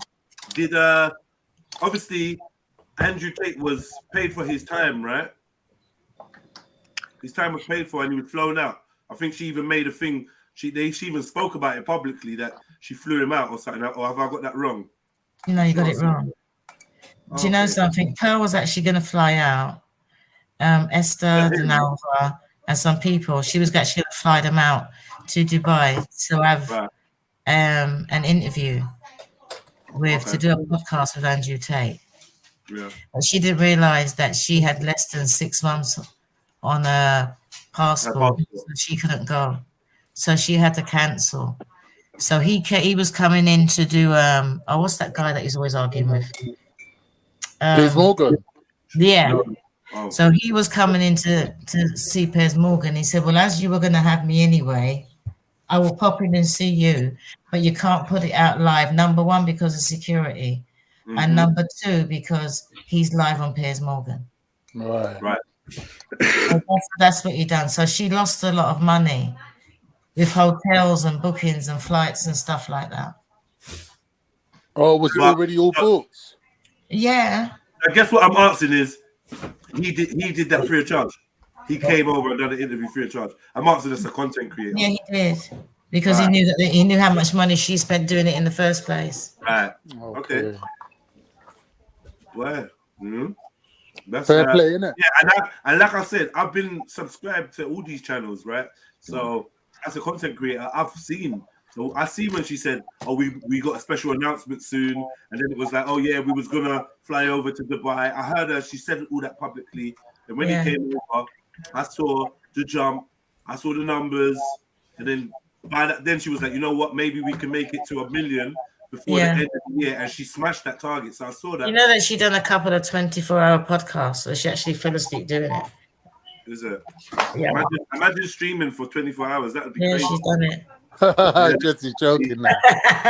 All you got to do is watch 3 videos. Yeah, that's not a new running part, sister. We do them long things here. But that's what I'm saying, Auntie Jenny. Everyone knows that to try and get a successful channel, and Jedi would know this, right? It's really hard work to get your subscribers up. And if you can have someone that's in the position that she is, that can jump you forward, it makes total sense. And for Sarah, every penny she had into flying out people to Andrew Tate, every single penny she had, because she invested in herself and she thought, well, if I get him, if I do that, it's going to work. So when Sarah's name on that list? she was like, she was a mess. Was Sarah's name on that list? No, it wasn't. Makes sense. I tell you, his name was on there, The same girl, Esther, but the guy said I was blasting, she was on there. She was willing to go. That's what I mean about repeat offenders. There's a girl they called Denalva. She was booking to go as well. And those were the two that actually met him. They were due to fly out with him. And so was whatever her name was, Brittany, whatever her name was. But she didn't really want to go to Dubai. I don't know why. So she was like, when it comes to Dubai. But when she realized that it was going to be switched to London, she said, okay then. Which is fair enough, isn't it? And it's about investing in yourself. If you believe in yourself, it will work. Yep. But again, you still need some lucky breaks along the way. And Sarah got a lucky break being in with Pearl, and he's fucked it for himself. Yeah, he shot himself right in the foot. So I got a lucky break just being on. You shouldn't be so quick to say that, because personally, you know, I've been observant long enough to see things swinging crazy roundabouts and do all sorts of things. So you don't. Let's reserve that judgment. Wait and see what happens. Yeah, this door may have closed on him, but usually one door closes, another one can open. Now, Sarah, I'm gonna say this: Sarah is no slouch. You know, you may question his morals or his integrity on certain issues, but he's not a slouch, and he's here to stay, and he will work. And He will work, but he's who's going to trust him after this? We'll see. You know, we'll see. And that is the thing, though, Jedi, right? It's one thing. If it is, one of the things I said last night, and Auntie Jenny, if she was watching, will vouch for me that I did say this, that if he had gone away upset, right? First of all, no one would have known about this contract if he hadn't spoke about it, because from outside looking in, we don't know what he's getting. He looked like he was kind of a mediocre, making his way up player on the stage. So we expected that he was getting reasonable fees for being on there, because the show's quite classy compared to other people's. So we wouldn't have known. If he'd have signed that, he could have kept it to himself, worked there for 3 years, made all the network and moved himself up. That's the first thing. But the second thing is that he could have, if he wasn't happy with the contract, he could have moved away, stayed on good terms with her. Yeah. Right? And just moved away doing his own thing, but still having that avenue of going to her and saying, listen, I want to network with these people. I know you've got the contacts. Do you think you can help I'd me? like to know his price. I'd like to know the fee he charges her. That's what I'd like to know. I'd like to know the fee. Because I bet you that if he told you the fee and he wouldn't lie about it, it'd be over and above of what anybody else is getting paid. Probably, yeah. And I think that was arrogant as well, the way that he had to get it across that he was considered high end and you were considered low end. I thought that was pretty shabby. And you know what really gets him, right? You know what really gets him? Guess there's one person in the whole thing that named their price. One person that named their price and got it too. And you take Blessing. Right. Okay. He did say that, Jedi. He said that when she spoke to him, she told him that he was high end, so he would get 30%. Yeah, he didn't say that she was. He didn't say. What I'm trying to say is that Blessing. Imagine, right? Think about it, right? Sarah and Pearl were friends. She had a rejiggle about a month ago. Blessing negotiated, and Blessing can name his price. So I reckon that Sarah would have known that and thought that he can name his price, but he ain't no Blessing. He ain't a blessing, he's a liability. And Pearl's an investor. And if people want to say she's investing in Blessings, you know what? I back her all the way because he's amazing. How many people can go out there and say, I'm going to go into somewhere and I'm going to say, you know what? This is what I'm worth. And they say, you know what? I agree with you. Yeah. Knowing your worth is one thing. Proving your value is another. And Blessing does that daily. He's amazing. The only thing he needs to work on, like I said before, is his timekeeping. Okay, one more. When you said that last time, I wanted to ask you a question because this was like a final thing of what somebody said they didn't like. Something about the African time. Yeah, Uncle Tony mentioned that in this interview with this racist dude, something was said about time and what it is. Earl said something about black people timing. What it is that when I done my show, I like to be on time. and Blessing is always late. And I said to him, listen, right, I got to get some music. So I approached some people and I said, can I have your music as an intro music? Yeah. And I said to Blessing, there's one thing about Kevin Samuels, right? Even if he was late, he always started. You always see him going around in the background, so people knew that he was coming, right? So if you go and look on all my comments and on my live show, it always says we're late. You're late. And I say, I'm not the producer. I'm not Blessing. Or sometimes I'll go on there and say, I'm really sorry because, I'm working with Blessing, because at first it used to annoy me. And then I said, Blessing, but you're always late. I've come all the way from Coventry. How can I come all the way from Coventry and I get here before you? And he goes, oh, it's African time. I knew he was going to say that. Why did I know he was going to he's always, I said, oh, no, not you in that rubbish, because I said in Barbados, they call it black people's time. I don't believe in none of that. You know what I mean? So I said to him, whenever my shows start, whether you're ready or not, start my music so that people know. So when she said that, Pearl didn't let the joke drop because it was an inside joke. And sometimes when you have inside jokes, you can't have inside jokes outside because people ain't going to understand the context he's in.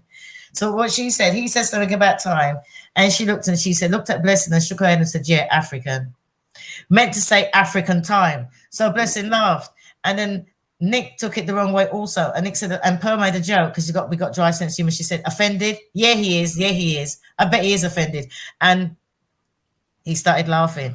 And Blessing actually went on a Sibian show and said, that was an inside joke. She shouldn't have took an inside joke out and she didn't land it properly. But everybody knows that the shows are never on time. Pearl's shows are never on time. They're never, ever on time. Whenever Blessing, they're never on time. Never. You can go and look back and you'll see. If a show is scheduled for 8:30, 2:45, they're still there. I always say, start my music. So people know that. And now once he started the music, it goes out live. And I just get in the chat and I'll say, yeah, I'm here. Yeah, I'm waiting on Blessing. Yeah, sorry, people. Or people are moan and say, I'm not the producer. I just come in and sit down.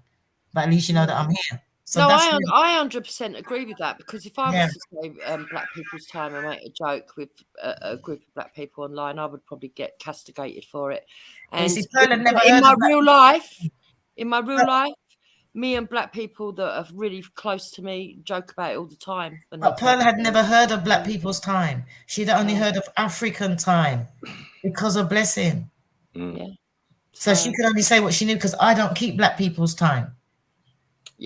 But it is an inside joke, and it's an inside joke amongst black people all the time. They laugh and joke about it.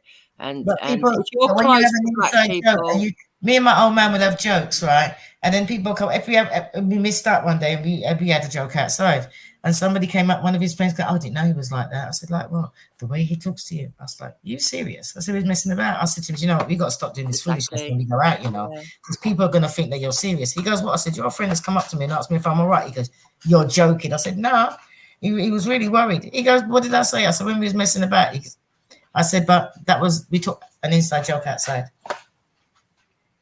Yeah, it's even an inside joke in my household with me and Hector. Yeah. So she's right. There is inside jokes that sometimes other people on the outside don't get. But there's proof of it. On every podcast, there's proof of it. And all of my live shows, if you look at the live chat, there's proof of it. It's out there. I'm always apologizing, saying Blessing's late. So it's not like, and that's what I said about people's facts and opinions. It's a fact because it's out there. It was out there before the podcast. Yeah, joke's a joke, but she's still got to take the L for the faux pas. And that's a minor thing. I don't think she has, though. I don't think she has, though. No, I don't agree. I don't agree because she's not intending to offend anyone. anyone. We need to be, it don't matter. We need to be objective and unbiased. And like, if I was to make a joke like that and someone else who wasn't part of the in-group said, wait a minute. No, she admitted that. I'd have to take the L, that's it, and keep it moving still. Now, she went on there and said that, it was inappropriate to have an outside joke inside and she can see it can be perceived or worse. That's it then, done with it. But people are like, that's not an apology. But what's she apologizing for? She was explaining that it was a joke. Blessing said it was a joke. I was aware of the joke and she shouldn't have said it. It's not that she shouldn't have said the joke. It's just that where she said it. Yes. It's not that she shouldn't have said it. She shouldn't get caught saying it. No, she said left it inside. It wouldn't have got caught. That's what I mean. It's where she said it. Yeah. She said it on air. Where we say that joke every day. You can't blame her for that though, innit? Like she's obviously not that savvy when it comes to these sort of things. Yeah. No, I think she was probably just relaxed and being herself amongst her friends. Yeah, And I think it's Fill it out.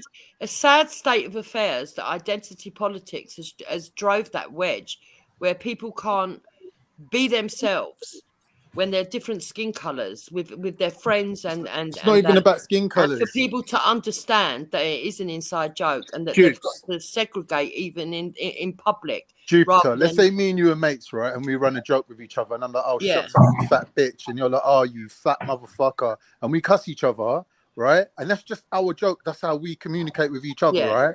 And Yeah. me and you get caught doing that in the middle of Iceland in front of some fat woman who starts crying, going, they're fat shaming. Right, we have to take the L I because would our say sense that of was humour pathetic. got I would carried say that was away and pathetic. hurt someone's feelings.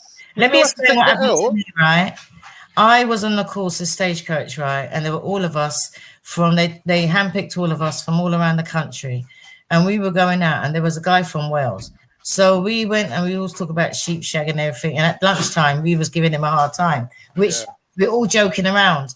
And one of the tutors heard and pulled him to one side because he wanted to do something about it. And he said, we're all joking. And I said to her, the tutor spoke to us and said, you know, when you're not joking, make sure you're joking when nobody else is around. Because if anybody could have heard, they would have took it the wrong way. And then we learned that whenever we were together in a room on our own, not around the meat open and dinner room, we cracked jokes. But when we were there, we just kept it civil. Because when somebody hears something outside and they don't get it, it is offensive. So you're not supposed to have inside jokes outside. Simple as that. Simple. Yeah. But it's And a she sad admitted state that. of She admitted affairs. that. Yeah, but what I'm saying is it's a sad state of affairs that people can't accept that it wasn't meant to offend other people. Oh, The only right, way she that she could have said that and not offend people is if she had said, "Oh, Blessing said that he's on African time." Yeah, Even then, maybe. right? Yeah. It wouldn't have That's been so the only funny. way she could have said that different. But when you're just speaking off the cuff, you're not going to think about, you know, being politically correct when it comes to an in joke. But that's the only way she could have said that any better and not offend anyone. I'm trying to think if I got any in jokes where do you sort of cuss my mate's mum a lot?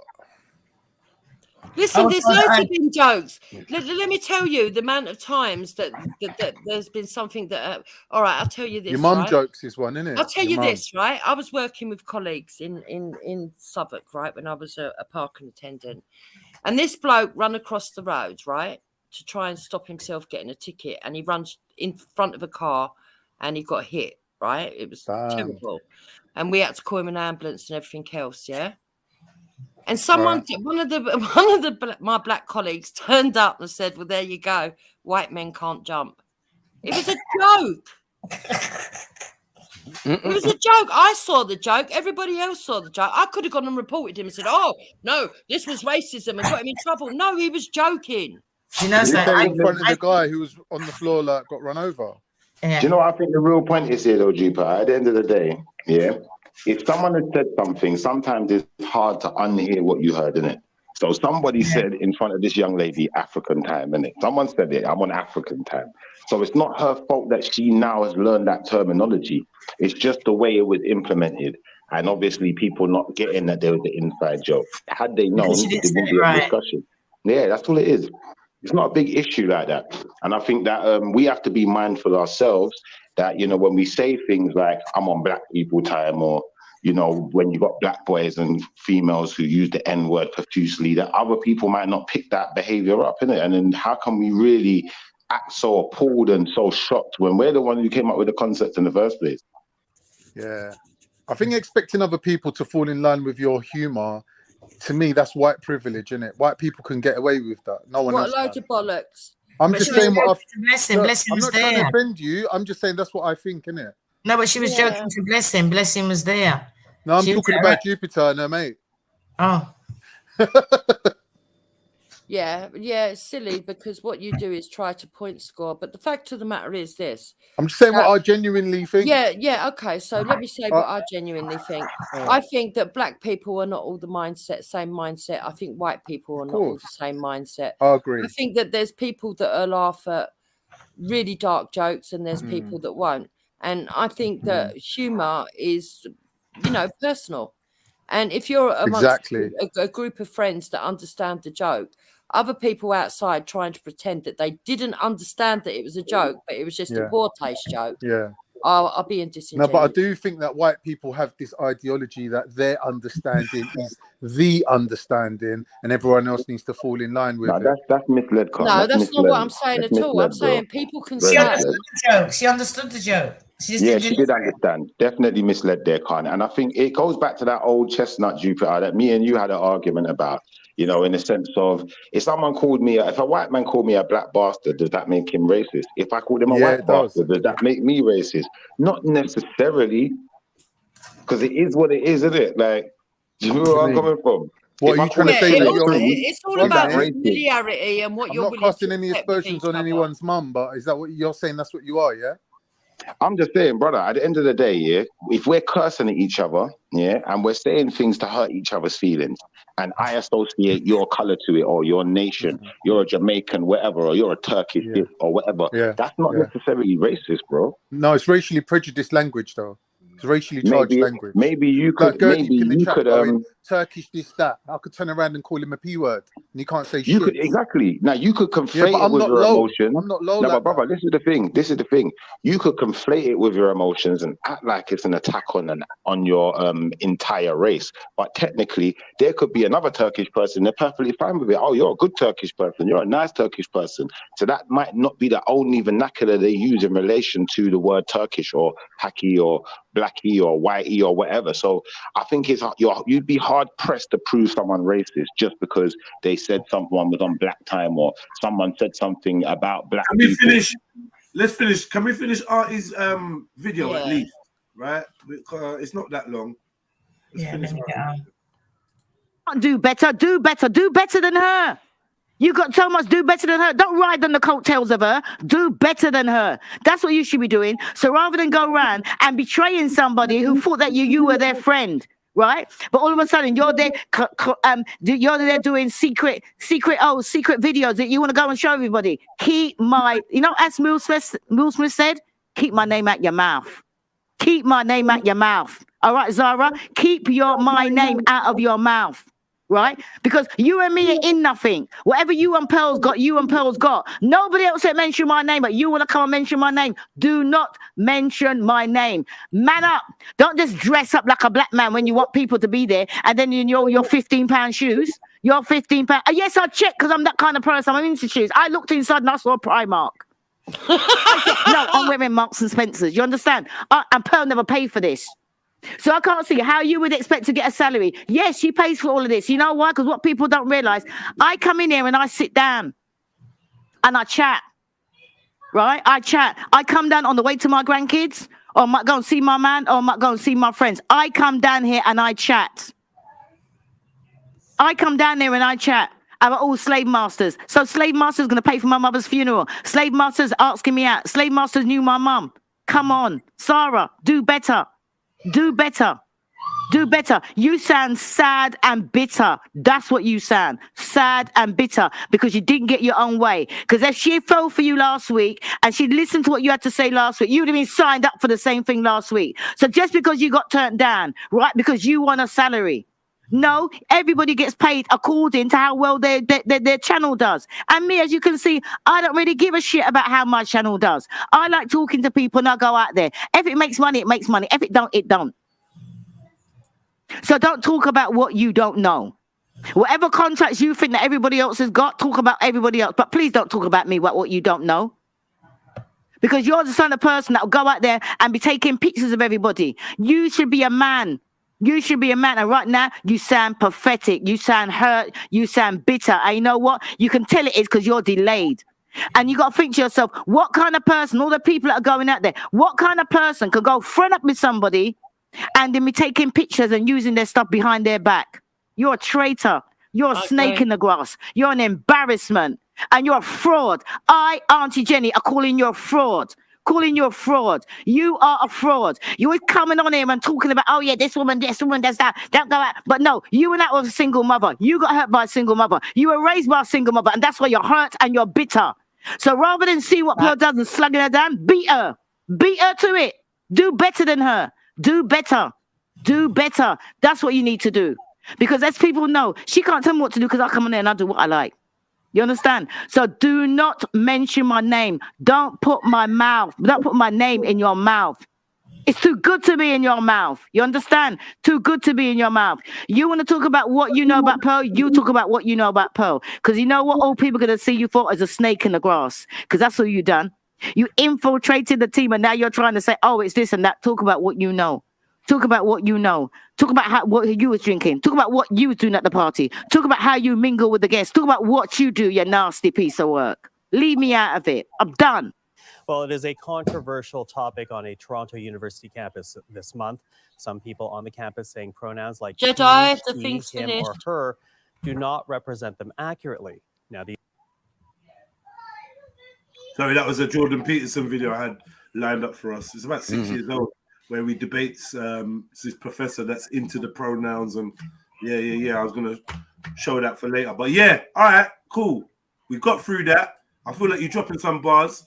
It's good that you came on here because there were when I was looking around, the accusations was, well, Auntie ain't really addressed the contract thing and blah blah blah. But I feel like you've been very, very succinct and thorough with your side of the story and where you're coming from. I think you're being genuine personally. Yeah, man. I'm off to go do a poo. Big up yourself. Oh God. It'll be about an hour. Yeah. Why does that sound like a mic drop? Because all of a sudden it's gone silent. It's called Black People's Time. Oh no. Yeah, African man. African man doo-doo time. I was going to do a Kendra G, like wait 7 seconds. Yeah, African man doo-doo time, man. It could be 10 minutes, it could be an hour. Right. You know what I mean? But no, let's be honest about it. You're quite right, and I don't think he should have mentioned you in his gripe because it kind of makes it look like she's moaning as well when actually she's Somebody not. said that he didn't mention me, that he said nothing bad about me. That's not true. No, that's not true. It's what Jupiter said earlier, that he mentioned that you lot was on a lower bracket, and he mentioned two names, your name and the other guy's name. Yeah. Do you get what I'm saying? So yeah, he did make a point of it. And you're making the point that, hold on, you don't even know what my contract was. Yeah. Say swear you know what my contract is. No, you don't. So shush, Sarah. Yeah, you just And the thing bit is up. that of course, as a businesswoman, Mm. you're going to say, I'm paying my staff 30% and paying my. You're going to say, you know what, I'm paying them 10. Do you know what I mean? Yeah. You're always going to start low. Nobody goes into a bargain. Nobody goes to bargain with somebody starting high. I feel it makes sense, yeah, that she would say that to try and give him some value. Like, listen, I'm giving everybody 10, 15%, and you're getting 30. Yeah. Like, even as a business, suggestion, you can see what Pearl's trying to do. She's doing business, right? Yeah. As you say, you don't come in at the highest. You know what I mean? Or if you do, with the actual figure, you're saying, listen, there's other figures and other people involved, and they're getting less than you. You're on the higher echelon. Yeah. Right. That's business. That's business. You get me? But because he doesn't Anything, really listen, know. that you'd be stupid. And as you can see, she's very good at business. Of course. Her track record You know what I mean? says it You gotta all. give her respect. She's Well, only even like my a year. track record says it all.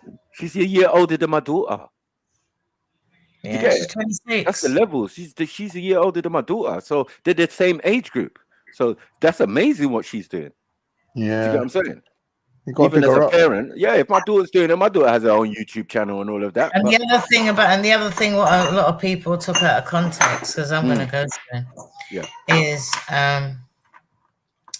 Blessing is a top producer, right? When she was going to go to Dubai, she was going to take Blessing with her. Right.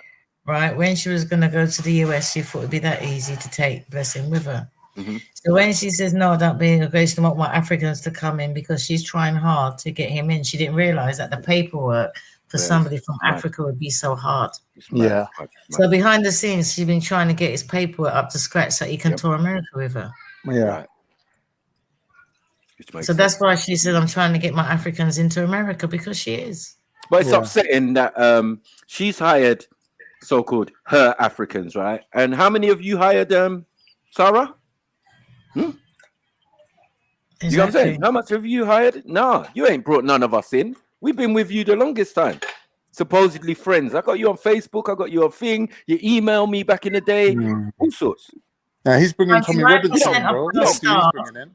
You don't piss on the 99% man them no of more. Pearl staff is black. 99% of her staff is Right, black. right. And is there an issue with that?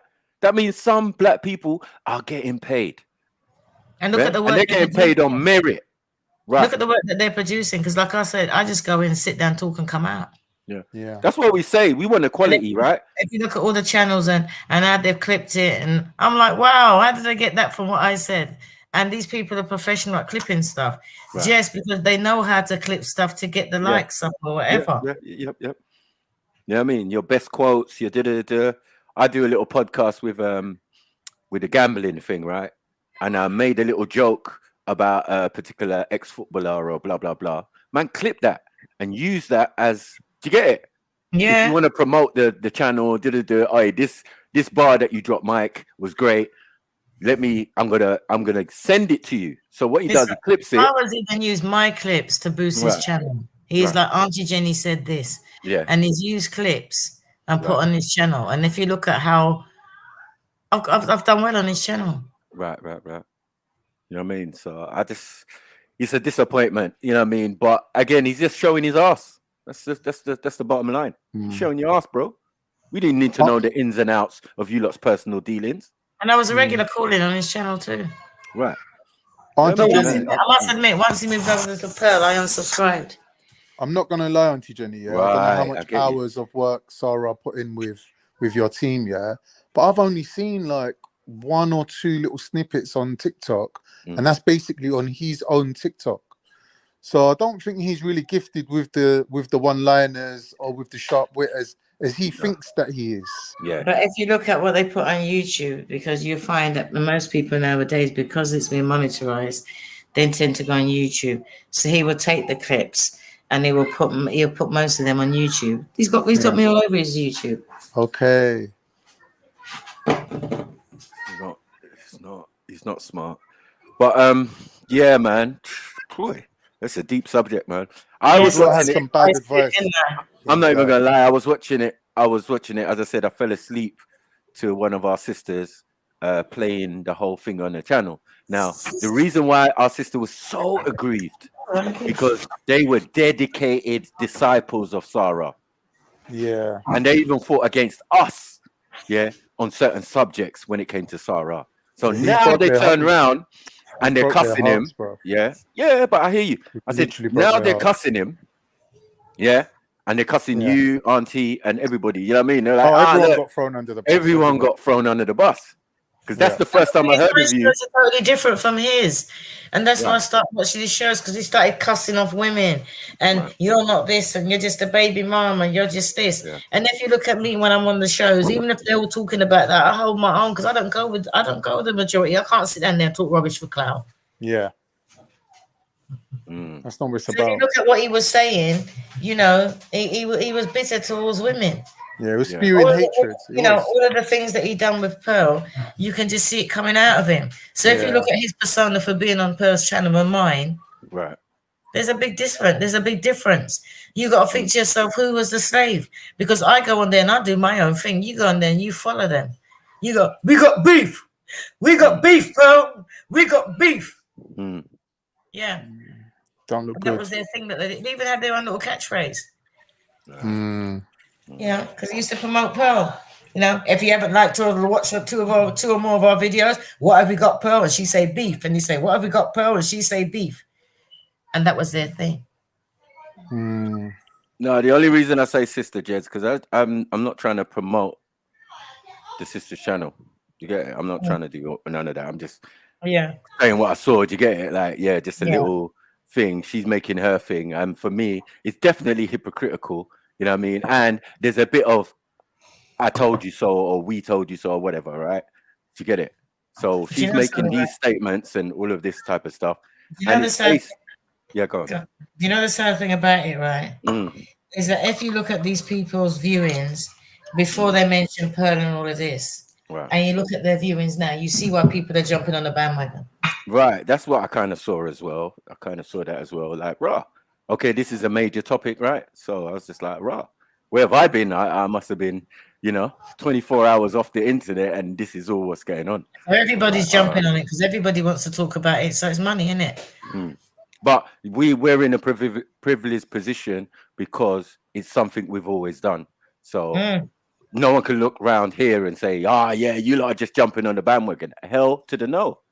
This is something that we normally do. Do you get what I'm See, saying? the thing is, it's not even something that because you don't actually know him, you've spoken to him, and you've clipped him, and you've had conversations with him. Right. It's like not a lot of people knew how he was before. Okay, I get you. You see, and that's why I thought, you know what, these people knew how he was, because when I'm saying about the about turn, nobody understands it. Okay, You know, from that because a lot side, of people right? only know him because of Pearl. He's going on like it's the other way around. If it was the other way around, he'd have 1 million subscribers. True. Very true. And as I said, 30% of something that hasn't been made yet, it might be donations, it might be, do you get what I'm saying? Like that makes up the whole thing, but Like that I is said, still there was got to no go. Auntie Jenny before. And I Right. think that's what separates me from all of them. No. Right? So when people say, I've sold I've sold Auntie Jenny to Pearl. Right. Because how can I sell myself to Pearl when Auntie Jenny is Pearl's? Right.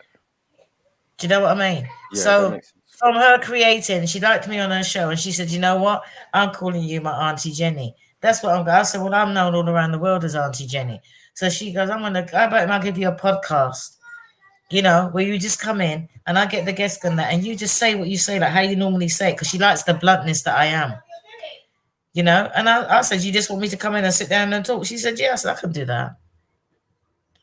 My man goes, you can talk for England. I said, that's why I can do that. All right, we have a guest. We have a guest. Hello, Lico Man. Hello.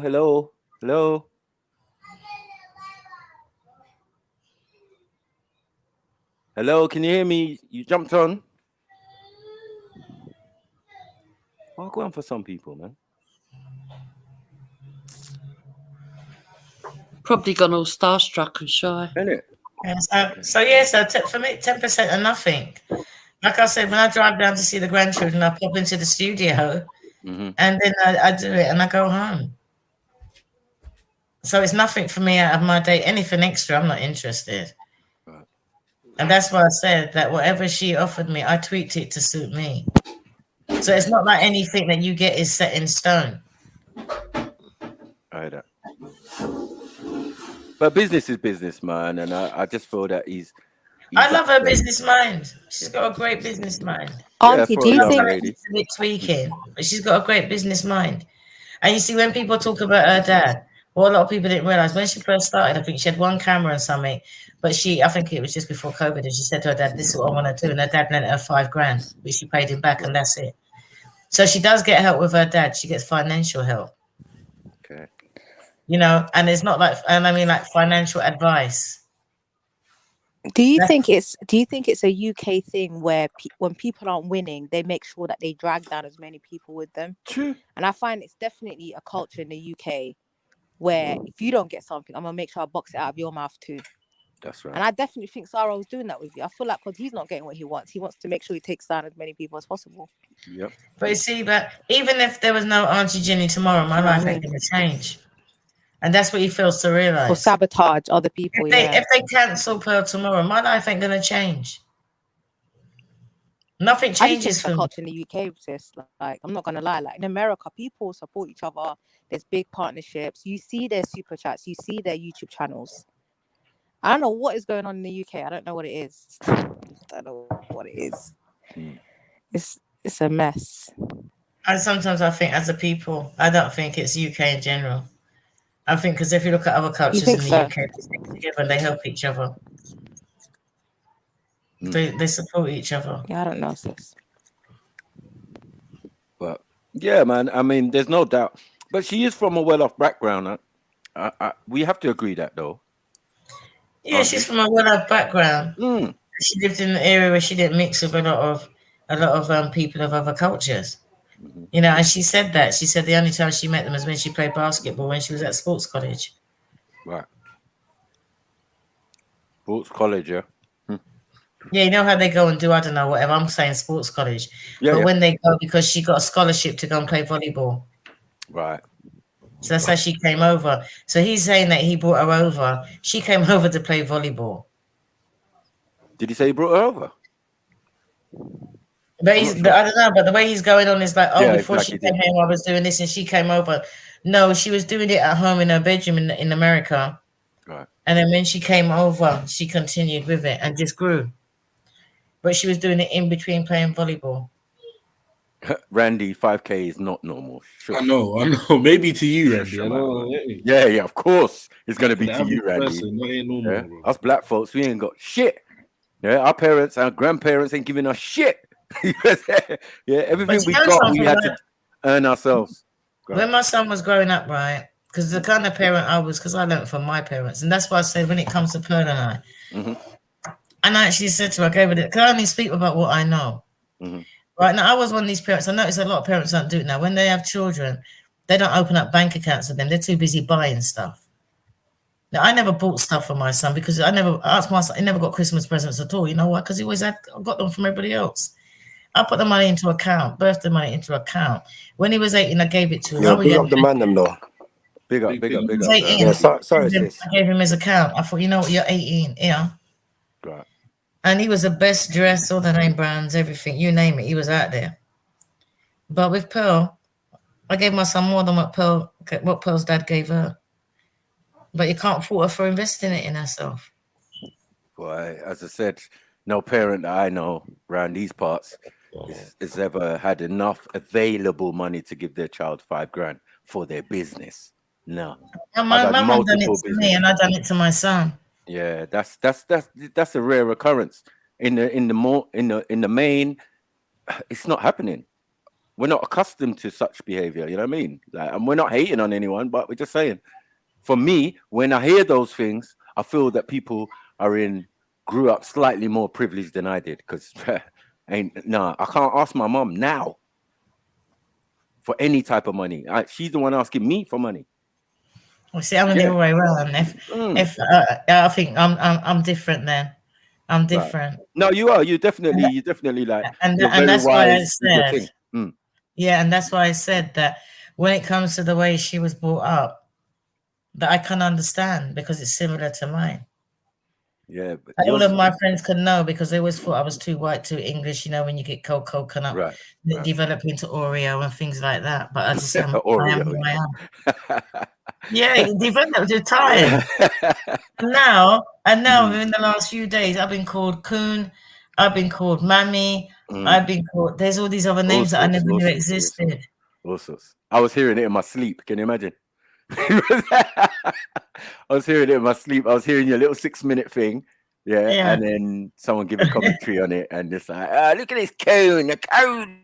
You see what I mean? You see what I mean? I was like, rah. It's funny because I've never had such abuse about my race before. Never. Not even to be, and I'll tell you the honest truth, right? I even been on holiday with a racist. By the time I come back, he wasn't. Do you know what I mean? Yep. But even then, Auntie, you sound like Mike Tyson. Mike Tyson said, "Everyone I meet, no one's racist." No, they don't have to be racist. I'll change their mind. You see, sometimes you see that when you go out and people think you're racist, they look at you and I've got lots, and they automatically think you're going to talk a certain way, you're going to behave a certain way. I'm the one that's going to prove that them different. Are you guys though? I heard you know, like being racist and all that. I heard that's like a poor man's kind of sport. Like rich people don't really deal with that. No. And even where I live now, it's in a predominantly white area. And most of the beef I get are from the black people that move in. Because they wonder why am I living there? Okay. But it's East London. If you're from East London, there's going to be the element that some people sound more Cockney. You know, it's East London. Do you get it? Yeah, and that's why I was brought up in East London. They got accent. They got different accents slightly to us North Londoners. You know what I mean? And we can hear it. I think in East London, I think we benefit from being in that melting pot. I mean, growing up, you know what I mean? Yeah, it's more. And it's really funny because people are calling me a mammy. And years ago, I had a white nanny. Right. You know what I mean? Because there's always this big white woman that always had like childminder. She always had black kids. And everybody, and I remember growing up, and that was my nanny. When somebody said about nanny, like I had au pairs growing up. Right. Did they used to call you a banner check, Auntie Jenny? Did they used to call you a banner check? I heard that, but I never knew what it meant. What the hell? Okay, yeah, basically a coon. But hear what now? Yeah, I've done my research. He slid right? that. I've done my research, right? And my son said that Auntie Jenny, she's 30, and I've listened a bit of your content, and I take back what I said, Auntie Jenny. All right? Thank and if you don't know who this is, it's Tony who was on earlier. Tony seal of approval, you know. Tony that was on earlier. Big up, big up. Big up Tony, though, innit? Yeah. Big up, big up, family. I stand up for myself. I stand up for myself. You know? Of course. Okay. Yeah, I like that. Yeah. I like that. Yeah, I'm a woman of my words. Do you know what I mean? No, that's big. That's big. I think I've got to the sort of age, you know, where like I always find that the older you get, the more you don't really give a shit because you don't owe nobody nothing. Yeah, that's true. That's true. That's true. I'm not gonna lie. The older you get, the more you don't give a fuck. No, I'm not gonna lie. And I don't. And that's what I say. Listen, I don't give a nobody. I don't you just care. get tired of it. You just get tired of shit. You just think, what do I like, man? Why do I? Yeah, that's right. Who's that? D-Block. Yeah. Is that D-Block? Who's that? Yeah. For nonsense. Who's that speaking? Sorry. Who's that speaking? It's D, mate. It's D, mate. D-Block? Yeah, it's D-Block. Yeah, I like that. First time we're boxing, and first time we're boxing, but big up. Yeah. Yeah, big up that with the Cockney, man. Come on. Big up, Tony. You know what I mean, Unks? You know what I mean? China. My bread, I leave it out, mate. Yo, but I'm not Cockney, though. I'm not Cockney. Can I just say something, right? Yeah. I have sat here for hours in Essex. Yep. And I missed my shop and delivery in Coventry, but thank you very much. Oh. Bless it. Don't worry, you can afford it. They're going to bring it on Sunday. It's not alcohol. It's just all gave you a alcohol. whole day for free. How about that? It's all alcohol. Come on, man. We appreciate you. No, man, she's having a good time, man. You know what I mean? You can't buy good time in her. Yeah, I enjoy myself. I enjoy life. I enjoy life. I like Jenny. You're having a good time in it. That's why you're sticking around. I like. Do you know something, right? This is I like the fairness, I like the evenness, I like the discussion, I like the panel. You know, while I was talking, I even said to Pearl, I know I'm on this panel, and I said these people, like, they got common sense, because, you know, I always say nowadays it's easier to get a degree than to get common sense. True. Tell me about it. True. You know, and yeah, it's nice to converse with people. Like, if I'm wrong, I'm wrong, and if I'm right, I'm right. And I'm so ignorant that if I'm wrong, prove that I'm wrong. Change my mind. Right. And Pearl's got that same kind of bullish mentality. You know, I've changed it. Like, she had this thing that, oh no, traditional women don't go to carnival. I had to stop her on the show. I'm like, listen, right? I know you went to, you know what I mean? I said, listen, right? And before this, right, I really want to get her into a carnival house. Just to change her mind. I wanted to be in there making costumes. Because I said to her, who do you think does all this? Traditional women, housewives. Yeah. You know, they all get involved. So what you see out there. Family event. Because she just saw all these, you know, it's the first time she's ever been, and she just thought it was some kind of street orgy. It blew her mind. It blew her mind. She said, never again. She said she couldn't believe it. She was, you can tell that she was physically affected by what she saw out there. So when she got on the podcast and she was saying about traditional women don't go carnival, I said, no, I've got to stop you there, Bill. And somebody put in the chat, thank you very much, Auntie Jen. I thought you were just going to sit there and say nothing. I'm like, no. You know, I've done all the parts of carnival with the DJ on the trucks, helping out in the band. You know, I've done it all. So I know that, you know, when you're at night at 2 o'clock in the morning, you're sticking on stupid sequins. I've been there. Jenny, before you go, Jenny, if you need any kind of like mature men, I would like to nominate me and a sniper and Uncle Tony as well. We're ready to assist you in anything that you need. So get our numbers from Jed's, innit? I'll tell you what, right? I'll tell you what, right? Man, do me a favor. 4 men in I don't know. I know. Deluni, you're not 35, man. Hold back. I'll tell you what you could do, right? Is that there's in the studio, there's a main studio, but I've got a little tiny studio that I like. I call it the Auntie Jenny. How tiny? I interviewed a stripper in there. And you know, it says I can't do that. No, I'm just trying to, you don't want to see I'm me just trying to sit, say it's personal. So the way I do my show, right, is that if you're a person and you got something that you want to push, publicize that I like and I agree with, I'll bring you on and I'll do my own. Yo, I've got something I want to bring to the table. Seeing, sir, I don't know how, I don't know how you swap details or whatever, but there's I'm on something what I want to bring Instagram. to the table. I think it's Sorry? Instagram. Auntie Jenny says Instagram. Auntie Jenny. I don't you know what? I'm old school still. I'm not really the only internet I deal with really is YouTube. But what do I do? What go to Auntie Instagram Jenny and what? says. It's Auntie Jenny says.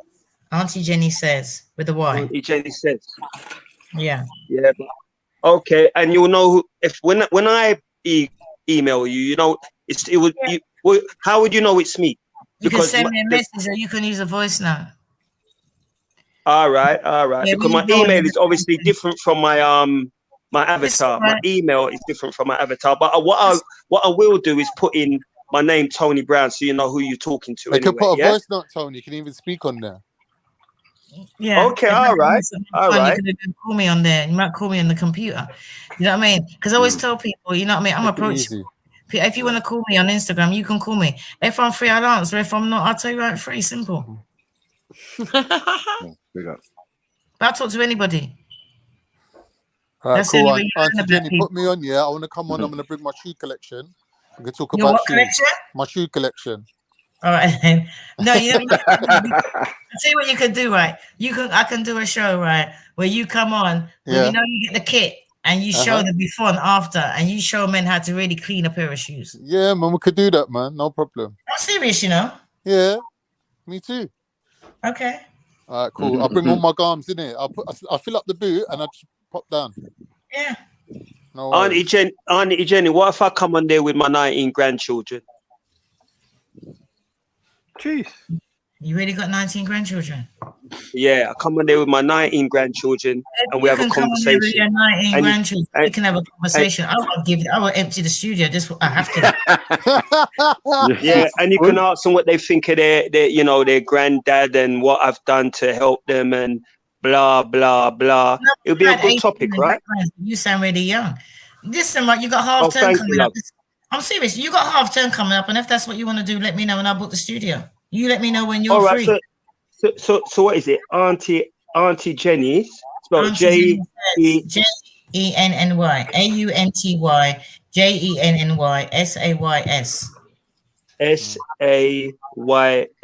Okay. Yeah, so jump on it. Well, my son's on Instagram, so what I'm gonna do, I'm gonna make him hook me up. Sorry? Because they've got 19 grandchildren and half terms coming up. Coming to the studio be like a day off for the parents. Right, yeah, I'm gonna try and see if I can get all of them together, mate, because as you know, 19 and they're all over the place.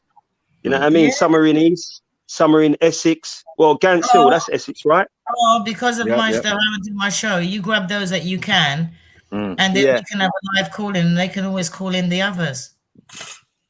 Yeah, that'll be crazy. All my shows are live calling, so you can fill the studio with those that you know that you've got, and the others can just call up on. I think it's Zoom they do. Yeah. Okay. Yeah, that'll be good, man. That'll be because good. I like the interaction. Yeah, that'll be good. That'll be good. I was only messing around, but I think I might even entertain it. To be honest, you know what I mean? I was messing. No, I've got 19 grandchildren. I was messing around with the idea of going on your show and all that, but it might be a good thing for me and them to do, to be honest. Like I said, I've got the village mentality in it, so that sounds like something. When you look at my shows and you see, once it says village, you see how it is. I've had a vegan on, I've had a vegetarian on, and I've had a carnivore on. Right? And those got the least shows, but Pearl wasn't happy, but I don't really give a shit. I want to do it. And she let me do it. Do you know good on you. Those were one of the least. Man. And it was really good. I learned about electric foods and alkaline foods and, you know, all different kind of foods. And I changed my diet because of it. People don't like the way I've changed my diet. People think my diet's disgusting, but I don't really give a damn. Right. Just because of having them people on the show, I educate myself as well. And if I want to learn something, and I'm at my age, I can learn something. That means that somebody out there wants to learn it too. Sure. Yeah, that's why I'm here, because I'm here to learn as well. So I agree with you totally. Mm. You know what I mean? No matter what age you are, you can still learn. Yeah, and I've learned a lot. Especially now you That's see. why that's why I respect the young nephews. I respect them to the maximum. It's not everything I agree with, but I respect them, man. But the guy that owns this podcast, I think is amazing. Come on, Jedi's top guy, Yeah, man. man. He's Amazing. putting in the work. The thing is, Definitely it putting in the reminds work. me of my friend who does the Jazzy show. You know, he's a family man, and he does it around his family, and he still Right. finds time for his family, and I like that. Come on. Because that's what I do, but he just does it on a more bloody extreme kind of way. Do you know what I mean? Yeah. Because all I'm going to do when I finish here is go and say to the grandkids, like, yeah, I'll see you because I've got them midweek. So that's what I mean. I'm doing Pearl show on Saturday. Then I'm doing Monday. And I think originally I was supposed to do Tuesday. I don't know about that because I'd already told them that I wanted the time off before they changed the schedule. So I'm sticking to it. I'm having my grandkids. I don't give a shit about the show on Tuesday. I'm having my grandkids Tuesday. And then, I'll go back on the show on Saturday. And I'd already booked that off. So I hope the State Master lets me have the time off because it's a pre-book. I heard that. I even tried to have a show. I even had a show with the same Nick guy. You know, the guy that they're all up in arms about her meeting. Right. And he's actually, to me, he was mixed race because he's Italian and Mexican. Oh, that's interesting to know. Yeah, and I've done that on a podcast, and then I got told that I hate white people because I was on a podcast with him, and I actually done because nobody put up the podcast that I was on, and I actually done a reaction to it. Oh my gosh, all the attacks I got. I was told that I'm racist, that I hate white people, and I just thought my grandchildren are mixed race. Do you know what I mean? Just from what I was saying. You know, that they said I didn't like because I gave the one drop thing, you know, because I called him mixed race and I called him undercover white man, I think, at one point. And what it was is that I said, you know, if you get one drop of white, you know, get white paint, black paint, you had one drop of white, you know, I mean, you know the scenario where it changed. Yeah. And I think I offended a lot of Nick fans. Yeah, but that's true. If you've got one drop of anything, you're going to be mixed. Because in America, they say he's white. I said, in England, you're not. So why are you going on like you're white? Yeah, it's true. In America, they do see that whiteness does seem to go for some. Because he said his dad is dark. He said his dad is dark and his mum's light. And so what he's trying to do, because he takes after his mum, he's trying to find somebody like his mum to wean off the darker side. Yeah, but why not allow him to feel how we want to feel, innit? Well, I just said, when I turned around and I said, well, I hope you have a throwback that's really, really dark. I'm praying that you have a throwback. The people got offended. Yeah, because obviously you're telling him the truth. Like, most people don't like the truth, you know. I don't like the truth sometimes. Because he just naturally, and I mean, he's only in his 20s, I think he's 24 or 27. Yeah, so allow him to grow. Like, and he's a virgin. And I said to him, do you realize that no matter how much you pick, that your Jad genes can just pop out and you can have a dark child? I said, I know an African woman and her son's got blonde hair and blue eyes, and people keep on thinking she's a damn Charles nanny. No, what I'm saying is, why not allow him to find it out for himself? Obviously, he doesn't want to hear it. It's good to educate people. And you see, the thing is that when Pearl done an interview with him, people had a lot to say. No, but you educate people that want to be educated. No, what I'm trying to say is that I didn't know he was racist. I just heard that he was a controversial podcaster. Because whether you're racist, I'll talk to anybody. You understand? So when I turned up now and he had these ridiculous views, I just thought, well, that's stupid because you're not white. And then I think I know who you are now. And then later on, I found out that he was this white supremacist, and I'm like, but he's not white. You know, so that's why I done a reaction on it.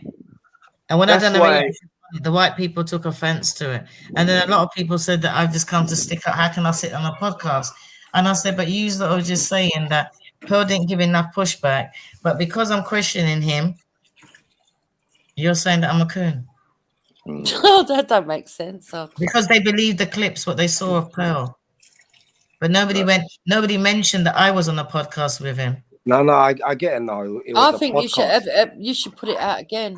No, you should have gave some context. I done a reaction to it. I'll have to come watch that and see what I think. I might play that on because nobody. I think it was on Rumble, but I don't do Rumble. So I think the So, podcast so, I Je- was on. so Jenny, you know the interview, right? You was there as well. No, not The that one. interview what everybody's showing.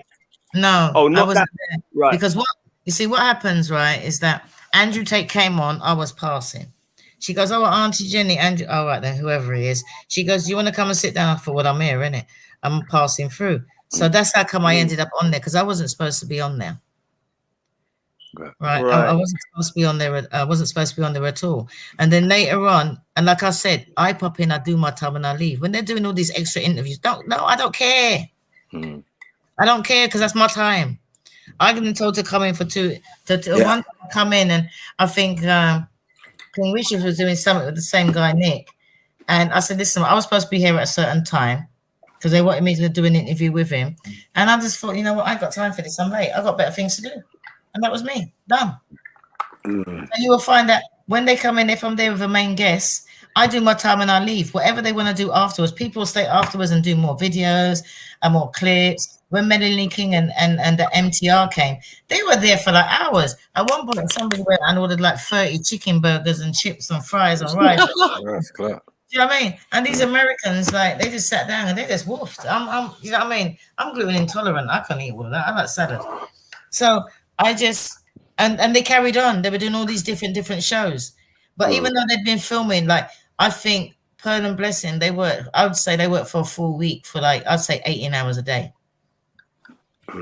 Is that it for a full week? 18 hours? No, they did, because they're special guests in, and they were just working round the clock, and they were doing different stuff and doing different. Because I tell you what, right? I tell you how good the studio is, right? No, I'm saying 18 hours is not really round the clock. A day. 18 hours kind of like a day. So you've got to times that by 7. Oh, a day. A day for a week. Yeah. I thought she said a week. Nah, 18 hours a day for a week. Oh, that's mad. That's mad. And they done the 18 hours a day for a week, and I done 4. Because I popped in for my 2 hours, and they said, "Auntie, we're doing a show." I'm like, "All right, then, well done. See you later." You know, I'm happy for you. I'm gone. I'm gone. That's me. I'm gone. Because like I said, you know, when he's talking about contracts, right, I'm doing 4 hours a week. You know what I mean? If I want to do more, that's me. But no, so that's why I said that when I do the contract to suit me, people will be like, "Oh, how come Auntie Jenny's not in the studio more?" Like Rick says, I keep on telling Auntie Jenny, no. Now, I think one time I stood in for a couple of times. I said, "You know, I'm going to have my time, innit? You know what I mean? You know, I've done 6 hours this week. I'm supposed to do 4. Right. That's me. If I'm really bored, I might do it. Or if I'm having one of my bad days, I can't think what I'm doing, I'll end up turning up at the studio, stupid times. So Jen, you know when she invited this guy onto her show, yeah? Did she do any research on him at all? Why did she invite him in the first place? Is it because he was just controversial, but she didn't know why? How come nobody done any research on this guy? I think that she knew that he was controversial, right? Because I think he had his bank account banned, and he was banned from flying at one point or whatever. And I just think that when you look at it and you look at what Sarah's doing and you look at what they do, you's not different because you's not don't stick. But when you look at this red pill thing, right? And I just think she was going to take a different direction. Let me try something different with somebody who's known out there. Okay. So I think that it's important. So I don't know whether she wanted to change, you know, or change direction. And she and like I said, she didn't do her research, because when it comes to her stuff, she's shit hot. You know, she can. Auntie Jenny, don't you think all of this stuff is like more for entertainment and clickbait and all that? Like, don't you think this has just become a business now, isn't it? Like, people are going to do whatever and say whatever and bring on whoever just to get more clicks and get more money. Yeah, but what's wrong with that? What's wrong with it? That's how come she brought. And look how many Andrew Tate got. Look how viral Andrew Tate went. Yeah. I mean, nobody knew really who Auntie Jenny was until Andrew Tate. Everybody's out there like, yeah, women don't want men don't want women with makeup and all this and that. That's, you know what I mean? I think the problem is, I would say everybody's on YouTube to make money, innit? And you can say that Everybody on YouTube is here for money, innit? No, but Tony, the difference is he was fully involved. You can't be fully involved in something and then suddenly turn around and be the moral police guy. Do you know what I mean? Fully involved That's the in thing what? why he's getting side-eyed. He was He fully was involved. involved. He was sitting there. He was I know, speaking sister, for months. I know, sister Sarah, but there's a lot what I of mean? people there's thousands of people, hundreds of thousands of people who are on the net claiming that they're one thing, but there's something else. So he doesn't surprise me at all. Exactly. But that's the thing. He Like, shouldn't bro. be getting the attention he's getting, or people No, supporting but him, or everyone's people acting on using the his internet words as like some that. sort of, I don't know, like a benchmark. The internet is Everyone should acting just it. look at him and be like, just sit down somewhere, like just stop. People need to call him and You be like, might- "Yo, fall back because you're looking stupid." I'm right just now." happy that I'm not bamboozled by him. You know what I But there's a mean? lot of people, I was about But to he's say got that a there's new a lot of demographic people out that there I that would feel are like buying it. Exactly. there's an That's angry. the thing. A lot of people are buying it because they were friends. Oh, she thought they were friends. They're thinking, well, you know, confessions of a friend. And you find that when you're popular, when you're making it, when you're successful, these kind of friends will come out the woodwork. These And he's not vampires, the yeah, first. 100%. He's not the first. Her ex-best friend done the same thing already. And he's not the She- last either. first, and he I won't be think the she last. dodged the bullet, to be fair. I think she really dodged the bullet. Because I imagine told her if not to really sign him. pops I off told her and not to he- sign him up. I told him. Yeah, she I dodged said the we don't bullet, need to be him. fair. I said he needs you. Don't do it. I said not everybody that says they're your friend, Pearl, is your friend. But at least she had contracts in place. So I rate her for that. Like, she wasn't completely stupid. Do you know what I mean? She had her contracts in place. So Yeah. respect for that still. Because a lot of people don't do that. And then people turn on them and then you're A lot of people don't do NDAs either. Yeah, exactly. None of that. But to be honest, if she had done her homework on him, she would know that my man is about what he's about. But he You know what I changes mean? up his persona all the time. I didn't know much about him until I came on here, to be fair. Mm.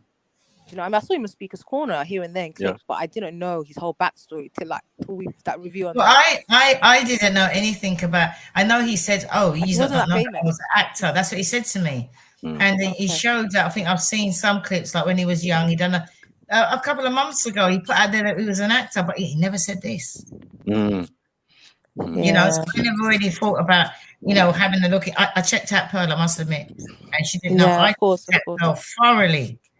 Yeah, 'cause you're part of the And no, I was the only one that did. Okay. I was the only one that did. And because we're like in a circle and she trusts us, Pearl sat down one day and she was talking to us about her life.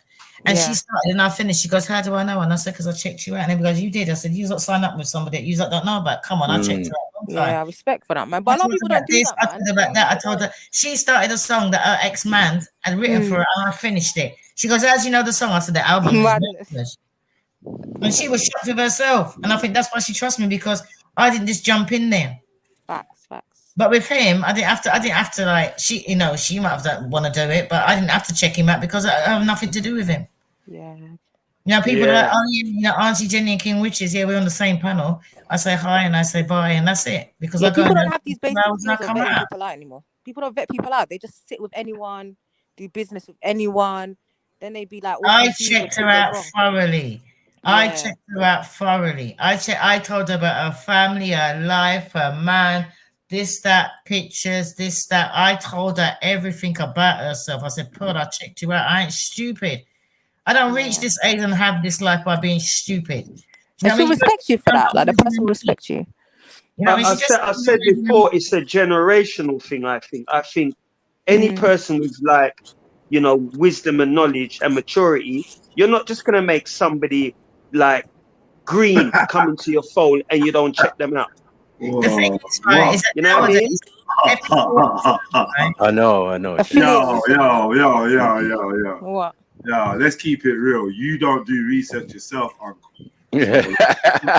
I'm not having that. Not my watch. Oh man, here we go again. Here we go again. You're right, Jedi. You're right.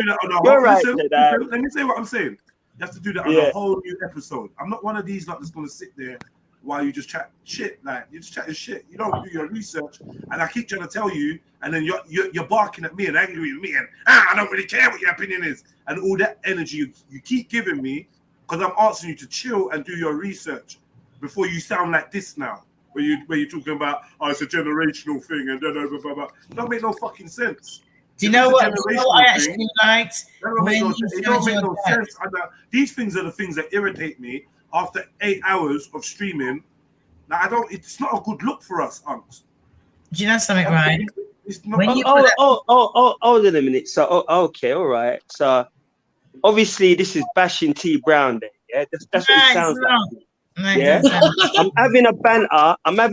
I'm talking now, and I'm being very light-hearted. You know what I mean? I'm being very light-hearted. So for that, no, but Tony, like sometimes, yeah, bro, like uncles, respectfully, you do I'm get not heated. Perfect, you know? You do get heated. I'm not perfect, and neither. Hold on a minute. I'm not perfect. Neither is anybody else on the panel. We're not all perfect, simple. Bro. Yeah, but sometimes, like just for next time, just take time in it and be cautious in it. I am Especially taking when time. it comes to social media. But nobody here is perfect. Nobody here is perfect. Tony, I didn't want to pull you up, but since we're being honest, he did apologize. So I'm gonna everybody on the panel being honest and open. Yeah. No. Everybody on the panel is to get pulled up. I made a little comment. Right. I was actually laughing at myself.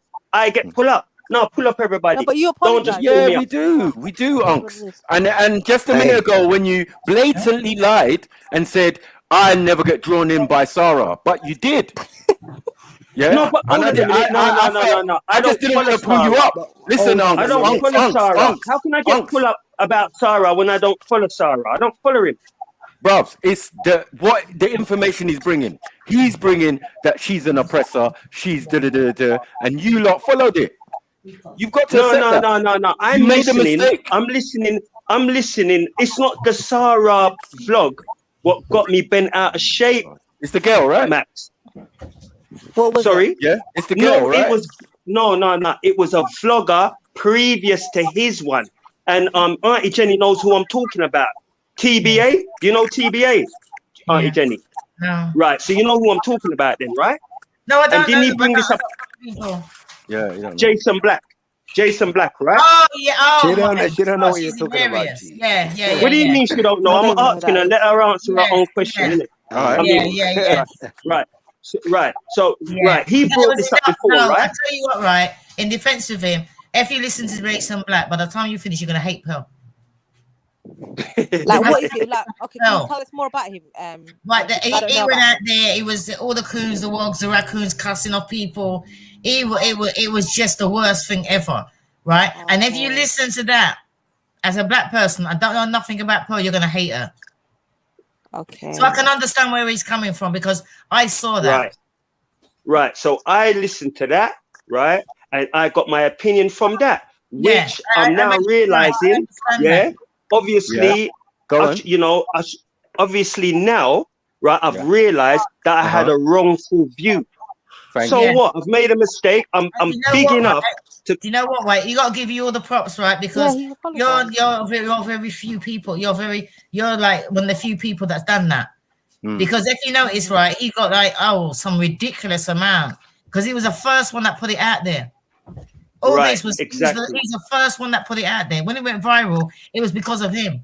All the videos that people have got out there is because of him, right? So for him watching that, now when you said where you got it from, I can understand why you got that point of view.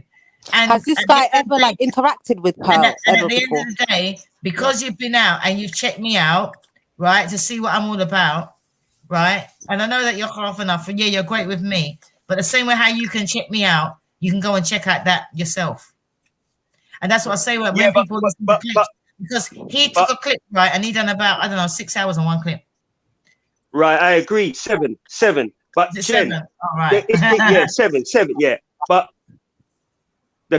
when I do see that type of content, it's not what I like. It's not for me, if you understand what I'm saying.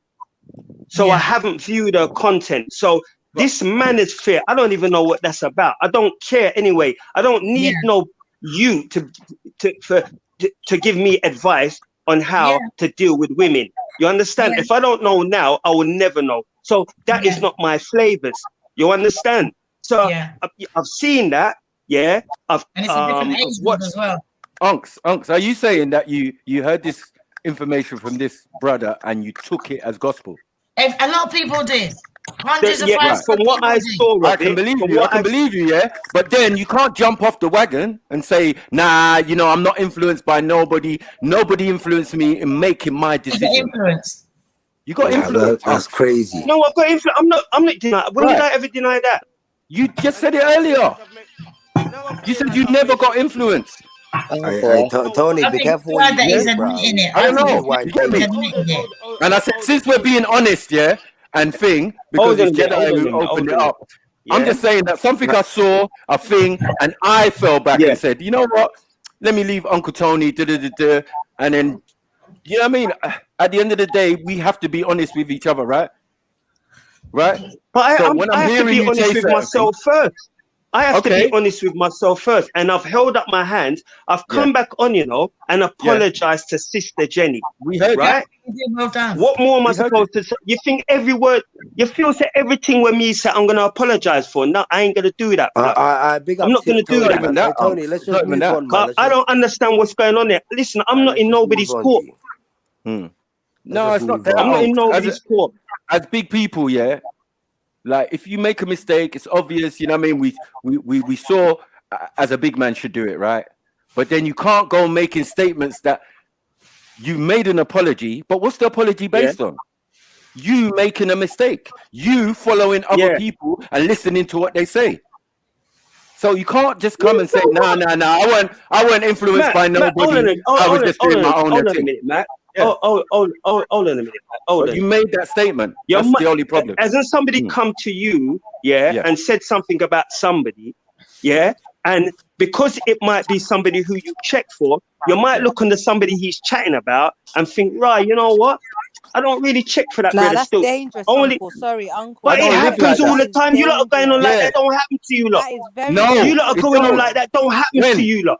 Give me an Are you lot example, telling me Uncle. that's never happened to you lot? It can Give You me lot an argue all the example. time amongst one another. What are you Yeah? talking about? You I'm lot saying, argue. give me an Oh my example. God. Give me an Tony, chill, example, chill, Uncle, chill, chill, because that's not chill, true. chill, chill. Yeah, we know how That to is deal with people and Go on. circumstances, and I can't be influenced by another content creator. That's not even my lifestyle. Yeah, doesn't even make sense to how I live and how I do things, Unks. Yeah, and I'm a big man, and I'm not as big man as you, Unks, and there's certain times when I need to speak, and there's other times, and I keep telling people when I examine information, I don't get emotional about it because this is a flaw. Do you get what I'm saying? In this type of scenario, do you get it? It's a flaw to do that. You know what I mean? In If life, you it's saw her normal, right? show, if you saw her man? show and you Let's came just to that move on now, man. conclusion, that's one thing. But the fact that a secondary person said something and Right. you moved off of that, it's very Right. dangerous, bro. Especially on It's the internet dangerous. where people have what's known as I'm never. parasocial connections with people that they don't even know, and they create Right. whole narratives in their head, and then they're pushing certain narratives that they don't even know if it's true or not. People are weird on the internet, like really weird. Because You know I what would mean? say, So it's I best would to just say, hear something and I then would move say off this that. guy over the man them, Unks. Who? Does that make You know sense? what I mean? Like, how can this guy have an influence over you more than what we But would? Max, what influence the guy? Yeah, what you think that he can come and say something about you, and I listen to him? No, I don't know. I've listened Jason Black a couple times. Sometimes I agree with what he says, and sometimes I don't. Now this girl, right? Based on what I heard, Have you made listened to her me. though, Tony? Have you listened to Pearl? I don't need to listen to her. She Of said, "Look, course you do. you If you're gonna make a can't tell me judgment on about her, please why." at least listen to her words Why? first. I don't need to listen to her for what? Because you're What? making a judgment on her and you're About saying her, she's X, yeah. Y, and Z. She At listen. least I've listen to her, hear it I've with your heard ears, her say things. and then make the I've heard judgment. her say things which I didn't Okay, you like. have heard her say Right? things. Okay. Right. Sorry, I've heard her say things what I didn't like. Yeah. Okay. Right, and that was enough at the time for me. At the time, right? I made a mistake. I've listened now to a sister who's come on the panel and said and gave me a better insight in the argument. Right. I've come back and I've apologized to the sister. Right. I mean, I don't know the pearly girl. I don't know her. Yeah. I don't know her. So I'll leave it at that. Right. But the sister was on the panel. I've come back and I've apologized and I'm looking now to move on with that. Now I'm being like like it's all love, Tony, man. I'm in You the don't even have to spotlight. get upset. Yeah, yeah. No, it's I'm not not that. even upset. I'm in the It was just spotlight. a But the one way I statement, man. converse, this is what I don't understand about people. The way I converse is how I converse. I don't mean nothing by it. You understand? But what if And someone if told me people something by about now you, don't Tony? understand What that, if that's somebody obviously their said, business. what if somebody said Okay, Tony is X, Y, and Z, and then I ran around saying Tony is Right. X, Y, and Z? Yeah. It's true. not something wise to do. It's very reckless because it's easy to say words, but it's so Reckless. hard to take them back. No, but You know what I mean? it happens Yo, nowadays. So hard to take them back. And Sarah, we do fall into it. We all fall into it, but Sarah, do you know what I mean? Yeah. you know what? I don't care.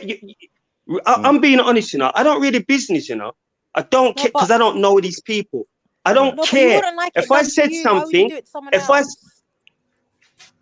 well, people have been doing it to me all my life. That's not, that doesn't make it right. I would cuss them out too, though, Tony. So what then? So what then, innit? What? If someone said to me, Jonathan told me that Tony's X, Y, and Z, I'm I'll not be no like, angel out here, blood. I ain't no angel out here. I'm not no angel out here. And nobody on the panel, right, respectfully, is an angel. We sometimes get it wrong. That's what happens. That's life in general. That's a fact. I made a little. Listen, I made a comment. I got pulled up on it. This program ain't about me, blood. No, what yeah. you saying? Yeah, It's it not was about you today. me. I It don't was claim you to be. today. But don't you notice that none of your nephews are in that same position? Why are they What not do in you that mean? same position? Because they reserve the right to make do you a mean? judgment after seeing all the evidence and hearing from actual people who were involved. Now I can make an informed judgment. Yeah? And I can Right. say But clearly what I'm that saying, the girl's not racist. Hold on. The But girl's not Max, racist from my point of view. I was joining in the conversation. Now it's I hear come you. back, to what I said earlier. When I've already to me, I've cleared that up. Yeah, but I'm saying, Unks, Yeah. all of you getting angry and all of that wouldn't have happened, if you had listened to what we were saying to you, bruv. Yeah, But I it's just simple. joined the show. I didn't know what the show was going to be about. Unks, let me tell you one thing I was told. Yeah, young warriors rush into battle. Yeah, old warriors, take their time. Yeah, so in this scenario, you was acting like a young warrior. Do you get it, Unks? No disrespect. I agree, You're Max. a young warrior, right? I Thank you. agree. I And agree, that's my all brother. it is, bro. I agree. Yeah, you have I to lost my. exercise Yeah, that I got age emotional, and wisdom. and I hold my hands up, my brother. Yeah, Right. and you know, I kind of was like red mist got the better of me, and I Right. admit that. Right. And You in know what I mean? war or any scenario, that can't happen. It can't I happen. agree. I couldn't have someone in agree. my ranks, who's just gonna run off while I'm trying to organize the line. Yeah, we about to go to war, but this young warrior or this old young warrior wants to just run out solo and start fighting everybody. No, Can I just say something, right? What? Yeah. It's all, I'm staying with the grandkids tonight. They said, "Oh, you might as well stay. You got your show tomorrow." Oh, bless. Yeah. So I'm staying at pizza. Hooray! Especially for somebody gluten intolerant. Yeah, but I mean, when you can't do wheat and bread and stuff, like we're having pizza. Hooray! I'll swell up overnight. But from what I understand with Tony, he came. He saw that podcast, and unless you've seen it, you won't understand where he's coming from. So before, I just thought he was just somebody ignorant, really. And then, especially when he says all those who work with her, but just for the fact that he went away, watched it, and came back, right? And what I wanted to ask him is, you, based on that podcast and what he was saying about me and the Coons and all this and that, right? You made a judgment, right? And you realized that what he was saying wasn't really factual. Don't you think you should do the same thing for Pearl? Because you watched that and it wasn't right about me. Don't you think there's a possibility that he could be wrong about Pearl? You went and you watched my research and you said I could be, but it's not my kind of content. It's not my kind of. But it's that kind of content that got you here in the first place. That's what I'm trying to say. That content got you here in the first place. JB's content was about Pearl and all the slaves underneath her. Now, you spoke to one of the slaves. You went back and you done your research and thought, you know what, you're not a slave. So before this all started, you were saying, "Oh yeah, you've been," and I was like, "Yeah, props to you because you went away, you came back, you apologized, you said, Auntie Jenny, I got you wrong." Do you know what I mean? But why won't you go and do the same thing for Pearl? Because that guy was blasting everyone. And don't you think that there's a possibility that if you can get it wrong about me, you can get it wrong about Pearl? Because Yeah, if most definitely. no, but I'm trying to Most say, definitely. if I'm not a slave, how can she be a slave master if I am not a slave? Well, you're right there. You're right there, Jen. But I'm not really bothered about. I just joined the panel or I got involved because it was the topic of the day. I'm not really bothered, if you get what I mean. You know what I mean? I'm not bothered. Right. It didn't sound like it from where I was coming Yeah, from. just like you just have to leave it. We're bothered. All right, cool. Right, if that's how we're gonna. But no, I think well done for going out and researching me. I'm glad that you know what I mean. I'm pleased that you didn't put me under the same thing that what Jim was saying, because Anyway, that Jim B thing, it was disgusting.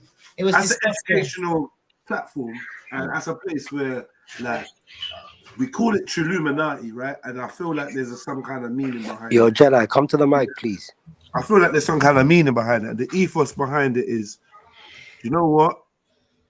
We're gonna do our research and we're gonna do our due diligence and we're gonna try and get to the truth and reality, trill, Do you know, and realness. you know when you showed your dad in his Mhm. clothes? Yeah, What kind of? How old is your dad? he's 70 a couple days ago. What kind of phone was he using to do that? I have no idea. And you were talking about filter and everything, and that's what I mean. I don't think he was actually using it.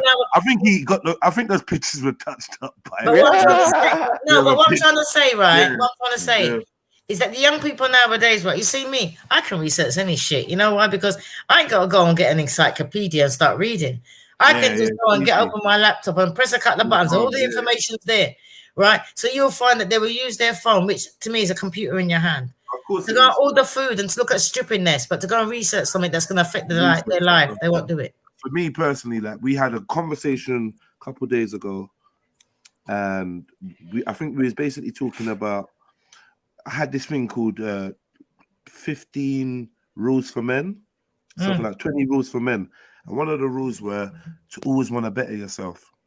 And then I think somebody came up with a thing like, "Yo, well, don't you think that sometimes you just reach as good as you can get, and then you just?" And I'm like, "Nah." I bet myself all the time. I bet myself daily. See the frightening thing. Like I've been on Instagram for 15 years. Wow. 10 years, 11 years, 13 years, sorry, something like that. Yeah. You know, it existed back then. Yeah. And I took a saying that I made up from Facebook. So that's gonna be, I don't know how long it's been, but it is my worst fear is to wake up as the same person I was before I went to sleep. It's genuinely how I feel. If I haven't progressed in any way, if I haven't learned, if I haven't whatever in any way like advanced, then I feel like that's stagnation and I'm closer to death. I hate to be the ignorant person in a room that thinks he's right but ain't right. I hate to be the person that thinks he's standing on truth but he's standing on sand. Like I don't want to stand on sand thinking it's the truth because it strokes my ego. This ain't a shot at anyone. This is just how I see the world. And you know, I did have a conversation talk about that's straight facts. I'm not going to try and change people's minds anymore. I'm not going to try and make them become a version of Jedi. Once you tell me enough times, talking about that post you made. Once you tell me this is just who you are, or this is just what I am, or this is just what it is, that's defeatist. I have to learn to let go of the part of me that wants to fight tooth and nail to get you to see my perspective so that you can improve yourself, because it might not be improvement in your eyes. You might see it as a weakness apologizing. But when a man apologizes to me, I usually say, don't say sorry, just do better. Yeah? Meaning, sorry is cool, but like kids will say sorry today, sorry tomorrow, until their behavior changes. What's the point? You're just gonna say sorry today, then tomorrow, then the next day. It's long. So it's better that you just improve yourself so you don't need to apologize the next day. You learn a lesson. This is what I find liberating in life. So when I'm sounding passionate over this, it ain't because I desperately need Uncle Tony Brown to see my way. It's because I can see a potential for growth that is just like man's just refusing it. Me and my uncle had a situation before where I just feel like man them are in places where I just find it strange. So you're in places that's the research is not that good.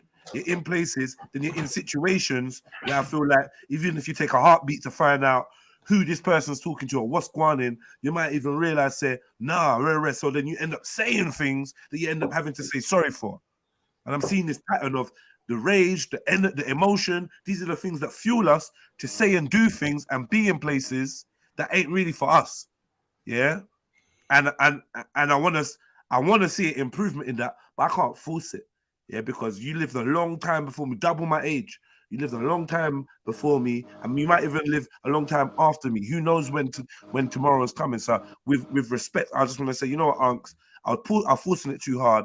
I'm getting very energetic. I'm speaking to you in ways that you're uncomfortable with, and I understand it, and I'm trying to work on that. Because this is the thing. When I hold up this mirror and I show them who I really am and what I'm really about, I think it isolates me from my peers and my friends and my family. They start looking at me differently, treating me differently. They got a little anger in their chest towards me. And I'm trying to improve on that. And I did make a promise to myself that I was going to fall back from that. So it's cool. Like, everyone lives their life in their way. I'm going to lead myself via my own example. I don't have no heroes. I don't have no role models. I never grew up with anything like that. I only really had me. No family, and I only really had me. And I'll continue to do that because I'm very proud of who I am, especially when it comes to these type of scenarios. I don't get myself in mix up. We have to come back and apologize about what I thought about someone because some next third person that I've never met in my life said this. I don't get convinced by people's videos. I take videos and we break them down and we look for the reality in it versus, like, you know, against my own reasoning and understanding. And I think that that's a trait that I'm proud of, and I do try to encourage that, but I ain't trying to force no one to see the world the way they do. So I really just wanted to apologize. I'm there calling man silly or simple and rare, and I know I probably wouldn't like that, but I don't find myself in these scenarios where I'm being ignorant. So no one don't really talk to me like that because I don't. So when we talk about everyone gets checked and rare, when's the last time I got checked for chatting shit? When's the last time you heard me chatting shit? All these years I've been streaming, when's the last time you heard me chatting shit? Chat about some shit I don't know and just chatting shit and getting all frothing at the mouth and all, yeah. You don't, I don't do that. It doesn't happen. It doesn't happen. This is why I'm responsible for me. You lot are responsible for yourselves. And if we can connect and be cool, we can. If what I'm saying or doing annoys you, I don't mean to annoy you. Do you know what I mean? I'm just stumbling across my own path, trying to figure out shit on my own, and I'm saying shit out loud. I'm looking at everyone like they're my brothers and my cousins and my uncles, and I don't want you to like stumble into any pitfalls or any holes or any booby traps. So I'm very passionate about trying to shine the light on where we're failing. But honestly, it's a solo journey. I have to keep reminding myself, and I think I overstepped the mark of respect as a nephew to my uncle on public. So since I did that publicly, I have to apologize publicly because it's not my position to try and school you. Like, who the fuck am I? You know so much about Jed, man. My brother, it's all love, Jed. It's all love, kid. Listen, I don't want to hear about love. I don't even believe in love. I don't want to hear about love. Well, whatever then, innit? Whatever then, innit? Yeah. So we are saying it. Yeah, I'm doing that, bro. Yeah, so we are saying. Thank you. Yeah, so I'm just saying I should be at your feet learning the wisdom that you have to disseminate, and rather than trying to go on like pompous, like I know better and yeah, you're moving silly, and that's me getting in my ego, and I shouldn't be doing that, especially not online. If I want to try that, attempt that, I could try that on the phone. I know that ain't gonna go down well because I know you as a character, so there's no way I can try and. So but that's big respect for you. I gotta save these things. I gotta save that energy for my son, my daughter, my kids. I can do that with them. And once they get to big age, I can't even do that with them. So respectfully, my bad. Yeah, man. You know what I mean? That's what no, that was big. That was big facts, Jed. Still, big facts. Yeah, man. Yeah. There's been so much good subjects that's come up today. Yeah, it's good, man. Definitely. Yeah, no, big up Tony though, for real. Everyone, I feel like we really did a deep dive. Big up, my brother. I feel like we really did a deep dive into the Sarah, the Pearl, and I didn't expect Auntie to be the one that came on. I knew Sarah no way was gonna come on, and I don't really see You Pearl left a coming on. message on Instagram. I thought, who's this man about he's mentioning me on Instagram? Yeah, cheeky. And furthermore, I want to big up my brother, Mr. Lee, from Birmingham. He's the one. When I said, oh yeah, I'm gonna cover this today, he was like, yo, gents, don't pull no punches. Tag everybody. Make them tag them. I don't normally do this type of shit, tagging people. That's I was hard. like, let me be bossy and just tag them and invite them. And Who's this person that mentioned me in this? What? What? find Jeds, you don't wait. Let's rewind that. Tags. You don't tag people. What? It's very rare that we don't. It's very rare we do like a people focused. I don't know. It's just yeah. No, Oh, bro. Yeah, you need to let someone else run that, man. Bro, you need to tag people. Like, yeah, you never know who's. Someone might be like, "Right, why didn't I know about this?"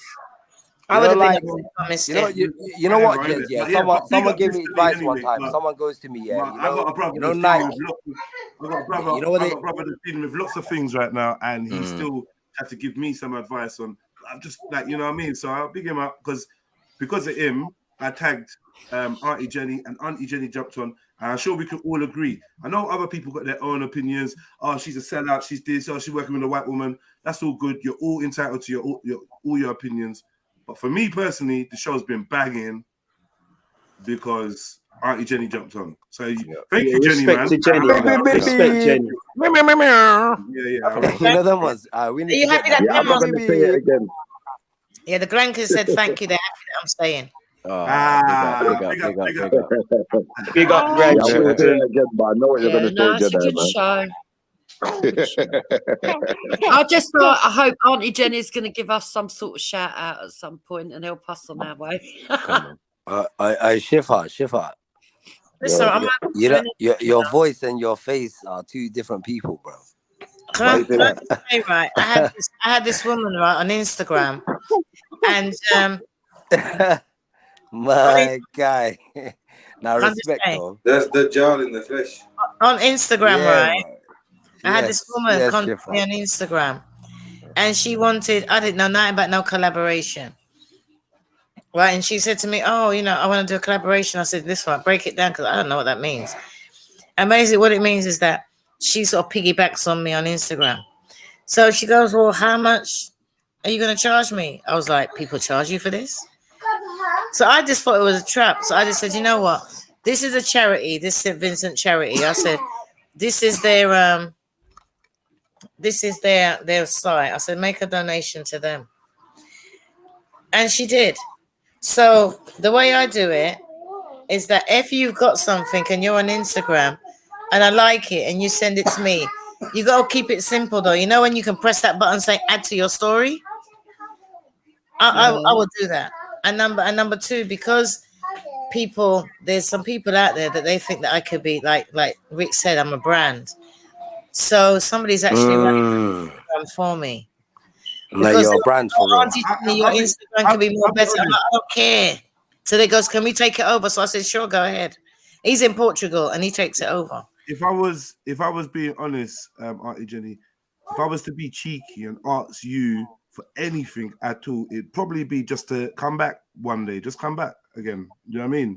Just send me another. Now you know that I will appear. You get me? Be here every day, Monday to Friday. We here and on the weekend. We here, Are you man. really? You're here every day? Yeah. Monday to Friday. Every day.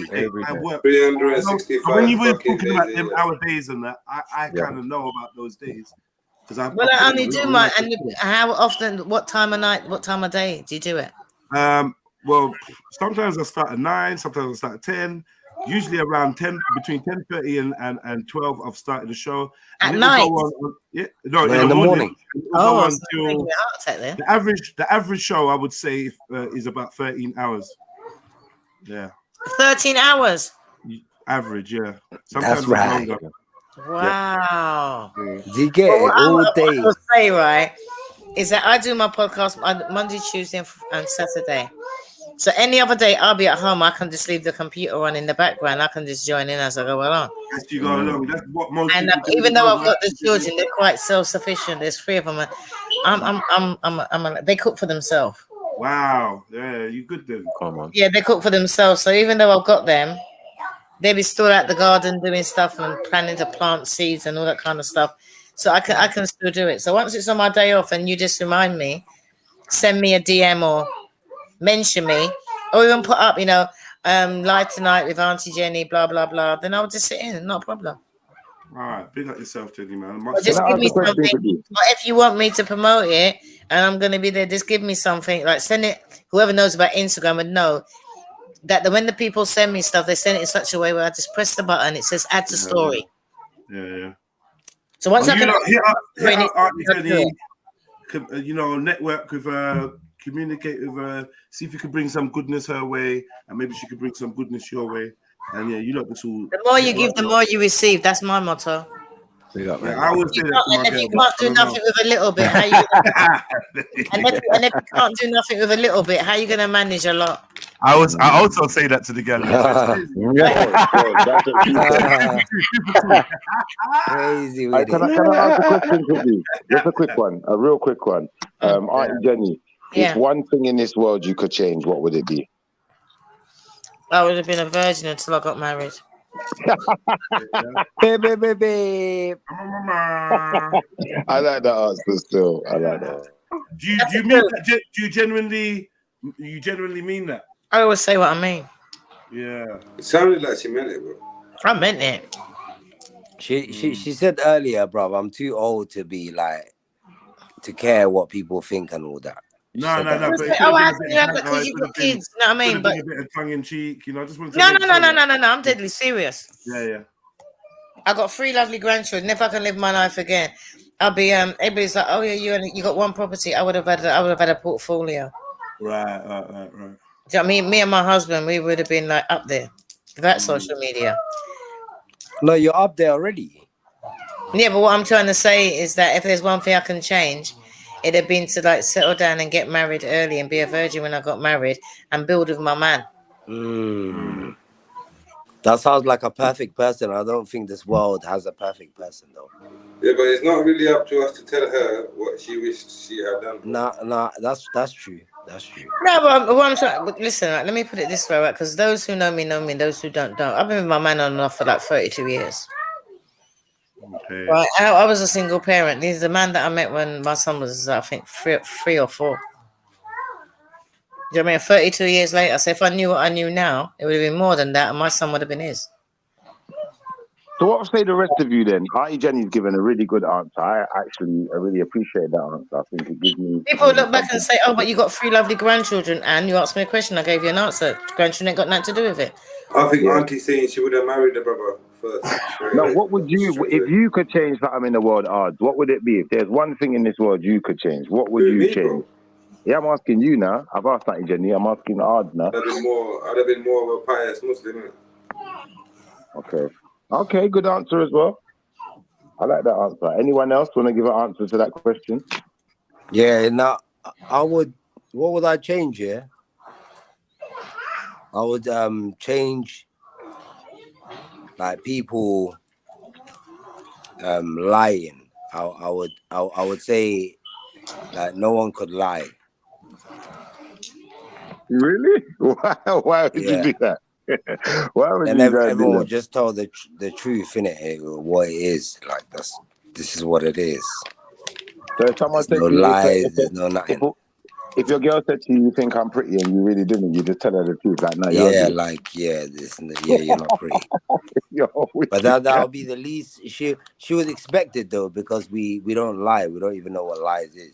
So she probably wouldn't even ask me that because she knows. Why would she ask me something that she already knows? I hear you still. I hear you. Do you get what I'm saying though? Who asks you something that she already knows, bro? Yeah, because we don't lie. If you live in a world where no one lies, then obviously she wouldn't ask you a question like that, because that question wouldn't exist in a world where she knows herself. No, I heard that first. I was asking who asked that question. Oh. Now he's giving his answer. What about Sniper? Sniper, you still here? Yeah, man, I'm here. If one thing in the world you could change, what would it be? One thing. Yeah, you might have to come back to me, man. That's a loaded question for me.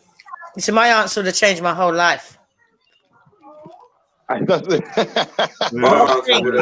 one thing would have changed my whole life. No, but my mom would have changed my whole akhirah, which is anyone else? I'm selfish. Spiritual realm.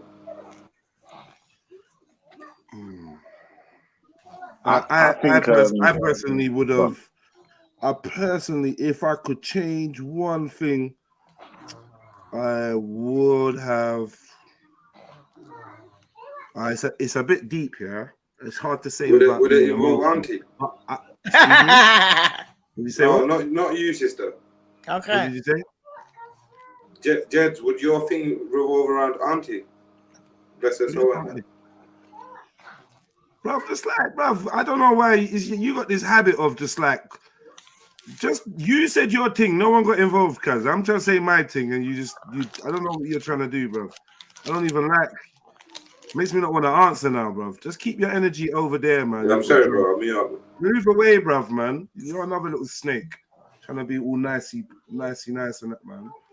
I had enough of you lot still. I feel like I'm just surrounded by fucking vipers, man. Like, who is actually real out here? All this nicey, yeah, Jez was take auntie. I ever call my fucking mum your auntie, bruv, you mug. Bruv, we're not brothers, you know, cuz. We're never gonna be brothers. I want you to understand that, bruv. You showed your hand a long time ago, cuz. So the worst way this whole show has been about snaky people. You're the top of the list of snakes. So don't try and come and form like because you think that, oh, man's at a low ebb, his barriers down, I'm gonna worm my way in. You could never, cuz. I'd never trust you. I didn't think you're at a low, bro. I would never trust you in a I million didn't think you're at a low, cuz. You're on your own show. You're on your own platform, Jets. Yeah, I feel like you're slightly. You're not at a low, bro. Come on, bro. How did I say you're on a low, man? What? What did you say?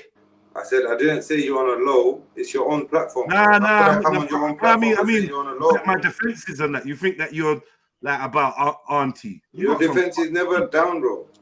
Anyway, cuz. Come on, man. Shush, man. Nah, but happened to be correct.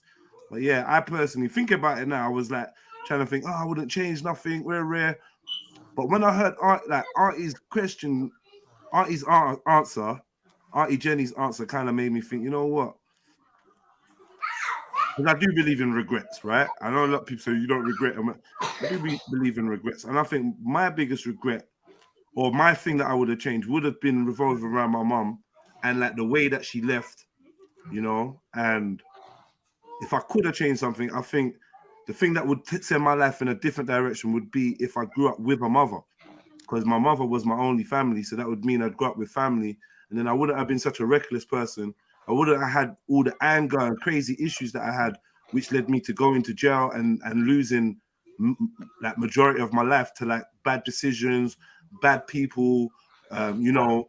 And then obviously I was speaking to you the other day about the way that it made me feel that I couldn't give up on people, right? So even when people were shit, yeah, I still give them chance after chance. Even though they show me how shit they are, I still was giving them chance after chance, which is a cycle that led my life in a direction that I don't think I would have went in if Mumsy was still around. So my simple answer would have been, when my mum got up, or when my mum planned her holiday, I would have put a stop to that, and then I would have been able to have the blessing of such a beautiful, glorious lady in my life for longer, and then I would have been a shining example of her, because obviously a lot of the choices I made were against my upbringing, because I didn't have no one to answer to, and I was young and I thought, yeah, fuck it, I'm just gonna do what I want to do. Fuck the world.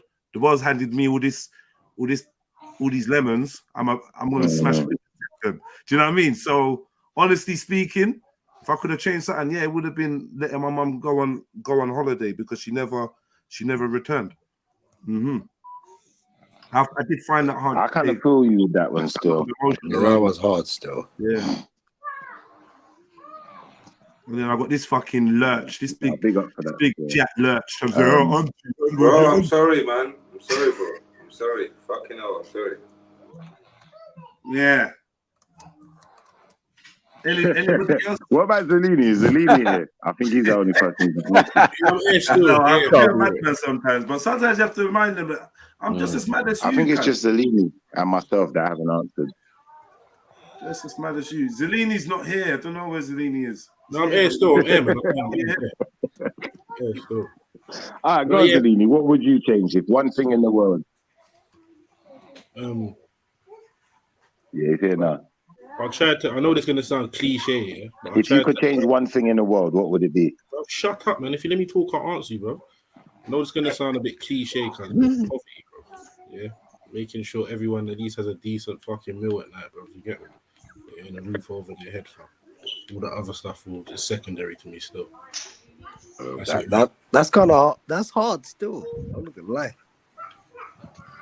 Wanna make a Big up, family. Big up.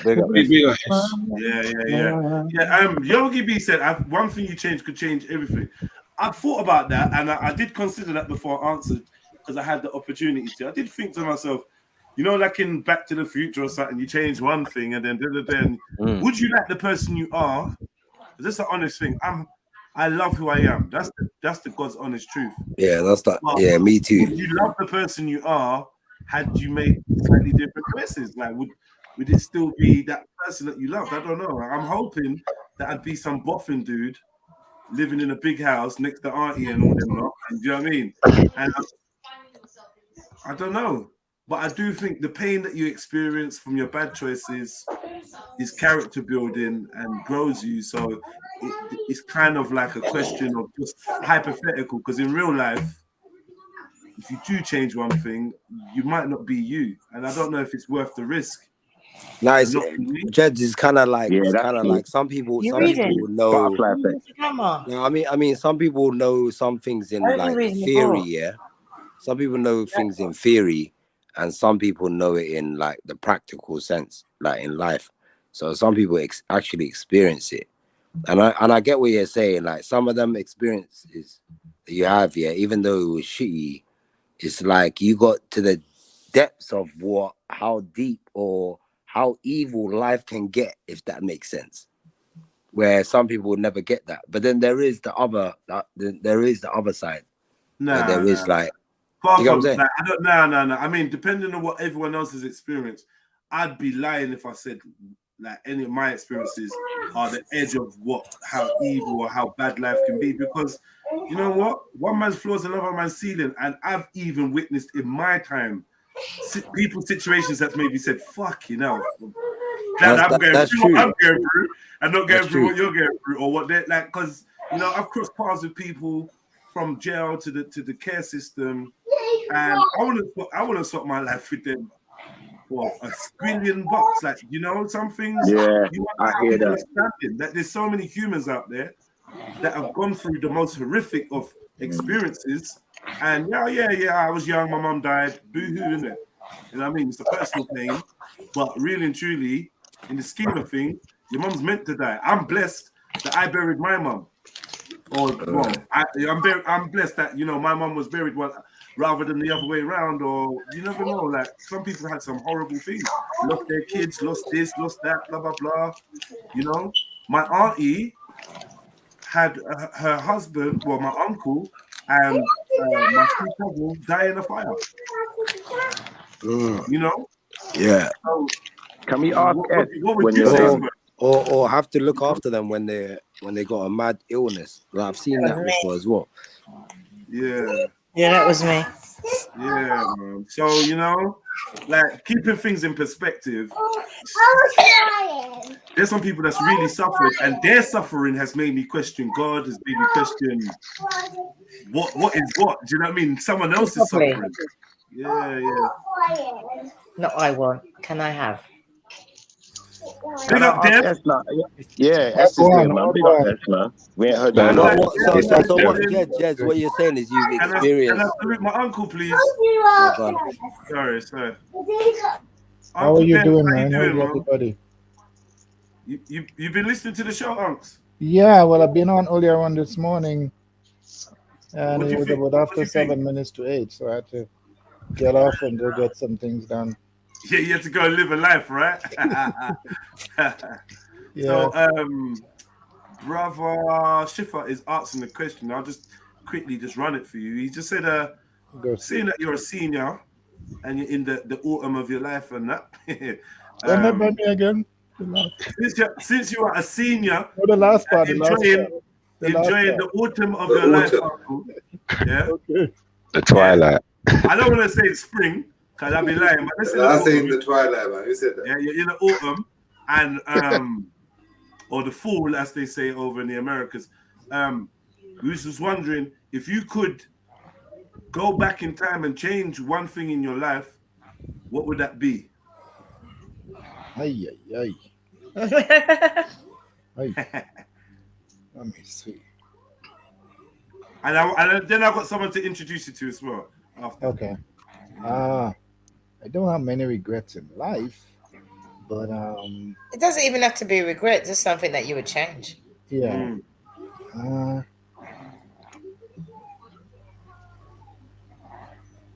Listening to my mother more, I would have changed, being a more obedient child than, what I grew up as, and I think maybe things would have turned out better. If you listen to your mother more. Yeah. I like that answer as well. I think a lot of men are going to have that answer. Mommy was right in the end, didn't it? Mommy was right in the end. Right, Let's come with the same answer. Nobody let me gave do an the answer about monetary gain. right? So yeah, So far. Uncle Dev's over in Grenada, and Land of Spice. We have Auntie Jenny from Barbados by way of East London. So yeah, Caribbean is cooking today, man. Say that again. I said the Caribbean is cooking today. Oh yeah. Yeah. I like to have some maturity on the panel, man. Yeah, you need some spice. I got it. Yeah, man. Yeah, Between you two can balance out my Uncle Tony. Wow. Okay. Okay.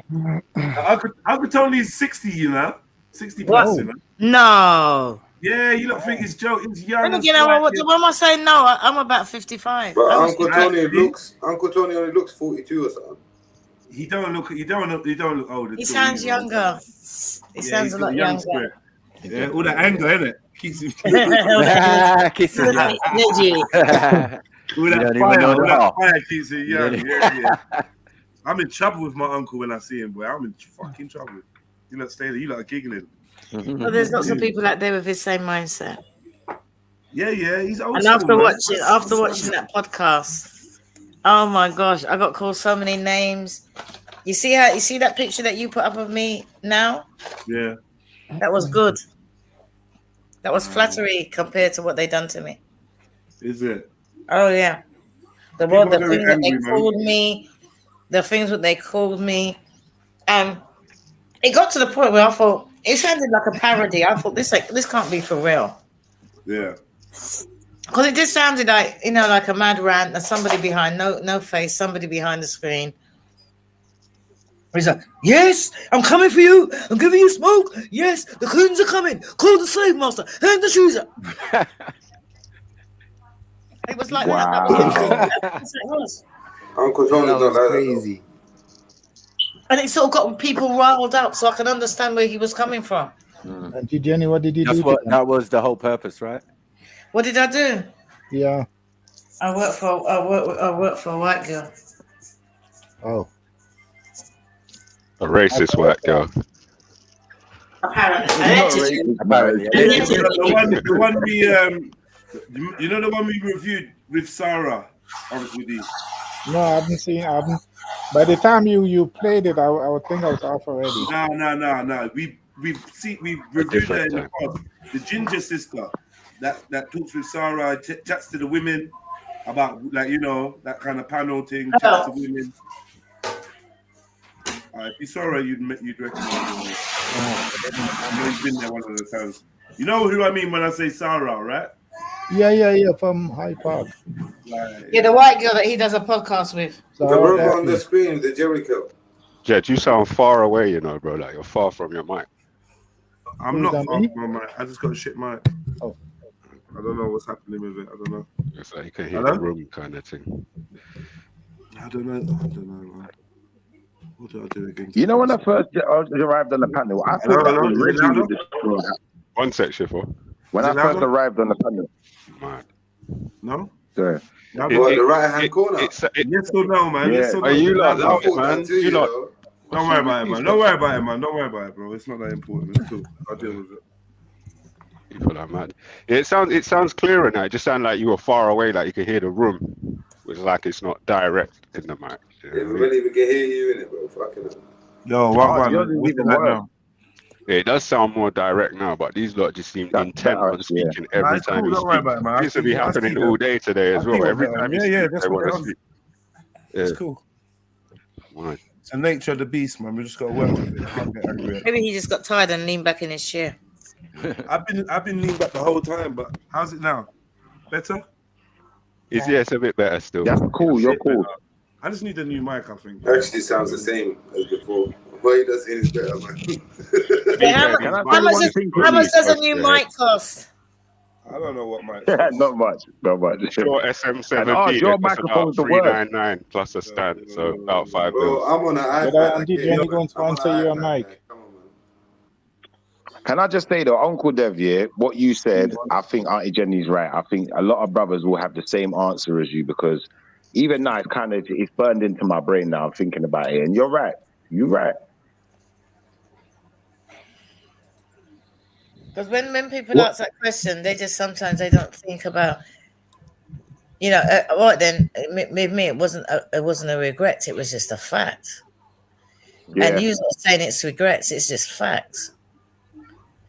You know, so it's so when people say it's a regret, I wouldn't say, oh, looking back, oh, if I'd no, it's a fact. If I'd done this would have happened. It don't mean it regret, because I've got a great life now.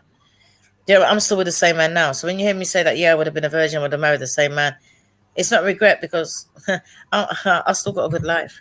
But if I would have done things differently, yeah, sure. Somebody says, oh, but nobody's thinking financial. Yeah, but that all includes it, because if I was a man, if I got married young and I was with my husband and we were building, it's all financial. So rather than retiring at 55 with the knowledge that I knew now with a man with me, I could have been retired at 45, at 40. And how many people chase financial and died alone and unhappy? Exactly. Didn't have no family to share nothing with. You know what I mean? Like, anyway, financial's a byproduct.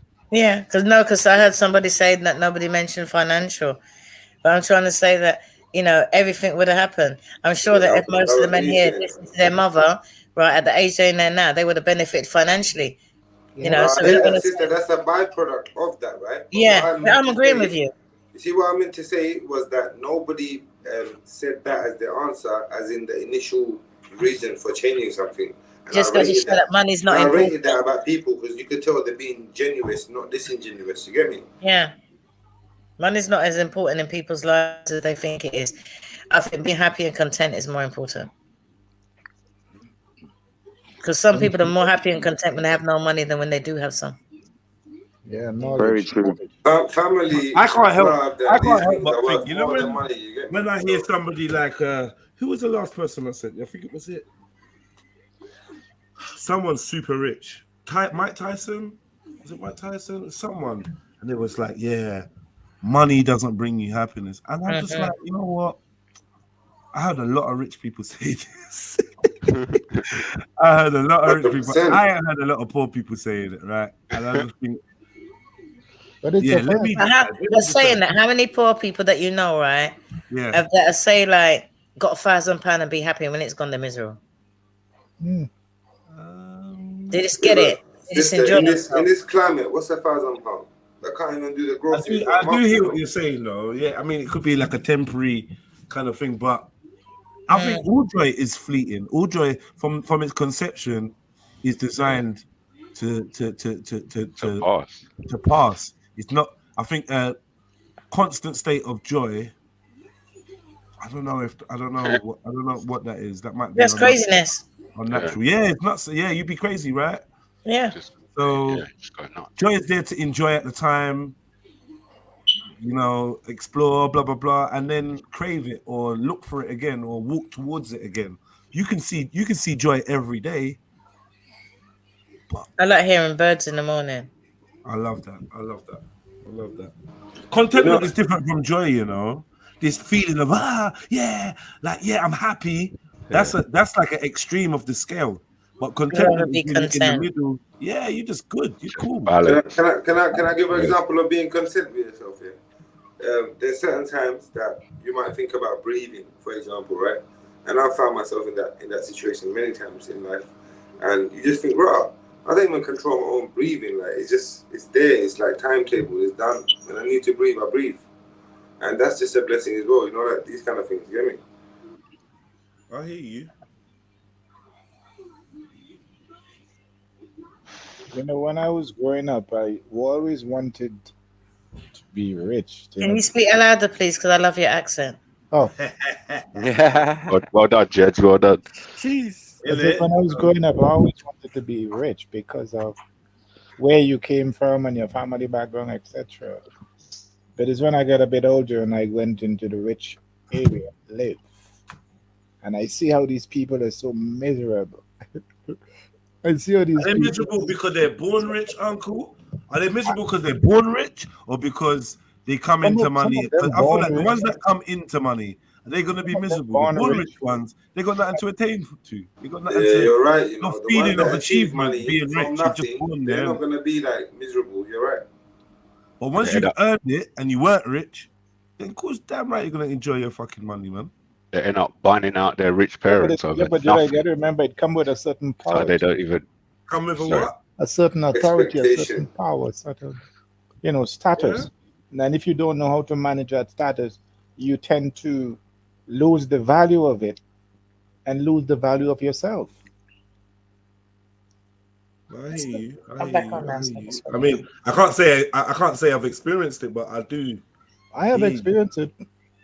Yeah. What do you say, Debs? You grew up rich? Not growing rich, but I, don't want to blow no trumpet, but I lived in a very prestige rich area, there, and I mingled with Mashallah, man, you was blessed, man. You get me? And it's like these people are just unhappy. It's just a matter of their wealth, their money, their cars, and that's just about it. But you can see. Are you saying you was middle class among those people you're talking about? Let's keep up with the Joneses or have the perception of what you. If people live in a big house, like me, people just expected that I had a Mercedes, and then they says, "Why are you driving that little Persia?" Nah, it's like a man that's walking. Fair question. Envy the man on the bicycle. The bicycle man envy the man on the motorbike, and then he envy the man in the car. That one envy the man in the 4x4, like so on and so on, isn't it? No, but what he's talking about is that like me having Nikes, nice fresh ones, or Gucci boots, but then wanted to wear my little gym trainers everywhere? No, I'm not even saying that, you tramp. I want to wear my Primark. No, it's kind of the same. That's why I said good question. Right. What I'm saying is that from what the man with the accent is saying, right, is that you look at people. Yo, his name is Dev, by the way. Oh, sorry, Dev. But I'm still a man, so. Right. So what I thought that Dev was saying is that sometimes people look like rich people, right? He's looking at these rich people, and it's like me. I could say, yeah, I'm comfortable, and people expect because I'm comfortable. And if I'm driving a Mercedes, I say I'm going to change my car. They would expect because I'm comfortable to upgrade, and that is what the people around Dev are living. They're living the life of people that have got money, but they're not happy. Me. I went and got myself, what is it, 108 Peugeot something, 1 liter. I just said, I want the cheapest car you want with 4 doors. 108. I said something like, yeah, that's what it is. But you know what? And everybody's like, my son said, but Mum, what happened to the Mercedes? I said, no, number one, it was diesel, and I drive into London. I'm not paying no one. And now I think I can do London round trip for 25 quid. Are you paying ULEZ? Are you paying ULEZ on that though? I don't pay nothing. I get 50 miles a gallon on average. Can I ask one more question? I'm not talking about diesel fuel. I'm talking about your actual, like, when you come into London with that. No, that's why I got it. That's why I got it. It's a 1 liter, and people think I'm mad when they see me like overtaking at 75. I've been told. Rick's always telling me that, oh, your car's like put. You're supposed to be in the inside lane. What are you doing overtaking people? But so and what Deb was saying is that even though he lives in an affluent area, the way he chooses to live his life and the way people around him choose to live their life because they have the money. But it's like money don't bring you happy. He's enjoying the simple things in life. With these people out there, they have to have all the trappings and they're not happy because they have to be seen. Precisely. Am I wrong, Dev? Precisely. And that's what you were saying. Or they can't be seen. 1 second, Ard. 1 second, because you can't really hear me. I don't know. I think you guys got a rubbish phone. But Auntie Jenny, why is he calling me Ard? What do you? Next one was talking. Sorry, I thought that was you. Yeah, I was gonna ask you, what really makes you happy, though? What would you say if they? Could you put it down to something? Gardening, That growing my really- vegetables, getting going. Even when I go to Barbados, everybody knows, how come this woman's in the garden at 5 o'clock in the morning? And I mean, like, I love gardening. I love growing my own vegetables here and abroad. Being outside makes me happy. Would you say then, for people to be happy, they need to do what they love? Once it's not hurting or offending nobody else, yeah. Okay, I like that answer. Should we ask someone else as well, Uncle Dev, or someone else want to tell us what they think makes them happy? Where I get my happiness from is Jenny, this is my face here. Just wanted you to see my face. Oh, I realize you don't know who I am. So this is my face, just in case you bump into me somewhere. Yeah, but you're not to show the muscle. You could have just showed the face. It's not about muscle. Behave yourself. All right, It's intimidating, man. It's intimidating. You're getting jealous already, you know. You move quick, man. You move quick, though. I ain't gonna forget that. All right, yeah. There you go. Go on, Dave. Yeah, Oh yeah. But you know what brings me happiness is and it's just the fact that you wake up this morning and you have an opportunity to think outside the box, to do something new, to experience life in a different way. That makes me happy. That brings me joy. I can give somebody a word of wisdom and they can take it, apply it to their life, and it can turn around their life in a meaningful way. But Dev, do you experience life every day in a different way, or is there a routine there? Say that again? I was asking, do you actually live your life in a different way every day, or do you actually have a routine? I try to, but it don't always work out that way, because I always try to challenge myself. From since I was small, I'd always challenge myself and never, underestimate myself. But as I get older now, I start getting wiser and not doing it the way that I used to do it. Because Dev, do you sit and think?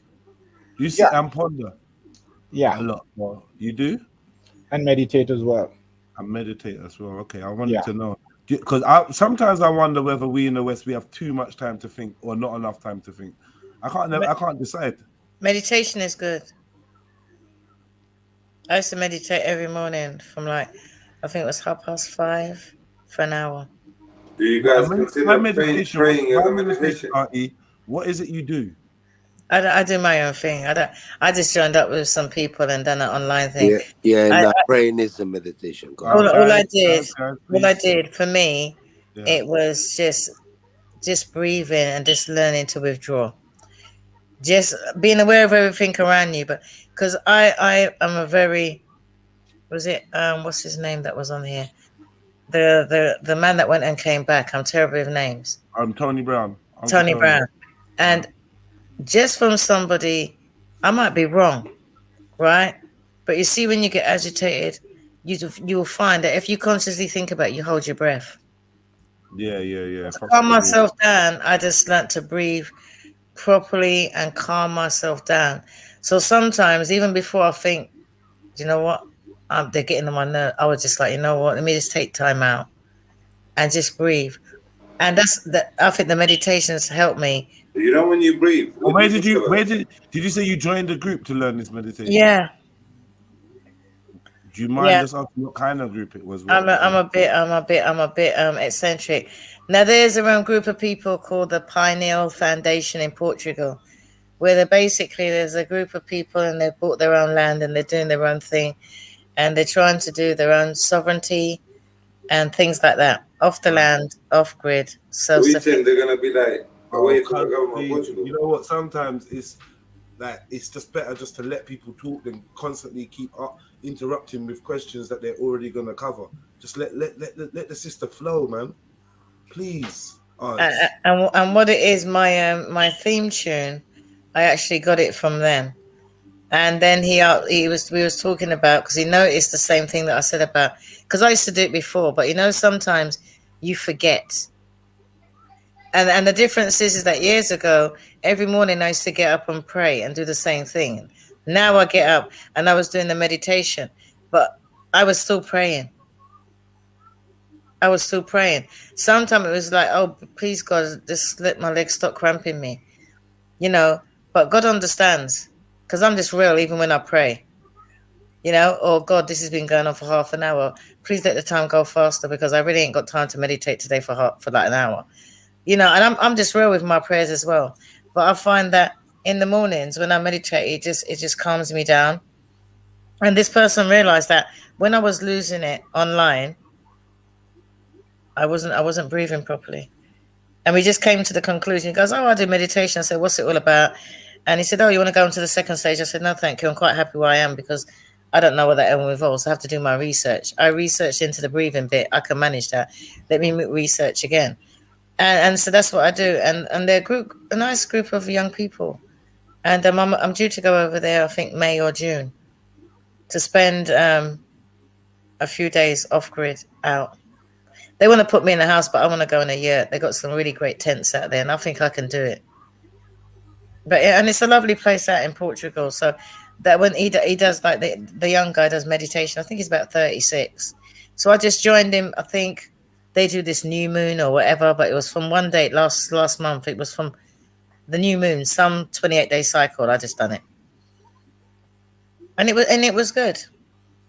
And I would do it again. I intend to do it again, but I can still do it on my own. But sometimes you just enjoy things more as a group. And not only that, it's like when you want to go to the gym, I can say, yeah, I want to meditate. And it's like when women want to go to the gym, and then they say, well, they go with their friends. It's all right for the first day. But then their friend don't hold them accountable. It's like, I'm not going. And all of a sudden it's like, I'm not going. And then I'm not going. But when you got a group of determined men, it's like sometimes they go, so when I start, how are you feeling this morning, Auntie Jenny? I said, listen, right, I was just thinking, I hope that you not oversleep, because I don't know why I'm getting out of my bed. But they were always there. So even when I didn't want to, I thought, I can't let the side down. I was always there. And I think sometimes it's about holding each other accountable, because the men never let me down.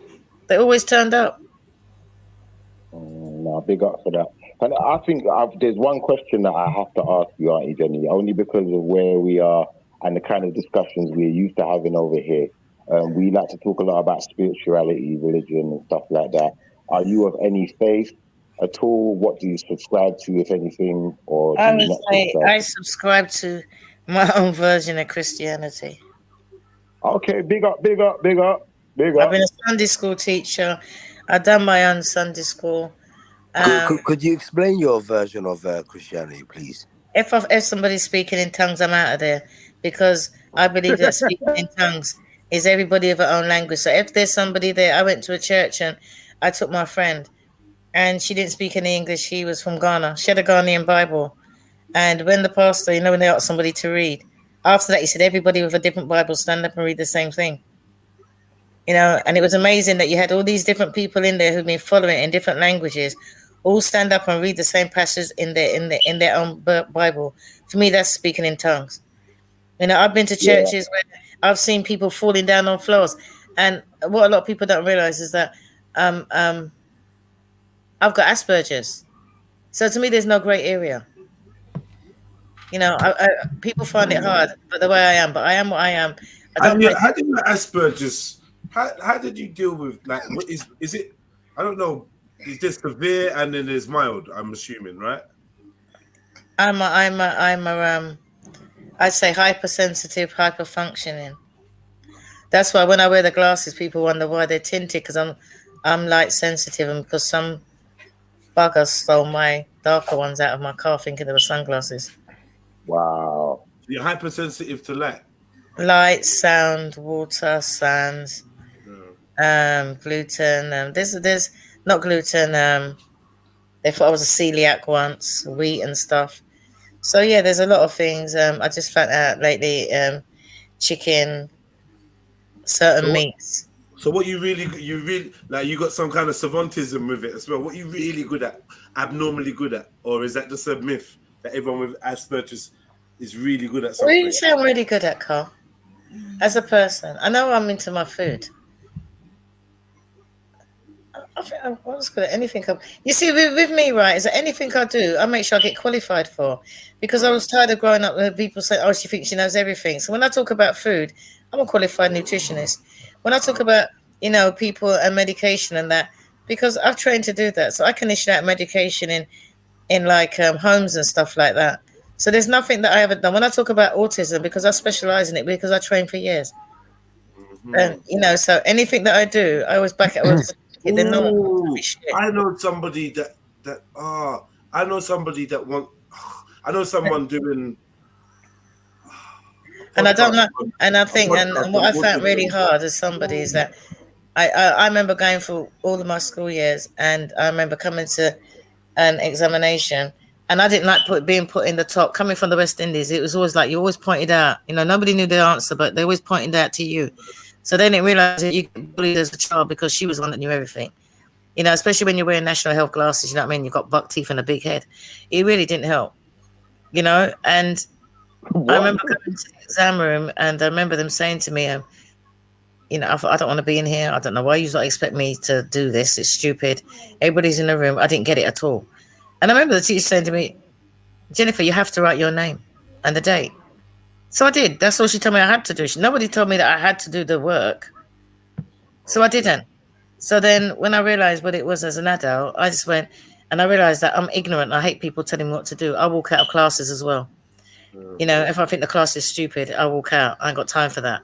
So I will just, I do attend classes. And that's what I studied as an adult on my terms. Because I don't want to go into school and people tell me what to do, because I grew up thinking that all my teachers are stupid. Jennifer, where did you study?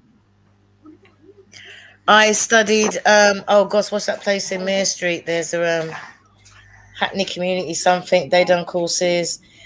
East Ham College. Where did you do a degree? Oh, you didn't go Cordwainers? No, I didn't do a degree. I'm going to get no money having a degree. Did you go Cordwainers College? No? No. Oh, okay. I went Newham. All right. Because that one's on Mere Street, isn't it? No, if you on Mere Street where the bus garage is, yeah, there's actually an East London Education. There's a centre there. Okay. And they actually do a lot of courses for adults and stuff. Right. I'm actually qualified to teach people ESOLs, English. I'm an English teacher as well. Okay. But I like to be able to go into to do. Pardon? There's good money in that. I just got the certificates. I just do it. So when I talk and people say she don't know what she's talking about, I say yes, I do. Makes sense. Okay, so family, I thought we'd quickly go through this as opposed to put up on my Insta a while ago, and I did want to go through it with the fam, just to see what you lot thought about it. I'll find a better. Okay, so it's 20 truths about life that will set you free. Okay, so as you can see, number 1 is mixed signals are not a sign to try harder. Talk to me. What does that say to you lot? Because they're all kind of ambiguous and open for. You see, as soon as you said that, I thought about relationships. When the women say, "I don't know whether he likes me or not," I don't know sure whether he likes me. When women always try harder, and you look at the man, you just give up. Why flog a dead horse? The man's not that much into you. That's right. Otherwise, you'd know it. Exactly. Yeah. Is that true? Yeah. All you guys, yeah. You never send out a mixed signal. It never could be confusing whether you like women or not. No. Sometimes it could be true, man. Which times? Is that true for you? You like it? Please go on mute if you've got a whole dog barking in the background. I don't know who that is. So is that true for you? You've liked a lady? No. I'm saying there's chicks that have sent mixed signals, like they see you with the next thing, and they're sending all these You know what I'm saying? And then you know what I'm saying? The question was, have you sent mixed signals, bro? Oh, have I? No. I don't know why, like a man would. I think mixed signals, though, it kind of shows that the person doesn't really value your time to the fullest extent. You know, because if you really value a person's time, you don't want to give them mixed signals. You want to get straight to the point with that person. You know where I'm coming from? So I'm not really a fan of mixed signals. If you give me mixed signals, I'll probably end up going somewhere else. Impatient. I'm not impatient, but yeah, you could call it that though a bit as well. Yeah, it is a You're bit just of that. not willing to like get something that is not there on a plate for you, basically. Yeah, I don't like to feel like anyone's got anything you couldn't dangle a carrot in front of me and I'm going to wait around to get the carrot. There's plenty of carrots out there in the world. I'll go somewhere else and get carrots. You can dangle it in front of someone else.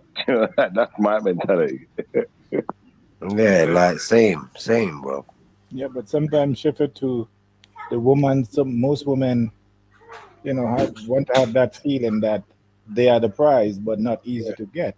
So they send you these mixed signals to see if you're going to capitalize on it or see if you can. Yeah, I get that. I was going to say, Uncle, what happened to playing hard to get?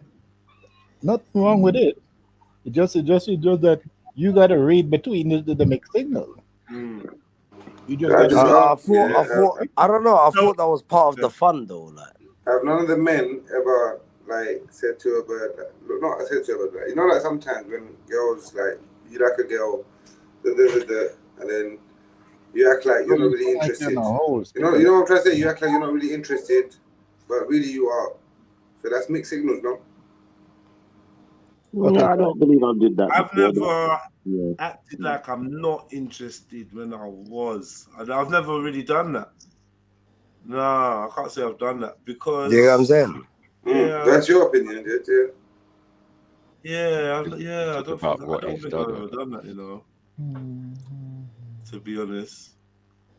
Maybe right now, maybe I'm too easy. Maybe I'm too easy. The reason why I say that is because, you know, back in the days, be honest here, you know, certain times, the way certain girls was like, if you pay too much attention, they act like, you know, shit don't stink. Okay, so then the men have, you know what, you're right, men have, treat them mean, keep them keen. Yeah, we have that, definitely. Right? Treat them mean. But that mean part, I don't mean no physical violence though. No, but I'm saying initially, like you let her know like you're about.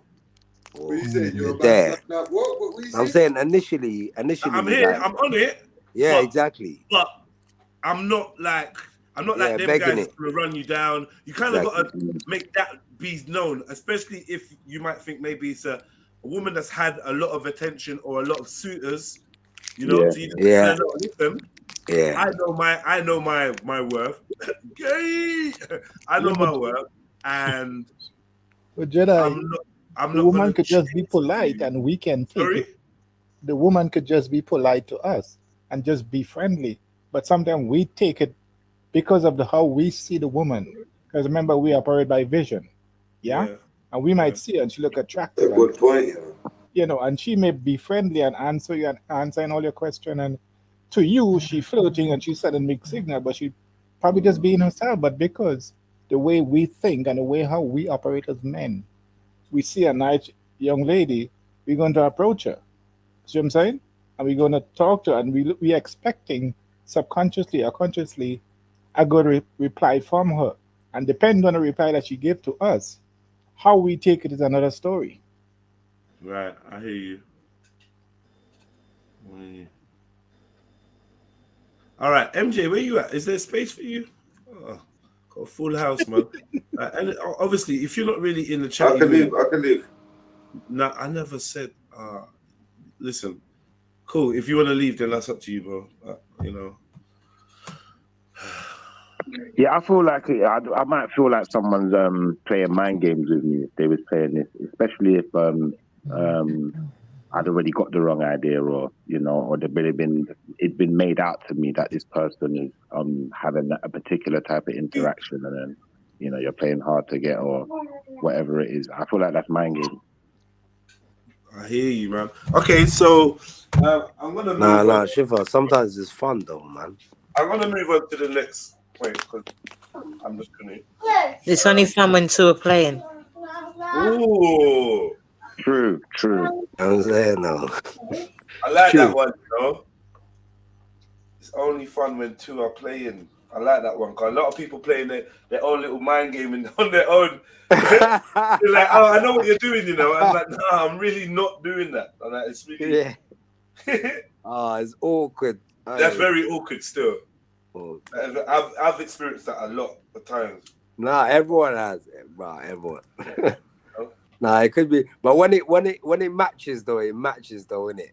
But I think men are always shooting.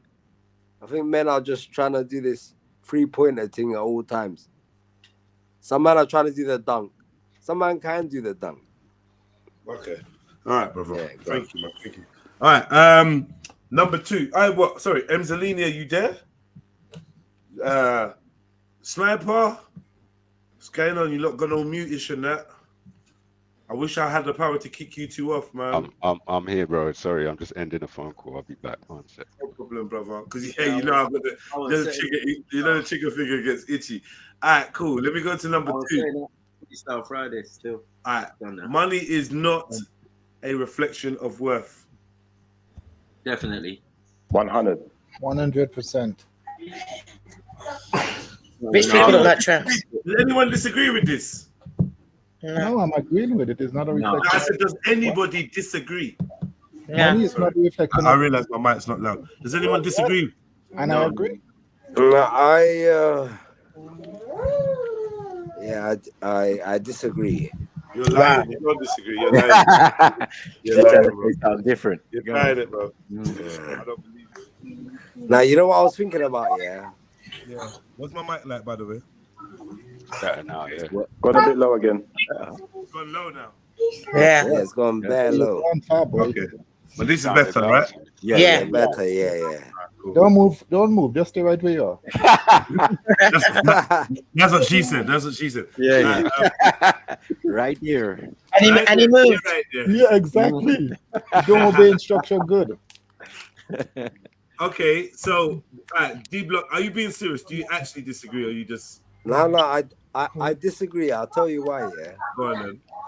Because Speak. Can you speak louder in the mic? Yeah. Oh, okay. Can you guys hear me now? Yeah. Yeah. Don't move as well. So, are you guys talking about when people show like? No, we're saying it says number 2. Money is not a reflection of worth, and you disagree. Tell us why. Yeah, because if you got money, then it is a reflection of wealth, isn't it? Worth, not wealth. Worth. Sorry, worth. No, it's not a reflection of worth. All right, cool. Let's move on. Sorry. Let's move on. I was thinking of wealth. I don't know why. No problem. You don't have to explain. All right, number 3. You're better off losing someone else than losing yourself. You're better off losing someone else than losing yourself. I agree. Oh yes. Oh, boy. Fully agree. Agreed. MJ, welcome aboard. I gotta live with me. Yeah. I couldn't disagree with this one. Why? Disagree with this. I couldn't lose myself. Oh, you couldn't. Oh, okay. I didn't hear that part. I couldn't lose myself. I'll be mad. I couldn't even imagine losing myself. Okay, watch this now. So you lot are applying this to your children as well, yeah? Mm. You know, when I saw this, I was thinking about Sarah. Oh damn. Oh dear. So, no, but honestly, yeah, could any of you lot apply? You guys could apply this to your children. I'm gonna say you're better off losing your children than losing yourself. Are we talking about losing as in death? You tell me. Or it doesn't say it. You got question losing. It just said losing, isn't it? You can reproduce. Well, yeah, but only up to a certain age, Auntie. Doing their own thing. Yeah. It's not even about that. I'm trying to make this extreme, right? But we should test it, innit? We need to test these sayings, these cliche sayings. They fit something, and then. Because we had a previous conversation about this, Jed, and I figured, like, at this point in time, because my kids are grown up, if I had to choose between my life and theirs, like, I'm gone. Like, I know they're going to be okay. Do you know what I mean? Not me. I got a whole life, and not me. I'm 55. Not me.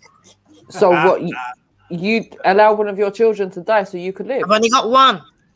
It's not even about allow. It just says you're better off losing someone else than Yeah, losing just a yourself. situation.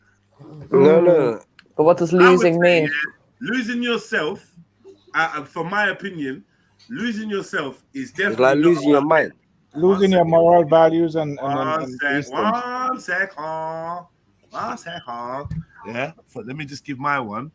I believe that losing yourself doesn't sound like death to me. That's what I thought about Sarah.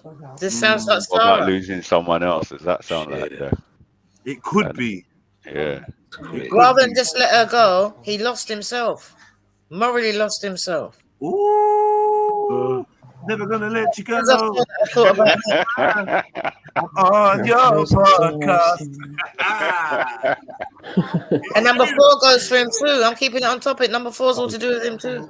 But wait, no, Auntie, because you know what? If we're gonna do that, I'm gonna be real. He didn't lose himself, right? He thinks he didn't. No. He didn't lose himself because the version that he's reverted back to wasn't him. This ain't him. He's still trying to find himself. Right. So you don't know. He never knew who he was to begin with. So you can't lose what's not lost. Yeah, I'll tell you one thing he did lose. One thing he did lose, his bike. and his woman. Well, they're doing the same, innit? The bike comes with the woman. No, the man's bike. Whoever's riding the bike's riding the woman, innit? The bike ain't done no nothing. Just What then? love it. Even if you play devil's advocate, right? And you sort of going on about he slept on the sofa and the woman had the next man, he would have been better off losing the woman than losing himself. He lost And then he's himself telling to that everyone woman. the story, shamelessly telling people. 100%. Shamelessly telling people about he got put on the sofa. Well, you know, I whatever, didn't even know about that. He did tell me that.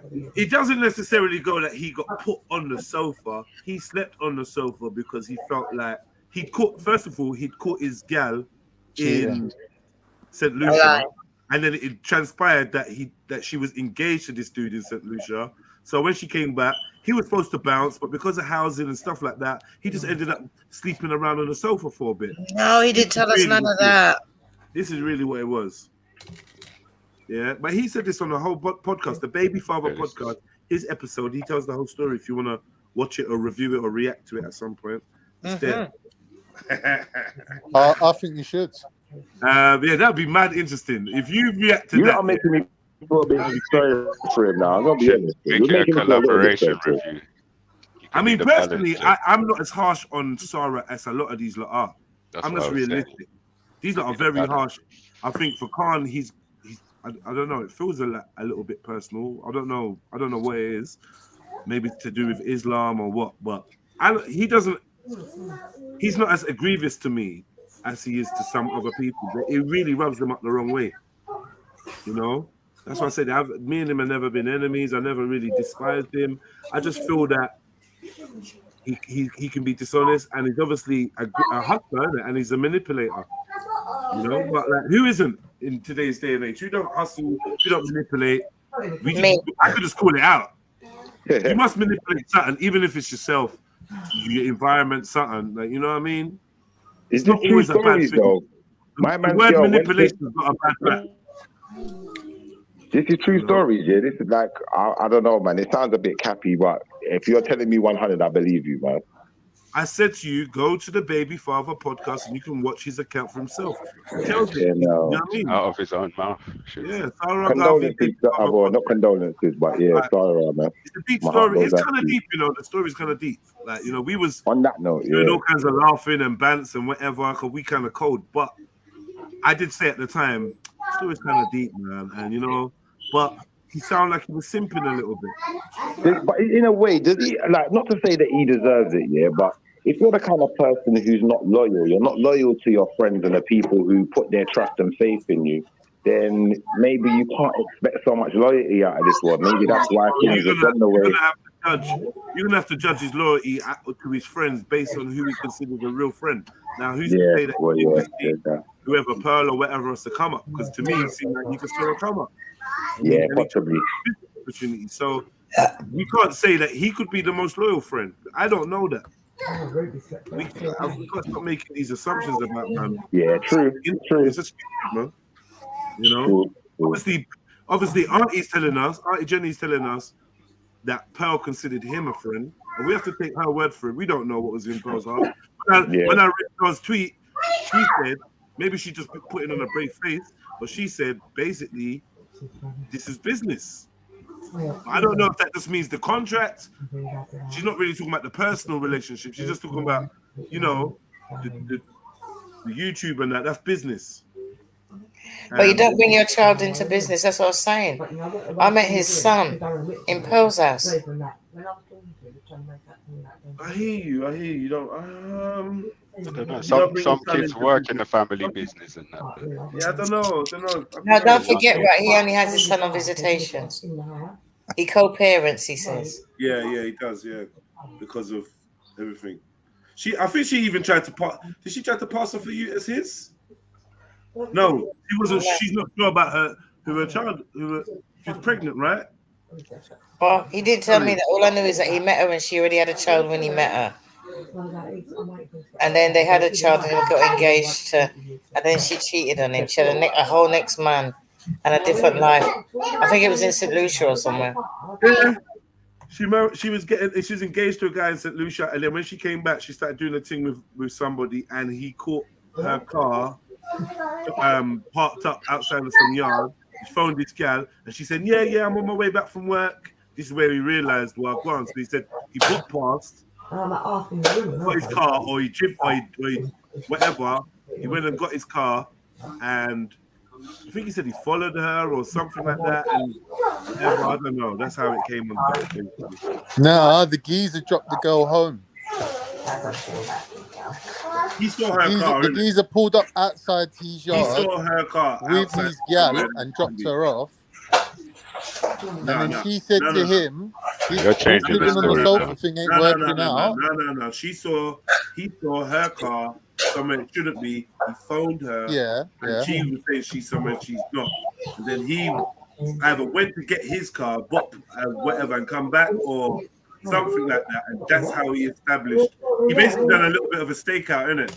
And he established something.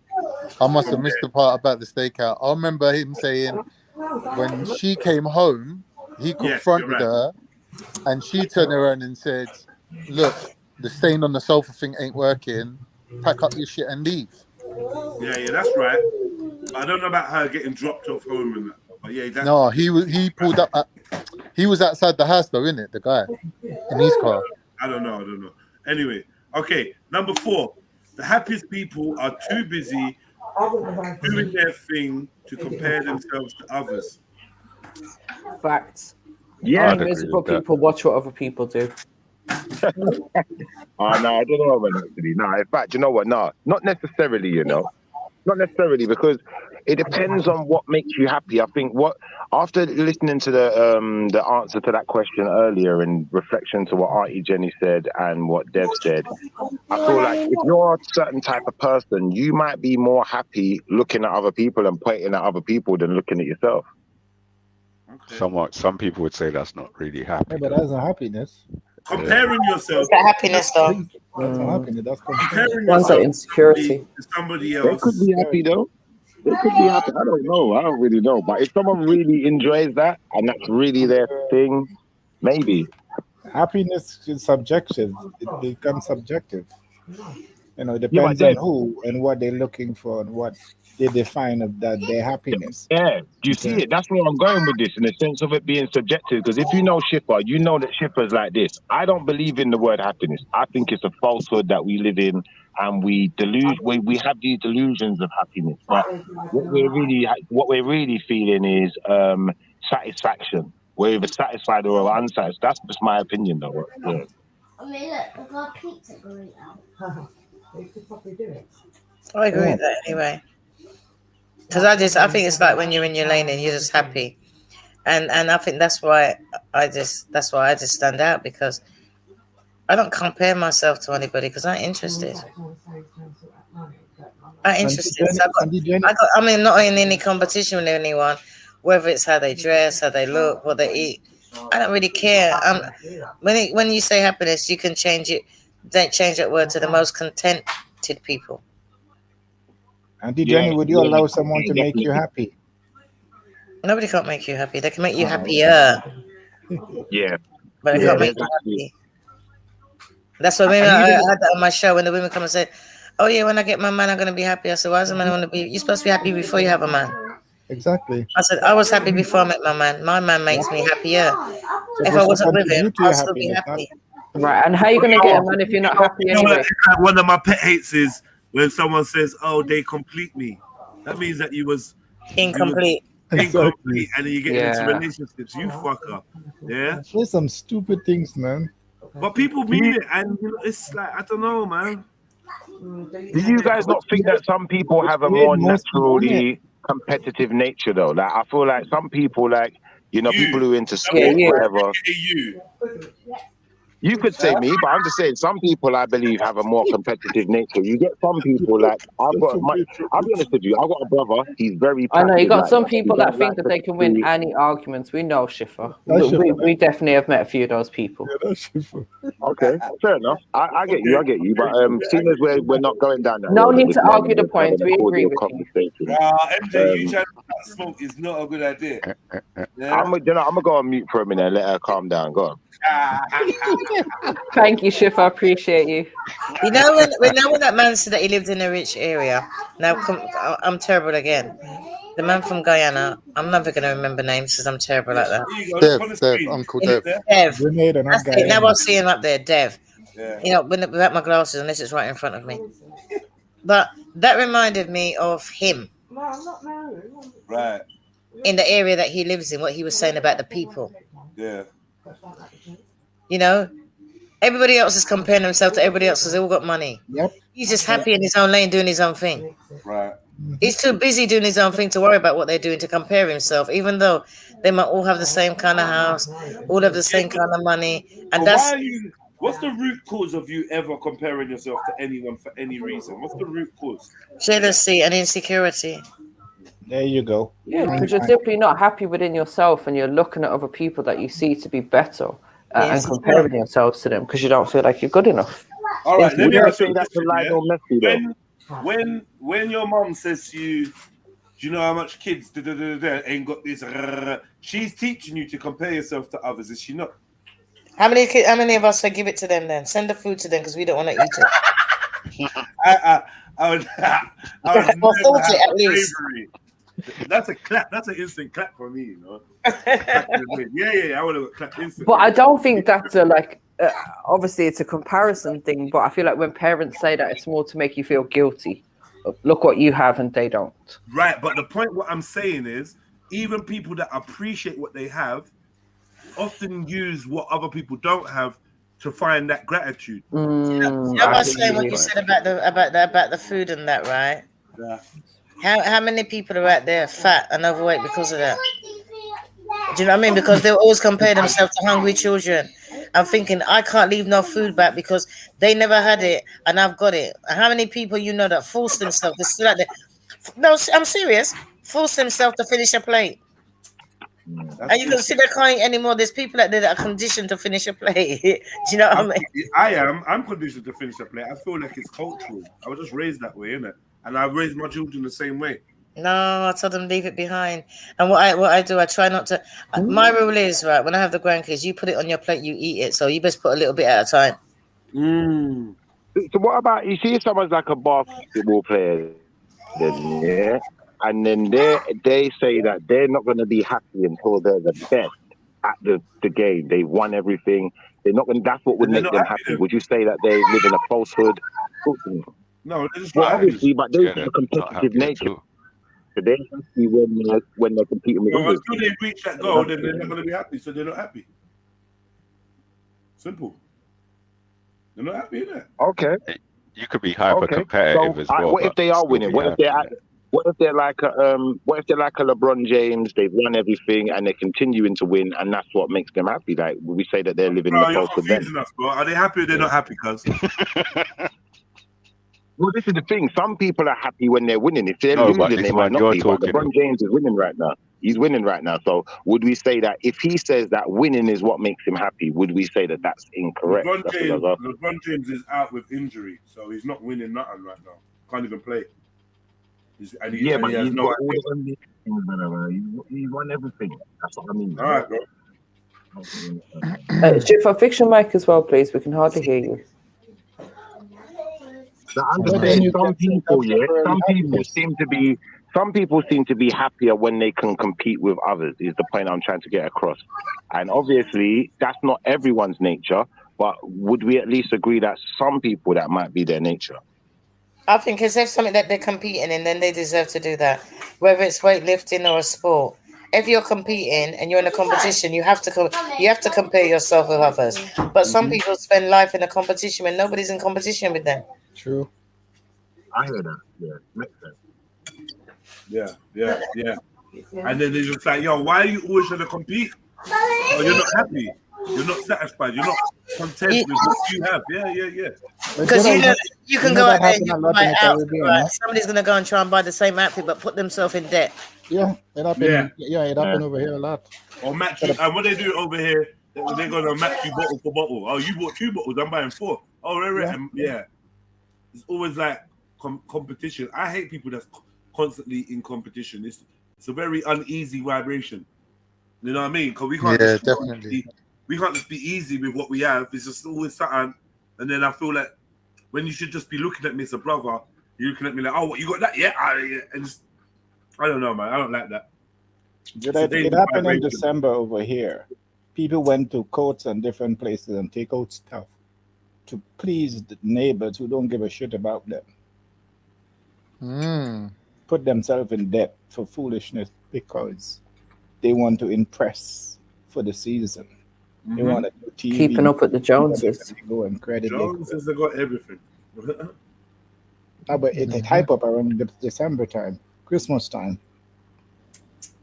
Now, this is a big point you lot made because it makes me feel a lot better about the fact that people are always competing with me, and maybe I should be more reluctant. Stop, man. Stop. Let me go to the next. You're just a joker. Let me go to the next point, please, man. You fucking crazy dude. All right. Number 5. You deserve to be loved, even if you're still learning to love others. Yeah, say that. You deserve to be loved, even if you're still learning to love yourself. Sorry, Absolutely.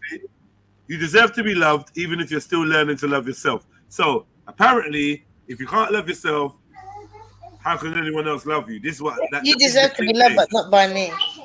Yeah, I mean, somebody will always love you. No, what I'm trying to say is if somebody, right? Oh, then it all depends on the age. If you're like an adult and you're still learning to love yourself, you could be deserved to be loved, but not by me, because I ain't got time to waste. You're gonna be somebody, and I'm learning. That's somebody that they call trauma with some kind of psychological problem. You're still learning to love yourself. That means that you got issues. So you deserve to be loved with somebody else that can handle your issues, or somebody that's got issues as well, but just not by me. Yeah, I can think of some people like that, man. I won't mention anything. You're right. Go on. No, I'm just saying, I can think of some people in my lifetime who's in that exact kind of situation. But yeah, definitely, you need to be able to love yourself. Otherwise, it's like you're always playing catch up. And I don't want to have to babysit you when you're going through your emotional distress and drama all the time. I don't want to have to do that. So, you know, it would be a blessing if the person at least had some kind of love for themselves to start them off with. But if you're still learning to love yourself, then technically you don't love yourself. So, you know, why would I be here to pick up the pieces of that? Yeah. Or sometimes you get the big women like that size like 30, and they meet a man. I'm still learning to love myself. When I do, I lose weight. Really? Okay. Hey. Shots fired. Art is warming up now. You know, this is the Artie that I've seen on. This is the Artie I've seen on YouTube. You know, I'm like, yo. Yeah, I'm the same person. Yeah, I know. I'm like, yeah, but that one there, like, that's the type of shit. You know the little clips and that. This is the type of clips. Listen, I can't stand fat people with excuses. I don't like fat people with excuses. You're a fat person. You can excuse. I will help you lose weight, but don't be sitting there and be fat and let the people. I don't feel sorry for no fat person. You know what? I'm the same size now as I was when I had my son. My son's 37, and when people are fat, right? I know that if I go and I order, because I'm actually disabled, so I don't actually go into stores. I order all my stuff online. So I know that I can close my eyes and order a size 8. If I'm going to have a fat day, I'm going to order a size 10. But come on, you're going for size 12, size 14. You're eating ice cream and learning to love yourself. Size 18, size 20. You're still eating ice cream and hamburgers, and you're going to go order, like, you're going to go and get everything super sized and then have a Diet Coke because you're learning to love yourself. That's why you got the Diet Coke, please. Diet Coke. Learning to love yourself. It is the greatest love of all. Women always go out there and say, how can I know? I didn't know I was putting on weight, so who's buying your clothes? It's true. You must have been going up a size. I don't understand it. We're all guilty of things like that, Auntie. I remember a few years back, about 6-7 years ago, I wasn't as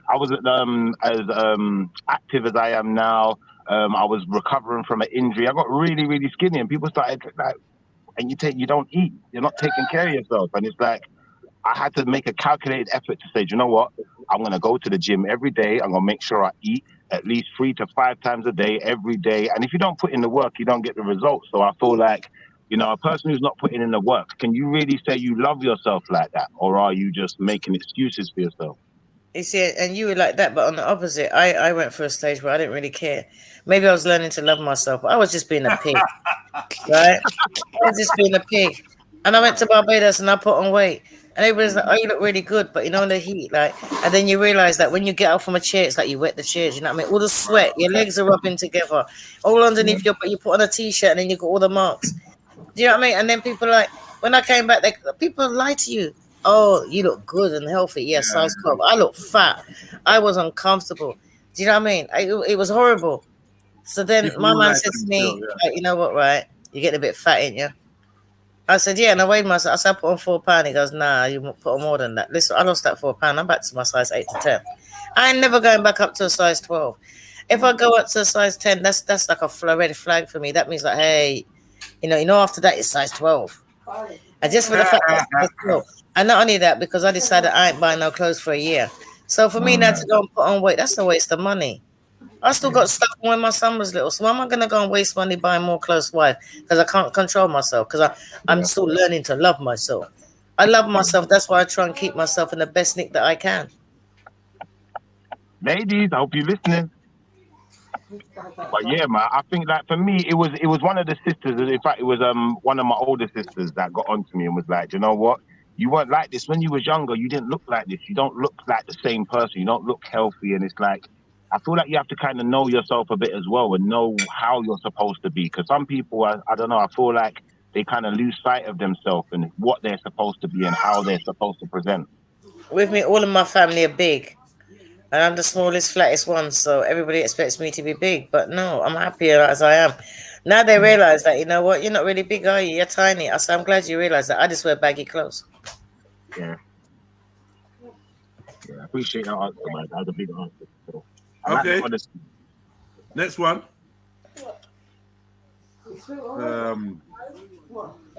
The only difficult for someone who is always used to getting their way. Spoiled child syndrome.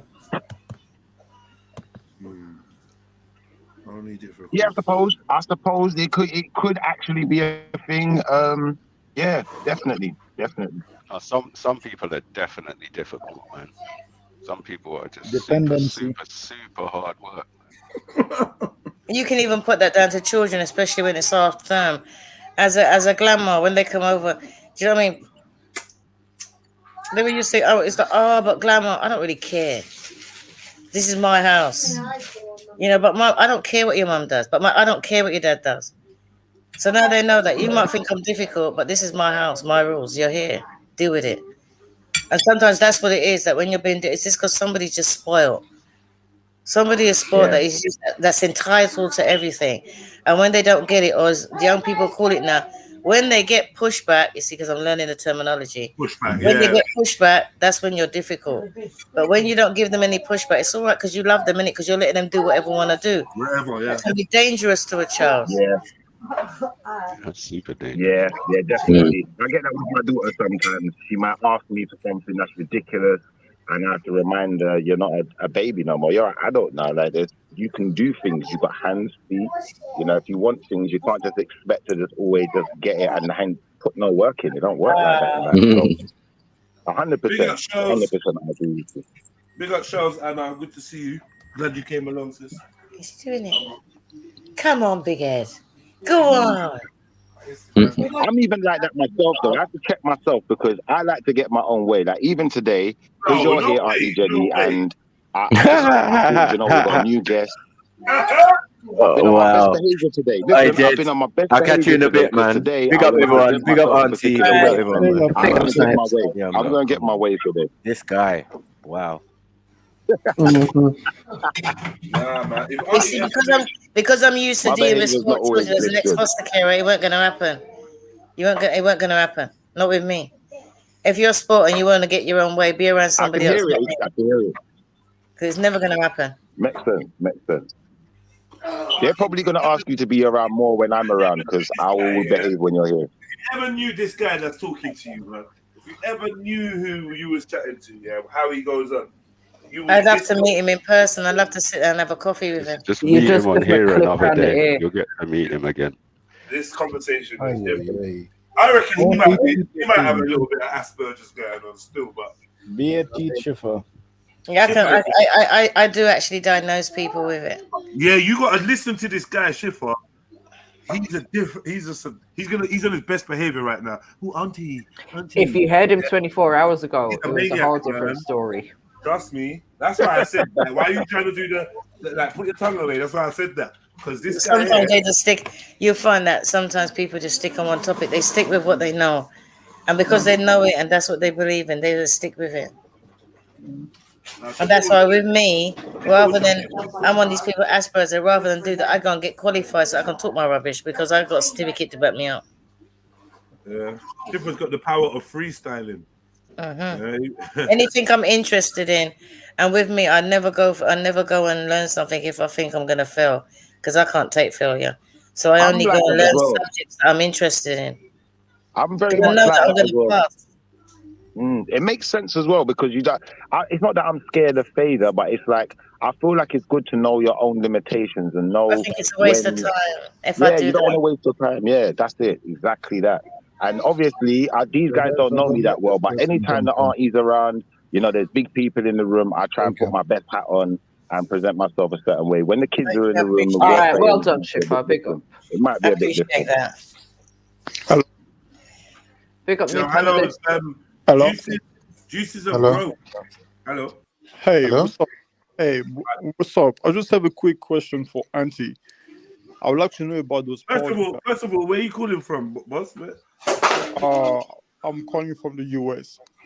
From the US, yeah? Yeah, by way of Nigeria. You're Nigerian? No, I'm Congolese. Congo. Congolese. Oh, okay. Big up Congo, man. I belong to a Congolese church. That's where I done my Sunday school. Oh, awesome. No, I have a quick question. I would like to know, like, what Sarah was talking about. Was he right or was he wrong about the parties? Oh, you didn't watch the whole discussion. About the parties. All right, then. Let me put it this way. Right? What specifically about the parties do you want to know? What specifically? Yeah, so he was talking about like you guys are basically compromised. Wait, so let me just stop it right there. Right? I'm 55, right? Yeah. I've got 3 grandchildren. Right, I respect myself. Is that the kind of party you think I'll go to? And I was there. No, I don't think so. Exactly, so it never happened. I won't put myself in that kind of environment. She had a Halloween party, right? Me, I don't do Halloween. The grandkids do. That's part of their. Do you know what I mean? They're mixed. They do Halloween. My son's never done it. We appreciate that. The children of both sides, they do Halloween. I didn't go to a Halloween party. I went to that one. So let's answer your question straight. Because I'm a decent somebody. I respect myself. So I don't put myself in that. Not in that steezy place. Like I said, I got 2 legs. So if I thought it was like that, right? He couldn't have said I was there because I wouldn't have been there. Yeah. And then one thing, like, you know, like white people, they usually have some type of parties like that. Here in the US, if you go to a white parties, they do some board games. It's normal. It's the culture normally. Do you know something, right? When you go to a party, right? Yeah. And imagine you go to a party and there's every kind of alcohol there. The host has put every kind of alcohol there, right? Is she making you drink? Nope. Okay. So when he's saying about, oh yeah, she's getting people drunk, I think she had henchmen there to hold us down, to pour it down our throats. Yeah, no, like basically, Most people were driving. Most people were driving, so they couldn't drink. I see. Because if you listen to what he said, you would think something like you guys are compromised, that you guys have been recorded doing some nasty things. I heard something about a Hollywood party, and I just thought I didn't understand what a Hollywood party was. It's just like how I didn't understand what was that thing they do in Dubai toilet. Yeah, the party toilet. These words that they come out with. So when they said a Hollywood party, I thought, come on, it's Pearl. What she know about Hollywood? Not realizing that there's connotations to Hollywood party, but nah. Pearl, come on. Anybody that sees Pearl, right? I'm always telling them about sex. When I was saying that women need to keep a man happy and to stop your man from straying, every morning before he leaves home, you need to fill his belly and empty his sack. And drain him out. If you saw Pearl's expression, she went beetroot. She always goes red on the show. Exactly. Anything embarrassing, anything to do with sex, Pearl gets really embarrassed. So for somebody that's like that, why is she going to have a party like that? Yeah. Make it make sense. Yeah. Mm-hmm. But what is her religious beliefs? Is she like Eastern Star? Or is she... No, you can say that Pearl's family's originally Catholic, but she don't follow. Oh, okay, I see. Yeah, she looks Catholic. I said Eastern Star. I love where you're going with that. I did kind of insinuate that I believe there's some of that at the root of the. I think her background. I think it was German and Irish. Do you know what Eastern Star is, Auntie? Yeah, Eastern Star is like the theme, because if you see the word Star is like Eastern Star is like the female arm of Freemasonry. Because if you look at the way she sits all the time, like, because like there are symbolism, you see. Like if you look at the Freemason, when he sits, he put the pyramids upside down with his hands. Yeah, but... And then for the female, when they sit from the sides, they cross their legs, and then they cross their hands. See? So like that's no. When she sits down like that, what you need to understand is that Pearl's quite tomboyish, right? She's like a tomboy. And the reason why she sits a certain way, because she has spent most of her life in joggers, in volleyball clothes, like little shorts and that. So sometimes she'll walk around, which I had to tell her it's inappropriate.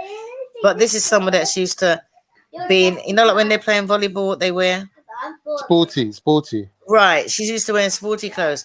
So when I come to fix her up, which is what I was doing for Worth School, sometimes I text her. She's sitting down there. People might see me on my phone. I'm like, put your skirt down.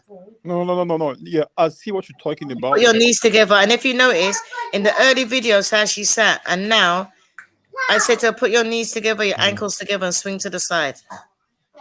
Yeah, I get what you're saying. But there is a symbolism. There's a specific posture that she has when she sits at specific times.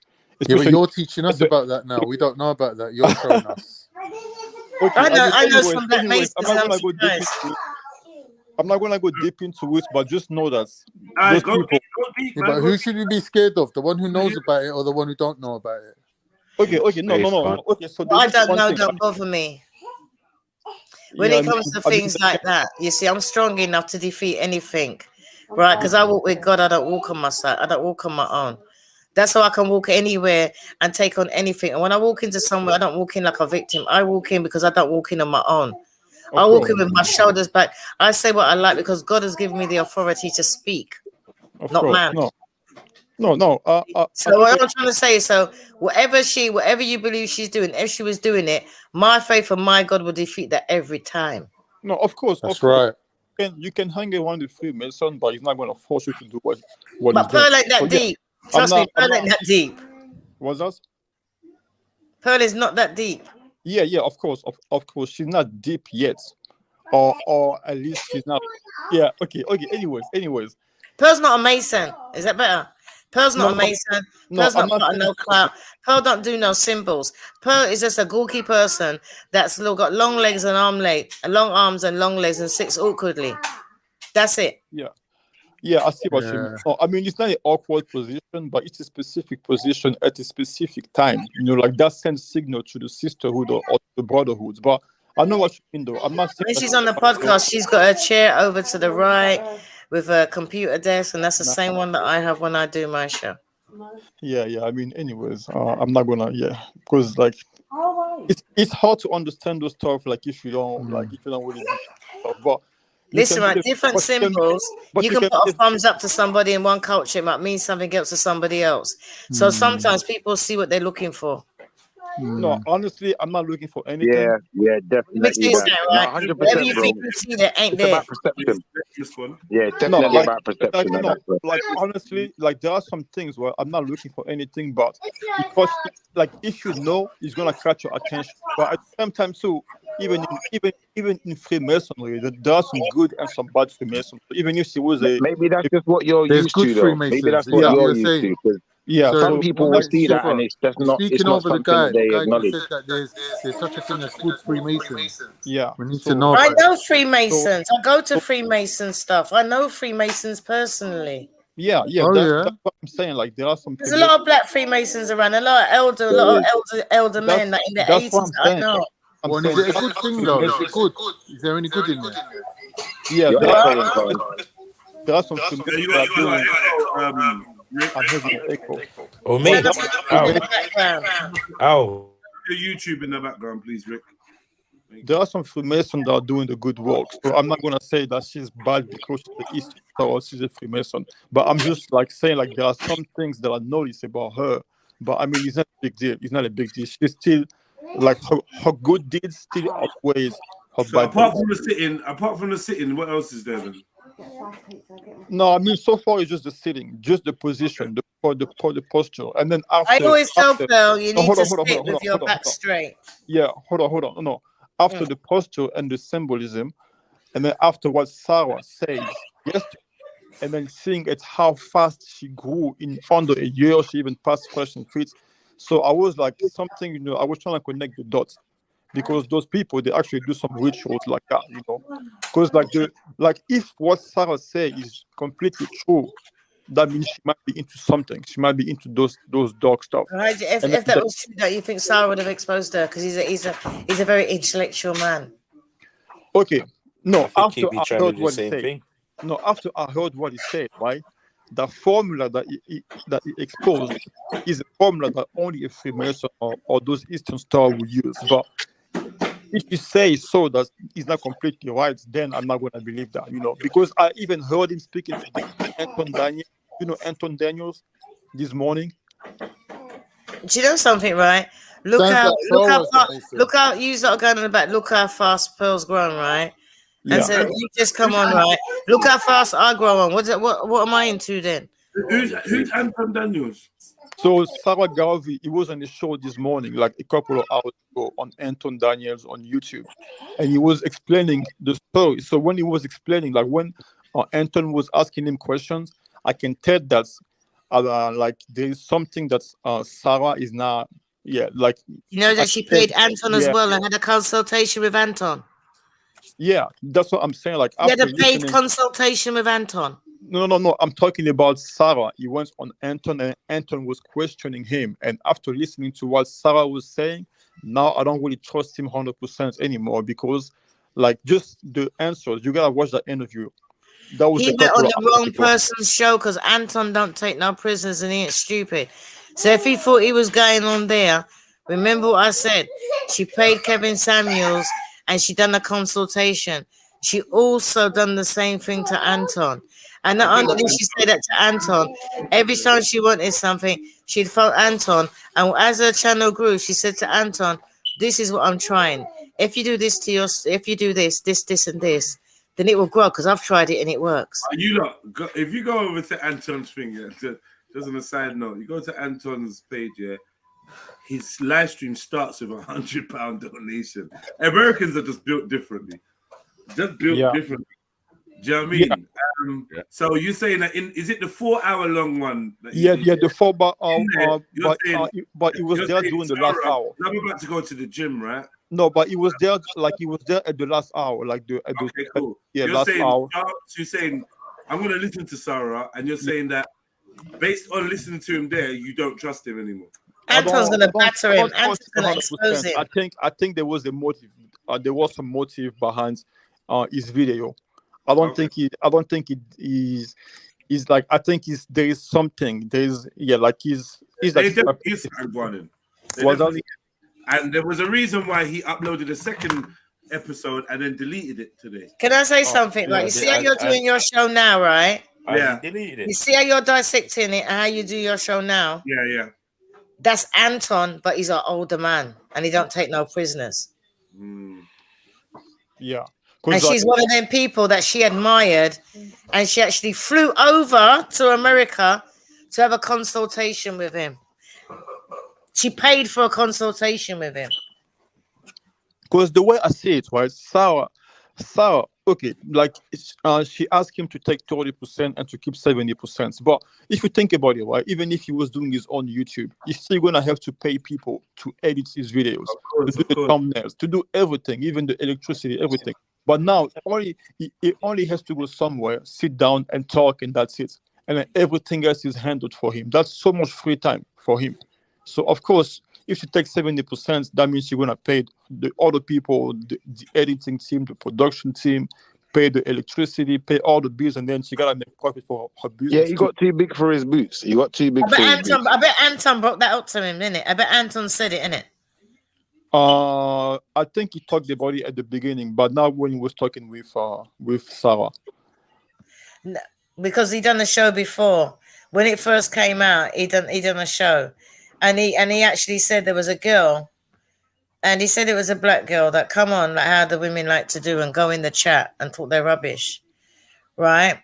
And what she did that, and Anton basically said like, "You're better looking than Pearl, so aren't you out there doing it?" Do you know what I mean? What do you spend your money on? He goes, every time you phone me, you're like, this ain't working right.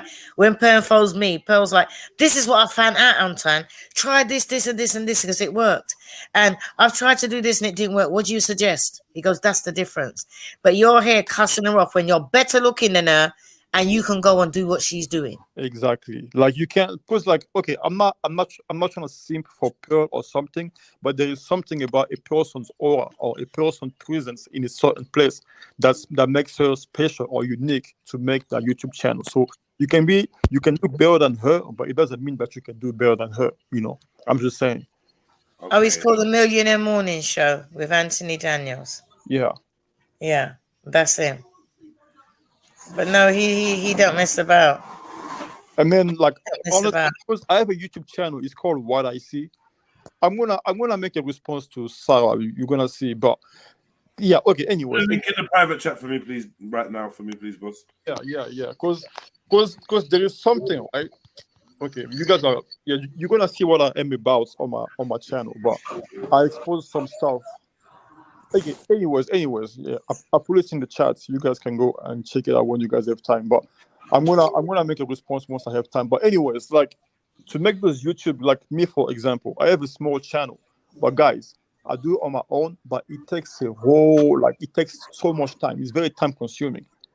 So yeah, even if I do it on my own, I'm gonna spend so much money. I'm gonna spend money on people and stuff like that to edit for me to do this, to do that. So, of course, I just put one of Anton's things there. I've just subscribed to you. Yeah. Try sub back. I don't often ask, but try sub back. I want you to catch this this channel on a regular day as well, just to see what we're about. I like. Yeah. The look of some of your content. Randomly. Yeah. I like the look of some of your. And if you want, you can send me a message on Instagram, and we can. I need to start collabing with other, YouTubers, man. And especially Africans, because So I'm from Nigeria. Because they're hardworking. I mean, not even that.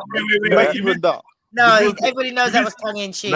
Now you missed it. You meant to say my Africans. Oh yeah, I forgot. see, like guys, right? Like I don't see like like I'm not really emotional like that, man. I didn't really take too much. I mean, I know it kind of sounded cringy, but if you understand the context of the sentence, you know, I don't think there was bad intentions behind it. I've not heard it, so I can't make a judgment. But just from hearing that she said, "My Africans," I want to investigate into what she meant by that, because it sounds it's an awkward sentence. It doesn't roll off the tongue. It's awkward. Why, you know, my Africans. She said she's trying to get her Africans into America. My Africans into America. Yeah. But what she actually should have said is my African staff, because all the other blacks were okay because we're British and we can just go online and get a visa. Right. You know what I mean? So out of all the staff, it was only the Africans. Bro, you know they don't want us Jamaicans nowhere. What are you talking about? No one to give us visas. You honestly, I consider. But you know what I mean? She has Africans working for her. So she's like, oh, Auntie Jenny, come to America. I'm like, no, not on your life, mate. But you know, Auntie Jenny. Mm-hmm. But you are African too. No, I'm Jamaican. Listen, right? No. The way I see it was, if you are. That's what you said. Don't tell me how I see myself. Yeah, leave my Jamaicans out of this. Don't tell me how I see myself. I'm Jamaican, bro. You know what? Right? With the Caribbean people on here, right? And the remote, you took it upstairs. Go and find it yourself. Oh my God. Go and find it yourself. But you want me to go and look for it? Go and find it yourself. Come on. We don't search for remotes. And I ain't got time for that. After you if you can't find the remote, you can't watch TV then. Oh, exactly. So what I'm trying to say is that it begins with a D now. Put his name up there so I can say it properly. Dev. Right. Now I was educated in Barbados, right? And in Barbados, I done history. I didn't do black history. I learned about the Caribs. I learned about the Arawak Indians. Come on. Understand? So when I come to England and they're telling me about black history, no. When I was telling them that there were rich Victorians around, I got called all the names under the sun. Oh, look, all the pictures are coming out now, the rich black Victorians who weren't slaves. So when people are coming telling me I'm African, I'm ignorant too. I'm saying, prove it. Prove it. No, because you might be able to prove that I'm African. I might be able to prove that I'm mixed with Arawak Indians and the Caribs. No, when I say I'm trying to say, you can't tell me who I am. Ask me who I see myself as. No, I'm not trying to impose or something. When I say you're African, I mean like it's just one family. Like it's the same. We all came from the same places. That's what I'm trying to say. United people. That's what I'm trying to say. That's your history. It's not necessarily mine. Okay. I want to be recognized as a butterfly. Dev. I see. I respect that. Mm-hmm. Do you know what I mean? Because if you go back and you look and you see about the Caribs, where do you think we get the word the Caribbean from? You're always talking about the Americans and the Red Indians and whatever they call them people, right? What about the Arawak Indians and the Caribs? I don't know. I get it. Yeah, I hear you. But there's some information to say that some certain sets of these Indians that are being claimed don't even exist. I don't know if it's either between the Taino or the Arawaks. One of these two are like a mythological group that are not actually been substantiated. And the Caribs are still there in Trinidad up to now. The Caribs are still around. Maybe it's the Tainos then. Yeah, the Caribs are still around. I hear you, man. So I didn't know anything about black history because I never learned black history. I learned history in the Caribbean. That's a next level. Anyways. I don't think the chat wanna hear history right now. They wanna hear the topic, which is just purely things, which is all this conspiracy. Listen, my brother. With due respect, can you see how long we've been online? I see, bro. Yeah. So I think, to be fair, unless people are just clicking in now, the chat don't mind a refreshing change in direction or discussion. To be fair, in fact, we did actually change discussion loads of times. Okay, I mean, I was just trying to be respectful to the chat. Nah, I appreciate that, man. But no, I didn't find you disrespectful. I was just stating a point. No. See, like some. Let me explain to you, right? I went to college, right? Let me explain to you. I went to college and I was doing a course. This is why I walked out the course. I was doing a course about childcare, and there was something in the book that stuck in my throat. And I said to the tutor, "This ain't right." She goes, "Oh, I don't write the book." So I walked out of there, and you know why? Because it was like Let me explain the difference. As an African person, as a foster carer, right, the West Indian people know that if I'm telling off a child and my grandkids know, look at me when I'm talking to you. Can't say that to an African child. Do you know what I mean? Because if an African child and I'm telling off an African child, the child's looking at me in my face, you're challenging me. So as an African child, and me raising an African child as a foster carer, I knew that they had to lower their gaze or actually lower themselves in front of me. That's what they did. So there's a lot of difference between the Africans. Wait. No. That's not the truth. What that is we share that culture. But there's some people in Africa that don't have that culture. But Africans and Caribbeans definitely share that aspect. It's weird that you say that because it was just 2 days ago we were discussing it. We found that some of the brothers and sisters from East Africa were like, well, no, it's seen as a challenge to make eye contact. It was right? Ghanaian and like Nigerian people that I raised. We like, no, we good. Like, no. You can't, like, obviously you're not going to just stare, but you have to show that you're actively listening to what's being told. So you're not going to get away with just zoning out and looking at a spot on the wall. Your mum would say, oh, no, I don't mean like that.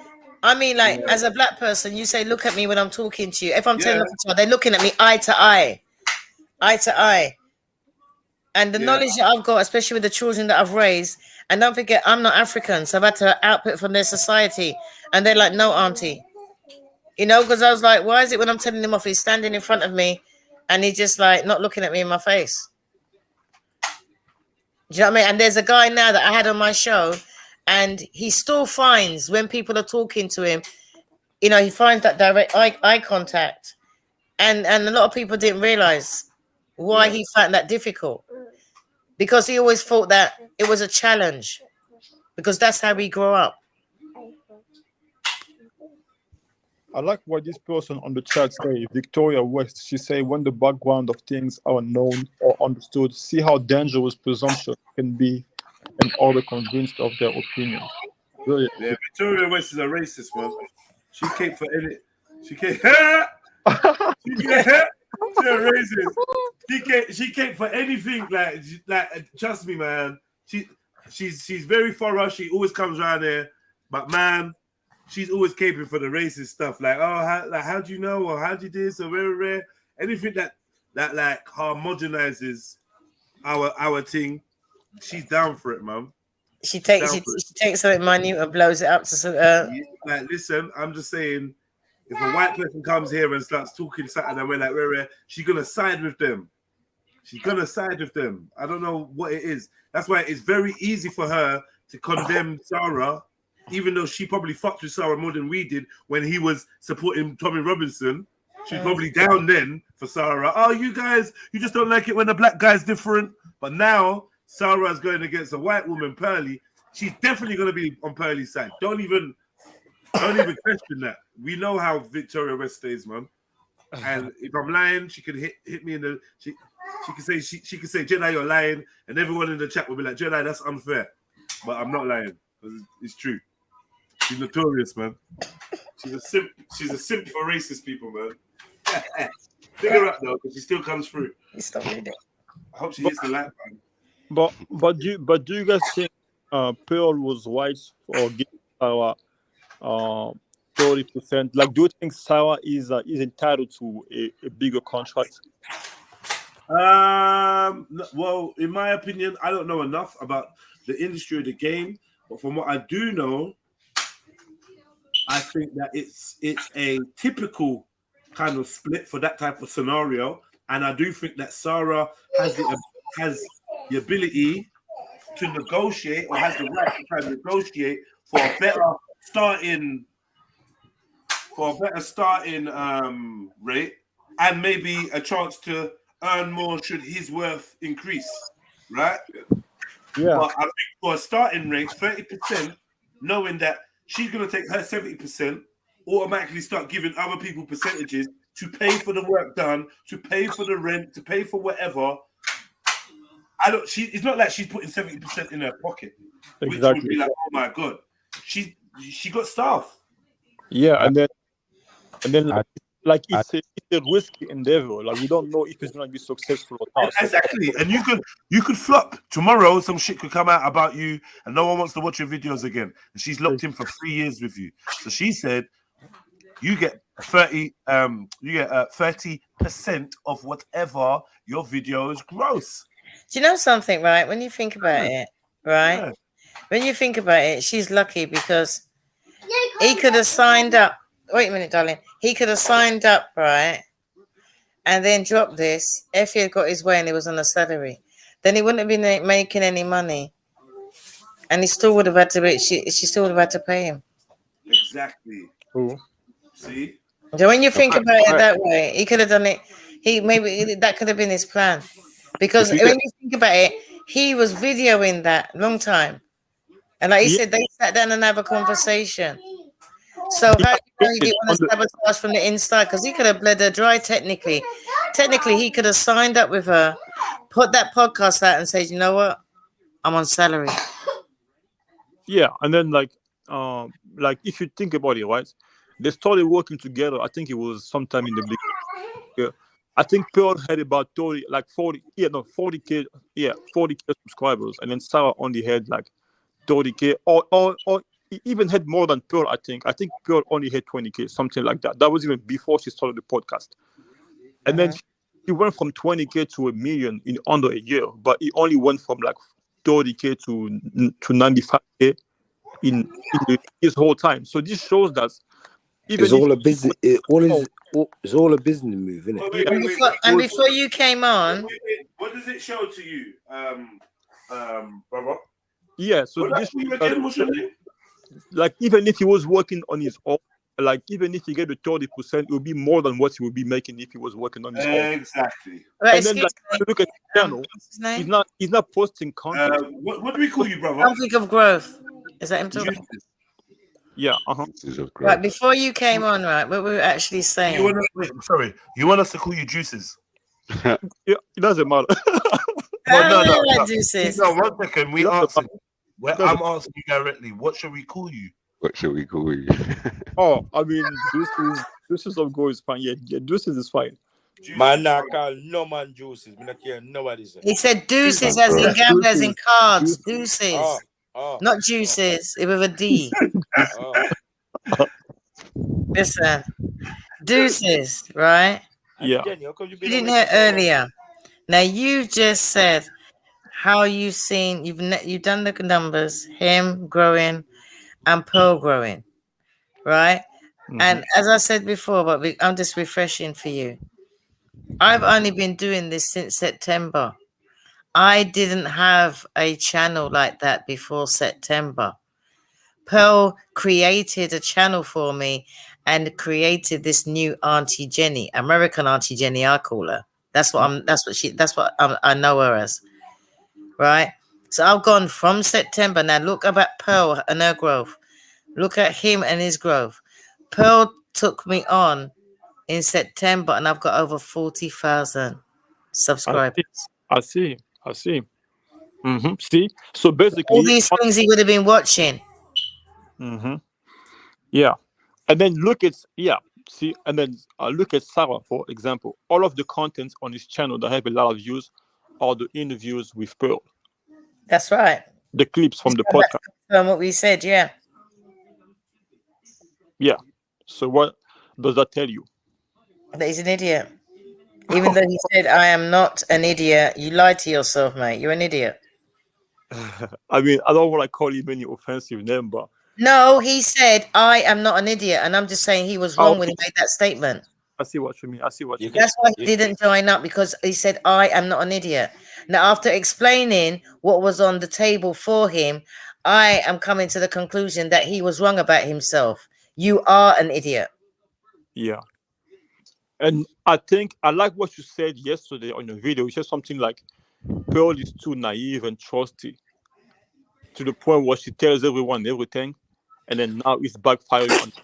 Because to that interview with Anton earlier today, Sarah said that Pearl has a lot of disgruntled employees. So basically, people around Pearl are complaining about Pearl behind the scenes. So she needs to be careful about her safety. Can I take this opportunity to stick the boot in one more time? Sarah could not have handled this any worse than he has. Yep. Like, the guy is making bad decisions consistently, And if he's listening, I want to say to him, I want to appeal to him, No, Sarah, but can't whoever you're talking about him. whoever you're taking advice from, bro, it could be your mom, it could be your nan, someone who's got good intentions for you. I'm just saying, bro, that you need to reevaluate that relationship, bro. I think he's too ignorant to take advice from anyone but himself, man. Can I say Yeah, something? no, but Right? My brother, even if you did this off your own back, I believe he's achieved what he wanted to achieve, though. Hold on, my brother, please. Even if you made these decisions off your own back, you could not consistently be wrong all the time. Like, it takes a team of people to be this consistently wrong. You know O'Shea Jackson? He could have tossed a coin and he would have come back up with a greater frequency of success than he has using his own mindset. But there's other stuff that has left. There's other stuff that has left, and they were most probably looking at him to think, you know what, we're gonna go and back him up or join with him.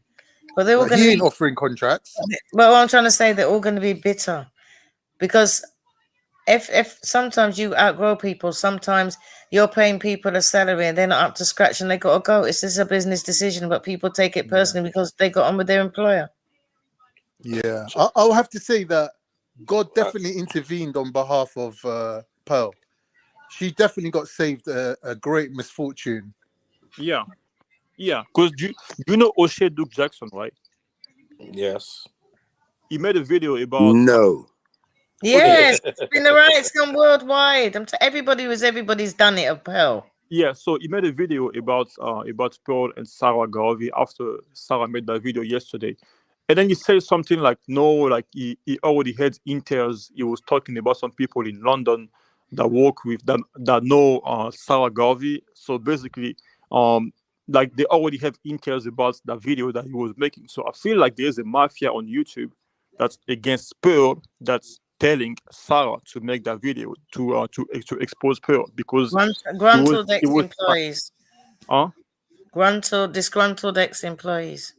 Yeah, but you say that there are some people in your circle that are still disgruntled today. No, not now, never, no. Anybody that's disgruntled hasn't been on there. Or listen to the interview with Anton, you're gonna see what he said. Do you know what? Can I tell you what? How much staff has Pearl got? Other than the people that actually work for Pearl, other than Blessing and King and the people abroad, do you know how many people she's got in her talent? 2. So and he's already mentioned that King Riches and I. Mm-hmm. So it can only be King Riches and I, and it ain't me. Exactly. And you've seen King Riches, and you've seen his approach to everything, and it's not him.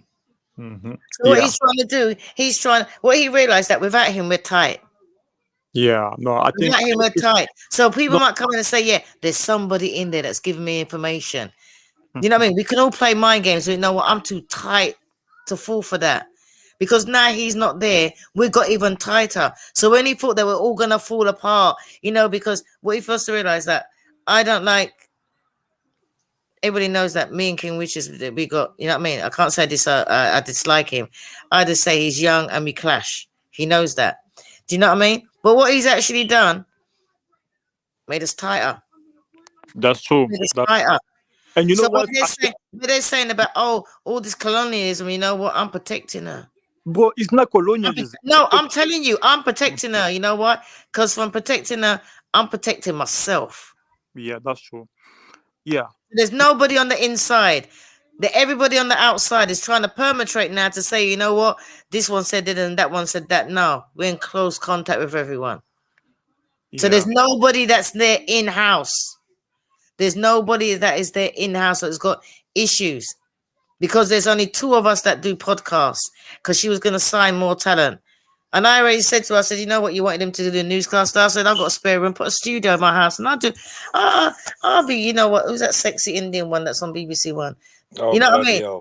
You know what I mean? I'll do that every morning. I will sit down there and put the equipment in my spare room, Pearl. And we don't need Sarah. Make it closer now. Because all he's going to do is going to make it better for me. Because now she knows that the only people she can trust are the people that are around her now. We don't need nobody else. Yeah. I will read the newscaster. Yeah, no, keep your circle small. Because like think they call it colonialism, but at the same time too, like the same people, these are the people that make fun of Africa. They're like African people are poor, they live in mud huts, third world countries and stuff like that. But Pearl is coming there, she's actually giving people opportunities, you know. So like it doesn't make any difference. Like no, okay, it makes a difference. That's what I'm saying. Like don't buy into these white people hate. Not all of them are bad people. It was so bad, right, that when they first done it on and I was saying about what I do with my money, you know, the people cuss me. Then they had some African Americans, they asked me to join the power. And then they decided that they're gonna cuss me because I'm taking money from the slave master and giving it to the slaves. So you can't win. Yeah, no. By me helping out and supporting other people with what I get from Pearl. That was wrong for them. No, yeah, it doesn't make any. Yeah, that was wrong. Yeah, honestly, I'm gonna react to all these things this weekend. You guys are gonna see like why I'm saying that, but like not all white people are bad people, but them like just because Pearl is white, they're like, oh, she's white, she's our enemy. It doesn't Can I work. just tell you something, right? And I'll be quite honest. You see me, right? Like I said, I can go anywhere, and if there's racists or anywhere, they will know. By the way I carry myself, hold your thoughts to yourself. Do you know what I mean? And I think and that's one thing. As being in England, we know nobody can't tell us shit. Do you know, as black people, nobody can't tell us anything. Do you know what I mean? You think as a black person and you know walking down the road, do you really think that somebody come up to them and call you, oh, you black bastard? Come on. Come on. You know that some of the things that happen out there, they're not gonna happen to people in England. And if they do, it's very rare. It's not an everyday occurrence. Man will go to work still. And then Sarah fucked up because at the same time he's capping for Jason Black, for all these people, but at the same time those people are racist towards African and Caribbean too at the same time. So I don't know like who's the biggest racist now towards Sarah. I don't know. Do you know a lot about Sarah? What was that? Do you know a lot about Sarah? No. Right, you see you're in the chat, right? Go ahead and look at the links that I put up there. Educate yourself about him. Oh yeah, I see the link. Okay, I'm gonna put them on my phone. There's various ones. If you just copy them and keep them, you can watch them at your own pleasure. Because I was very particular about what I clipped. Sorry, guys, one sec. Hello? Hi, Chris. Yeah, you know, what I want to ask is if Pearl says something that is offensive to black people, can black people call it out or not? Because it seems like, you know, people are defending her, but they're not addressing the issue that was, was made. Well, that's a good question, Chris. So can you tell us what us black people found offensive? Well, it's not everybody that found it offensive, of course. Yeah, it's not everybody that found it offensive, but you know, some people found it offensive when she said. Some people. Yeah, it's not going to be everybody. Can you give us not going to be everybody? Sorry. Can you give us an example of what some people found offensive? Well, there's a lot of comments in the video. You know, the video that were made. You know that you know what she said was racist. Now, what did she actually say? In what video that was made? And she spoke about slavery and said that you know some people exaggerated slavery. But did you watch what she said? One second, Auntie. Yeah. Okay. Whose video are you talking about? Let's get it clear. I'm talking about the video that she made with Nick Fuentes. Okay. Yeah, she mentioned. No, he's talking about JB's video. Yeah, wait. You know, I watched part of the video. Yeah, I watched part of the video. I'm not talking about Jason Black. You know, what I mean, where she said that, you know, she compared, you know, when he talked about Holocaust, and he said the Holocaust was exaggerated, and then she said, basically she was saying that people also exaggerate slavery. Basically, that's what she said. Basically. Okay. Well, yeah. Let me respond to you. Okay. So somebody said. She said that some parts of slavery are exaggerated. Was the word not used? Somebody. The video that she did. Was the words used embellished? Is that the word she used? Is embellished? Yeah. Okay. Did she say that she was quoting from a book? She was quoting from the author. Did she say no. One second, please. That's not what she was trying to do, mate. I get what you're saying. Hello. I get what you're saying. Patience, brother. You can't get what I'm saying. Finish it. All right. So I don't understand. It makes me question people's comprehension if they can't even sit through a question. You know what I mean, my brother. Like, just be patient, King. Like, let your listening skills take over, right? So I'm asking you: did she say that that she was quoting from a book written by the author of Roots? Did she say she's quoting from this author? That's not the same thing. Okay, Bo, hold on. It's not the same thing. The book Bo, says. hold on. Are you African? The book.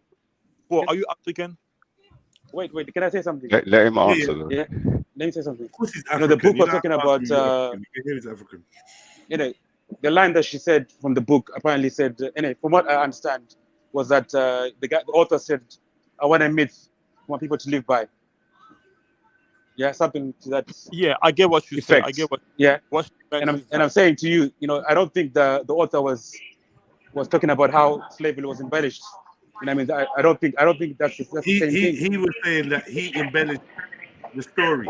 The story, yeah, that's a story. Anybody can. Okay. But was she quoting him though? When she was speaking about the embellishment, was she whether she was quoting him or not, she was trying to make a point. She was trying to make a point about slavery. I mean, that okay, but she's have been embellished it. What if she's under the impression, maybe wrongly, that this author was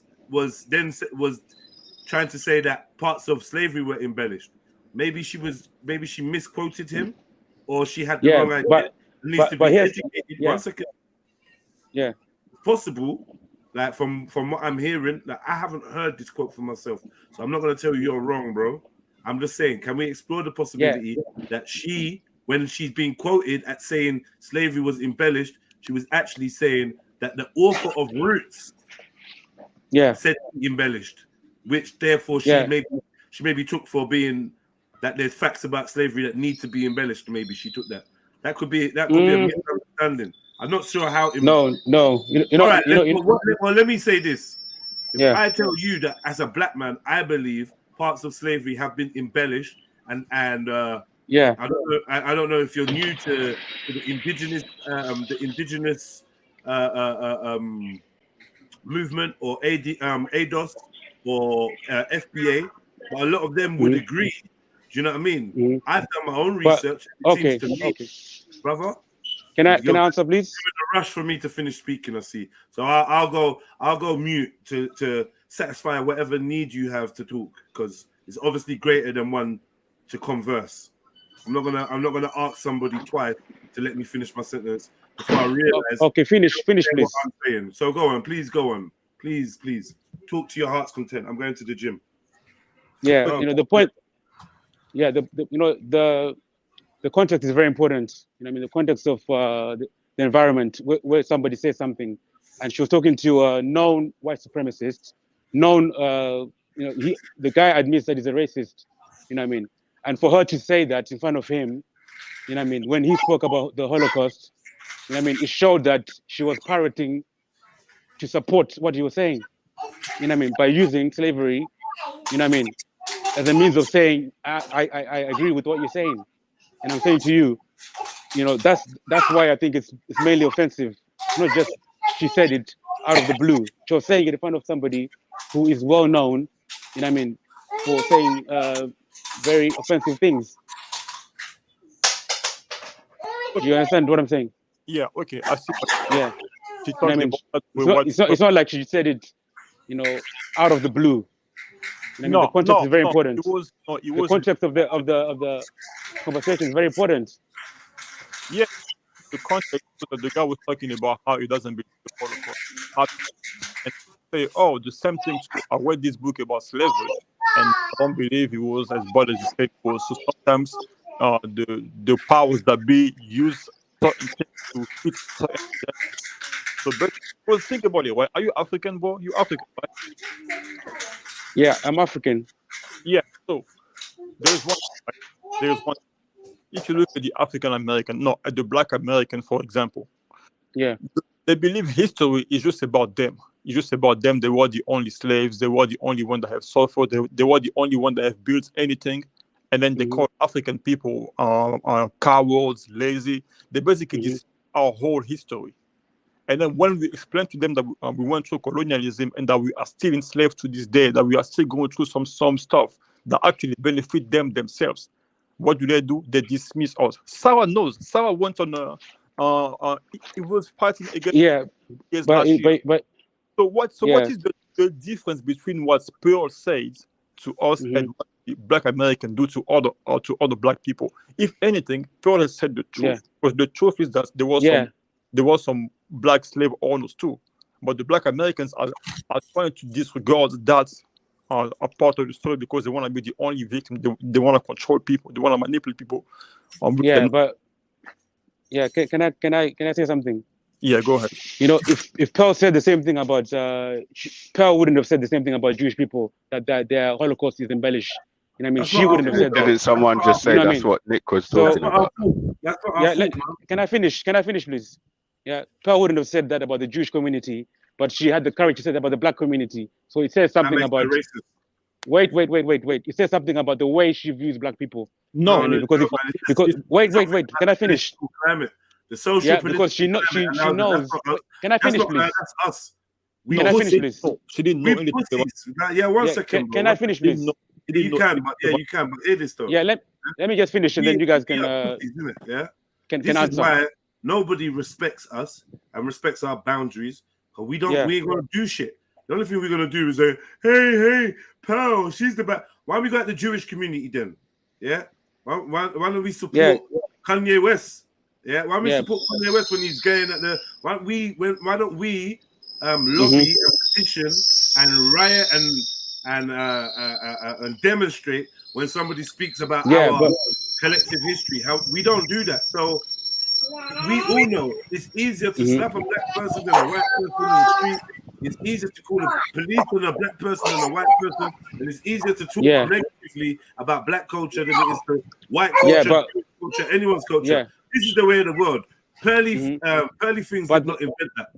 Right? Yeah, but I don't know why we keep doing this comparison about, but we can't criticize. I've said, and many other Black people have said, that slavery, aspects of slavery has been exaggerated to fit the white supremacist narrative of how Black people got all over the world. She's not the first, and she won't be the last person to question the authenticity. Even Tariq Nasheed in fucking self has questioned the authenticity or the levels of slavery. Yeah, no one wants to cancel any of these. Slavery was worse in the Caribbean. Nobody wants to cancel any of these. But the point that I'm making is that you know, she wouldn't have said the same things about the Holocaust because she knows there's consequences to that. You would have. Wait. The same things. No. Yeah. I wouldn't say the same thing publicly. So what? Can I finish, please? As the host of a channel, can I finish? Hold on, wait. As a host of a channel, we can say black people all day long. We can even say nigger all day long. Yeah. The minute you start saying quote unquote anti-Semitic terms, we don't even say we say the J word. We don't even say the full term anymore, which is not even. We just avoid it like the plague. She's a content creator. So I wouldn't be surprised that she knows what hotspots she can speak on and what ones she can't. Yeah, and the point that I'm making is that you know, if she knows that those things are touchy, and she says that about black people, then it means that she doesn't respect black people. You know what I mean? She doesn't respect them because. Does it mean I don't respect black people? Because I will talk about. No. You know, no, you don't. It's different for me. So me and her, can I just confirm? Me and her can have the same talking points and the same sensitivities, but yet her version means she's racist and my version doesn't. Yeah, but you know, racially you've got different histories. You know what I mean? So you can't speak in the same way because racially you've got different histories. Racially, everybody knows. We're not allowed to. We can't repeat the same sentences and omit words. No, you can do it, but there might be consequences. consequences. Their color. No, you can do it, but basic, you know, you can do it, but there's consequences. We can do it, but you're gonna attach different connotations depending on who's saying it, regardless of what their intentions are. But you know, there's consequences. Saying. 1 second, this is the mental disease now you lot have. Yeah, you lot adding stuff on people based on their color, so you're actually practicing some form of racism now. No, I'm not practicing racism. So I'm just somebody pointing. can't be innocent I'm just because pointing out. you can't innocently give an Yeah. opinion because she's white, so that would make her racist. Or Well, I repeat don't. information. Even it wasn't even an opinion; it was repeating. Yeah, but I don't think it was someone else. innocent. You know, what I mean, she knew she was speaking You know, to a Why white is it you don't think supremacist. it was innocent? Because what? Is there any? Wait. I'm gonna watch this interview, innit? I'm gonna. Yeah, she was speaking to a well-known white racist guy, supremacist. yeah. Can I speak? It doesn't matter. Like you have black supremacists going on white people's podcast. It doesn't matter. Like you see Tariq Nasheed going to the white podcast sometimes. So Yeah, that's but, a platform. And then like, what do you think about it, right? You have to Yeah. know what the enemy is thinking. If you think it's a white supremacist, don't you think it's a service for him to go there and expose? Yeah. It's amazing. Yeah, but black people are going on white podcasts talking about what black Yeah. people are doing, and then everyone knows about us. So let them talk so we can Yeah. know about them too. Yeah, but what I'm saying is that she's not gonna be free from criticism. You know what I mean? People are gonna criticize her. People are gonna say what she did is I wrong. don't think anyone cares So about criticism. What it is you came on saying, Yeah. are we not allowed? No one stopped you, but we're gonna say, hold on, Mm-hmm. I need to see the facts before, because I'm not led by emotion. Yeah, I need to see but the but what's it? but the point that she made, she was trying to basically agree with Nick. You know that things are exaggerated, and I'm saying to you, and that's not a gonna racist wait. racist That's gonna point. be if you're talking about race, that's gonna be offensive to somebody. So what, man? That's the point I'm making. Listen to this, Yeah.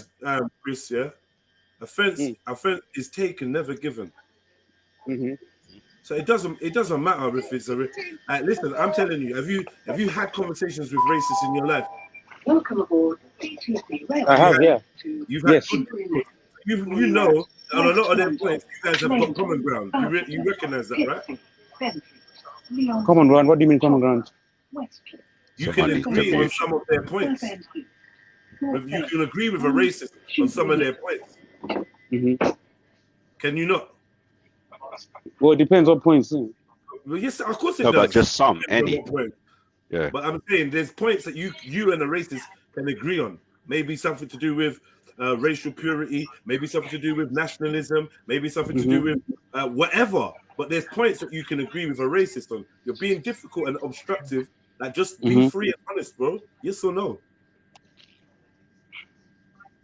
Yeah, I understand what you're saying. Yes or no? I'm asking you a question. Yeah, there could be things that we agree on. Yes, I agree with you. That wouldn't make you racist. Sorry? Simple. And that wouldn't make you racist.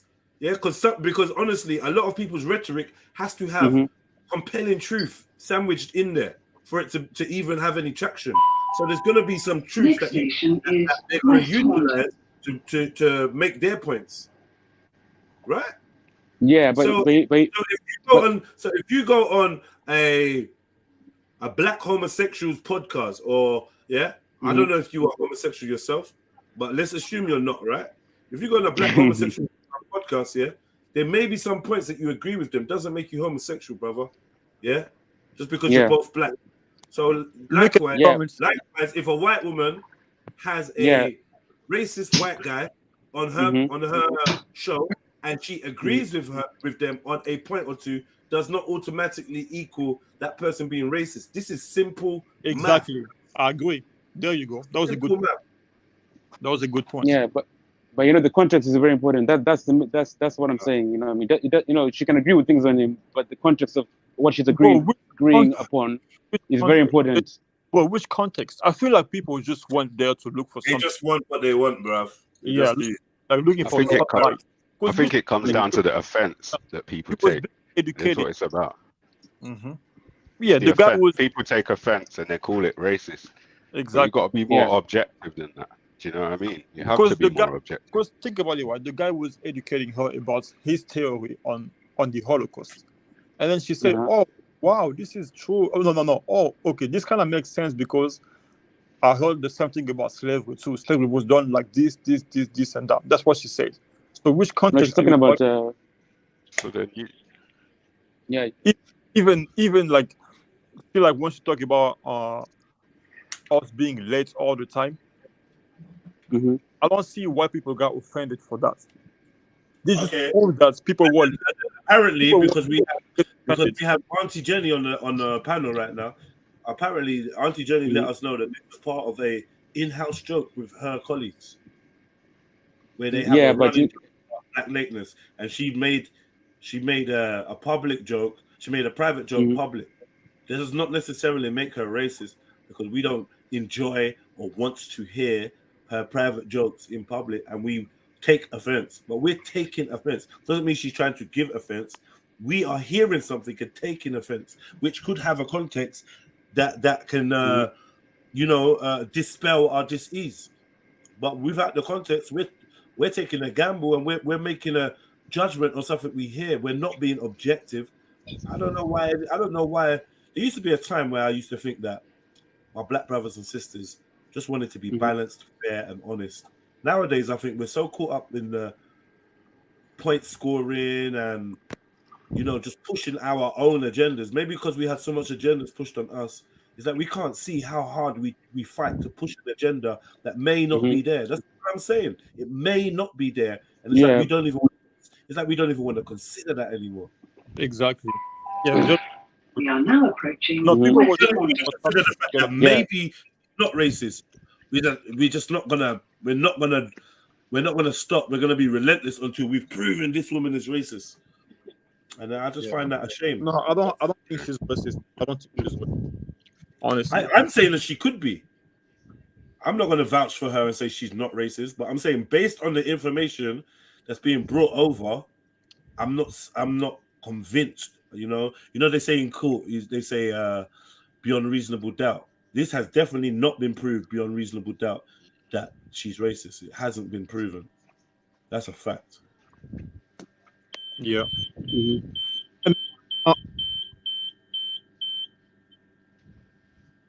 Take that to Nigeria. We ain't have that in the black community. That's it. Like, listen, honestly, man, your black community is a myth. Like, if you just get to it, like, you're gonna say take that to Nigeria, like you're trying to separate me from black people. Yeah. I'm saying, and then they're gonna say you're separating us from. No, you get far, cuz you're getting far from you're getting far, bro. You traveling, cuz. See, Americans already separated. They already started the division a long time ago. So it's not Pearl dividing us. They are dividing themselves. They are actually racist towards us, the colors. The black community is a myth, and now I'm a sellout. So now all of a sudden now I'm a sellout. Yeah, that's what. Jump on the panel, reality check. Don't have Think about you lot love to this thing now. Now you're gonna revoke my card. I'm a sellout now. Yes, yeah. Explain to me how I'm a sellout, because I'm a critical thinker, because I'm not joining this hive mind mentality, or what? What makes me a sellout? Because I'm saying maybe Pearly Things isn't racist. Maybe.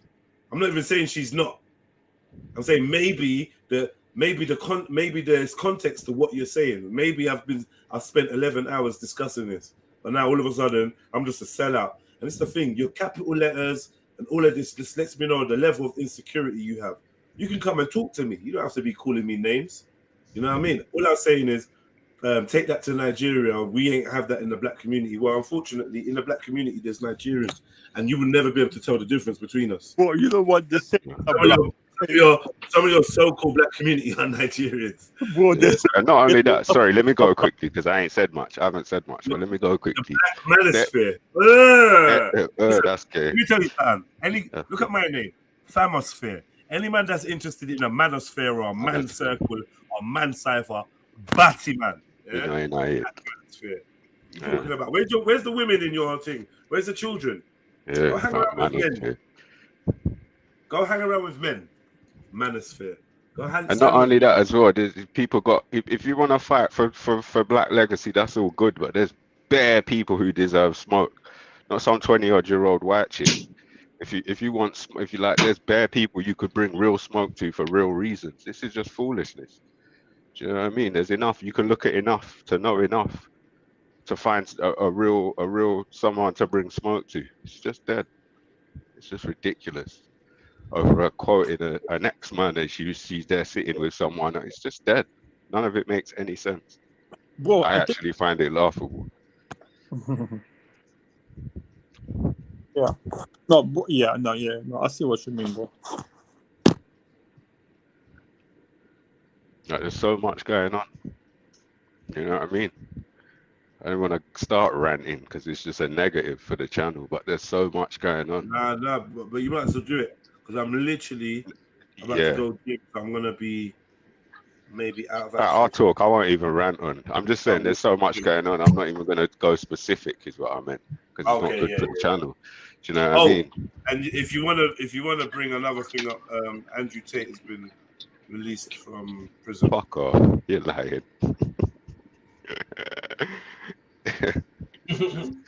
I can't keep up with the entertainment. Right. Yeah. So what are we missing? This is what just worries me, man. What are we missing? What else is going on then? I can't keep up with the entertainment. But yeah, I'm down to talk about Yeah, that. Auntie, are you there? Auntie Jenny? Yes, Only taking a power nap. I did mute Auntie Jenny for a while. We are now approaching Langdon. She's still muted. All right, cool, man. MJ ran off. But there's something, right? A lot of people are complaining about Pearl paying her employees like a colonizer or something like that. But if you think about it, most of these content creators on YouTube, they pay people on do you know Upwork? Upwork, yeah. Yeah, like they pay people that live in India, like they pay them low wages to do their thumbnails, their editing and everything. It's still right? It's still slavery. If anything, God is paying more because how people are actually talking about how they are making the most money that they have ever made in. Let me clarify for anyone who's unsure. If somebody offers you an opportunity, not to say Sarah needed the opportunity or not, but if somebody offers you any opportunity to do what you do, and they will cover all the costs, and you can use their existing resources, and you take 30%, that is not even a salary.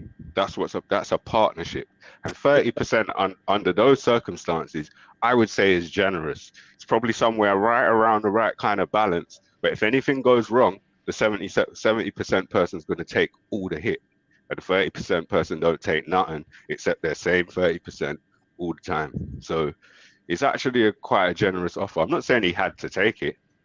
Like someone else said, he could have negotiated for more, or he could have negotiated just some completely other terms. He could have negotiated 50-50 and he covers half the cost of whatever. Right, you got to pay the cost to be the boss. But 30% is a generous partnership offer under those terms. It's generous. And then nothing was gonna work, you know. So she basically would have spent much more money in the beginning than what they would have made, because nothing guarantees that the program with Sarah was gonna work. Well, exactly. Can I add one more thing? Let me add one more thing as well, because I caught it earlier when he was saying it. He was saying 30% of ad revenue, right? Just ad revenue, which Shaddai pointed out in most cases isn't even a lot of money unless you're doing ridiculous numbers, right? But there's so many other potential revenue streams when you're a content creator with a following, which from what I understand, she weren't sucking none of under that arrangement, because all he mentioned was ad revenue. It's a fucking primo deal. Like it's a super primo deal. That's like man just taking. That's like the record label just taking 70% of sales and none of your royalties, none of your other stuff. You get me? None of your sponsors and all that. Like, what the fuck? 70? Man? Are you mad? Record labels taking about 96% once you really look at it after all is said and done, and you look at what you actually got and what you never got.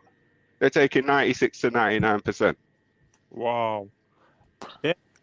Can I just say something? I personally believe that no matter what deal she offered him, no matter how good it was, my opinion, he wouldn't have took the deal, because it's all about his ego. That's the only thing. He can't align himself with someone else where they're the boss and he has to sing to their tune, even in the slightest way. He keeps mentioning that he's an independent, and if that's the case, he should have negotiated for an independent deal. Exactly. Fact. Yeah, Come I up mean, out your That's it. pocket, pay I mean, half, pay the cost to be the boss, take 50%. no, All the this thing is, disgruntled bullshit that he's coming up with is just a way of him jumping back in favor with his original group that he sold out. So the yeah, whole story is a fake story. yeah, yeah. So, and then, I think he was also jealous of the fact. I mean, he was salty. He was pissed at the fact that she was able to hack the algorithm, but he wasn't able to hack the algorithm. You're cutting out. You're cutting out, bro. I never had no intention of ever taking any deal, good or bad. Yeah, I mean, I can't. Obviously, he was slighted by the offer. He felt slighted by the offer. Well, yes, the Obviously, I offer don't is know him like personally. 30%, and he Who could was build not that to up to 50. bro? How's he ever going to be Can disgruntled you by the deal? Say that 30% on what, 50? Going up to 50. Was Capped that at part of 50, the I deal, think. going up to Yeah, 50? I think starting at 30, I'm Okay, I sure it didn't was hear all capped of at that. But 50. Yeah, I think she was trying to negotiate with him. That's true. I agree with you. come on, that's a ridiculous deal, I man. think she was trying to negotiate with him. He started. The thing is, I think that the giving away a share of your YouTube ad revenue in exchange for not having to set up your own studio, which he may have already had in his house, but it's not the point. You got somewhere away from home to work. You got editors. You got a producer. You literally just have to do your show. You don't have to do the rest. Which Like, saves you much more to give time. up a percentage of your YouTube ad revenue is fucking peanuts for that. That shit's priceless.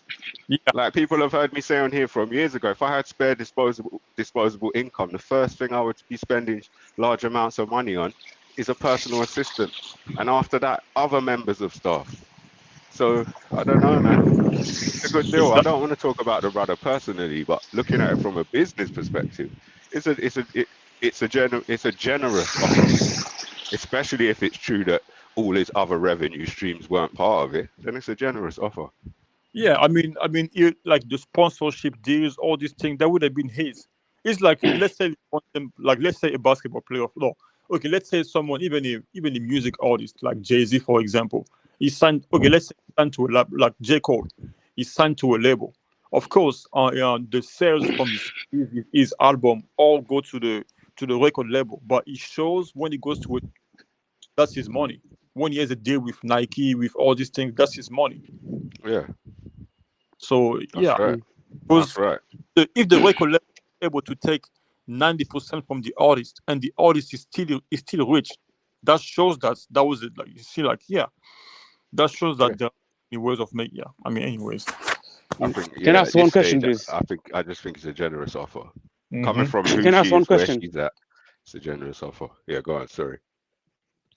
Yeah, part of the interview, anyway, going back to the Nick thing, part of the interview, Pearl said, I want to figure out how I can take my Africans to America.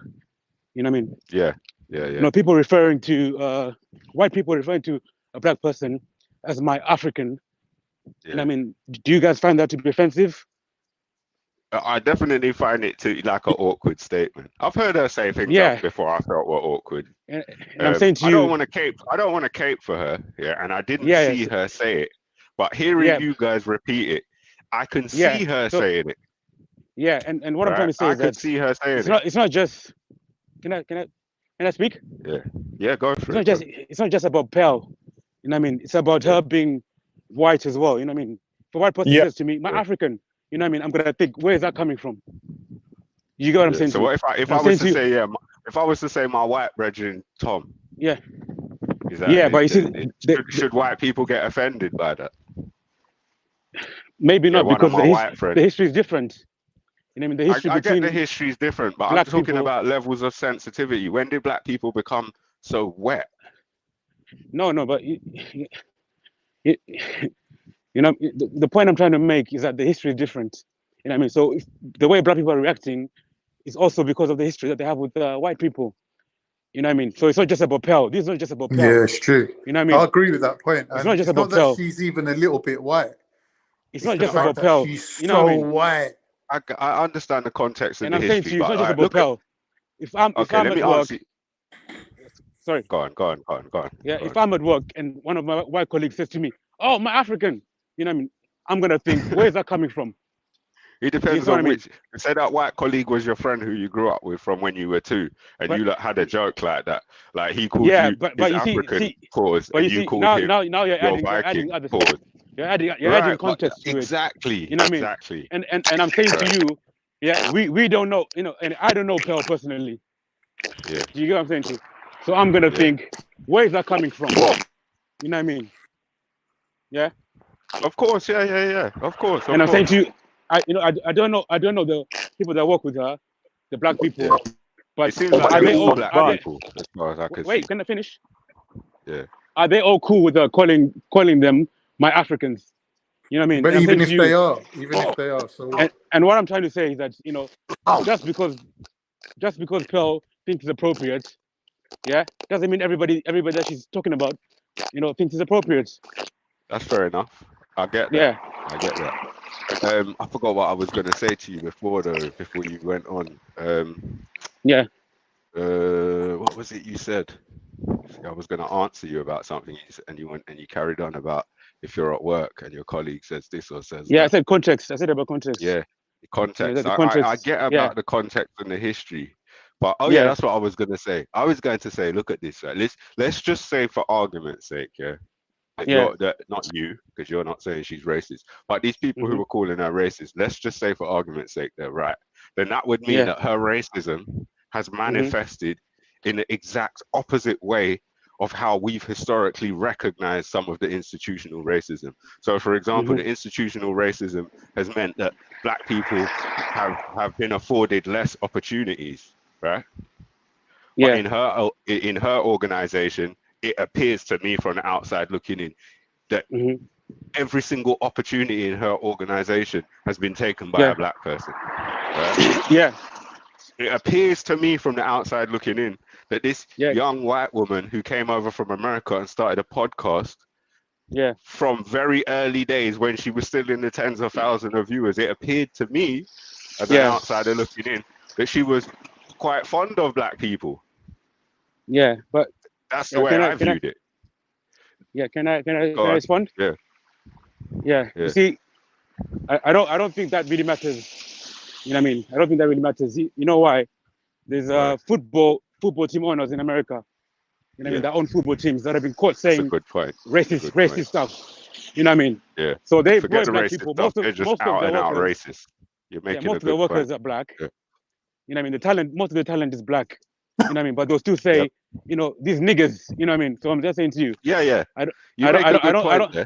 You know what I mean? I don't think employing black people means you're not racist. It might mean that you're right. You see opportunity. Let me respond to that you one. see opportunity. What I would say, what I would say is, that it's not wise for us as black people, or Africans or melanated people, whatever you want to describe yourself as.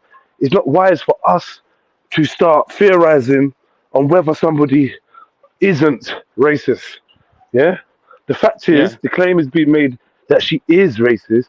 And we ask him to substantiate that claim. Because me personally, I would never try and cape for anyone I don't know and say they're not racist. Because I know white people that have black partners that display racist behavior. Yeah. So I'm not going to cape. Please don't, listen. This is Trilluminati. I want to let you lot know something. We don't cape, and we're not going to cover anyone else. So we don't know Pearly. So we can't say whether she's racist or not. Well, we can't say that she is racist.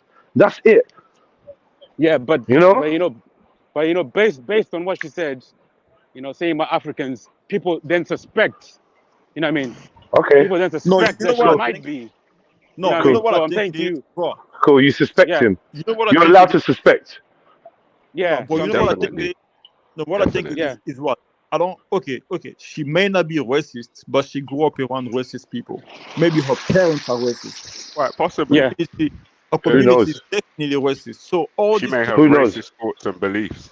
Yeah, but she also come over from America with a black friend and surrounded herself around black people. So she may be racist because I've sat and spoke with racist people even on this panel. And from my experience, there's bare racist people who enjoy coming to this panel and just talking to bare black people. Right. Just talking. So maybe It's she like is racist. no. She But is at from the same time, no. you know what I Maybe mean? no. Maybe she is from a racist environment. It's like you. Let's say like you have Nigerian parents because they grew up in Nigeria and everything. They have their old beliefs. You know, like the Yeah. 1970s.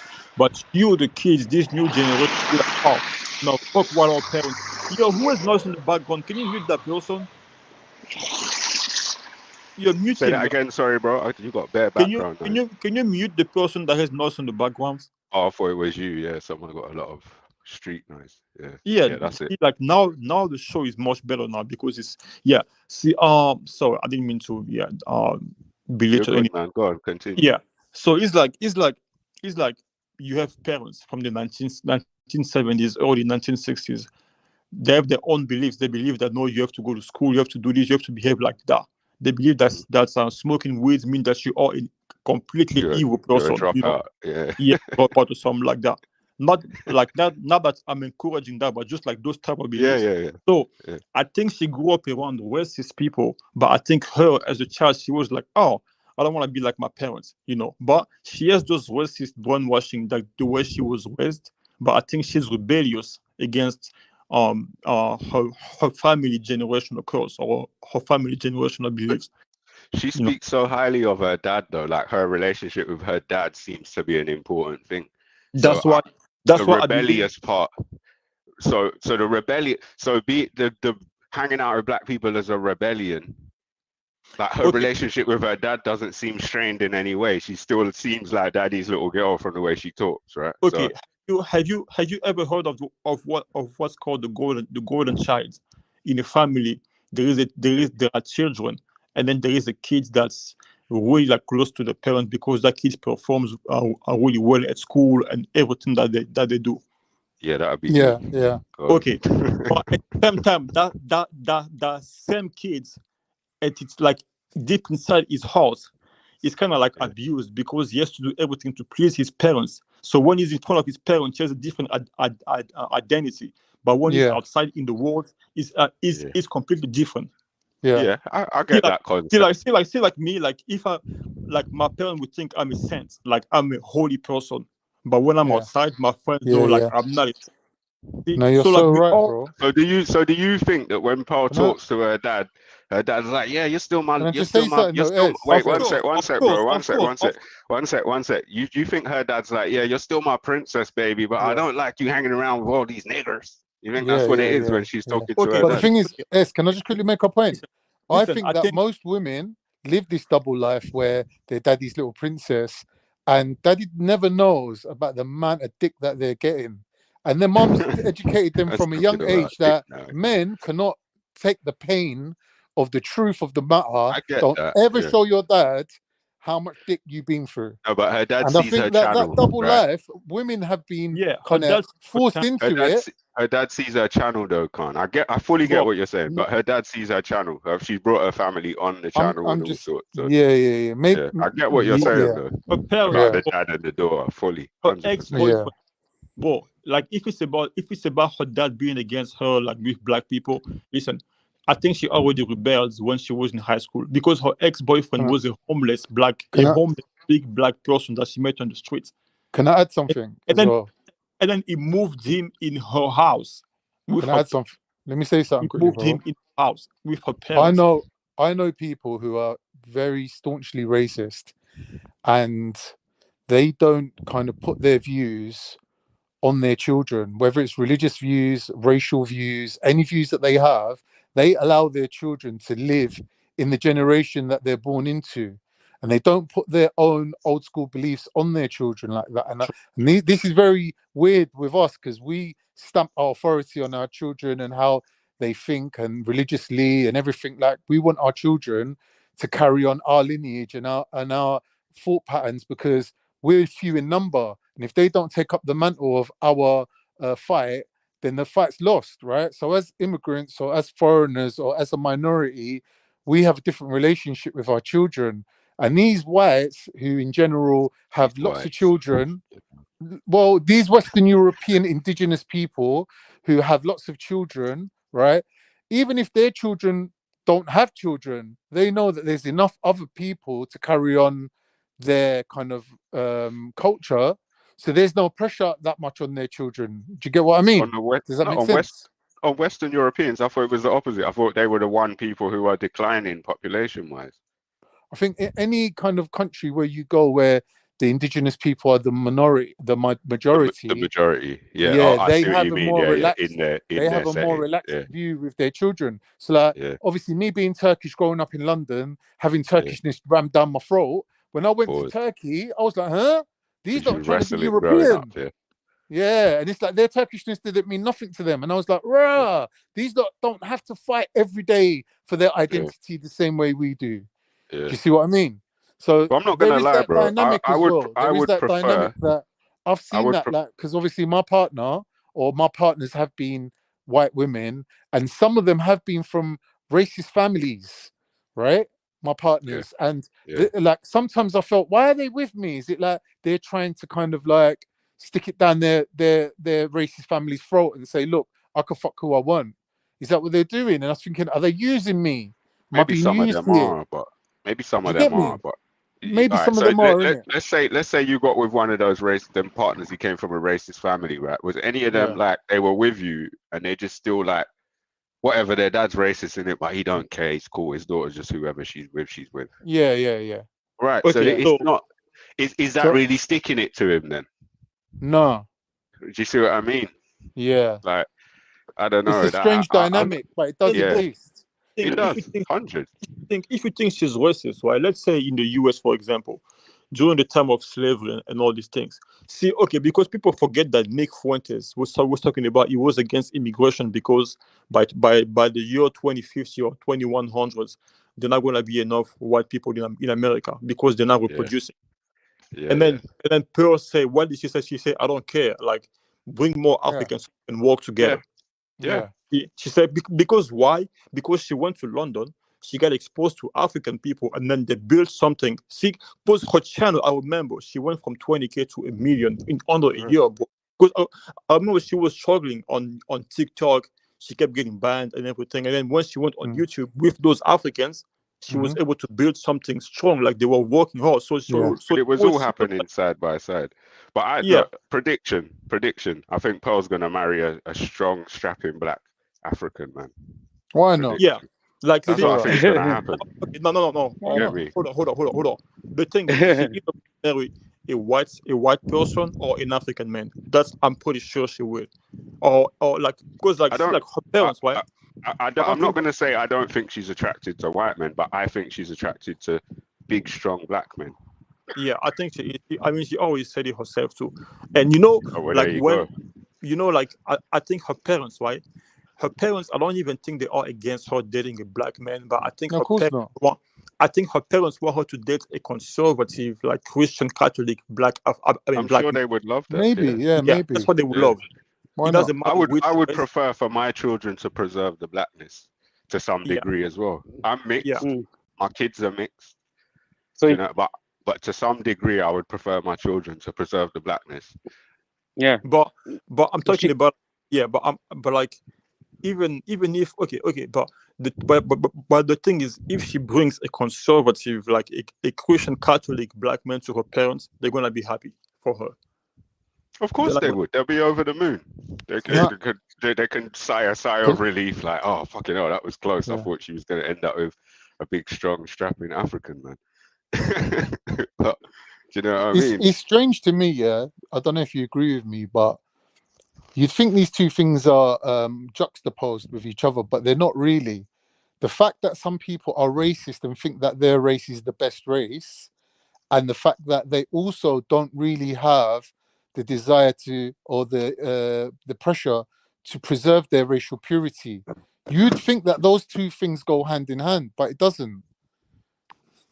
And that's the weird thing about it, is that the man's racist, but he's showing his daughter, you can, as an individual, choose to marry whatever color you feel the future lies with. Do you see what I mean? Yeah. And that's a very strange thing, because if he's so racist and he believes in his own bloodlines and whatever, right? Why is he then so easy with letting one of his offspring jump ship?